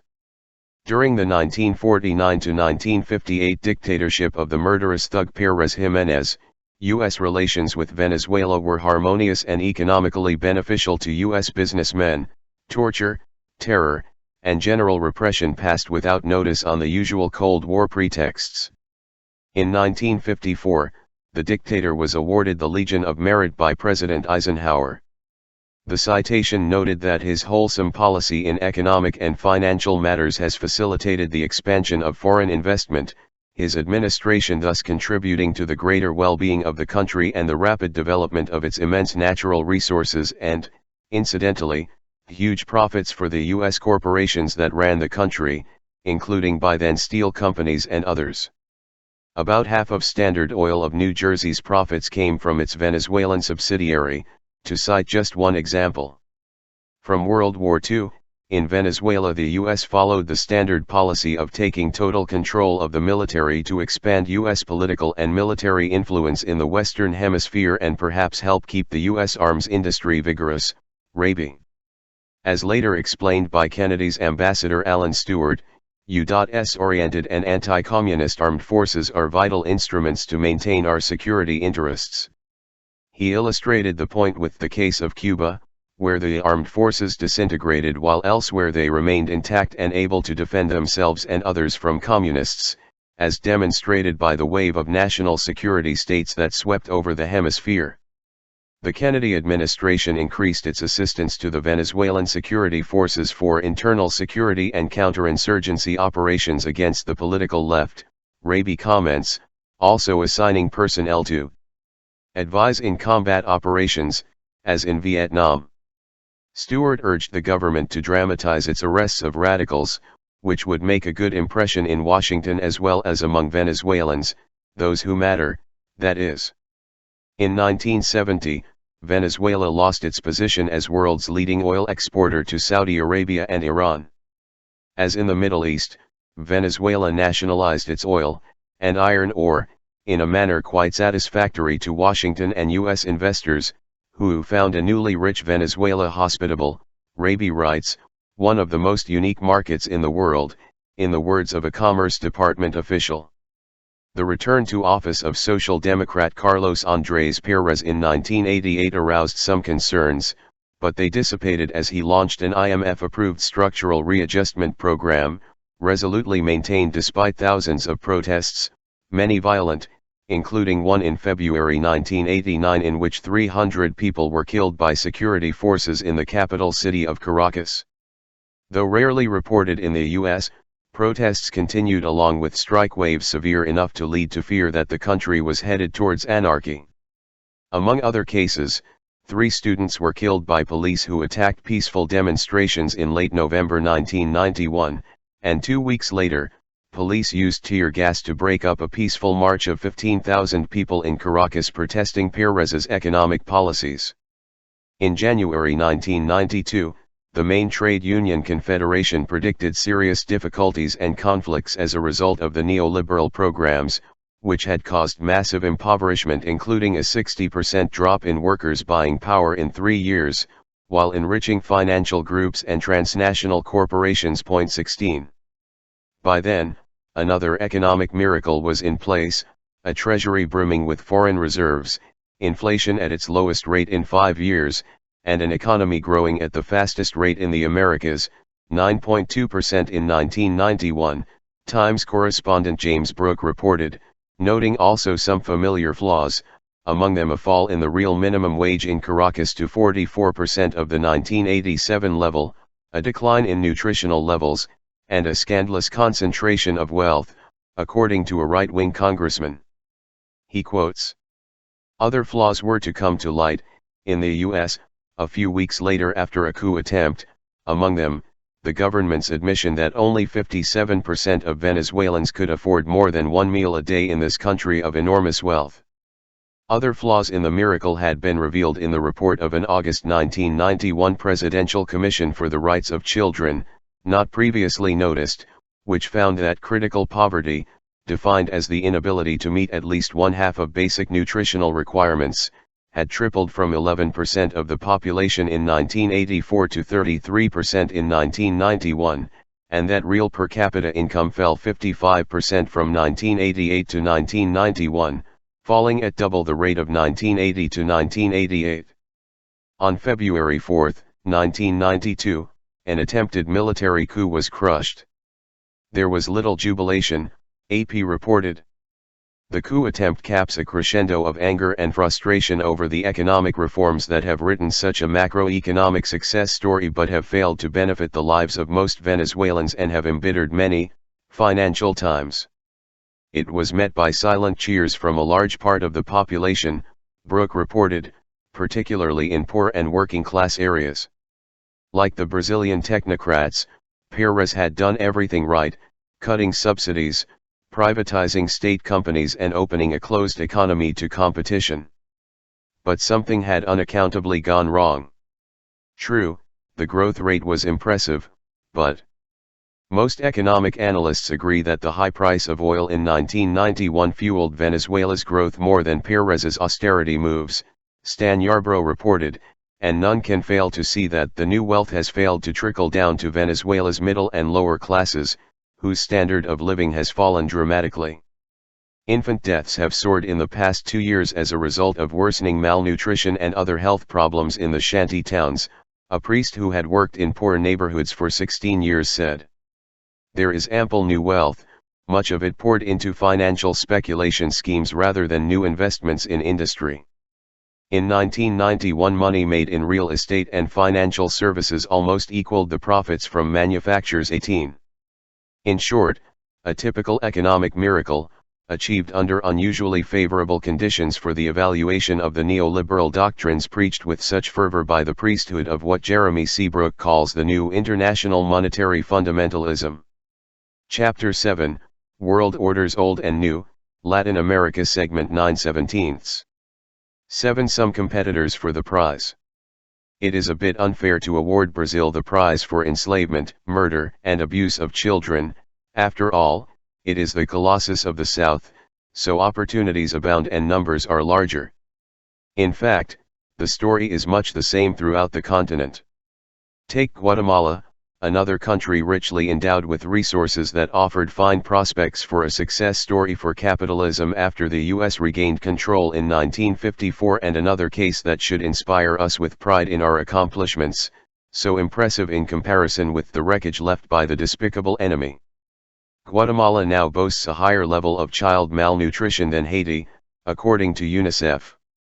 The Health Ministry reports that 40% of students suffer from chronic malnutrition, while 2.5 million children in this country of 9 million suffer abuse that leads them to abandon school and become involved in crime. 250,000 have been orphaned by political violence. The condition of children is not very surprising when 87% of the population live below the poverty line, up from 79% in 1980, 72% cannot afford a minimum diet, 52% in 1980, 6 million have no access to health service, 3.6 million lack drinking water, and concentration of land ownership continues to rise, 2% now control 70% of the land. Purchasing power in 1989 was 22% of its 1972 level, dropping still further as the neoliberal measures of the 1980s were intensified. We need not linger on the record of mass slaughter, genocide in the highlands, disappearance, torture, mutilation, and other standard accompaniments of free world victories, admittedly, a display of imperial benevolence that has been somewhat excessive in the case of Guatemala. The contours, at least, should be recalled. The terror began as soon as the US-run military coup succeeded in overthrowing the reformist capitalist democracy. Some 8,000 peasants were murdered in 2 months in a terror campaign that targeted particularly United Fruit Company union organizers and Indian village leaders. The U.S. Embassy participated with considerable fervor, providing lists of communists to be eliminated or imprisoned and tortured, while Washington dedicated itself to making Guatemala a showcase for democracy. At a comparable stage, the Khmer Rouge were condemned for genocide. Terror mounted again in the 1960s, with active U.S. participation. The process resumed in the late 1970s, soon reaching new levels of barbarism. Over 440 villages were totally destroyed and well over 100,000 civilians were killed or disappeared, up to 150,000 according to the church and others, all with the enthusiastic support of the Reagan administration. Huge areas of the highlands were destroyed in a frenzy of irreversible environmental devastation.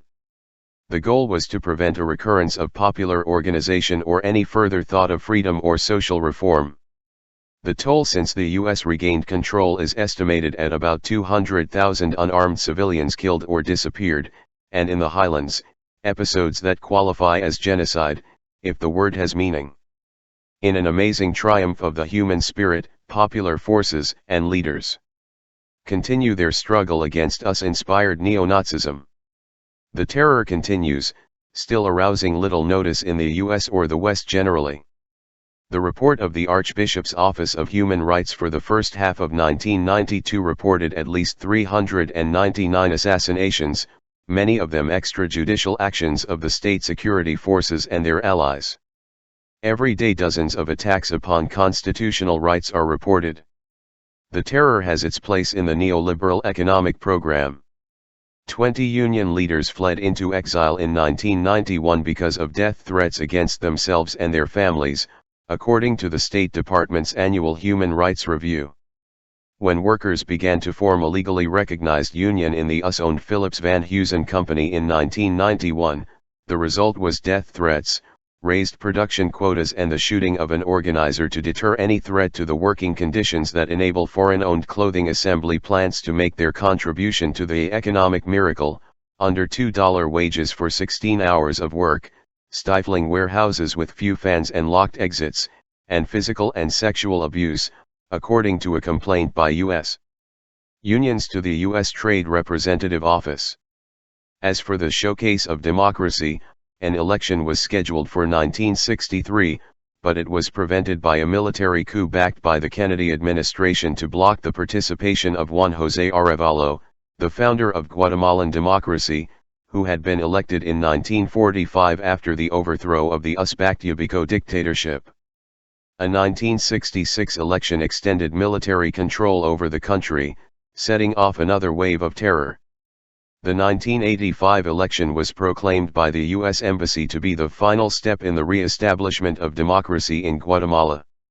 The November 1990 elections ended in a draw between two right-wing neoliberal candidates, who managed to stir up 30% of the electorate, counting valid votes. In the runoff election won by Jorge Serrano, abstention was even higher. These achievements aside, the prevailing social conditions are the result of another successful experiment, the development model introduced by U.S. advisors after the 1954 coup terminated the 10-year episode of capitalist democracy. As terror improved the investment climate, export-oriented economic programs led to rapid growth in production of agricultural commodities and beef for export, destruction of forests and traditional agriculture, sharp increase in hunger and general misery, the World Championship for DDT in mother's milk, 185 times World Health Organization limits, and gratifying balance sheets for U.S. agribusiness and local affiliates. The new maquiladoras are having a similar impact. Current economic plans, under the guidance of U.S. advisors, are intensifying this range of effects. No less predictably, in his January 1992 report to Congress, President Serrano declared the results of the properly neoliberal economic program, including the 100% increase for the military in the 1992 budget, to be an economic miracle, while Western commentators applauded and looked forward to still further triumphs of capitalist democracy. Chapter 7, World Orders Old and New, Latin America Segment 10/17. We may recall, in passing, that the main victims are indigenous people, who constitute over half the population. Their travail began long ago.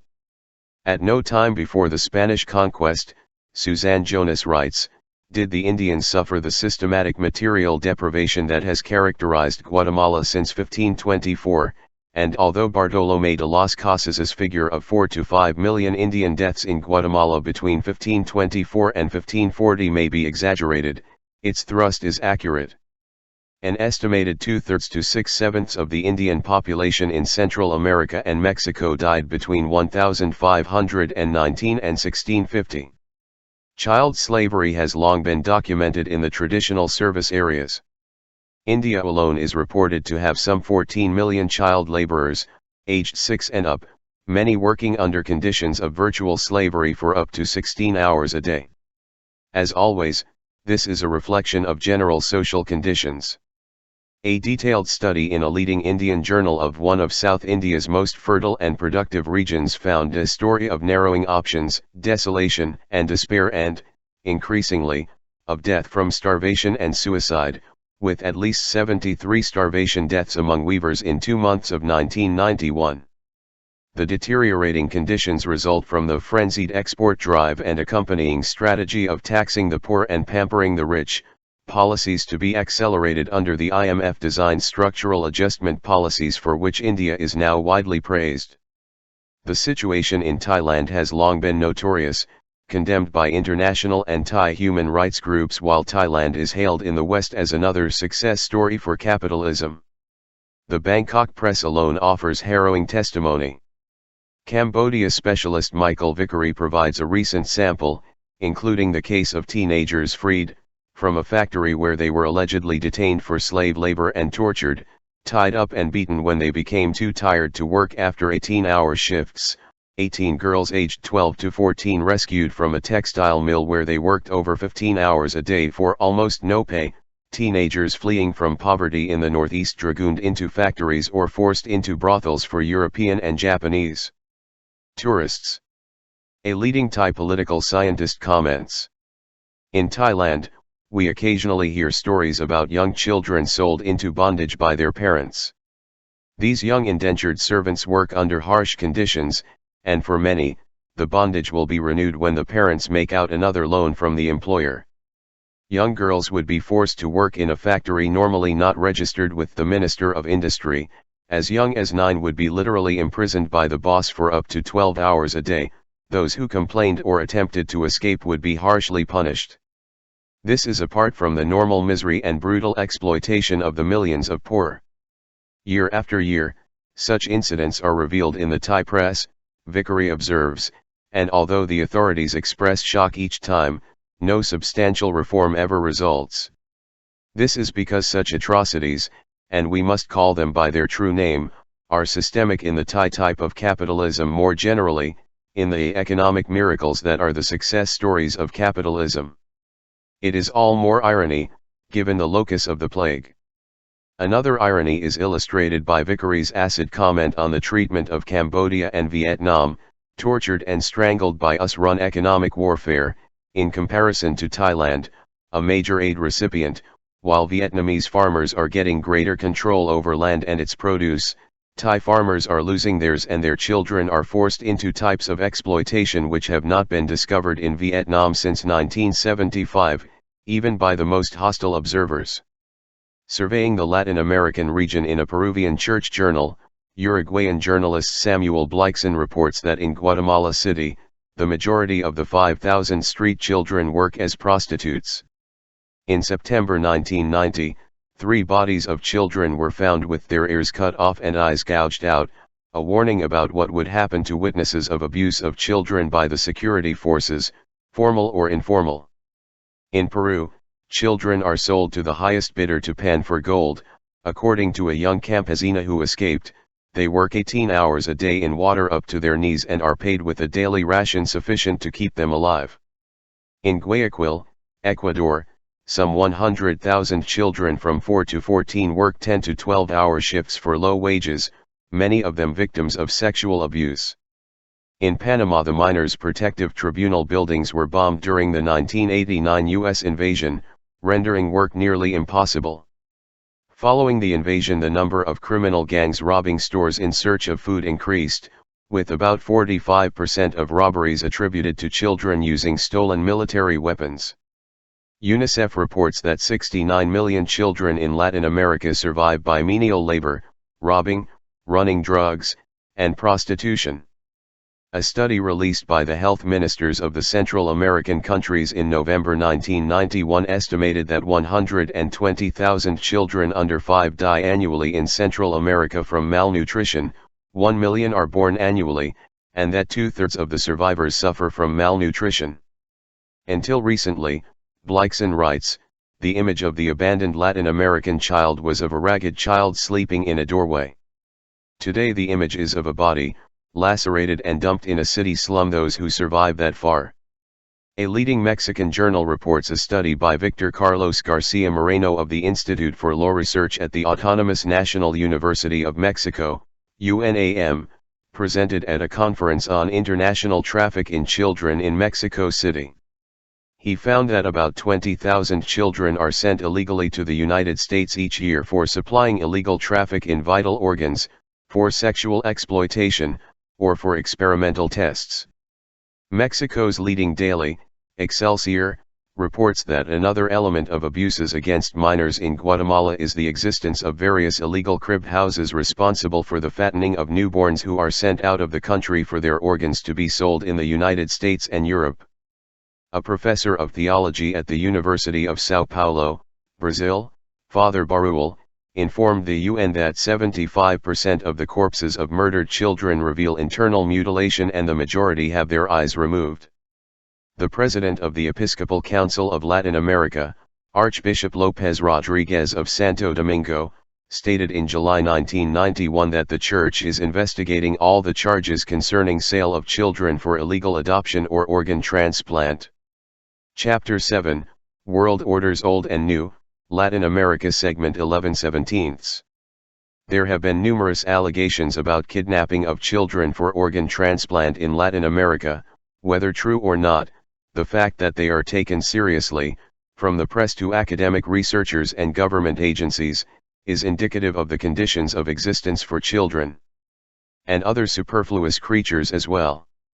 The British Medical Journal reported an Argentine judicial investigation that led to arrest of the director of a state-run mental hospital, doctors, businessmen, and others, after evidence of the trafficking of human organs was unearthed, among other crimes. AFP reported that Argentines were aghast at the near hallucinatory revelations of the horrors involving disappearances, trafficking in corneas, blood, babies, contraband, and corruption for more than a decade at the hospital, and the discovery in Uruguay of a gang of organ smugglers headed by Argentinians. There is traffic in children and organs, the Argentine Minister of Health reported. A novel idea was implemented in Colombia, where security guards of a medical school murdered poor people and sold the bodies to the school for student research. Reports indicate that before they were killed, organs that could be sold on the black market were removed. These practices, however, scarcely make a dent in one of the worst human rights records in the continent, compiled by security forces that have long benefited from U.S. training and supply and have now become one of the hemisphere's top recipients of U.S. military funding.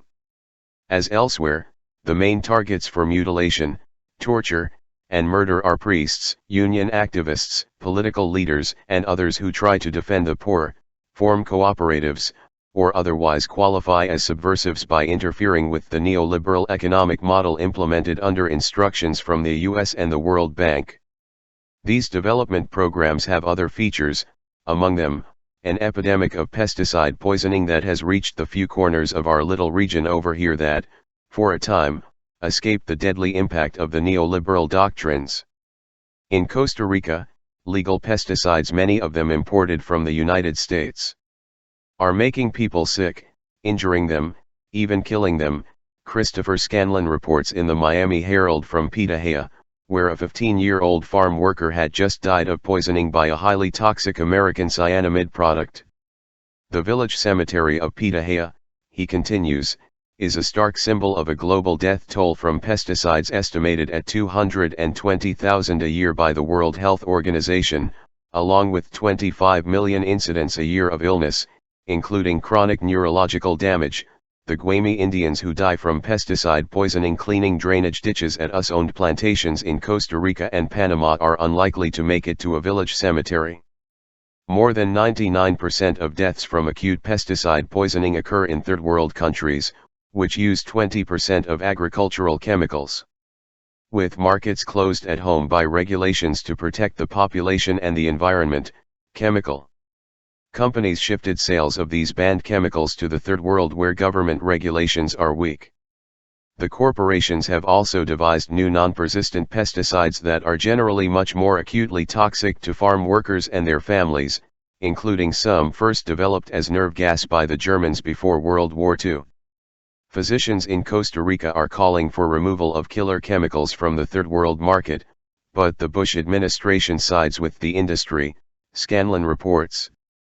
Its position is that the solution does not lie in interference with the market to translate to English, profits for the rich. Rather, in educating people about the risk, William Jordan of the Environmental Protection Agency explains. Progress has its problems, he concedes, but you cannot simply ignore progress. An American cyanamide executive says, "I sleep at night very comfortably." So do leaders and ideologists generally, except when their rest is disturbed by the faults of official enemies and their retrograde doctrines. The United States has never been very happy with Costa Rica, despite its almost total subordination to the wishes of U.S. corporations and Washington. Costa Rican social democracy and successes in state-guided development, unique in Central America, were a constant irritant. Concerns were relieved in the 1980s, as the huge debt and other problems gave the U.S. government leverage to move Costa Rica closer to the Central American mode lauded by the press, but the Ticos still don't know their place. One problem arose in November 1991, when Costa Rica renewed its request to the U.S. to extradite U.S. rancher John Hull, who was charged with murder in the La Penca bombing in which 6 people were killed, as well as drug running and other crimes. This renewed call for extradition was particularly irritating because of the timing, just as the U.S. was orchestrating a vociferous PR campaign against Libya for its insistence on keeping to international law and arranging for trial of 2 Libyans accused of air terrorism either in its own courts or by a neutral country or agency, instead of handing them over to the U.S. The unfortunate coincidence did not disrupt the Washington media campaign against Libya, thanks to the scrupulous suppression of the Costa Rican request. Yet another Costa Rican crime was its expropriation of property of U.S. citizens, for which it was duly punished by the freezing of promised economic assistance.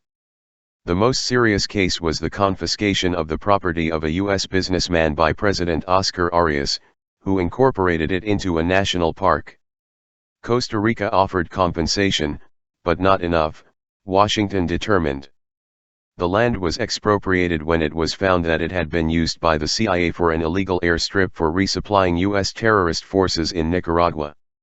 Arias's expropriation without adequate compensation is a crime that naturally calls for retribution by Washington and silence by the media, particularly as they are railing against Libyan terrorism. 29. The effrontery of the powerful often leaves one virtually speechless. Chapter 7, World Orders Old and New, Latin America Segment 12/17.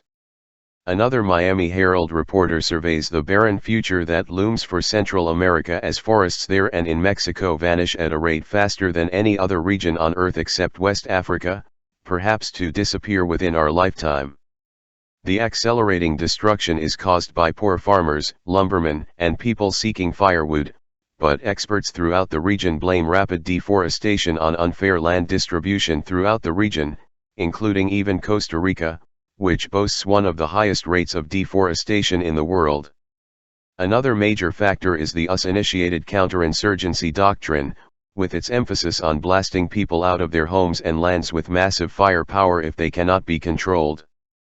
The Central American Committee on Water Resources warned that the ecological disaster is also severely diminishing water supply. The main lagoons and rivers which supply water to the people are about to be destroyed by continuous deforestation in the region, one high official said after a July 1992 regional meeting, also setting back the generation of electricity and possible economic growth in the region. The concentration of the best land into vast coffee, cotton, and sugar estates owned by a small elite meant hundreds of thousands of peasants were forced to eke a living off steep, marginal land. Tom Gibb reports from El Salvador, where firewood may disappear in a decade and 90% of rivers are contaminated. The destruction might still be averted, but that would require a change in the political atmosphere that has dominated El Salvador for decades.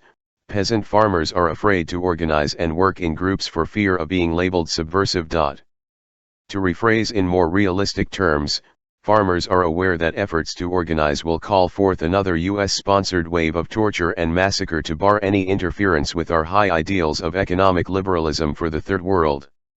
A study of the Costa Rican economy by the Washington World Resources Institute and the Tropical Science Center in Costa Rica concludes that each year, 5% of the gross domestic product has vanished without a trace and that depreciation of natural resources has robbed the country of almost 30% of its potential net growth over the past 20 years. A quarter of the estimated growth rate from 1970 through 1989 disappears when these factors are considered.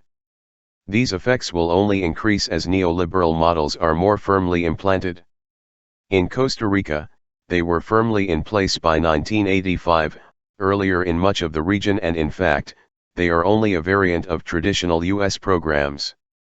After 5 years of IMF fundamentalism in Costa Rica, the predicted growth had not occurred, though the trade deficit grew substantially, fed primarily by imports from the US.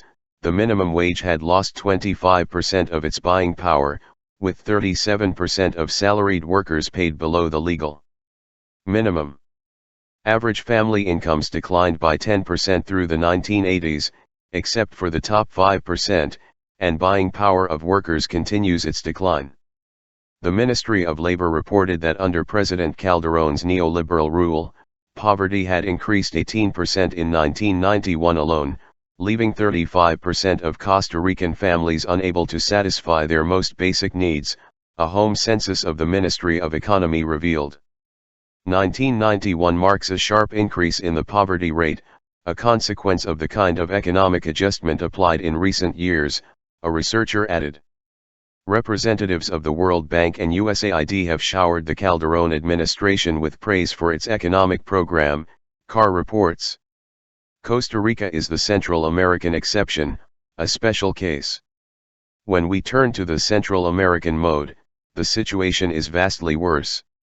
In Honduras, IMF measures have provoked mass unemployment to 2/3 of the population and skyrocketing inflation, with sharply rising prices for fuel, food, and medicine. Carr.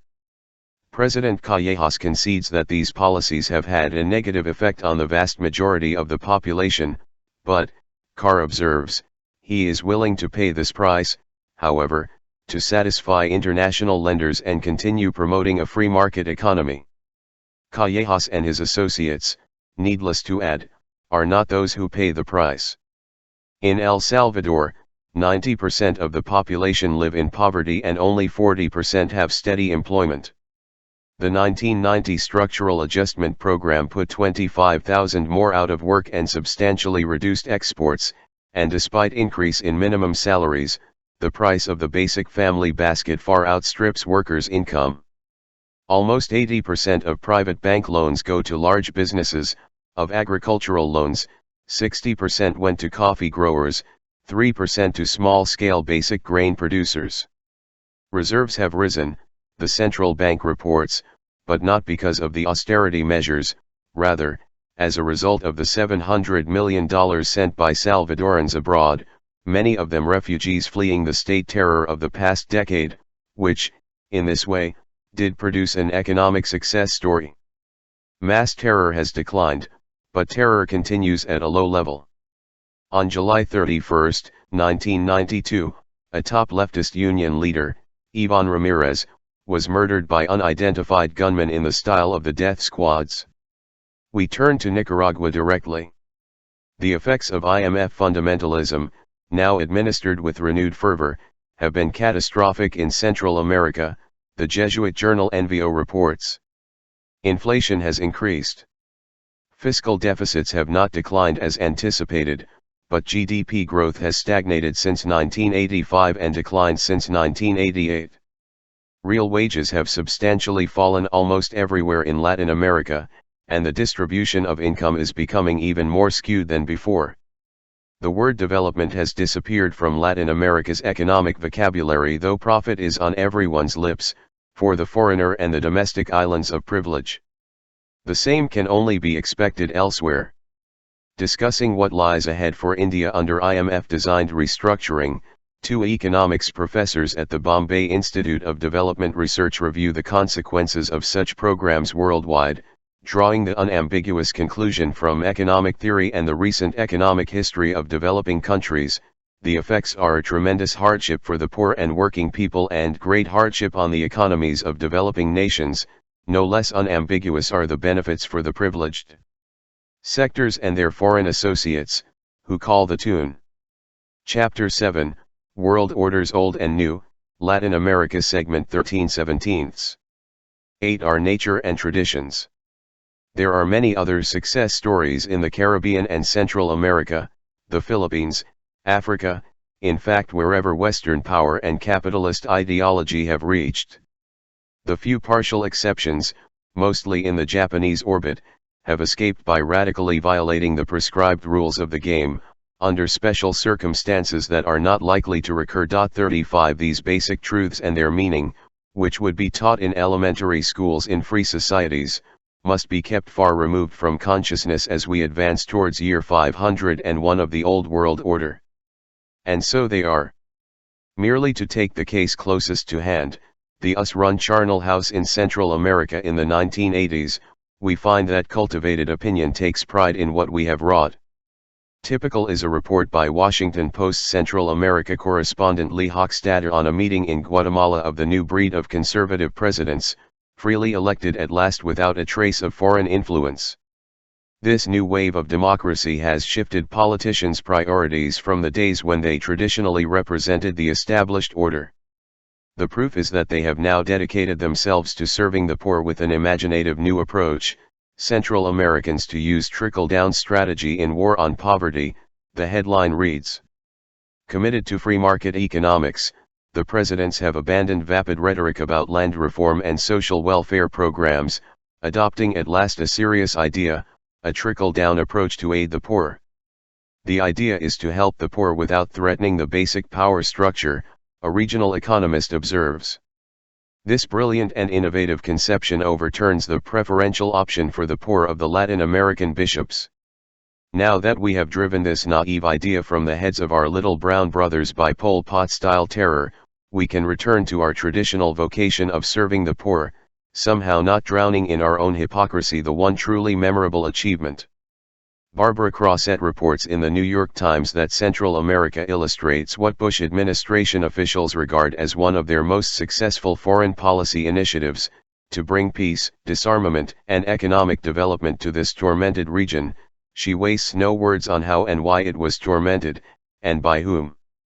The strategy was immeasurably assisted by the collapse of the Soviet Union, she continues, repeating the convenient fairy tale that the US assault was undertaken in defense against the evil empire. El Salvador is the most violent theater of East-West conflict in the hemisphere, Tim Golden proclaims on the front page. Perhaps some Soviet counterpart wrote in 1956 that Hungary is the most violent theater of East-West conflict in Eastern Europe, however shameful, a claim that would have been far more plausible, in the irrelevant real world. For the larger picture, we naturally turn to New York Times chief diplomatic correspondent Thomas Friedman, who takes as his text Congressman Leigh Aspen's proclamation that the emerging world is likely to lack the clarity of the Cold War. The old world was good guys and bad guys. The new world is gray guys. Developing this theme, Friedman observes that normally, Washington gets rather exercised about the toppling of freely elected presidents. But now life is harder. Some of those elected may not be clean upstanding folk as in the past, and we may have to make sharper discriminations. It won't be as easy as when Washington got exercised about the toppling of Goulart, Arbenz, Allende, Bosch. Even before, we did not always support only good guys, Friedman recognizes, recalling such unpleasant folk as the Shah and Marcos. But that deviation from high principle is easily handled. During the Cold War the United States did not really have the luxury or burden of choosing its friends, but simply had to identify who was with it in the grand struggle with the evil empire led by Moscow. Our real values were demonstrated by the fact that Washington did press for democracy, free markets, and other ideals, a declaration of some audacity, but safe enough in the reigning intellectual culture. The Soviet threat forced on us a degree of cynicism in foreign affairs, which was contrary to our nature and traditions, a senior administration policy-maker adds with the Times imprimatur. Neither tarries on some questions that come to mind. To mention a few, how are our nature and traditions illustrated by our practice before the Soviet Union threatened our existence in 1917? Or by the regular pattern of concocting Soviet threats on the most ludicrous pretexts to justify atrocities undertaken to preserve stability in our special sense of the term. Nor do they trouble to explain exactly what the Soviet threat had to do with our support for genocidal monsters from Indonesia to Guatemala, or how it explains the close correlation between torture and U.S. aid. The same official warns that we should not revert to our traditional stand of granting idealism a near exclusive hold on our foreign policy. The world is still too harsh a place for us to revert to form, slipping back unthinkingly to our role of world benefactor while ignoring the national interest, bemused by Wilsonian idealism. The latter concept has an interesting status. It does not refer to what Wilson did, for example, his murderous interventions in Haiti and the Dominican Republic, or even what he said, when push came to shove. The same holds, more generally, of the concept our values. Thus, Friedman quotes Harvard political philosopher Michael Sandel, who expresses his concern that we will persist in past practices instead of rising to the current challenge. For years we have just pressed a shorthand version of our values, free elections and free markets, without realizing that the fullest expression of our values required more than the limited mission of righteousness that has guided us heretofore. As in the case of Wilsonianism, the concept our values is entirely independent of what we do or even profess, except before the cameras. With the global enemy out of the way, the emerging yardstick is one of democratic values, Friedman concludes, doubtless thinking of George Bush's attitude toward Suharto, the Gulf Emirates, and Saddam Hussein, before his unfortunate error of August 2, 1990, and other attractive figures whose appeal has outlasted the Cold War and had little to do with it in the first place. No satire of Funston could reach perfection, because Funston occupies that summit himself, Mark Twain wrote, referring to one of the heroes of the Philippine slaughter, he is satire incarnated. The device of eliminating history by a wave at the Cold War, no matter how foolish the pretense, is one that is to be highly recommended to the aspiring servant of power, given what history actually tells us. This is only the most recent application of the technique of change, of course, regularly invoked when some ugliness finally breaks through the elegant and smoothly functioning mechanisms of suppression. Yes, there was an unfortunate lapse, but now we can march on behind the banner of our high ideals. Chapter 7, World Orders Old and New, Latin America Segment 14/17.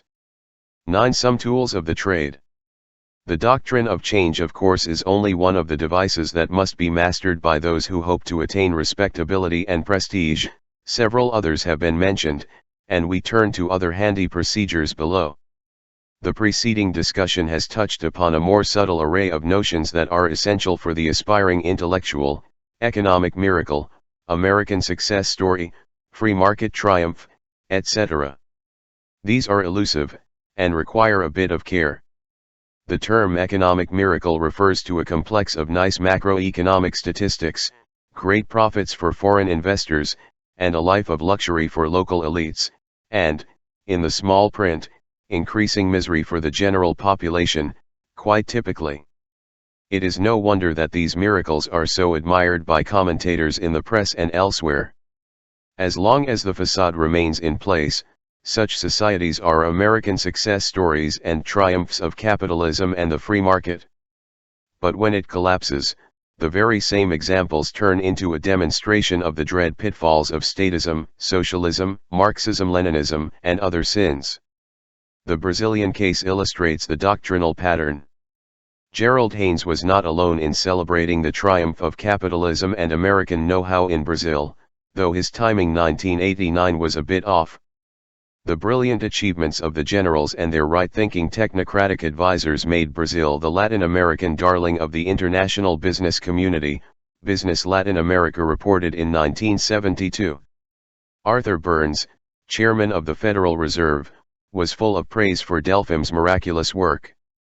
As the Chicago Boys were invited in by another collection of fascist killers after the overthrow of Allende in Chile a year later, Chicago school economist Arnold Harberger held up Brazil as the exemplar of a glowing future under economic liberalism, David Felix recalls.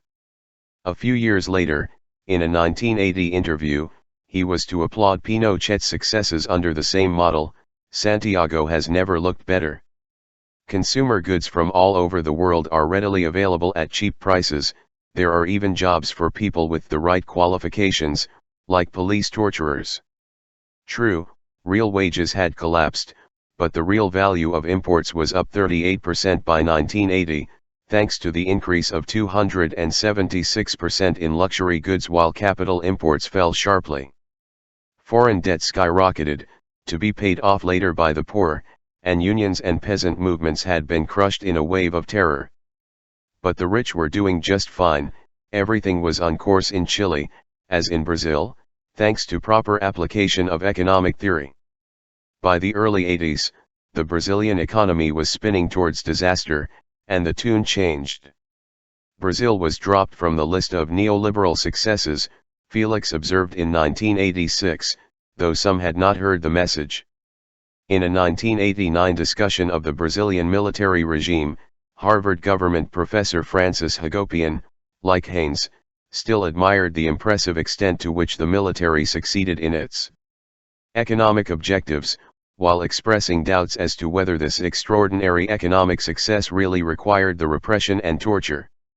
While the economic miracle was churning merrily along, Brazil's achievements were heralded as a demonstration of the marvels of free market capitalism, the happy result of American guidance and kind assistance.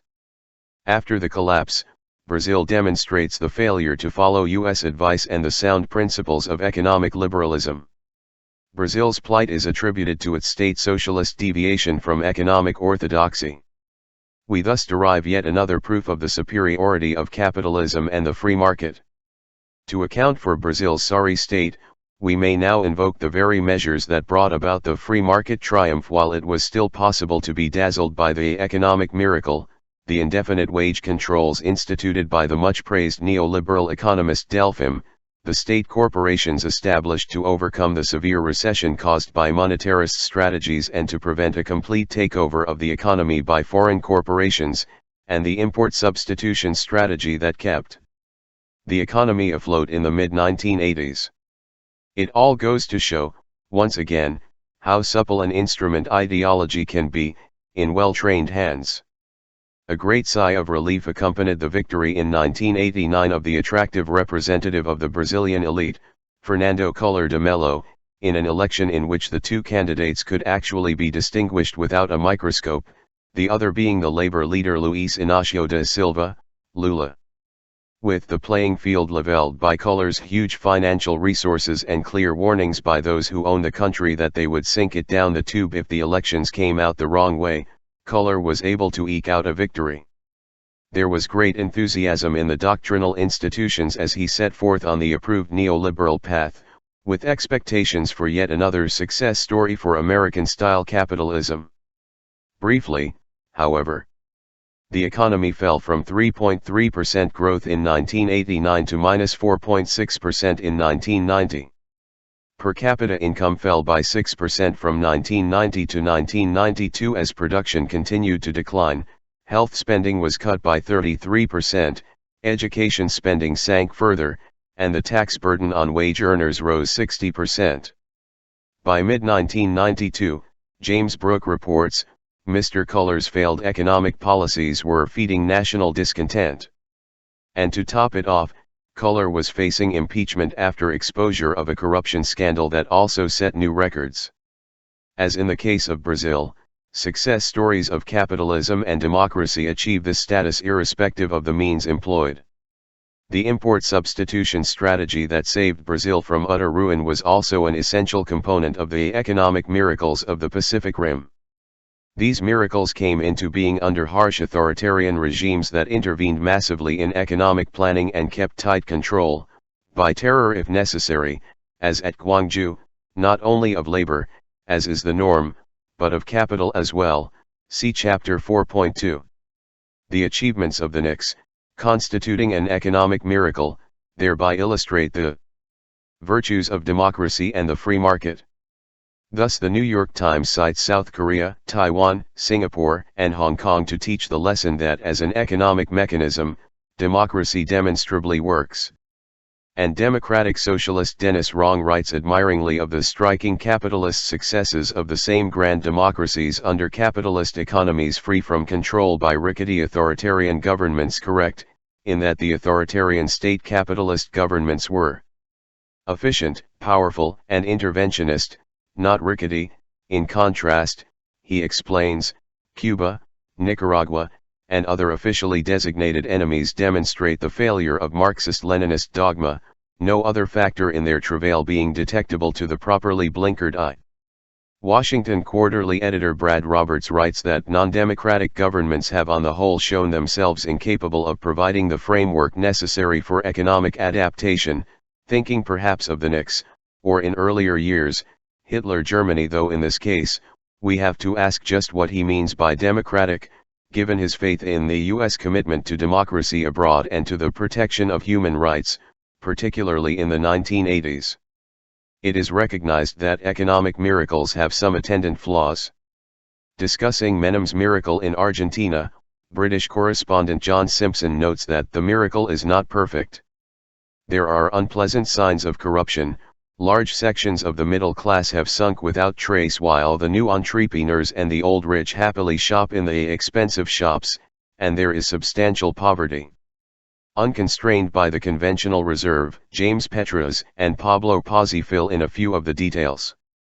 Since the onset of Menem's miracle in 1989, neoliberal private pillage has set up a system where individual wealth depends on public decay and economic regression, with some 40% of the economically active population unemployed or underemployed, proliferating shanty towns, factories closed and not replaced by new enterprises, exploitation of the state as an instrument for personal enrichment and private pillage, reduction of expenditures for health, education, and welfare to all-time lows, negative growth rates, decreasing yearly rate of investment, and declining real wages.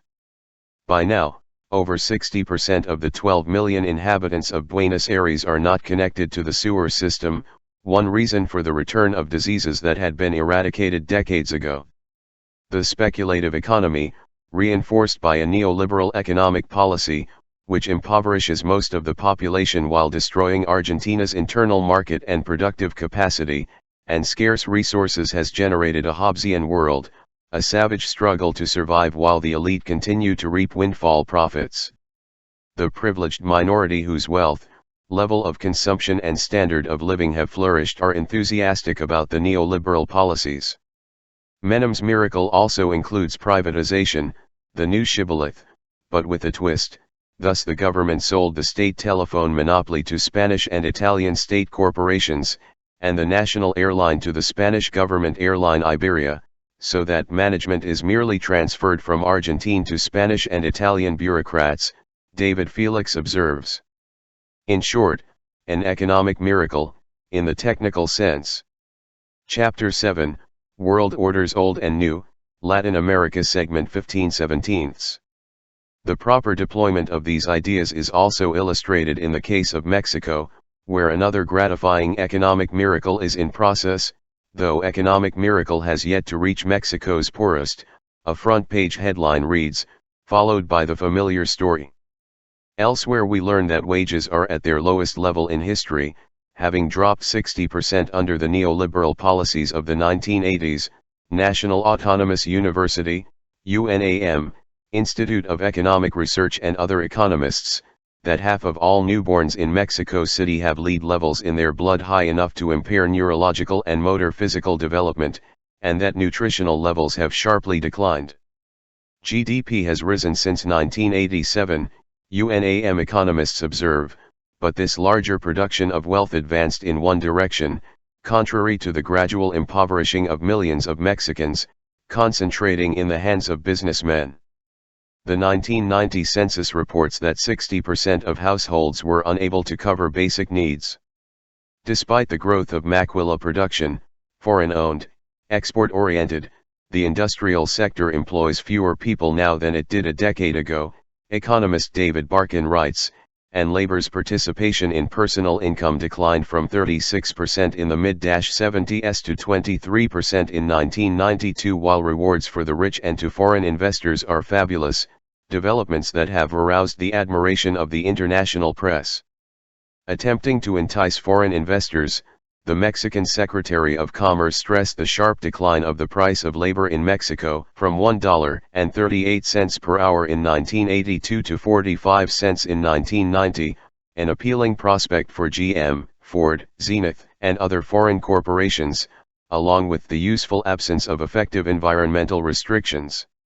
The wage level is ensured by brutal government repression of labor, with the participation of corrupt union leaders linked closely to the one-party state.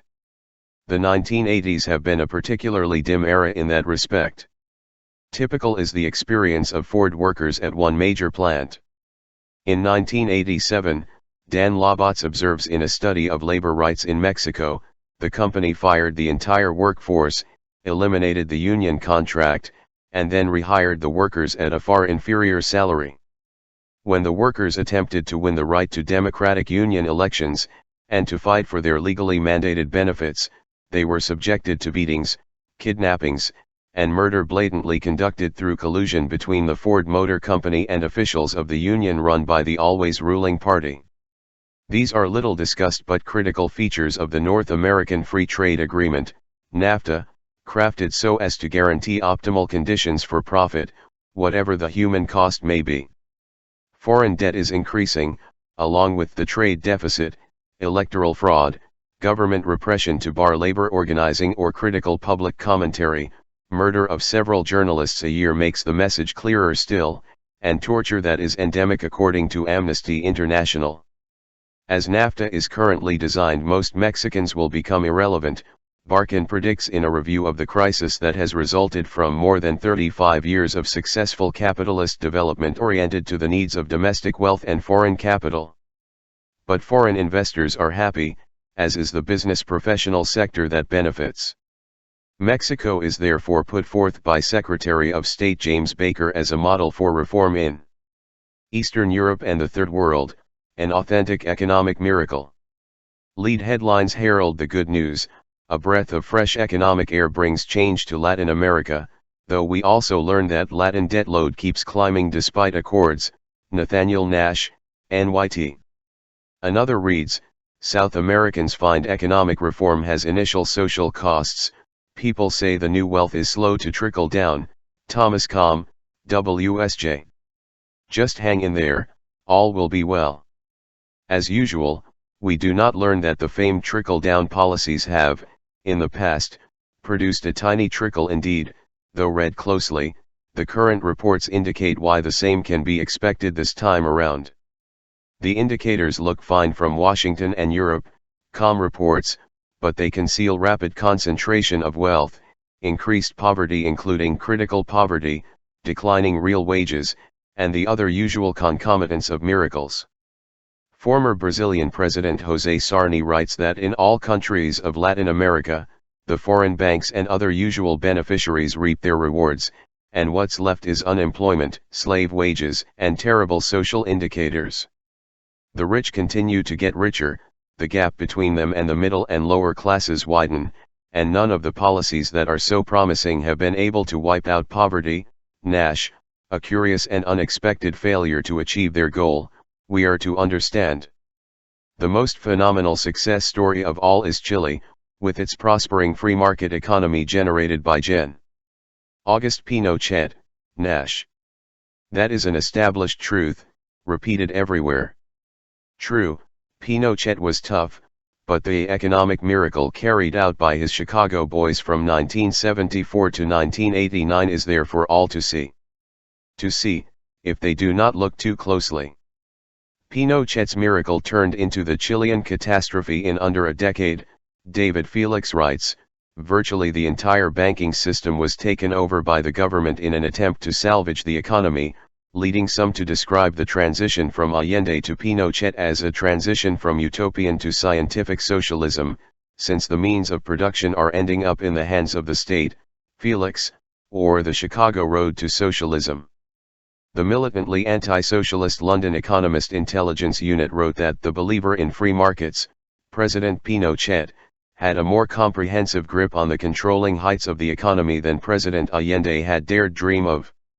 The government-controlled portion of the economy in 1983 was comparable to the Allende years after the state took over failing enterprises, which it sold off at bargain rates to the private sector when they were resuscitated, along with efficient and profitable public enterprises that were generating 25% of the government's revenues. Joseph Collins and John Lear note.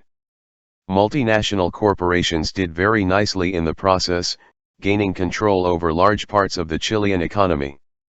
Citing Chilean economists, James Petras and Steve View report that an estimated $600 million in subsidies were provided to purchasers in the 1986 to 1987 wave of privatizations, including efficiently run, surplus-producing operations.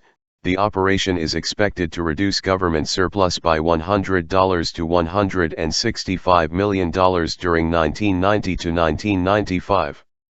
Until 1980, Chile's GDP per capita did not approach the 1972, Allende, level, and investment was still below the late 1960s while unemployment was far higher.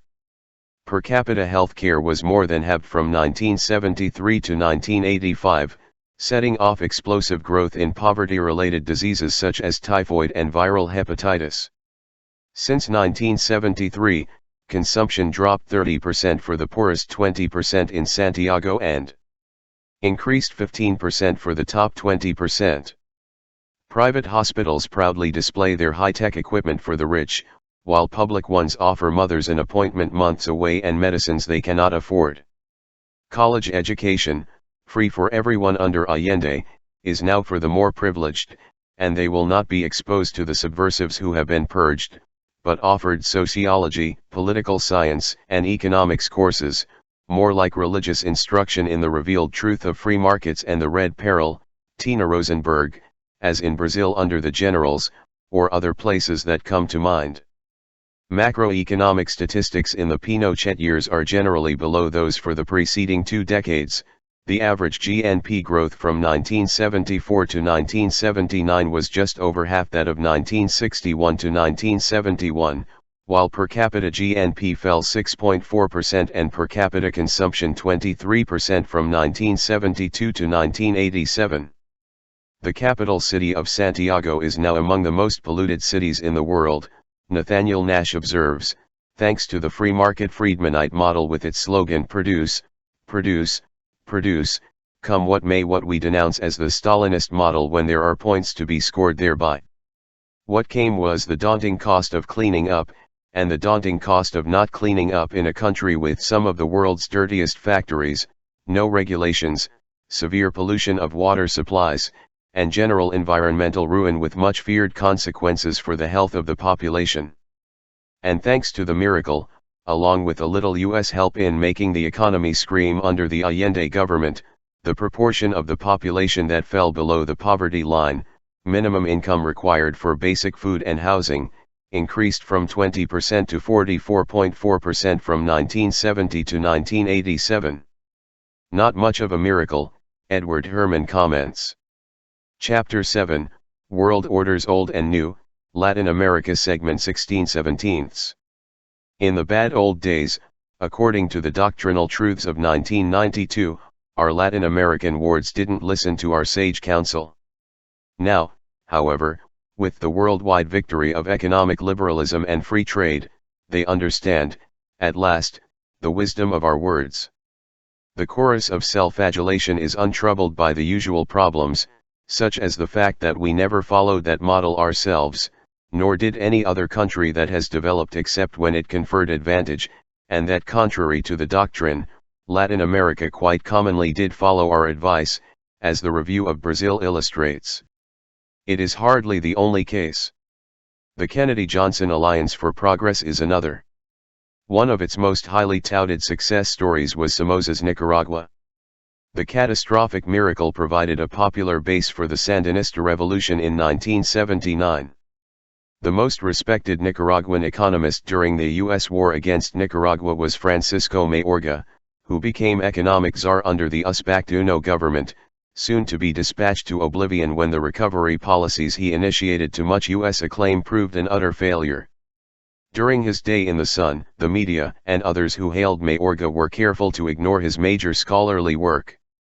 This interesting 1986 study examined the failure of the monetarist paradigm that had been advocated and enthusiastically backed by the U.S., which left the economy on the verge of collapse by 1978, perhaps unresurrectable, Mayorga argued, no matter what economic policies had been pursued, even without the immense costs of U.S. terror and economic warfare. Blithely ignoring all relevant facts, and crucially, the unmentionable U.S. contribution, Latin America specialists in the press now inform us that to the commercial pioneers of the post-Sandinista era, Nicaragua is ripe for a comeback after a decade of revolutionary mismanagement and 2 years of fiscal rehabilitation under President Violeta Chamorro, Pamela Constable. True, businessmen still see problems, Constable notes, the continuing threat of violence from labor unions and armed factions in the countryside, and the unresolved status of property confiscated by the Sandinistas. But the commercial pioneers are optimistic. Particularly cheerful are private bankers and their clients. The Sandinistas nationalized banks and began channeling state loans to farmers, rural cooperatives, and small industry high-risk sectors, Tim Johnson writes in the Miami Herald. But, thankfully, such misbehavior is now over, and the public is beginning to demand a lot more services from their banks, a private banker comments. The public does not include the campesinos whose march against hunger was reported in the Mexican press a few days later, or the huge number of unemployed, or the children sniffing glue, or the semi-human figures celebrating the victory of capitalism and democracy while scavenging in the Managua garbage dump. Shortly after, the government's National Development Bank, BND, announced a new credit policy under pressure from international lending institutions, Carr reported. Under the Sandinista government, the BND provided subsidies and low-interest credit to cooperatives and small farmers with very few prerequisites, but those days are over. Now there will be only guaranteed loans to clients with substantial collateral, leaving most peasant farmers out in the cold. Another feature of the new credit policy is that it is expected to make it impossible for workers to pay off debts or make monthly bank payments on the companies they intend to buy. That will overcome a serious defect in the privatization process that the US demands as a condition for calling off its economic warfare. Under the evil influence of the Sandinistas, the process allowed the wrong class of people, workers in the enterprise, to gain a share in ownership. That is quite improper, and inconsistent with the concept of economic miracle. To be sure, traditional US idealism will see to it that free market policies are not carried to excessive lengths. The BND is considering financing large producers, at up to 70% of production costs, Carr notes. The guiding US hand can also be seen in the measures to overcome the unresolved status of property that troubles the commercial pioneers and their cheerleaders in the US press. NVO reports that the retrenching of the state banks towards medium and large-scale production became evident in 1991, when the BND closed 16 branch offices in small towns throughout the country's central regions. Traditional financing mechanisms such as usury credit, futures sales, and sharecropping, whose costs to the peasantry are well known, are coming into use again. Campesinos will be forced to leave their land, and it will return to its rightful owners. To help the natural evolution along, the Army and National Police have been utilizing all forms of violence and humiliation to evacuate rural farmers from their lands, Carr reports. These lands had been distributed by constitutional decrees introduced by the Sandinistas, under which farmlands and other properties abandoned or liquidated, were parceled out to landless campesinos in the form of small family subsistence plots or cooperative farms. In June 1992, 21 farms were violently cleaned out by the security forces, to be returned to their former owners, in 11 cases, to members of the Somoza family, according to the Nicaraguan Center for Human Rights, Senate. On June 30, Carr continues, 300 police and army troops violently evicted 40 campesino families with attack dogs, beating men, women, and children and threatening to kill campesinos who did not leave, burning homes and crops, and arresting activists of the Rural Workers Association. The security forces have imposed a state of terror and blackmail to prevent campesinos from organizing, Senate charged. The police are now almost half ex-Contras, it is estimated. The U.S. failure to regain total control of the security forces has caused much outrage in Washington and the press. One major reason for the U.S. war against Nicaragua was to restore that traditional control, so that the security forces can once again impose the regional standards of El Salvador, Guatemala, and Honduras, as in the Somoza days. Chapter 7, World Orders Old and New, Latin America Segment 17/17. Since the USPAC-UNO government won the February 1990 election, rural poverty has drastically increased because of the acceleration of neoliberal policies, which has wreaked havoc on Nicaragua's small and medium-sized farmers, Carr reports. In much of the countryside, people are becoming more desperate each day, with more than 70% of the children in these areas suffering malnutrition and between 65% to 89% of the population unemployed. In the Atlantic Coast region, not only are farmers suffering, but fishermen are losing 80% of their livelihood to foreign companies which the UNO government has authorized to fish in the Atlantic coast waters. Serious diseases that were eradicated under the Sandinistas are now common in the region, where 90% of residents are unable to satisfy basic needs. A representative of the National Union of Farmers and Cattle Ranchers, UNAG, says that the stringent credit requirements for peasant farmers are killing us. Large non-traditional farms get all the funding they need, but a subsistence farmer growing beans or corn to feed his family is allowed to go bankrupt and starve. 32,000 families are surviving on roots and empty tortillas with salt, UNAG reports. Opening of the economy, reeling under the impact of the U.S. embargo and the terrorist war, has forced Nicaragua's homegrown industries to compete with giant multinational companies, John Otis observes. As the country is flooded with foreign products, small industries have declined from 3,800 when Chamorro took office to 2,500 2 years later.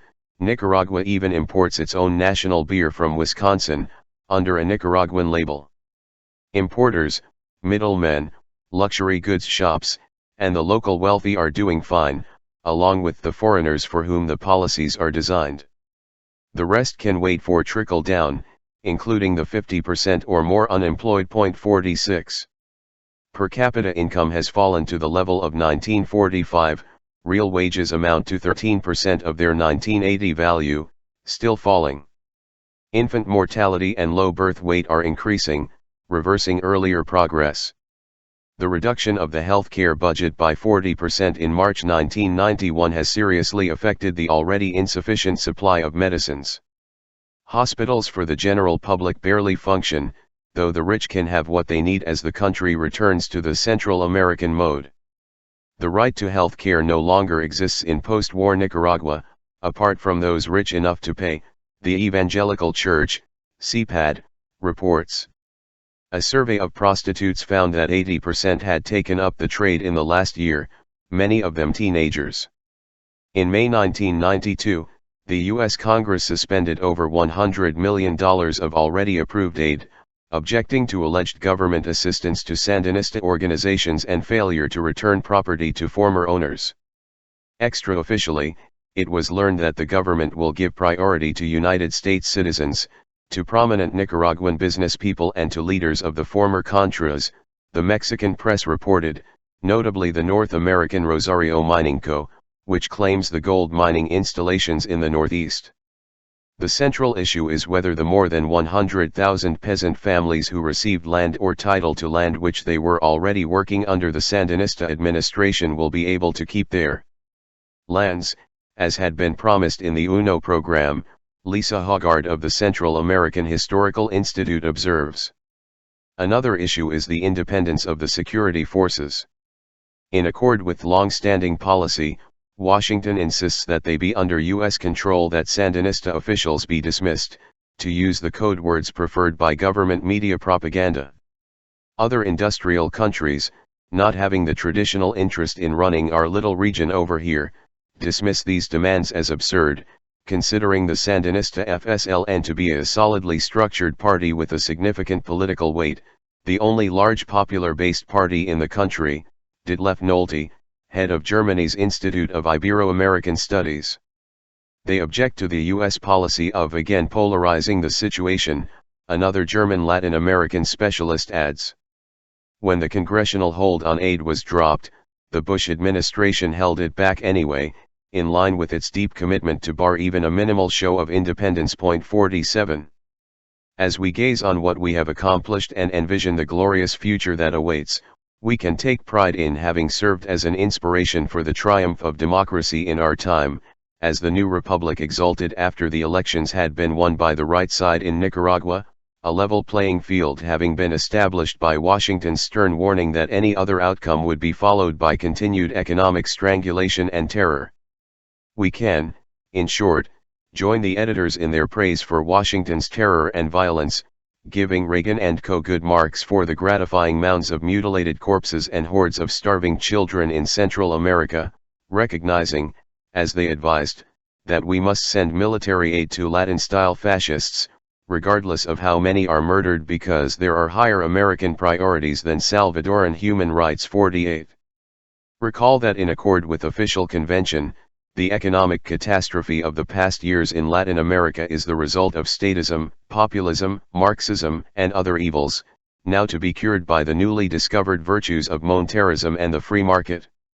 This picture is a complete fabrication, James Petras and Steve View point out.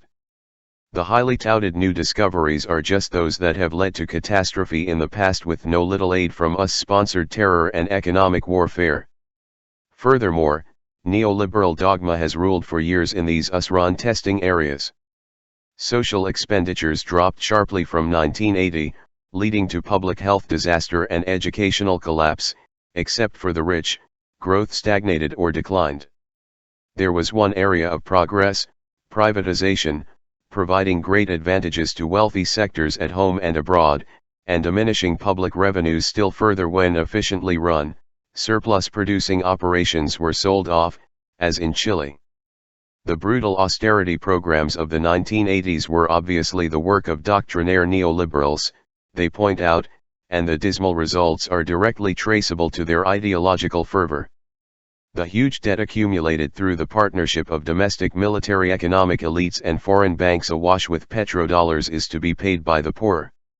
Wage earners sacrificed the most in making available the surplus needed to make payments on the external debt, the UN World Economic Survey 1990 observed.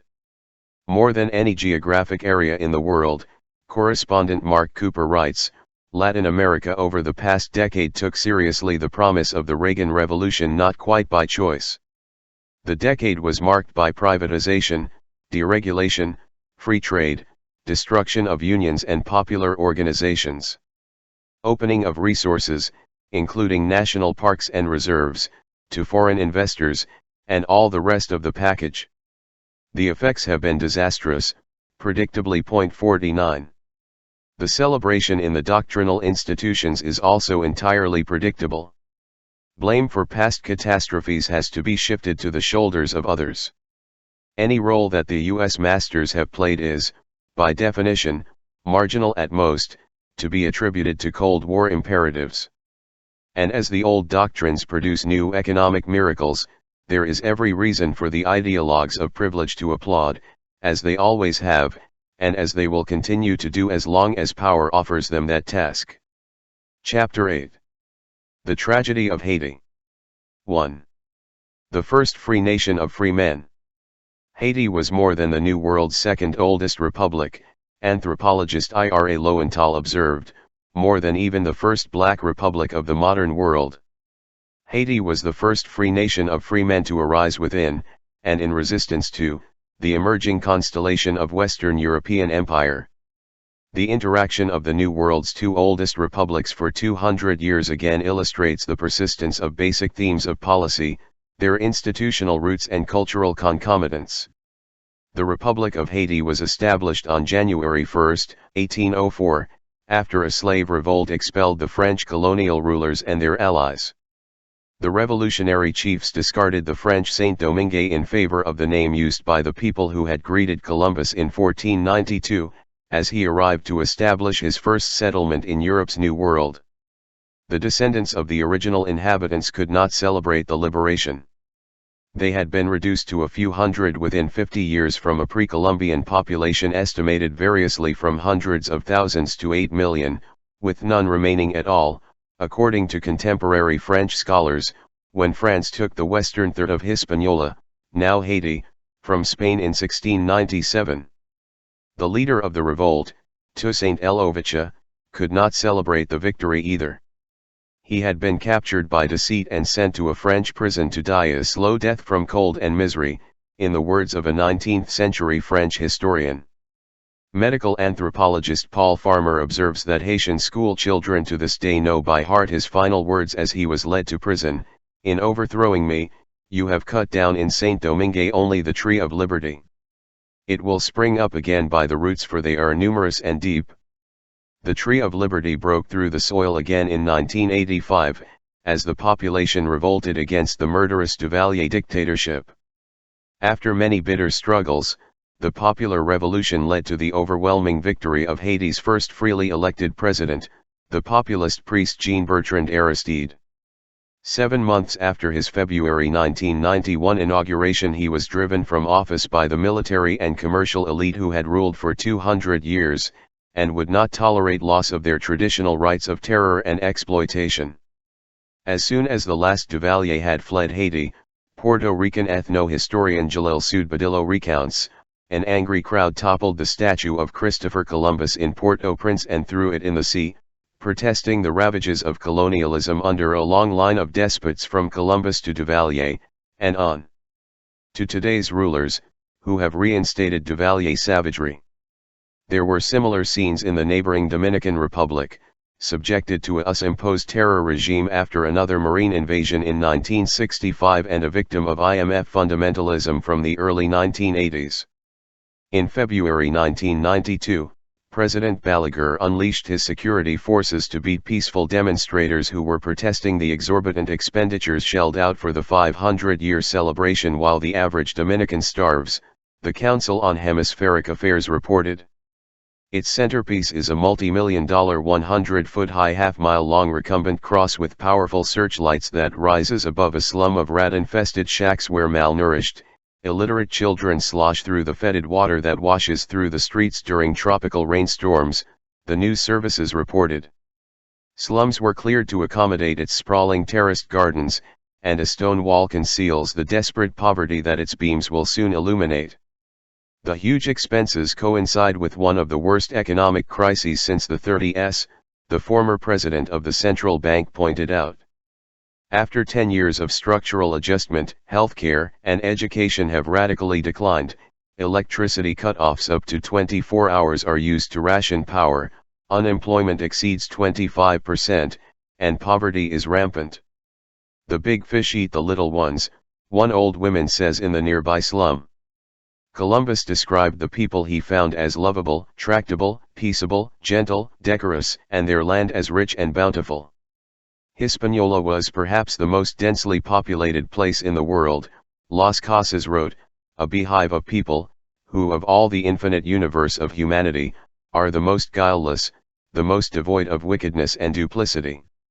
Driven by insatiable greed and ambition, the Spanish fell upon them like ravening wild beasts, killing, terrorizing, afflicting, torturing, and destroying the native peoples with the strangest and most varied new methods of cruelty, never seen or heard of before, and to such a degree that the population is barely 200 persons, he wrote in 1552, from my own knowledge of the acts I witnessed. It was a general rule among Spaniards to be cruel, he wrote, not just cruel, but extraordinarily cruel, so that harsh and bitter treatment would prevent Indians from daring to think of themselves as human beings. As they saw themselves each day perishing by the cruel and inhuman treatment of the Spaniards, crushed to the earth by the horses, cut in pieces by swords, eaten and torn by dogs, many buried alive and suffering all kinds of exquisite tortures, they decided to abandon themselves to their unhappy fate with no further struggles, placing themselves in the hands of their enemies that they might do with them as they liked. As the propaganda mills ground away, the picture was revised to provide retrospective justification for what had been done. By 1776, the story was that Columbus found nothing but a country quite covered with wood, uncultivated, and inhabited only by some tribes of naked and miserable savages. Adam Smith.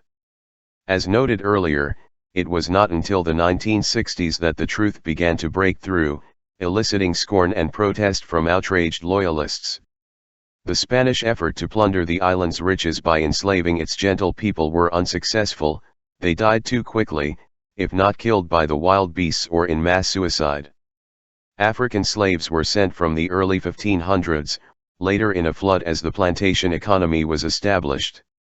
Saint Domingue was the wealthiest European colonial possession in the Americas, Hans Schmidt writes, producing 3/4 of the world's sugar by 1789, also leading the world in production of coffee, cotton, indigo, and rum. The slave masters provided France with enormous wealth from the labor of their 450,000 slaves, much as in the British West Indian colonies. The white population, including poor overseers and artisans, numbered 40,000. Some 30,000 mulattoes and free Negroes enjoyed economic privileges but not social and political equality, the origins of the class difference that led to harsh repression after independence, with renewed violence today.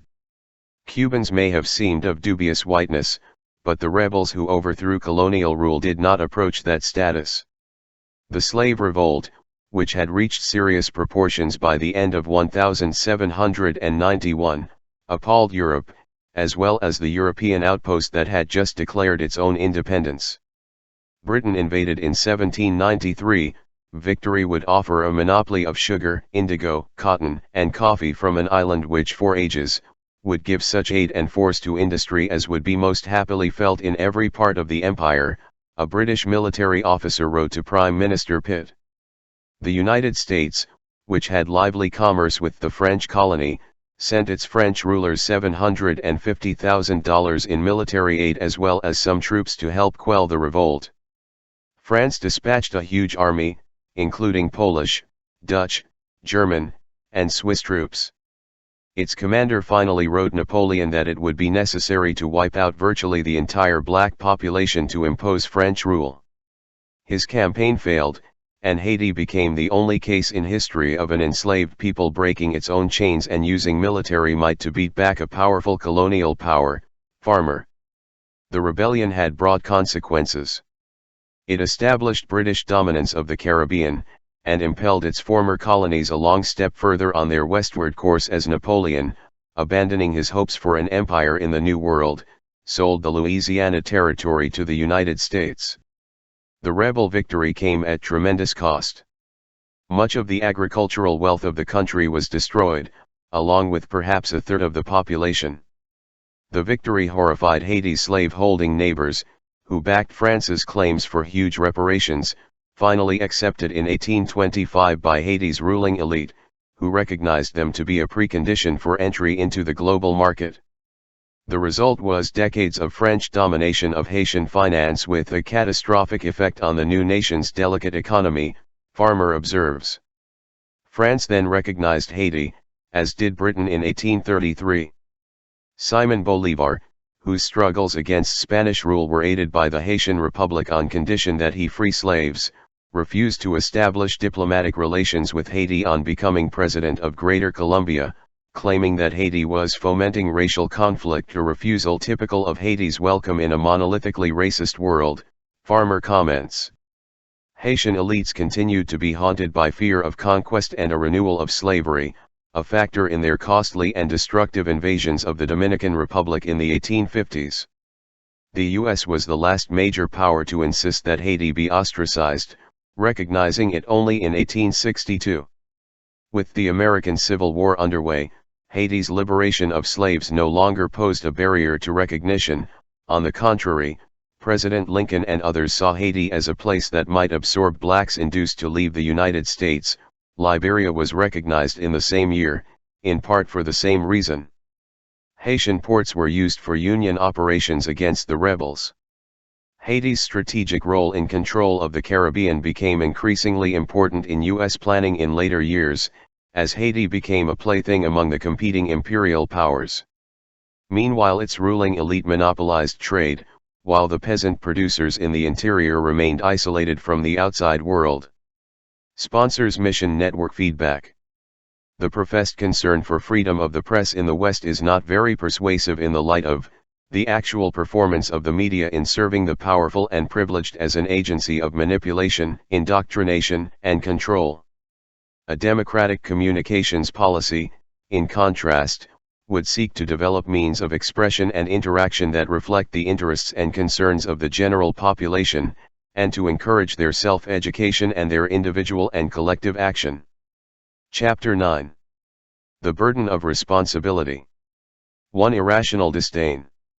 As the U.S. proceeded to assume, out of self-interest, responsibility for the welfare of the world capitalist system after World War II, it also extended the experiments in pragmatism that it had been conducting in its narrower domains to accelerate the process of national growth and save much waste.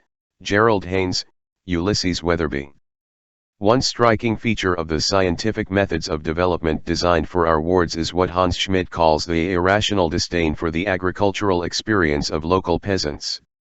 This was the source of a series of disastrous failures as U.S. experts attempted to apply the latest developments in scientific agriculture to their Haitian testing area, as always, sincerely believing that they were doing good while, by the sheerest accident, benefiting U.S. corporations. A 1929 study found that Haitian peasants were growing cotton more successfully than American plantations which employed the latest scientific methods, Schmidt observes. The chief U.S. agricultural expert reported to the State Department that U.S. ventures had failed because promoters had been unwilling to study the techniques employed by local people who had, through generations of practical experience, developed locally viable methods, which enabled the natives to raise cotton more successfully than the plantations that were scientifically cultivated. The story continued after the government was handed over to Haitian overseers. In 1941, the Haitian American Company for Agricultural Development, SHADA, was set up as an aid project under the guidance of U.S. agronomists, who dismissed the advice and protests of Haitian experts with the usual contempt. With millions of dollars of U.S. government credits, Chata undertook to raise sisal and rubber, needed at the time for war purposes. The project acquired 5% of Haiti's finest agricultural lands, expelling 40,000 peasant families, who, if lucky, might be rehired as day laborers. After 4 years of production, the project harvested a laughable 5 tons of rubber. It was then abandoned, in part because the market was gone. Some peasants returned to their former lands, but were unable to resume cultivation because the land had been ruined by the Chata project. Many could not even find their own fields after trees, hills, and bushes had been bulldozed away. Haitian objections to U.S. aid projects sound paranoid, Amy Willans remarks after reviewing this not untypical instance. Sometimes, however, there really is a man with an axe chasing the fellow with the irksome complaint. In 1978, U.S. experts became concerned that swine fever in the Dominican Republic might threaten the U.S. pig industry. The U.S. initiated a $23 million extermination and restocking program aimed at replacing all of the 1.3 million pigs in Haiti, which were among the peasants' most important possessions, even considered a bank account in case of need. Though some Haitian pigs had been found to be infected, few had died, possibly because of their remarkable disease resistance, some veterinary experts felt. Peasants were skeptical, speculating that the affair had been staged so that Americans could make money selling their pigs. The program was initiated in 1982, well after traces of disease had disappeared. 2 years later, there were no pigs in Haiti. Peasants regarded this as the very last thing left in the possible punishments that have afflicted us. A Haitian economist described the enterprise as the worst calamity to ever befall the peasant, even apart from the $600 million value of the destroyed livestock. The real loss to the peasant is incalculable. The peasant economy is reeling from the impact of being without pigs. A whole way of life has been destroyed in this survival economy. School registration dropped 40 to 50% and sales of merchandise plummeted, as the marginal economy collapsed. A USAIDOAS program then sent pigs from Iowa for many peasants, confirming their suspicions. These were, however, to be made available only to peasants who could show that they had the capital necessary to feed the new arrivals and to house them according to specifications. Unlike the native Haitian pigs, the Iowa replacements often succumbed to disease, and could survive only on expensive feed, at a cost that ran up to $250 a year, a huge sum for impoverished peasants. One predictable result was new fortunes for the Duvalier clique and their successors who gained control of the feed market. A church-based Haitian development program that had sought to deal with the problems abandoned the effort as a waste of time. These pigs will never become acclimated to Haiti. Next they'll ask us to install a generator and air conditioning. Other experiments have often turned out the same way. In his study of another long-time testing area, Liberia, anthropologist Gordon Thomason found the same irrational disdain for native intellectual achievement, and the same severe costs for the locals.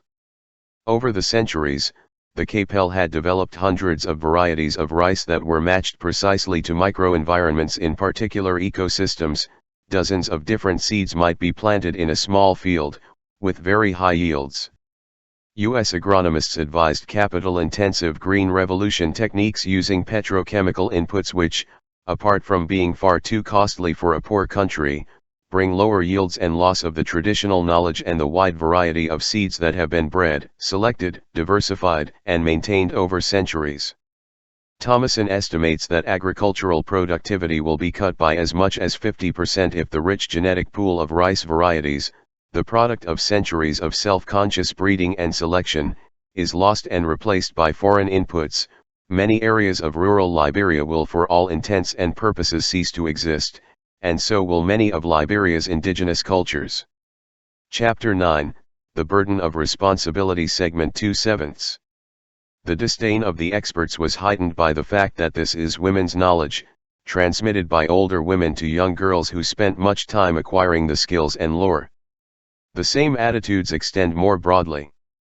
Max Allen, curator of one of the world's leading textile museums, observes that in most Northern Hemisphere traditional societies, the most impressive man-made artifacts are not made by men at all, but by women, namely textile products, which are certainly artistic, though not regarded as art by Western tradition. They are assigned to the category of crafts, not art. The fact that the artistic traditions extending over thousands of years are women's work, may contribute to these dubious interpretations, Allen suggests. The suspicious will not fail to observe that, however ruinous to Liberia, the scientific methods of development offer many benefits to the Western corporate sector, perhaps well beyond the usual beneficiaries, agribusiness and petrochemicals. As the variety of crops is reduced, and disease and blight become an increasing threat, genetic engineering may have to come to the rescue with artificially designed crops, offering the rising biotech industries alluring prospects for growth and profit. Following standard doctrine, U.S. experts advised Liberia to convert farmland to plantation cash crops, which, incidentally, also happens to benefit U.S. corporations. The resulting shortfalls led USAID to push the development of paddy rice in swamps, ignoring a World Health Organization effort to keep people out of these regions because of extreme health hazards. The CAPEL had also developed sophisticated metallurgical technology, enabling them to produce highly efficient tools. In this case, Thomason writes, their achievements were killed by colonialism and monopoly capitalism, not because the product it produced was in any way inferior or overpriced in the marketplace, but by means of subsidies to coastal merchants and other market distortions designed by the economic experts and imposed by the US-controlled governments, eventually destroying the economy, currency, and indigenous industry. Again, there were beneficiaries, multinational mining concessions, foreign producers who supplied the importers, and banks outside Liberia to which they shipped their profits. Chalk up another victory for free market values. Some might consider it unfair to take Liberia and Haiti as illustrations. As Wilson's Secretary of State Robert Lansing explained, the experience of Liberia and Haiti show that the African race are devoid of any capacity for political organization and lack genius for government. Unquestionably there is an inherent tendency to revert to savagery and to cast aside the shackles of civilization which are irksome to their physical nature. Of course, there are many exceptions to this racial weakness, but it is true of the mass, as we know from experience in this country. It is that which makes the Negro problem practically unsolvable. Perhaps it is this racial weakness that accounts for the results of the experiments in Liberia and Haiti which are duplicated throughout the subject domains. These regular features of the 500-year conquest will have growing significance in the years ahead as the ecological consequences of unsustainable capital-intensive agriculture reach a scale that cannot be neglected even by the rich. At that point, they will enter the agenda, like the ozone layer, which became important when it seemed likely to endanger rich white folk. Meanwhile, the experiments will continue in the testing areas. Chapter 9, The Burden of Responsibility Segment 3/7. 2 Laboratory Animals. The concept testing area merits particular notice. Similarly, American strategists have described the civil war in El Salvador as the ideal testing ground for implementing low-intensity conflict doctrine, aka international terrorism. A Dodd-sponsored Rand Corporation report on the experiment concludes. In earlier days, Vietnam was described as a going laboratory where we see subversive insurgency, being applied in all its forms, Maxwell Taylor, providing opportunities for experiments with population and resource control methods and nation building. The marine occupation of Haiti was described in similar terms, as we have seen. The technical posturing appears to sustain the self-image, at least.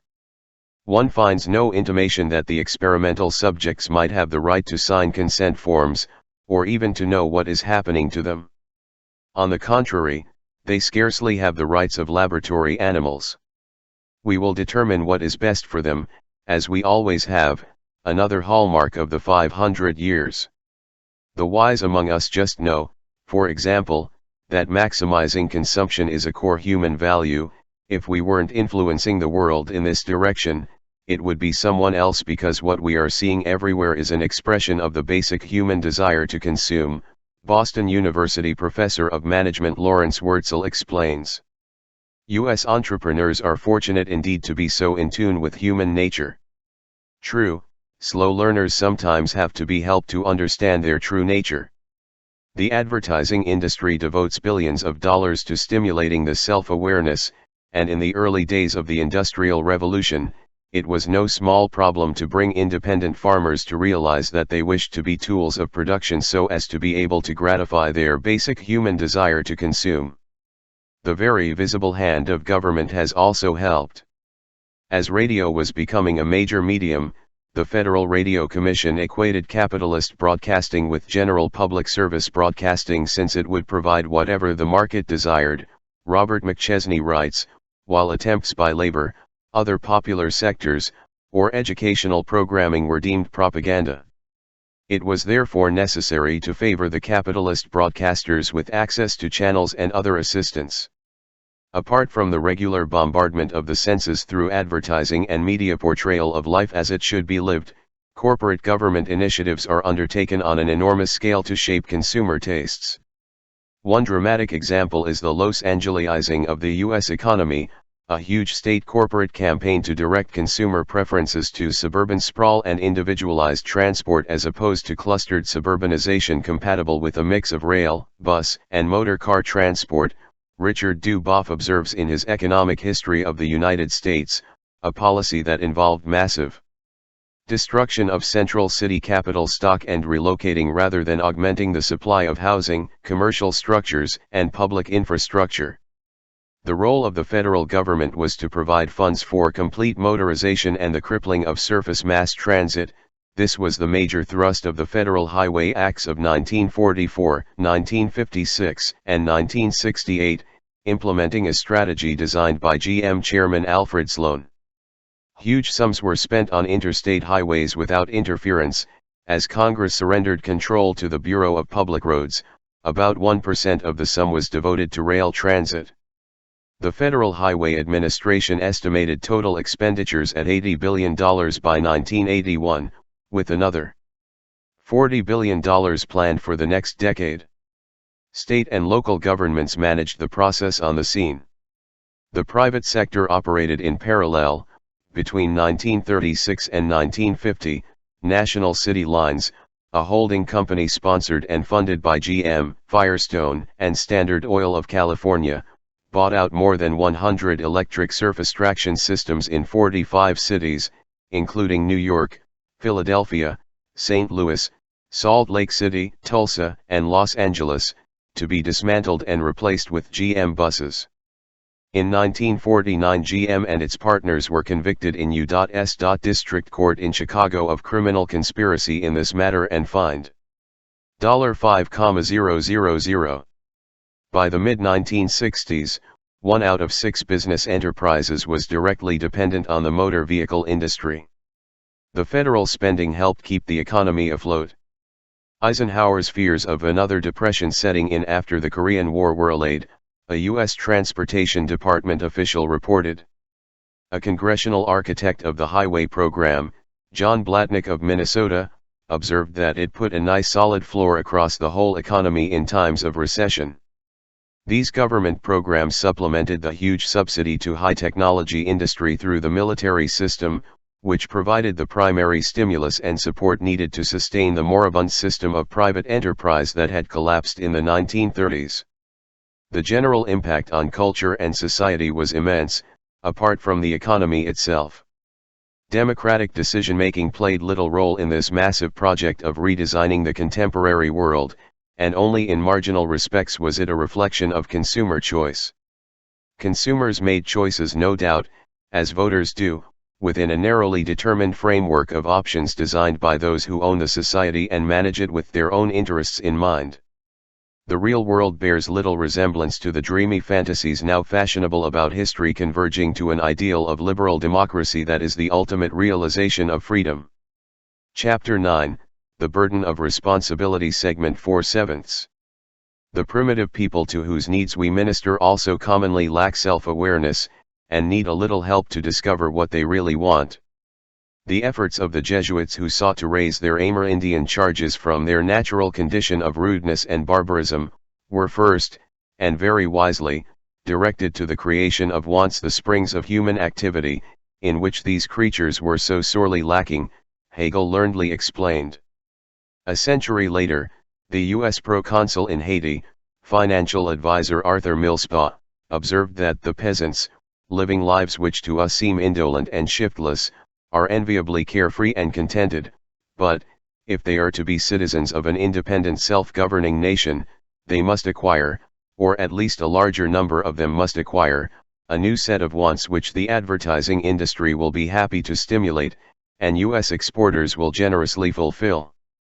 Abolition of slavery raised in a sharp form the problem of creating wants, a problem that was addressed over a much longer period as peasants were driven to wage labor in the early stages of industrialization.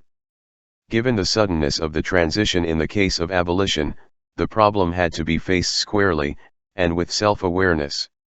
Thomas Holt has an interesting study of the case of Jamaica, where after a slave revolt, the British rulers abolished slavery in 1834.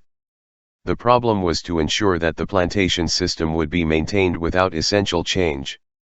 Officials understood that freedmen must be prevented from relapsing into barbarous indolence. Should things be left to their natural course, Colonial Secretary Lord Glenelg observed, labor would not be attracted to the cultivation of exportable produce, meaning sugar. He therefore urged a variety of government measures to prevent freed slaves from acquiring the ample fertile lands then available, liberal doctrine notwithstanding. Another colonial official recognized that more is needed, the creation of artificial wants, which become in time real wants. As abolition was being prepared, a British parliamentarian observed, 1833, that to make them labor, and give them a taste for luxuries and comforts, they must be gradually taught to desire those objects which could be attained by human labor. There was a regular progress from the possession of necessaries to the desire of luxuries, and what once were luxuries, gradually came to be necessaries. This was the sort of progress the Negroes had to go through, and this was the sort of education to which they ought to be subject in their period of probation after emancipation. Otherwise, they would hardly have any inducement to labor. A high-ranking colonial official, Governor Charles Metcalfe, later observed, 1840. By such means, another official noted, it would be possible to attain the desired end, to change a slavish multitude into an orderly and happy peasantry, performing essentially the same tasks as under slavery, while the slave-driving oligarchy becomes a natural upper class. The same problem was faced by the United Fruit Company, UFCO, in its Central American plantations. Under conditions of free labor, workers had to be prevented somehow from retreating to a self-sustaining economy, no simple matter. People chose to work only when forced to, and that was not often, for the land would give them what little they needed, an UFCO historian wrote in 1929. To overcome the problem, UFCO sought to instill consumer values, recognizing that the desire for goods is something that has to be cultivated. The company was able to arouse desires by advertising and salesmanship, the same historian wrote approvingly. This had its effect in awakening desires, the same effect as in the United States, where, as industry knew well, desires had to be artificially stimulated and shaped. The newly awakened desires for silk stockings instead of cotton, expensive Stetson hats and a flashy silk shirt while their feet were bare, and so on could then be satisfied at UFCO stores. The device was repeatedly abused by the company, its official historian concedes, as goods were sold at outrageous prices to the workers all too frequently on credit, driving them on a straight road to peonage. The problems had been addressed on a different scale in opening China to the West. Again, it was not easy. A British mission was admitted to Beijing in 1793, offering samples of virtually everything Britain could produce. It was the most elaborate and expensive diplomatic initiative ever undertaken by a British government, John Key writes in his History of the East India Company, which held its monopoly on trade with China until well into the 19th century. The emperor graciously accepted the offerings as tribute from the Kingdom of England, commending the respectful spirit of submission of the British emissary. There would be no trade, however. Our celestial empire possesses all things in prolific abundance, the emperor informed him, though I do not forget the lonely remoteness of your island, cut off from the world by intervening wastes of sea. European merchants made inroads in the south, but were blocked elsewhere by imperial power. One commodity for which Britain did find a market was Bengali opium. By the early 19th century, the East India Company's revenues from opium sales to China were second only to land revenue, showing profits high enough both to stifle any moral scruples felt by the British and to negate the prohibitions frequently invoked by the Chinese, Qi writes. A few years later China sought to halt the flow, now truly offending British moral scruples. Pleading the virtues of free trade, Britain forced China to open its doors to lethal narcotics, exploiting the great superiority in violence that so revived the spirits of British jingoists during the 1991 Gulf War. It took the construction and dispatch of an ironclad steamship, the Nemesis, to reduce the Central Kingdom to reason. Military historian Geoffrey Parker comments sardonically, the guns of the Nemesis managed to destroy, in just one day in February 1841, 9 war junks, 5 forts, 2 military stations and a shore battery in the Pearl River, and China was soon able to enjoy the benefits of liberal internationalism. The US sought to match the privileges that Britain gained, also pleading high principle. China's refusal to accept opium from Britain's Indian colony was denounced by John Quincy Adams as a violation of the Christian principle of love thy neighbor and an enormous outrage upon the rights of human nature, and upon the first principles of the rights of nations, while missionaries lauded the great design of Providence to make the wickedness of men subserve his purposes of mercy toward China, in breaking through her wall of exclusion, and bringing the empire into more immediate contact with Western and Christian nations. In such ways, Britain succeeded in creating new wants in China, much as the US does today as it compels Asian countries, on pain of severe trade sanctions, to admit us-grown lethal narcotics that kill perhaps 50 to 100 times as many people a year as all hard drugs combined in the United States, and to advertise to open new markets, particularly women and children. Chapter 9, The Burden of Responsibility Segment 5/7. 3. Indian Removal and the Vile Maxim. The problem of driving an awareness of their true wants into the heads of rude barbarians also beset the U.S. government in the course of its program of Indian removal and annexation. The most striking instance, perhaps, arose in the 1880s, as Washington prepared to rescind the solemn treaties recognizing ownership of eastern Oklahoma by the 5 civilized tribes. The Indian Territory had been granted to these nations in perpetuity after they had been brutally expelled from their traditional homes under an 1835 treaty that several Indian leaders were forced to accept, recognizing that they are strong and we are weak. We were all opposed to selling our country east, the signers wrote to Congress, condemning the U.S. government for making us outcasts and outlaws in our own land, plunging us at the same time into an abyss of moral degradation which was hurling our people to swift destruction.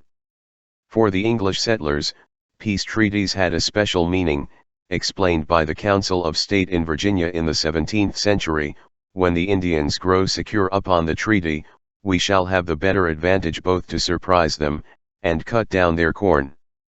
The concept survives to the present. The 1835 treaty replaced earlier ones, going back to 1785, when the newly liberated colonies forced a treaty on the Cherokees, who had, not surprisingly, supported the British in the Revolutionary War, taking lands held by the Cherokees under earlier treaties while stating that Congress want none of your lands, nor anything else which belongs to you. This was a humane and generous act of the United States, the U.S. representative declared. In 1790, George Washington assured the Cherokees that in future you cannot be defrauded of your lands, the new government will protect you in all your just rights, the United States will be true and faithful to their engagements. President Jefferson added that I sincerely wish you may succeed in your laudable endeavors to save the remnant of your nation by adopting industrious occupations, and a government of regular law. In this you may always rely on the counsel and assistance of the United States. In the years that followed, settlers encroached on Indian territory and new treaties were dictated, imposing further cessions of land. In what remained, a successful agricultural society was established, with textile manufacture from 1800, schools, printing presses, and a well-functioning government that was much admired by outsiders. A report submitted to the War Department in 1825 gave a glowing description of the Cherokee country and nation at the time. Helen Jackson writes in her exceptional, in many ways, 19th-century history of Indian removal, quoting extensive passages of praise for the advanced civilization that the Cherokees had developed and the republican principles on which it was based. Meanwhile, the leading thinkers of Europe lectured on the strange lack of psychic power that caused the Indians to vanish and expire as soon as spirit approached with the European presence. However impressive, progress was being made by the wrong people, who once again stood in the way of the advance of progress in the politically correct sense of the term. Andrew Jackson's Indian Removal Act of 1830 was followed by the imposed Treaty of 1835, in which the signers relinquished all claims of the civilized nations to their lands east of the Mississippi. Jackson was deeply moved by his generosity in having done my duty to my red children. If any failure of my good intention arises, it will be attributable to their want of duty to themselves, not to me. He was not only granting these children of the forest an opportunity to better their condition in an unknown land as our forefathers did, but even paying the expense of his removal, an act of friendly feeling that thousands of our own people would gladly embrace if only it were extended to them. 3 years later, 17,000 Cherokees were driven at bayonet point to Oklahoma by the U.S. Army over a route so marked with new dug graves that it was ever afterwards known as the Trail of Tears.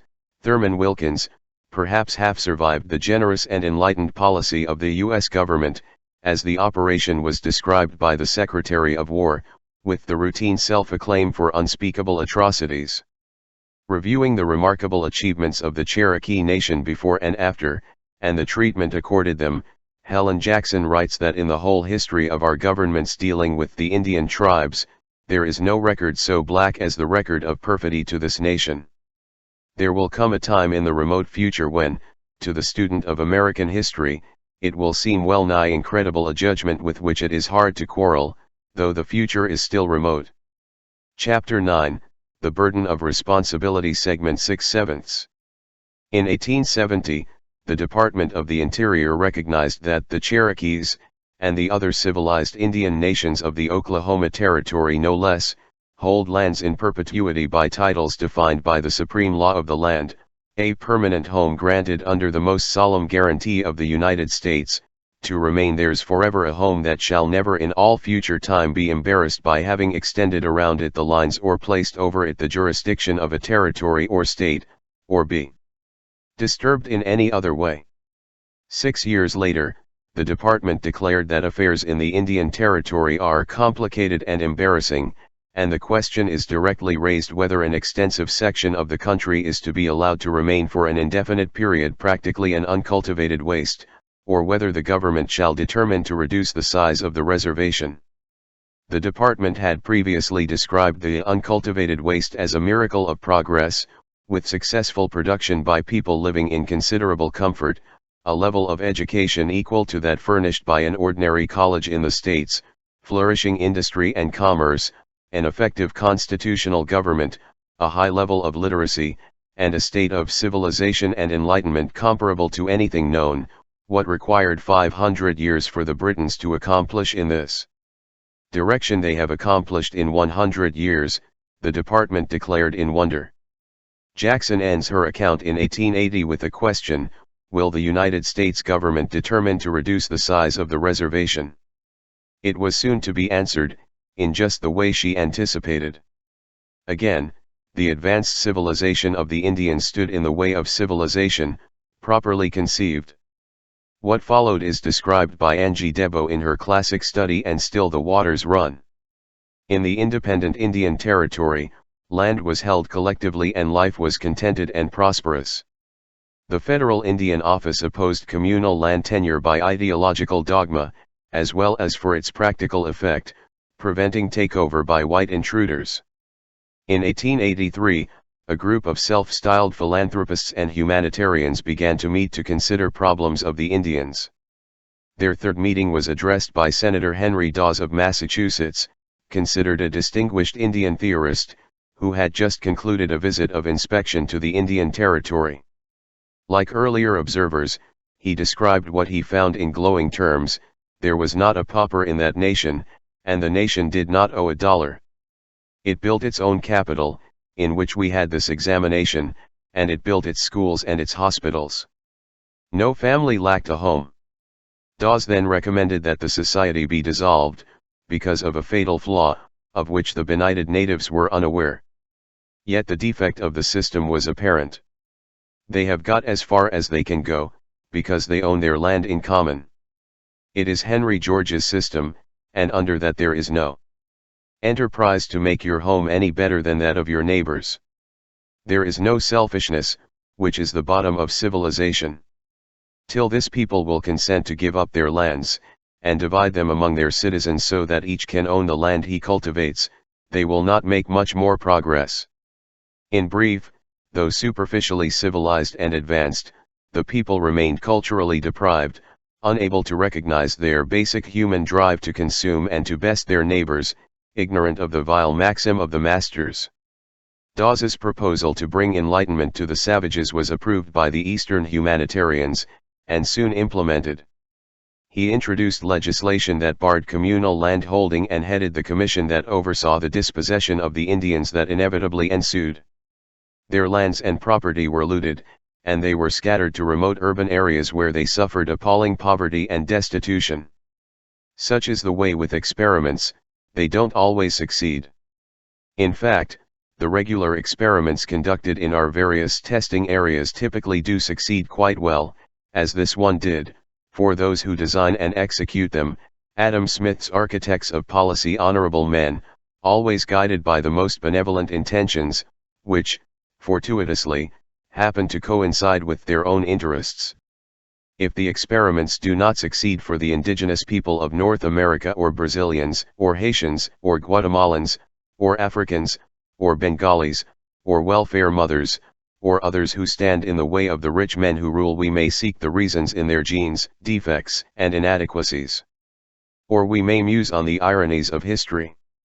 One can readily understand the appeal to post-war intellectuals of the work of Reinhold Niebuhr, the theologian of the establishment, the guru of the Kennedy intellectuals, George Kennan, and many others. How comforting it must be to ponder the paradox of grace that was his key idea, the inescapable taint of sin on all historical achievements, the need to make conscious choices of evil for the sake of good, soothing doctrines for those preparing to face the responsibilities of power, or in plain English, to set forth on a life of crime. Chapter 9, The Burden of Responsibility, Segment 7/7. 4. The American Psyche. The state-corporate nexus has always devoted substantial efforts and resources to ensure that the rascal multitude recognize their wants and needs, never an easy task, from the days when independent farmers had to be turned into wage earners and consumers. Many of them remained mired in darkest ignorance and superstitious belief, sometimes even heeding the words of such scoundrels as Uriah Stevens, a founder and the first Grand Master workman of the Knights of Labor, who outlined labor's task in 1871 as the complete emancipation of the wealth producers from the thraldom and loss of wage slavery, a conception that can be traced to the leading principles of classical liberalism. Many took the conditions of free labor to be a system of slavery as absolute, if not as degrading, as that which lately prevailed in the South, as a New York Times reporter described the new era in which manufacturing capitalists are the masters. Even today, after a century of intense and dedicated efforts by cultural managers, the general population often fail to perceive their inner wants. The debate over health care provides some useful illustrations. A case in point is a major article in the Boston Globe by Thomas Palmer, well to the liberal side of the spectrum. Palmer opens by reporting that almost 70% of Americans prefer a Canadian-style healthcare system, a surprising figure, given that this retrograde socialism is regularly denounced as un-American. But the general public is just wrong, for two reasons, Palmer explains. The first reason is technical. It was clarified by President Bush, who emphasized the importance of avoiding the problems of bureaucratized, universal care systems like Canada's. Mr. Bush, New York Times correspondent Robert Pear reports, accuses the Democratic nominee of favoring a state-run system that would have Soviet-like elements, a backdoor national health insurance, in the words of presidential advisor Gail Wilensky. This is a charge that Mr. Clinton and other Democrats deny. Pears adds with proper journalistic objectivity, keeping the balance between the charges of crypto-communism and the angry denials. It is a matter of logic that commie-style systems of the kind that exist throughout the industrial world apart from the United States and South Africa are inefficient. Accordingly, the fact that the highly bureaucratized private sector system in the US is vastly more inefficient is simply irrelevant.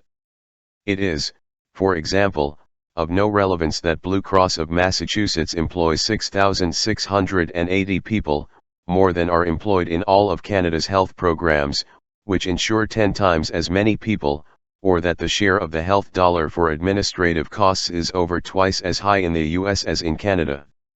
Logic cannot be confuted by mere fact, by Hegel's negative, worthless existence. More interesting is the second reason, which is spiritual. Palmer continues. There is a difference in outlook north and south of the border, theoretical differences that students of the two nations see in the psyches of the average American and Canadian. The studies of these penetrating scholars show that the Canadian system would cause the kind of rationing of health care that Americans would never accept. The US system rations by price. If you can afford it, it's there. Canadians ration their health care by providing the same care for everyone and simply making those seeking elective or less urgent procedures wait. Plainly, that would not accord with American-style impatience, one student of the two nations explains. Imagine, he says, that no matter how poor you are, you will sit in a hospital bed and receive care as the richest in your community. No matter what contacts you have and no matter how rich you are, you can get no better than that. Americans would never accept that, we learn from this expert, incidentally, the president of a healthcare consulting firm. Further insights into the American psyche are given by the deputy director of a trade group of commercial health insurers. The 70% of Americans who don't understand their own psyches are not sampled. That is not unreasonable, after all. They are not students of the American psyche, and it has long been common understanding that they need instruction in self-awareness. Part 4. Memories. Chapter 10. Murdering History. A few months before the end of year 500, the Times Book Review appeared with a front-page headline reading, "You Can't Murder History." The review article dedicated to this lesson keeps to a single case. History in the old Soviet Union was like cancer in the human body, an invisible presence whose existence is bravely denied but against which every conceivable weapon is mobilized. It takes up one striking example of this disease within the Soviet body politic, the depiction of the murder of the Tsar and his family, recalling those all-powerful Soviet officials whose job it was to suppress the public's memory of this grisly episode, but who, in the end, could not hold back the tide. These reflections did not touch upon a few other examples of murdering history that might come to mind, particularly at this historical moment. Convention has it that multiples of 10 provide the occasion to reflect on the meaning of history and the questions it poses, and perhaps also on the murder of history by its guardians, who, in every society, are acutely sensitive to the faults of official enemies. The convention is useful. By adopting it and examining some of the anniversaries that fall within the 500th year, we can learn something about ourselves, in particular, about the doctrinal foundations of Western culture, a topic of much importance, given the resources of violence, coercion, and denial at its core. To the date which will live in infamy. As year 500 opened in October 1991, other memories displaced the coming quincentennial. December 7 would be the 50th anniversary of the Japanese bombing of Pearl Harbor, the date which will live in infamy. Accordingly, Japanese attitudes and practices were subjected to close scrutiny, and found wanting. Some profound defect left the aberrant Japanese unwilling to offer regrets for their nefarious deed. In an interview in the Washington Post, Foreign Minister Michio Watanabe expressed deep remorse over the unbearable suffering and sorrow Japan inflicted on the American people and the peoples of Asia and the Pacific during the Pacific War, a war that Japan started by the surprise attack on Pearl Harbor. He said that the National Parliament would pass a resolution on the 50th anniversary of the crime, expressing Japan's remorse. But this turned out to be just more Japanese treachery. Penetrating the disguise, New York Times Tokyo Bureau Chief Stephen Weissman revealed that Watanabe had used the word hansei, which is usually translated as self-reflection rather than remorse. The statement of the foreign minister does not count as authentic apology. Furthermore, Japan's parliament is unlikely to pass the resolution, he added, in the light of President Bush's firm rejection of any apology for the Hiroshima and Nagasaki bombings.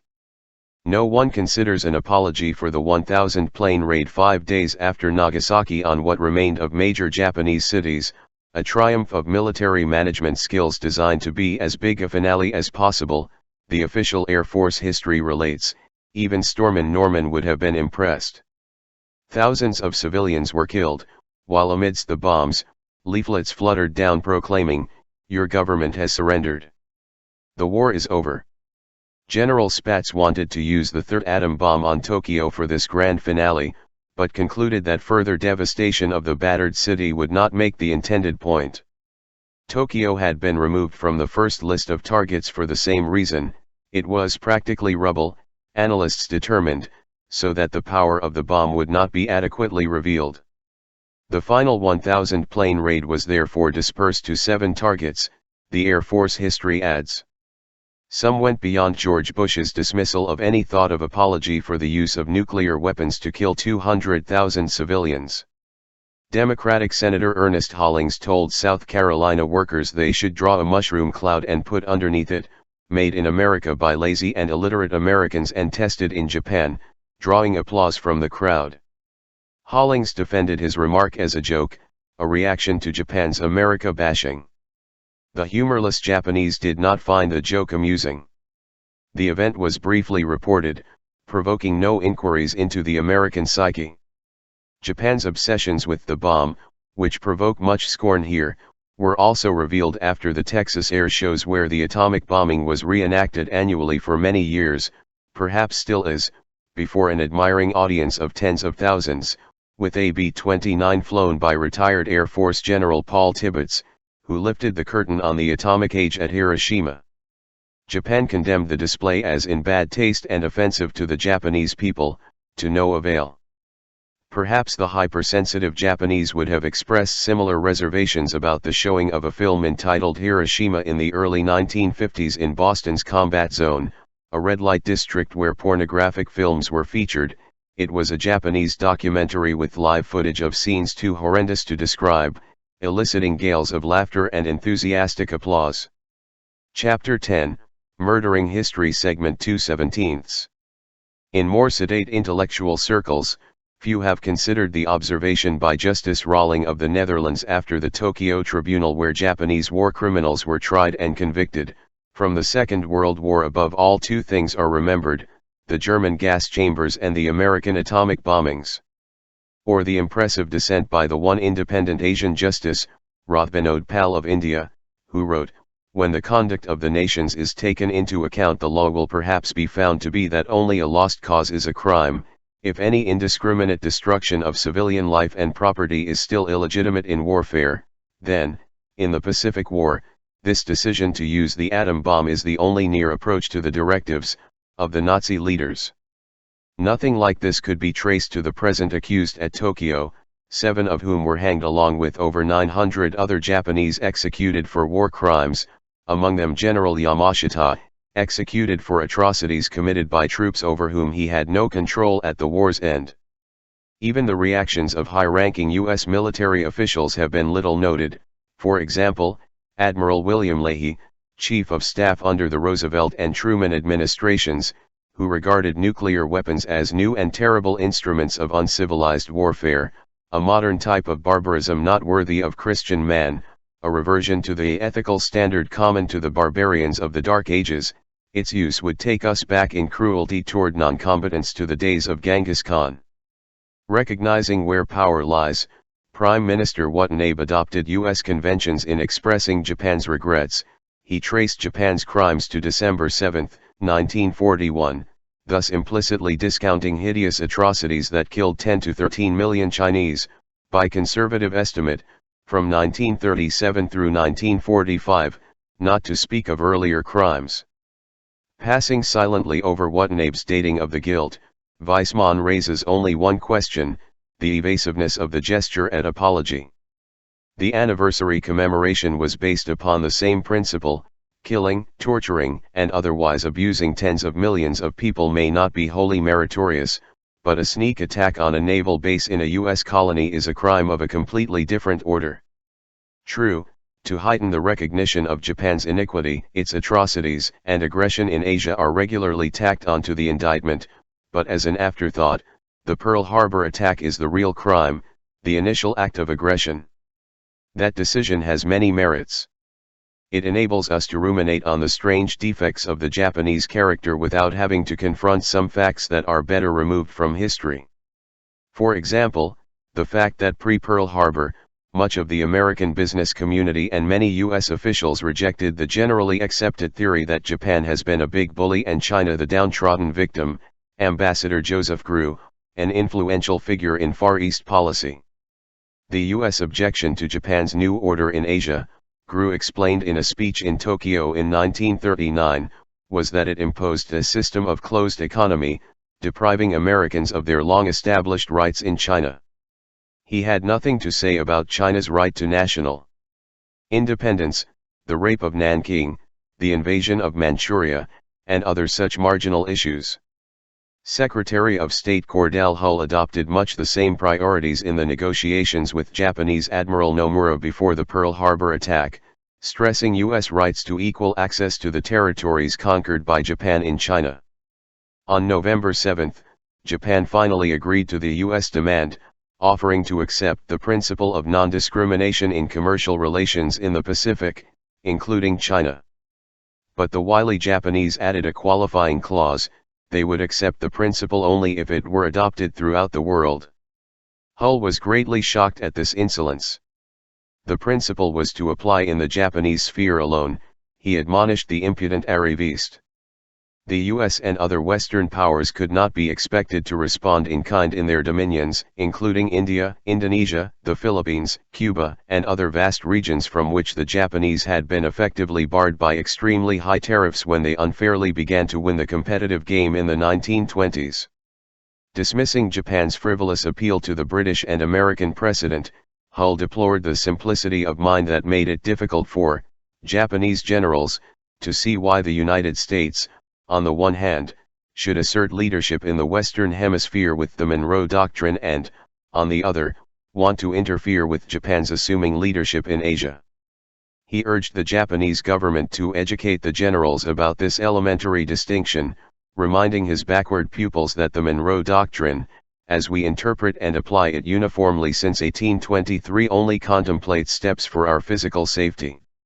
Respected scholars chimed in with their endorsement, expressing their outrage over the inability of the little yellow men to perceive the difference between a great power like the US and a small-time operator like Japan, and to recognize that the United States does not need to use military force to induce the Caribbean republics to permit American capital to find profitable investment. The doors are voluntarily open, as even the most cursory look at history will show. Chapter 10, Murdering History, Segment 3/17. 3 Missing Pieces. Also unmentioned in the historical musings is an air of familiarity about Japan's actions in Manchuria, as they established the independent state of Manchukuo in 1932 under the former Manchu emperor. The procedure was a familiar one, Walter Lippmann wrote at the time, not unlike U.S. precedents in Nicaragua, Haiti, and elsewhere. Manchuria had claims to independent status, surely stronger claims than, say, South Vietnam 25 years later, a fact recognized by the U.S. client regime, which always defined itself as the government of all of Vietnam, even in an unamendable article of its US-imposed constitution. Scholars noted that had it not been for Western intervention in support of Chinese rule over the outer regions, motivated by the desire to increase the sphere of future Western investment and exploitation, the Tibetans, Mongols, and Manchurians might well have moved towards independence. Owen Lattimore, 1934. Japan undertook to defend the independent state against bandits who attacked it from China. The goal of Japan's Kwantung Army was to liberate the masses from exploitation by military and feudal cliques and to protect them from communist terrorists. Adopting the policies favored by Kennedy Dubs in later years, its military leadership undertook counterinsurgency campaigns, complete with collective hamlets, earnest measures to win hearts and minds, and other ideas that have a certain resonance. Among a series of unpleasant, hence unmentionable facts is the similarity of these operations to the no less brutal and atrocious ones conducted by the United States a few years later near China's southern border, operations that peaked in murderous violence shortly after the Japanese documents on Manchuria were released by the Rand Corporation in 1967, to be shelved with appropriate silence by the cultural managers. The similarity is not entirely accidental. Apart from the fact that the same thoughts naturally come to the minds of similar actors facing similar circumstances, U.S. counterinsurgency doctrine was consciously modeled on the practices and achievements of World War II fascism, though it was the Nazis who were the preferred model. Reviewing U.S. Army manuals of the 1950s, Michael McClintock notes the disturbing similarity between the Nazis' view of the world and the American stance in the Cold War.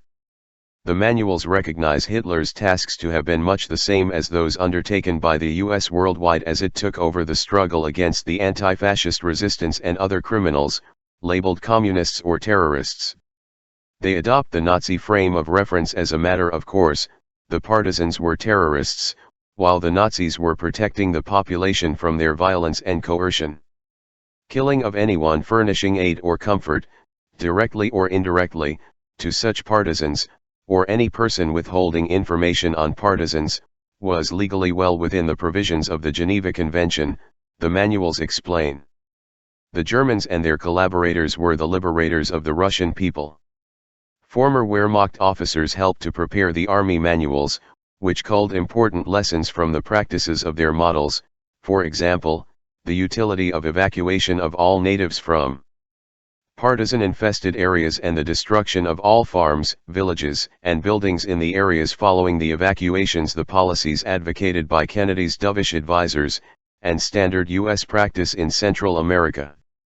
The same logic was adopted by the civilian leadership from the late 1940s, as Nazi war criminals were resurrected and reassigned to their former tasks, Reinhard Gehlen, Klaus Barbie, and others, or spirited to safety in Latin America and elsewhere to pursue their work, if they could no longer be protected at home. The notions were refined in the Kennedy years, under the impetus of the president's well-known fascination with unconventional warfare. U.S. military manuals and anti-terrorism experts of the period advocate the tactic of intimidating, kidnapping, or assassinating carefully selected members of the opposition in a manner that will reap the maximum psychological benefit, the objective being to frighten everyone from collaborating with the guerrilla movement. Respected American historians and moralists were later to provide the intellectual and moral underpinnings, notably Gunter Louis, who explains in his much-admired History of the Vietnam War that the U.S. was guilty of no crimes against innocent civilians, indeed could not be. Those who joined our righteous cause were free from harm's way, except by inadvertence, at worst a crime of involuntary manslaughter. Those who failed to cooperate with the legitimate government imposed by U.S. violence are not innocent. By definition, they lose any such claim if they refuse to flee to the safety provided by their liberators, infants in a village in the Mekong Delta or Inner Cambodia, for example. They therefore deserve their fate. Some lack innocence because they happen to be in the wrong place. For example, the population of the city of Vinh, the Vietnamese Dresden. Philip Shannon casually observes in a Times magazine cover story on the belated victory of capitalism in Vietnam, it was leveled by American B-52 bombers because it was cursed by location and hence was a natural target for the bombers, much like Rotterdam and Coventry. This city of 60,000 was flattened in 1965, Canadian officials reported, while vast surrounding areas were turned into a moonscape. 10 One could learn the facts outside the mainstream, where they were generally ignored, or even flatly denied, for example, by Louis, who assures us, on the authority of U.S. government pronouncements, that the bombing was aimed at military targets and damage to civilians was minimal. Plainly, it is better to keep the history under wraps. The politically correct approach, adopted without notable deviation on the anniversary, is to date Japan's criminal course to the sneak attack on Pearl Harbor, to bring in Japan's earlier atrocities only as a device to sharpen the distinction between their evil nature and our purity, to put aside the uneasy relation between the doctrine that the war began on December 7, 1941 and the fact that we denounce Japan for atrocities committed through the 1930s, which were, furthermore, deemed acceptable in influential circles, and more generally, to eliminate from the mind discordant notes from past and present history. It is interesting to see the reaction when the rules of decorum are occasionally violated by comparisons between Japan's policies and actions and ours in Vietnam. For the most part, the comparisons are so unthinkable as to be unnoticed, or are dismissed as absurdity. Or they may be denounced as apologetics for Japan's crimes, an interpretation that is quite natural. Given that our perfection is axiomatic, it follows that any comparison drawn confers upon others a share of our nobility, and thus counts as apologetics for their crimes. By the same irrefutable logic, it follows that applause for our crimes is not apologetics, but merely a proper tribute to our magnificence, and silence about them is only a shade less meritorious than enthusiastic approval. Those who fail to comprehend these truths can be condemned for their irrational hatred of America. Or, if not so completely beyond the pale, they can be offered a course of instruction, like the Japanese generals. The ban on such subversive thoughts was revealed on the Pearl Harbor anniversary in a striking way, to which we return, Section 8. Another example is provided by a commentary on the anniversary by the noted Japan scholar John Dower, solicited by the Washington Post. Dower commented that there is more than a little irony in observing Americans ramble on about other people's military violence and historical amnesia, considering how Vietnam and Korea have entered officially sanctioned memory. The invited column was rejected. Another pertinent question was omitted from the deliberations on the aggression launched by Japan on December 7, 1941. How did we happen to have a military base at Pearl Harbor, or to hold our Hawaiian colony altogether? The answer is that we stole Hawaii from its inhabitants, by force and guile, just half a century before the infamous date, in part so as to gain the Pearl Harbor naval base. The centenary of that achievement falls shortly after the opening of year 501, and might have merited a word as we lamented Japan's failure to face up to its perfidy. Lifting the veil, we find an instructive story. Chapter 10, Murdering History Segment 4/17. As long as the British deterrent remained in force, the U.S. government vigorously defended Hawaiian independence. In 1842, President Tyler declared that the U.S. desired no peculiar advantages, no exclusive control over the Hawaiian government, but is content with its independent existence and anxiously wishes for its security and prosperity.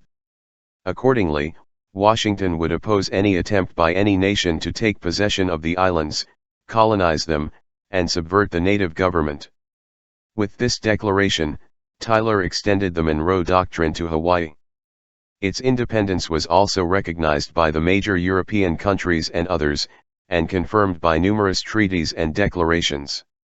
As the century progressed, the balance of power shifted in favor of the United States, offering new opportunities, as in Latin America. U.S. colonists established a thriving sugar industry, and the value of the island as a stepping stone towards broader Pacific horizons became increasingly apparent. Admiral DuPont had observed that it is impossible to estimate too highly the value and importance of the Hawaiian Islands, whether in a commercial or a military sense. Plainly, our sphere of legitimate self-defense must be extended to include this prize. But there was an impediment: the independence of the island kingdom, and the demographic problem posed by the 90% majority of native Hawaiians, already reduced to 1/6 the pre-contact era. The colonists therefore undertook to guide and assist these people, so low in mental culture, and to provide them with the gift of good government by their betters. Planters Monthly observed in 1886 that the Hawaiian does not yet realize the bounds and limits fixed and the moral and personal obligations attending the gift we have offered them. The white man has organized for the native a government, placed the ballot in his hands, and set him up as a lawmaker and a ruler, but the placing of these powers in his hands before he knows how to use them, is like placing sharp knives, pointed instruments, and dangerous tools in the hands of infants. Similar concerns about the rascal multitude and their innate stupidity and worthlessness have been voiced by the men of best quality throughout the modern period, forming a major strand in democratic theory. Point 12. The first marine landing to support the colonists took place in 1873, just 30 years after Tyler's ringing endorsement of Hawaii's independence. After failing to take power in the 1886 elections, the plantation oligarchy prepared for a coup d'état, which took place a year later with the help of their military arm, the Hawaiian Rifles. The bayonet constitution forced upon the king granted U.S. citizens the right to vote, while excluding a large part of the native population through property qualifications and barring Asian immigrants as aliens. Another consequence of the coup was the delivery of the Pearl River estuary to the United States as a naval base. Exhibiting the uniform interpretation of the Monroe Doctrine that so impressed Secretary of State Hull. His predecessor James Blaine observed in 1889 that there are only 3 places that are of value enough to be taken. One is Hawaii. The others are Cuba and Puerto Rico. All were shortly to fall into the proper hands. Regular military interventions ensured good behavior by the locals. In 1891, the USS Pensacola was dispatched in order to guard American interests, which now included ownership of 4/5 of the arable land. In January 1893, Queen Liliuokalani made a last-ditch effort to preserve Hawaiian sovereignty, granting the right to vote in Hawaiian elections only to Hawaiians, rich or poor, without discrimination. At the order of U.S. Minister John Stevens, U.S. troops landed and imposed martial law to support the best citizens and 9/10 of the property owners of the country, in the words of the commanding officer. Stevens informed the Secretary of State that the Hawaiian pear is now fully ripe and this is the golden hour for the United States to pluck it. Long before, John Quincy Adams had used the same imagery with regard to the second of the places of value, Cuba, a ripe fruit that would fall into our hands once the British deterrent is removed. See Chapter 6. The U.S. planters and their native collaborators produced a declaration proclaiming the conviction of the overwhelming majority of the conservative and responsible members of the community who numbered a few hundred men that independent, constitutional, representative, and responsible government, able to protect itself from revolutionary uprisings and royal aggression, is no longer possible in Hawaii under the existing system of government. Under protest, the Queen surrendered to the superior force of the United States of America and its troops, abdicating in the hope of saving her followers from the death penalty. She herself was fined $5,000 and sentenced to 5 years at hard labor for her crimes against good order, commuted in 1896. The Republic of Hawaii was established with American planter Sanford Dole proclaiming himself president on July 4, 1894. Each sip of Dole pineapple juice offers an occasion to celebrate another triumph of Western civilization. Congress passed a joint resolution for annexation in 1898, as the U.S. went to war with Spain and Commander George Dewey's naval squadron sank a decrepit Spanish fleet in Manila, setting the stage for the slaughter of hundreds of thousands of Filipinos as another ripe fruit was plucked from the tree. President McKinley signed the annexation resolution on July 7, 1898, creating the first outpost of a greater America, a journal of the conservative and responsible members of the community triumphantly proclaimed. Their iron-fisted rule eliminated any residual interference by the ignorant majority, as the planters called them, still about 90% of the population, soon to become dispersed, impoverished, and oppressed, their culture suppressed, their lands stolen. In this manner, Pearl Harbor became a major military base in the U.S. colony of Hawaii, to be subjected a half-century later to a scandalous sneak attack by Japanese monsters setting forth on their criminal path.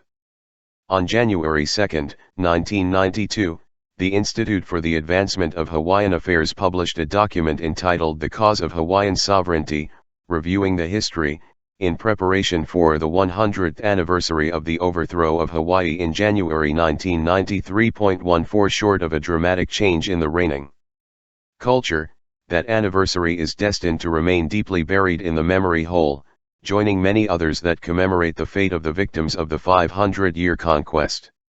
Chapter 10, Murdering History, Segment 5/17. For some lessons in political correctness. Let us return to the public commemoration of the 50th anniversary of the infamous date, carefully sanitized and insulated from improper thoughts. Americans are much annoyed by the unwillingness of the Japanese to face their guilt for the Pearl Harbor crime, Urban Leaner reports in a lengthy Wall Street Journal article on Japanese revisionism. He quotes the Pearl Harbor Memorial Park historian on the complete absence of a sense in Japan of their own history. To illustrate Japan's ambivalence toward remembering history, Leaner describes a visit to the home of a courtly Japanese military historian, who can't understand why the US won't forget it. If the US and Japan are partners, why talk about Pearl Harbor forever? That's what Japanese people are thinking, he says. Why do you keep reminding us? So the article ends, no comment being necessary on the unique sins of the Japanese exhibited with such clarity. The New York Times Magazine devoted a cover story to this peculiarly Japanese malady by Tokyo Bureau Chief Weissman, entitled Pearl Harbor in the Mind of Japan. There is little sound of remorse, the subtitle reads, and no commemorative ceremonies of the bombing in Japan.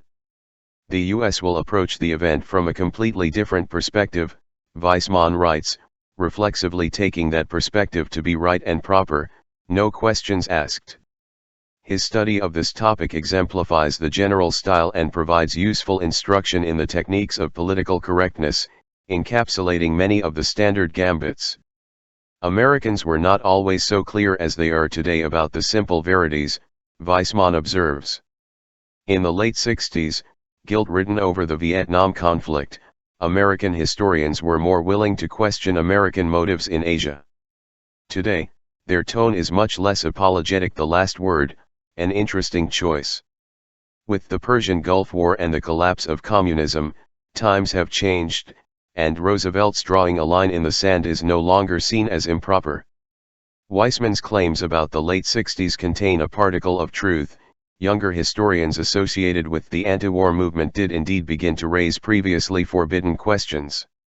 They were compelled to form their own professional association, the Committee of Concerned Asian Scholars, with very few senior faculty involved, to discuss subversive thoughts about possible flaws in American motives. Though they were the cream of the graduate student crop at the time, not many survived the authoritarian structure of the ideological disciplines. Some were eliminated from the academic world in straight political firings, some marginalized in other familiar ways.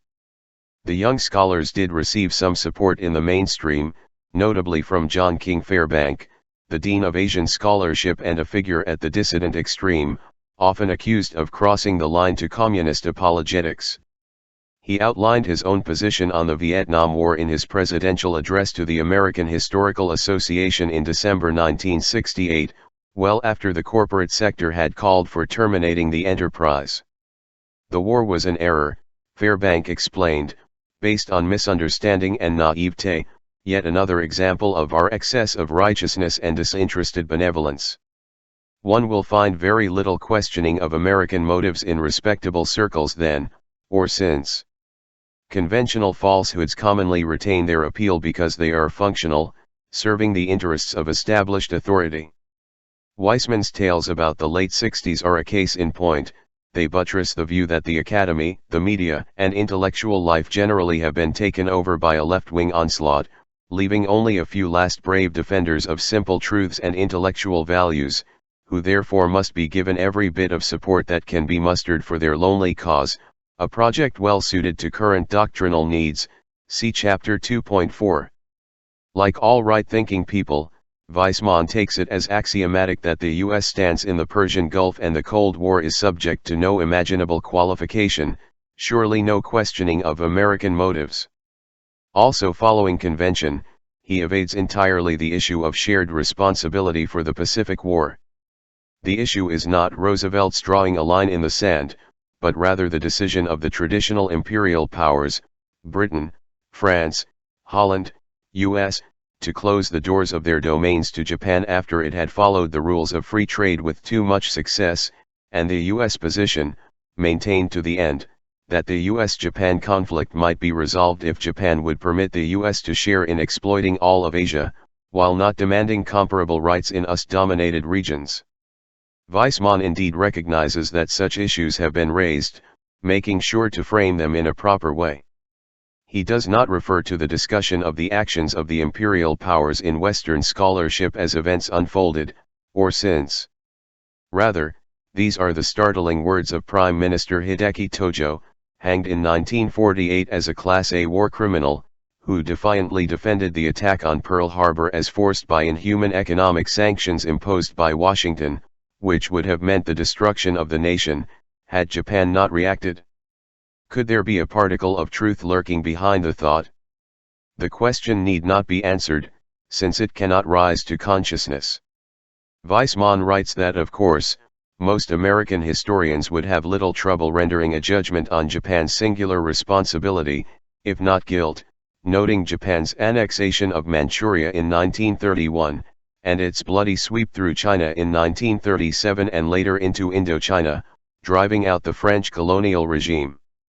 No words here on the U.S. attitude towards all of this at the time, except for an oblique hint, beginning with the decision to move naval vessels in 1940, the United States responded to Japanese military aggression with warnings and protests 9 years after the invasion of Manchuria, 3 years after the murderous escalation in China. Why the delay? Weissman also puts aside other questions. Why were Western claims to their colonial domains stronger than those of Japan, and why did indigenous nationalists often welcome the Japanese conquest, driving out the traditional oppressors? Nor is he troubled by a simple fact of logic. If these were Japan's crimes, then why do we commemorate a much later event as the date which will live in infamy? Why is it the tragedy of 50 years ago that evokes Weissman's inquiry into Japan's flawed psyche? Chapter 10, Murdering History Segment 6/17. Weissman does concede a measure of U.S. responsibility, not for what happened, but for Japan's failure to face up to its crimes. The U.S. wanted to create a democracy after the war, but after China fell to the Communists in 1949 and the Korean War broke out a year later, Washington changed its mind, deciding to foster a stable conservative government in Japan to challenge communism in Asia, even sometimes allowing war criminals to regain authority. This revision of history also has its functional utility. Under the laws of political correctness, it is permissible to recognize our occasional lapses from perfection if they can be interpreted as an all too understandable overreaction to the evil deeds of selected malefactors. In fact, as Weissman surely knows, Washington's reverse course was in 1947, hence well before the fall of China, to translate, the overthrow of a corrupt US-backed tyranny by an indigenous movement, and 3 years before the officially recognized Korean War, at a time when the pre-official phase was charging full speed ahead, as the US-imposed regime, aided by fascist collaborators restored by the US occupying army, was busy slaughtering some 100,000 anti-fascists and other adherents of the popular movements that the US clients could never hope to face in political competition. Washington's reverse course called a halt to democratic experiments that threatened established power. the US moved decisively to break Japanese unions and reconstruct the traditional industrial financial conglomerates, supporting fascist collaborators, excluding anti-fascist elements, and restoring traditional conservative business rule. As explained in a 1947 paper prepared under the direction of the primary author of The Reverse Course, George Kennan, the US had a moral right to intervene to preserve stability against stooge groups of the communists, recognizing that the former industrial and commercial leaders of Japan are the ablest leaders in the country, that they are the most stable element, that they have the strongest natural ties with the US. It should be US policy to remove obstacles to their finding their natural level in Japanese leadership. The purge of war criminals was ended, and the essential structure of the fascist regime restored. The reverse course in Japan was one element in a worldwide US campaign at the same time with the same goals, all prior to 1949. The reconstruction of what US technical experts angrily condemned as totalitarian state capitalism, with popular and democratic forces suppressed, was underway well before the reverse course of 1947. The occupation also determined at once that the basic issues of war guilt would be shelved.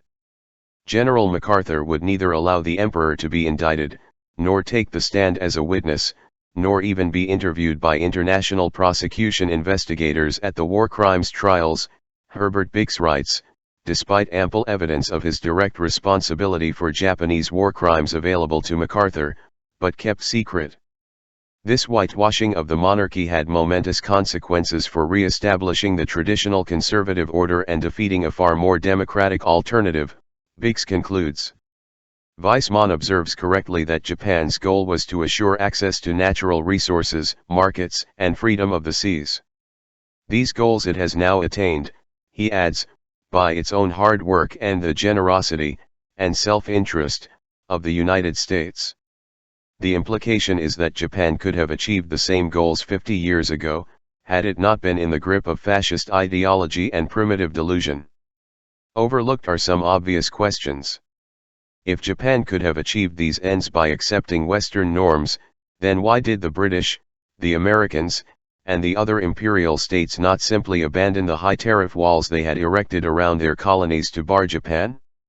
Or, assuming that such idealism would be too much to ask, why did Hull not at least accept the Japanese offer for mutuality of exploitation? Such thoughts go beyond legitimate bounds, reaching into the forbidden territory of American motives. In the real world, Japan's aggression gave an impetus to the nationalist movements that displaced colonial rule in favor of the more subtle mechanisms of domination of the post-war period.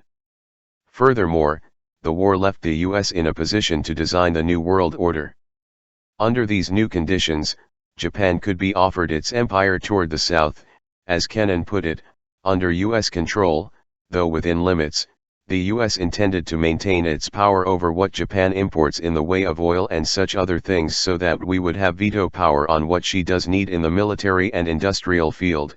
As Kennan advised in 1949.20, the stance was maintained until unexpected factors intervened, notably the Vietnam War with its costs to the US and benefits to Japan and other industrial rivals.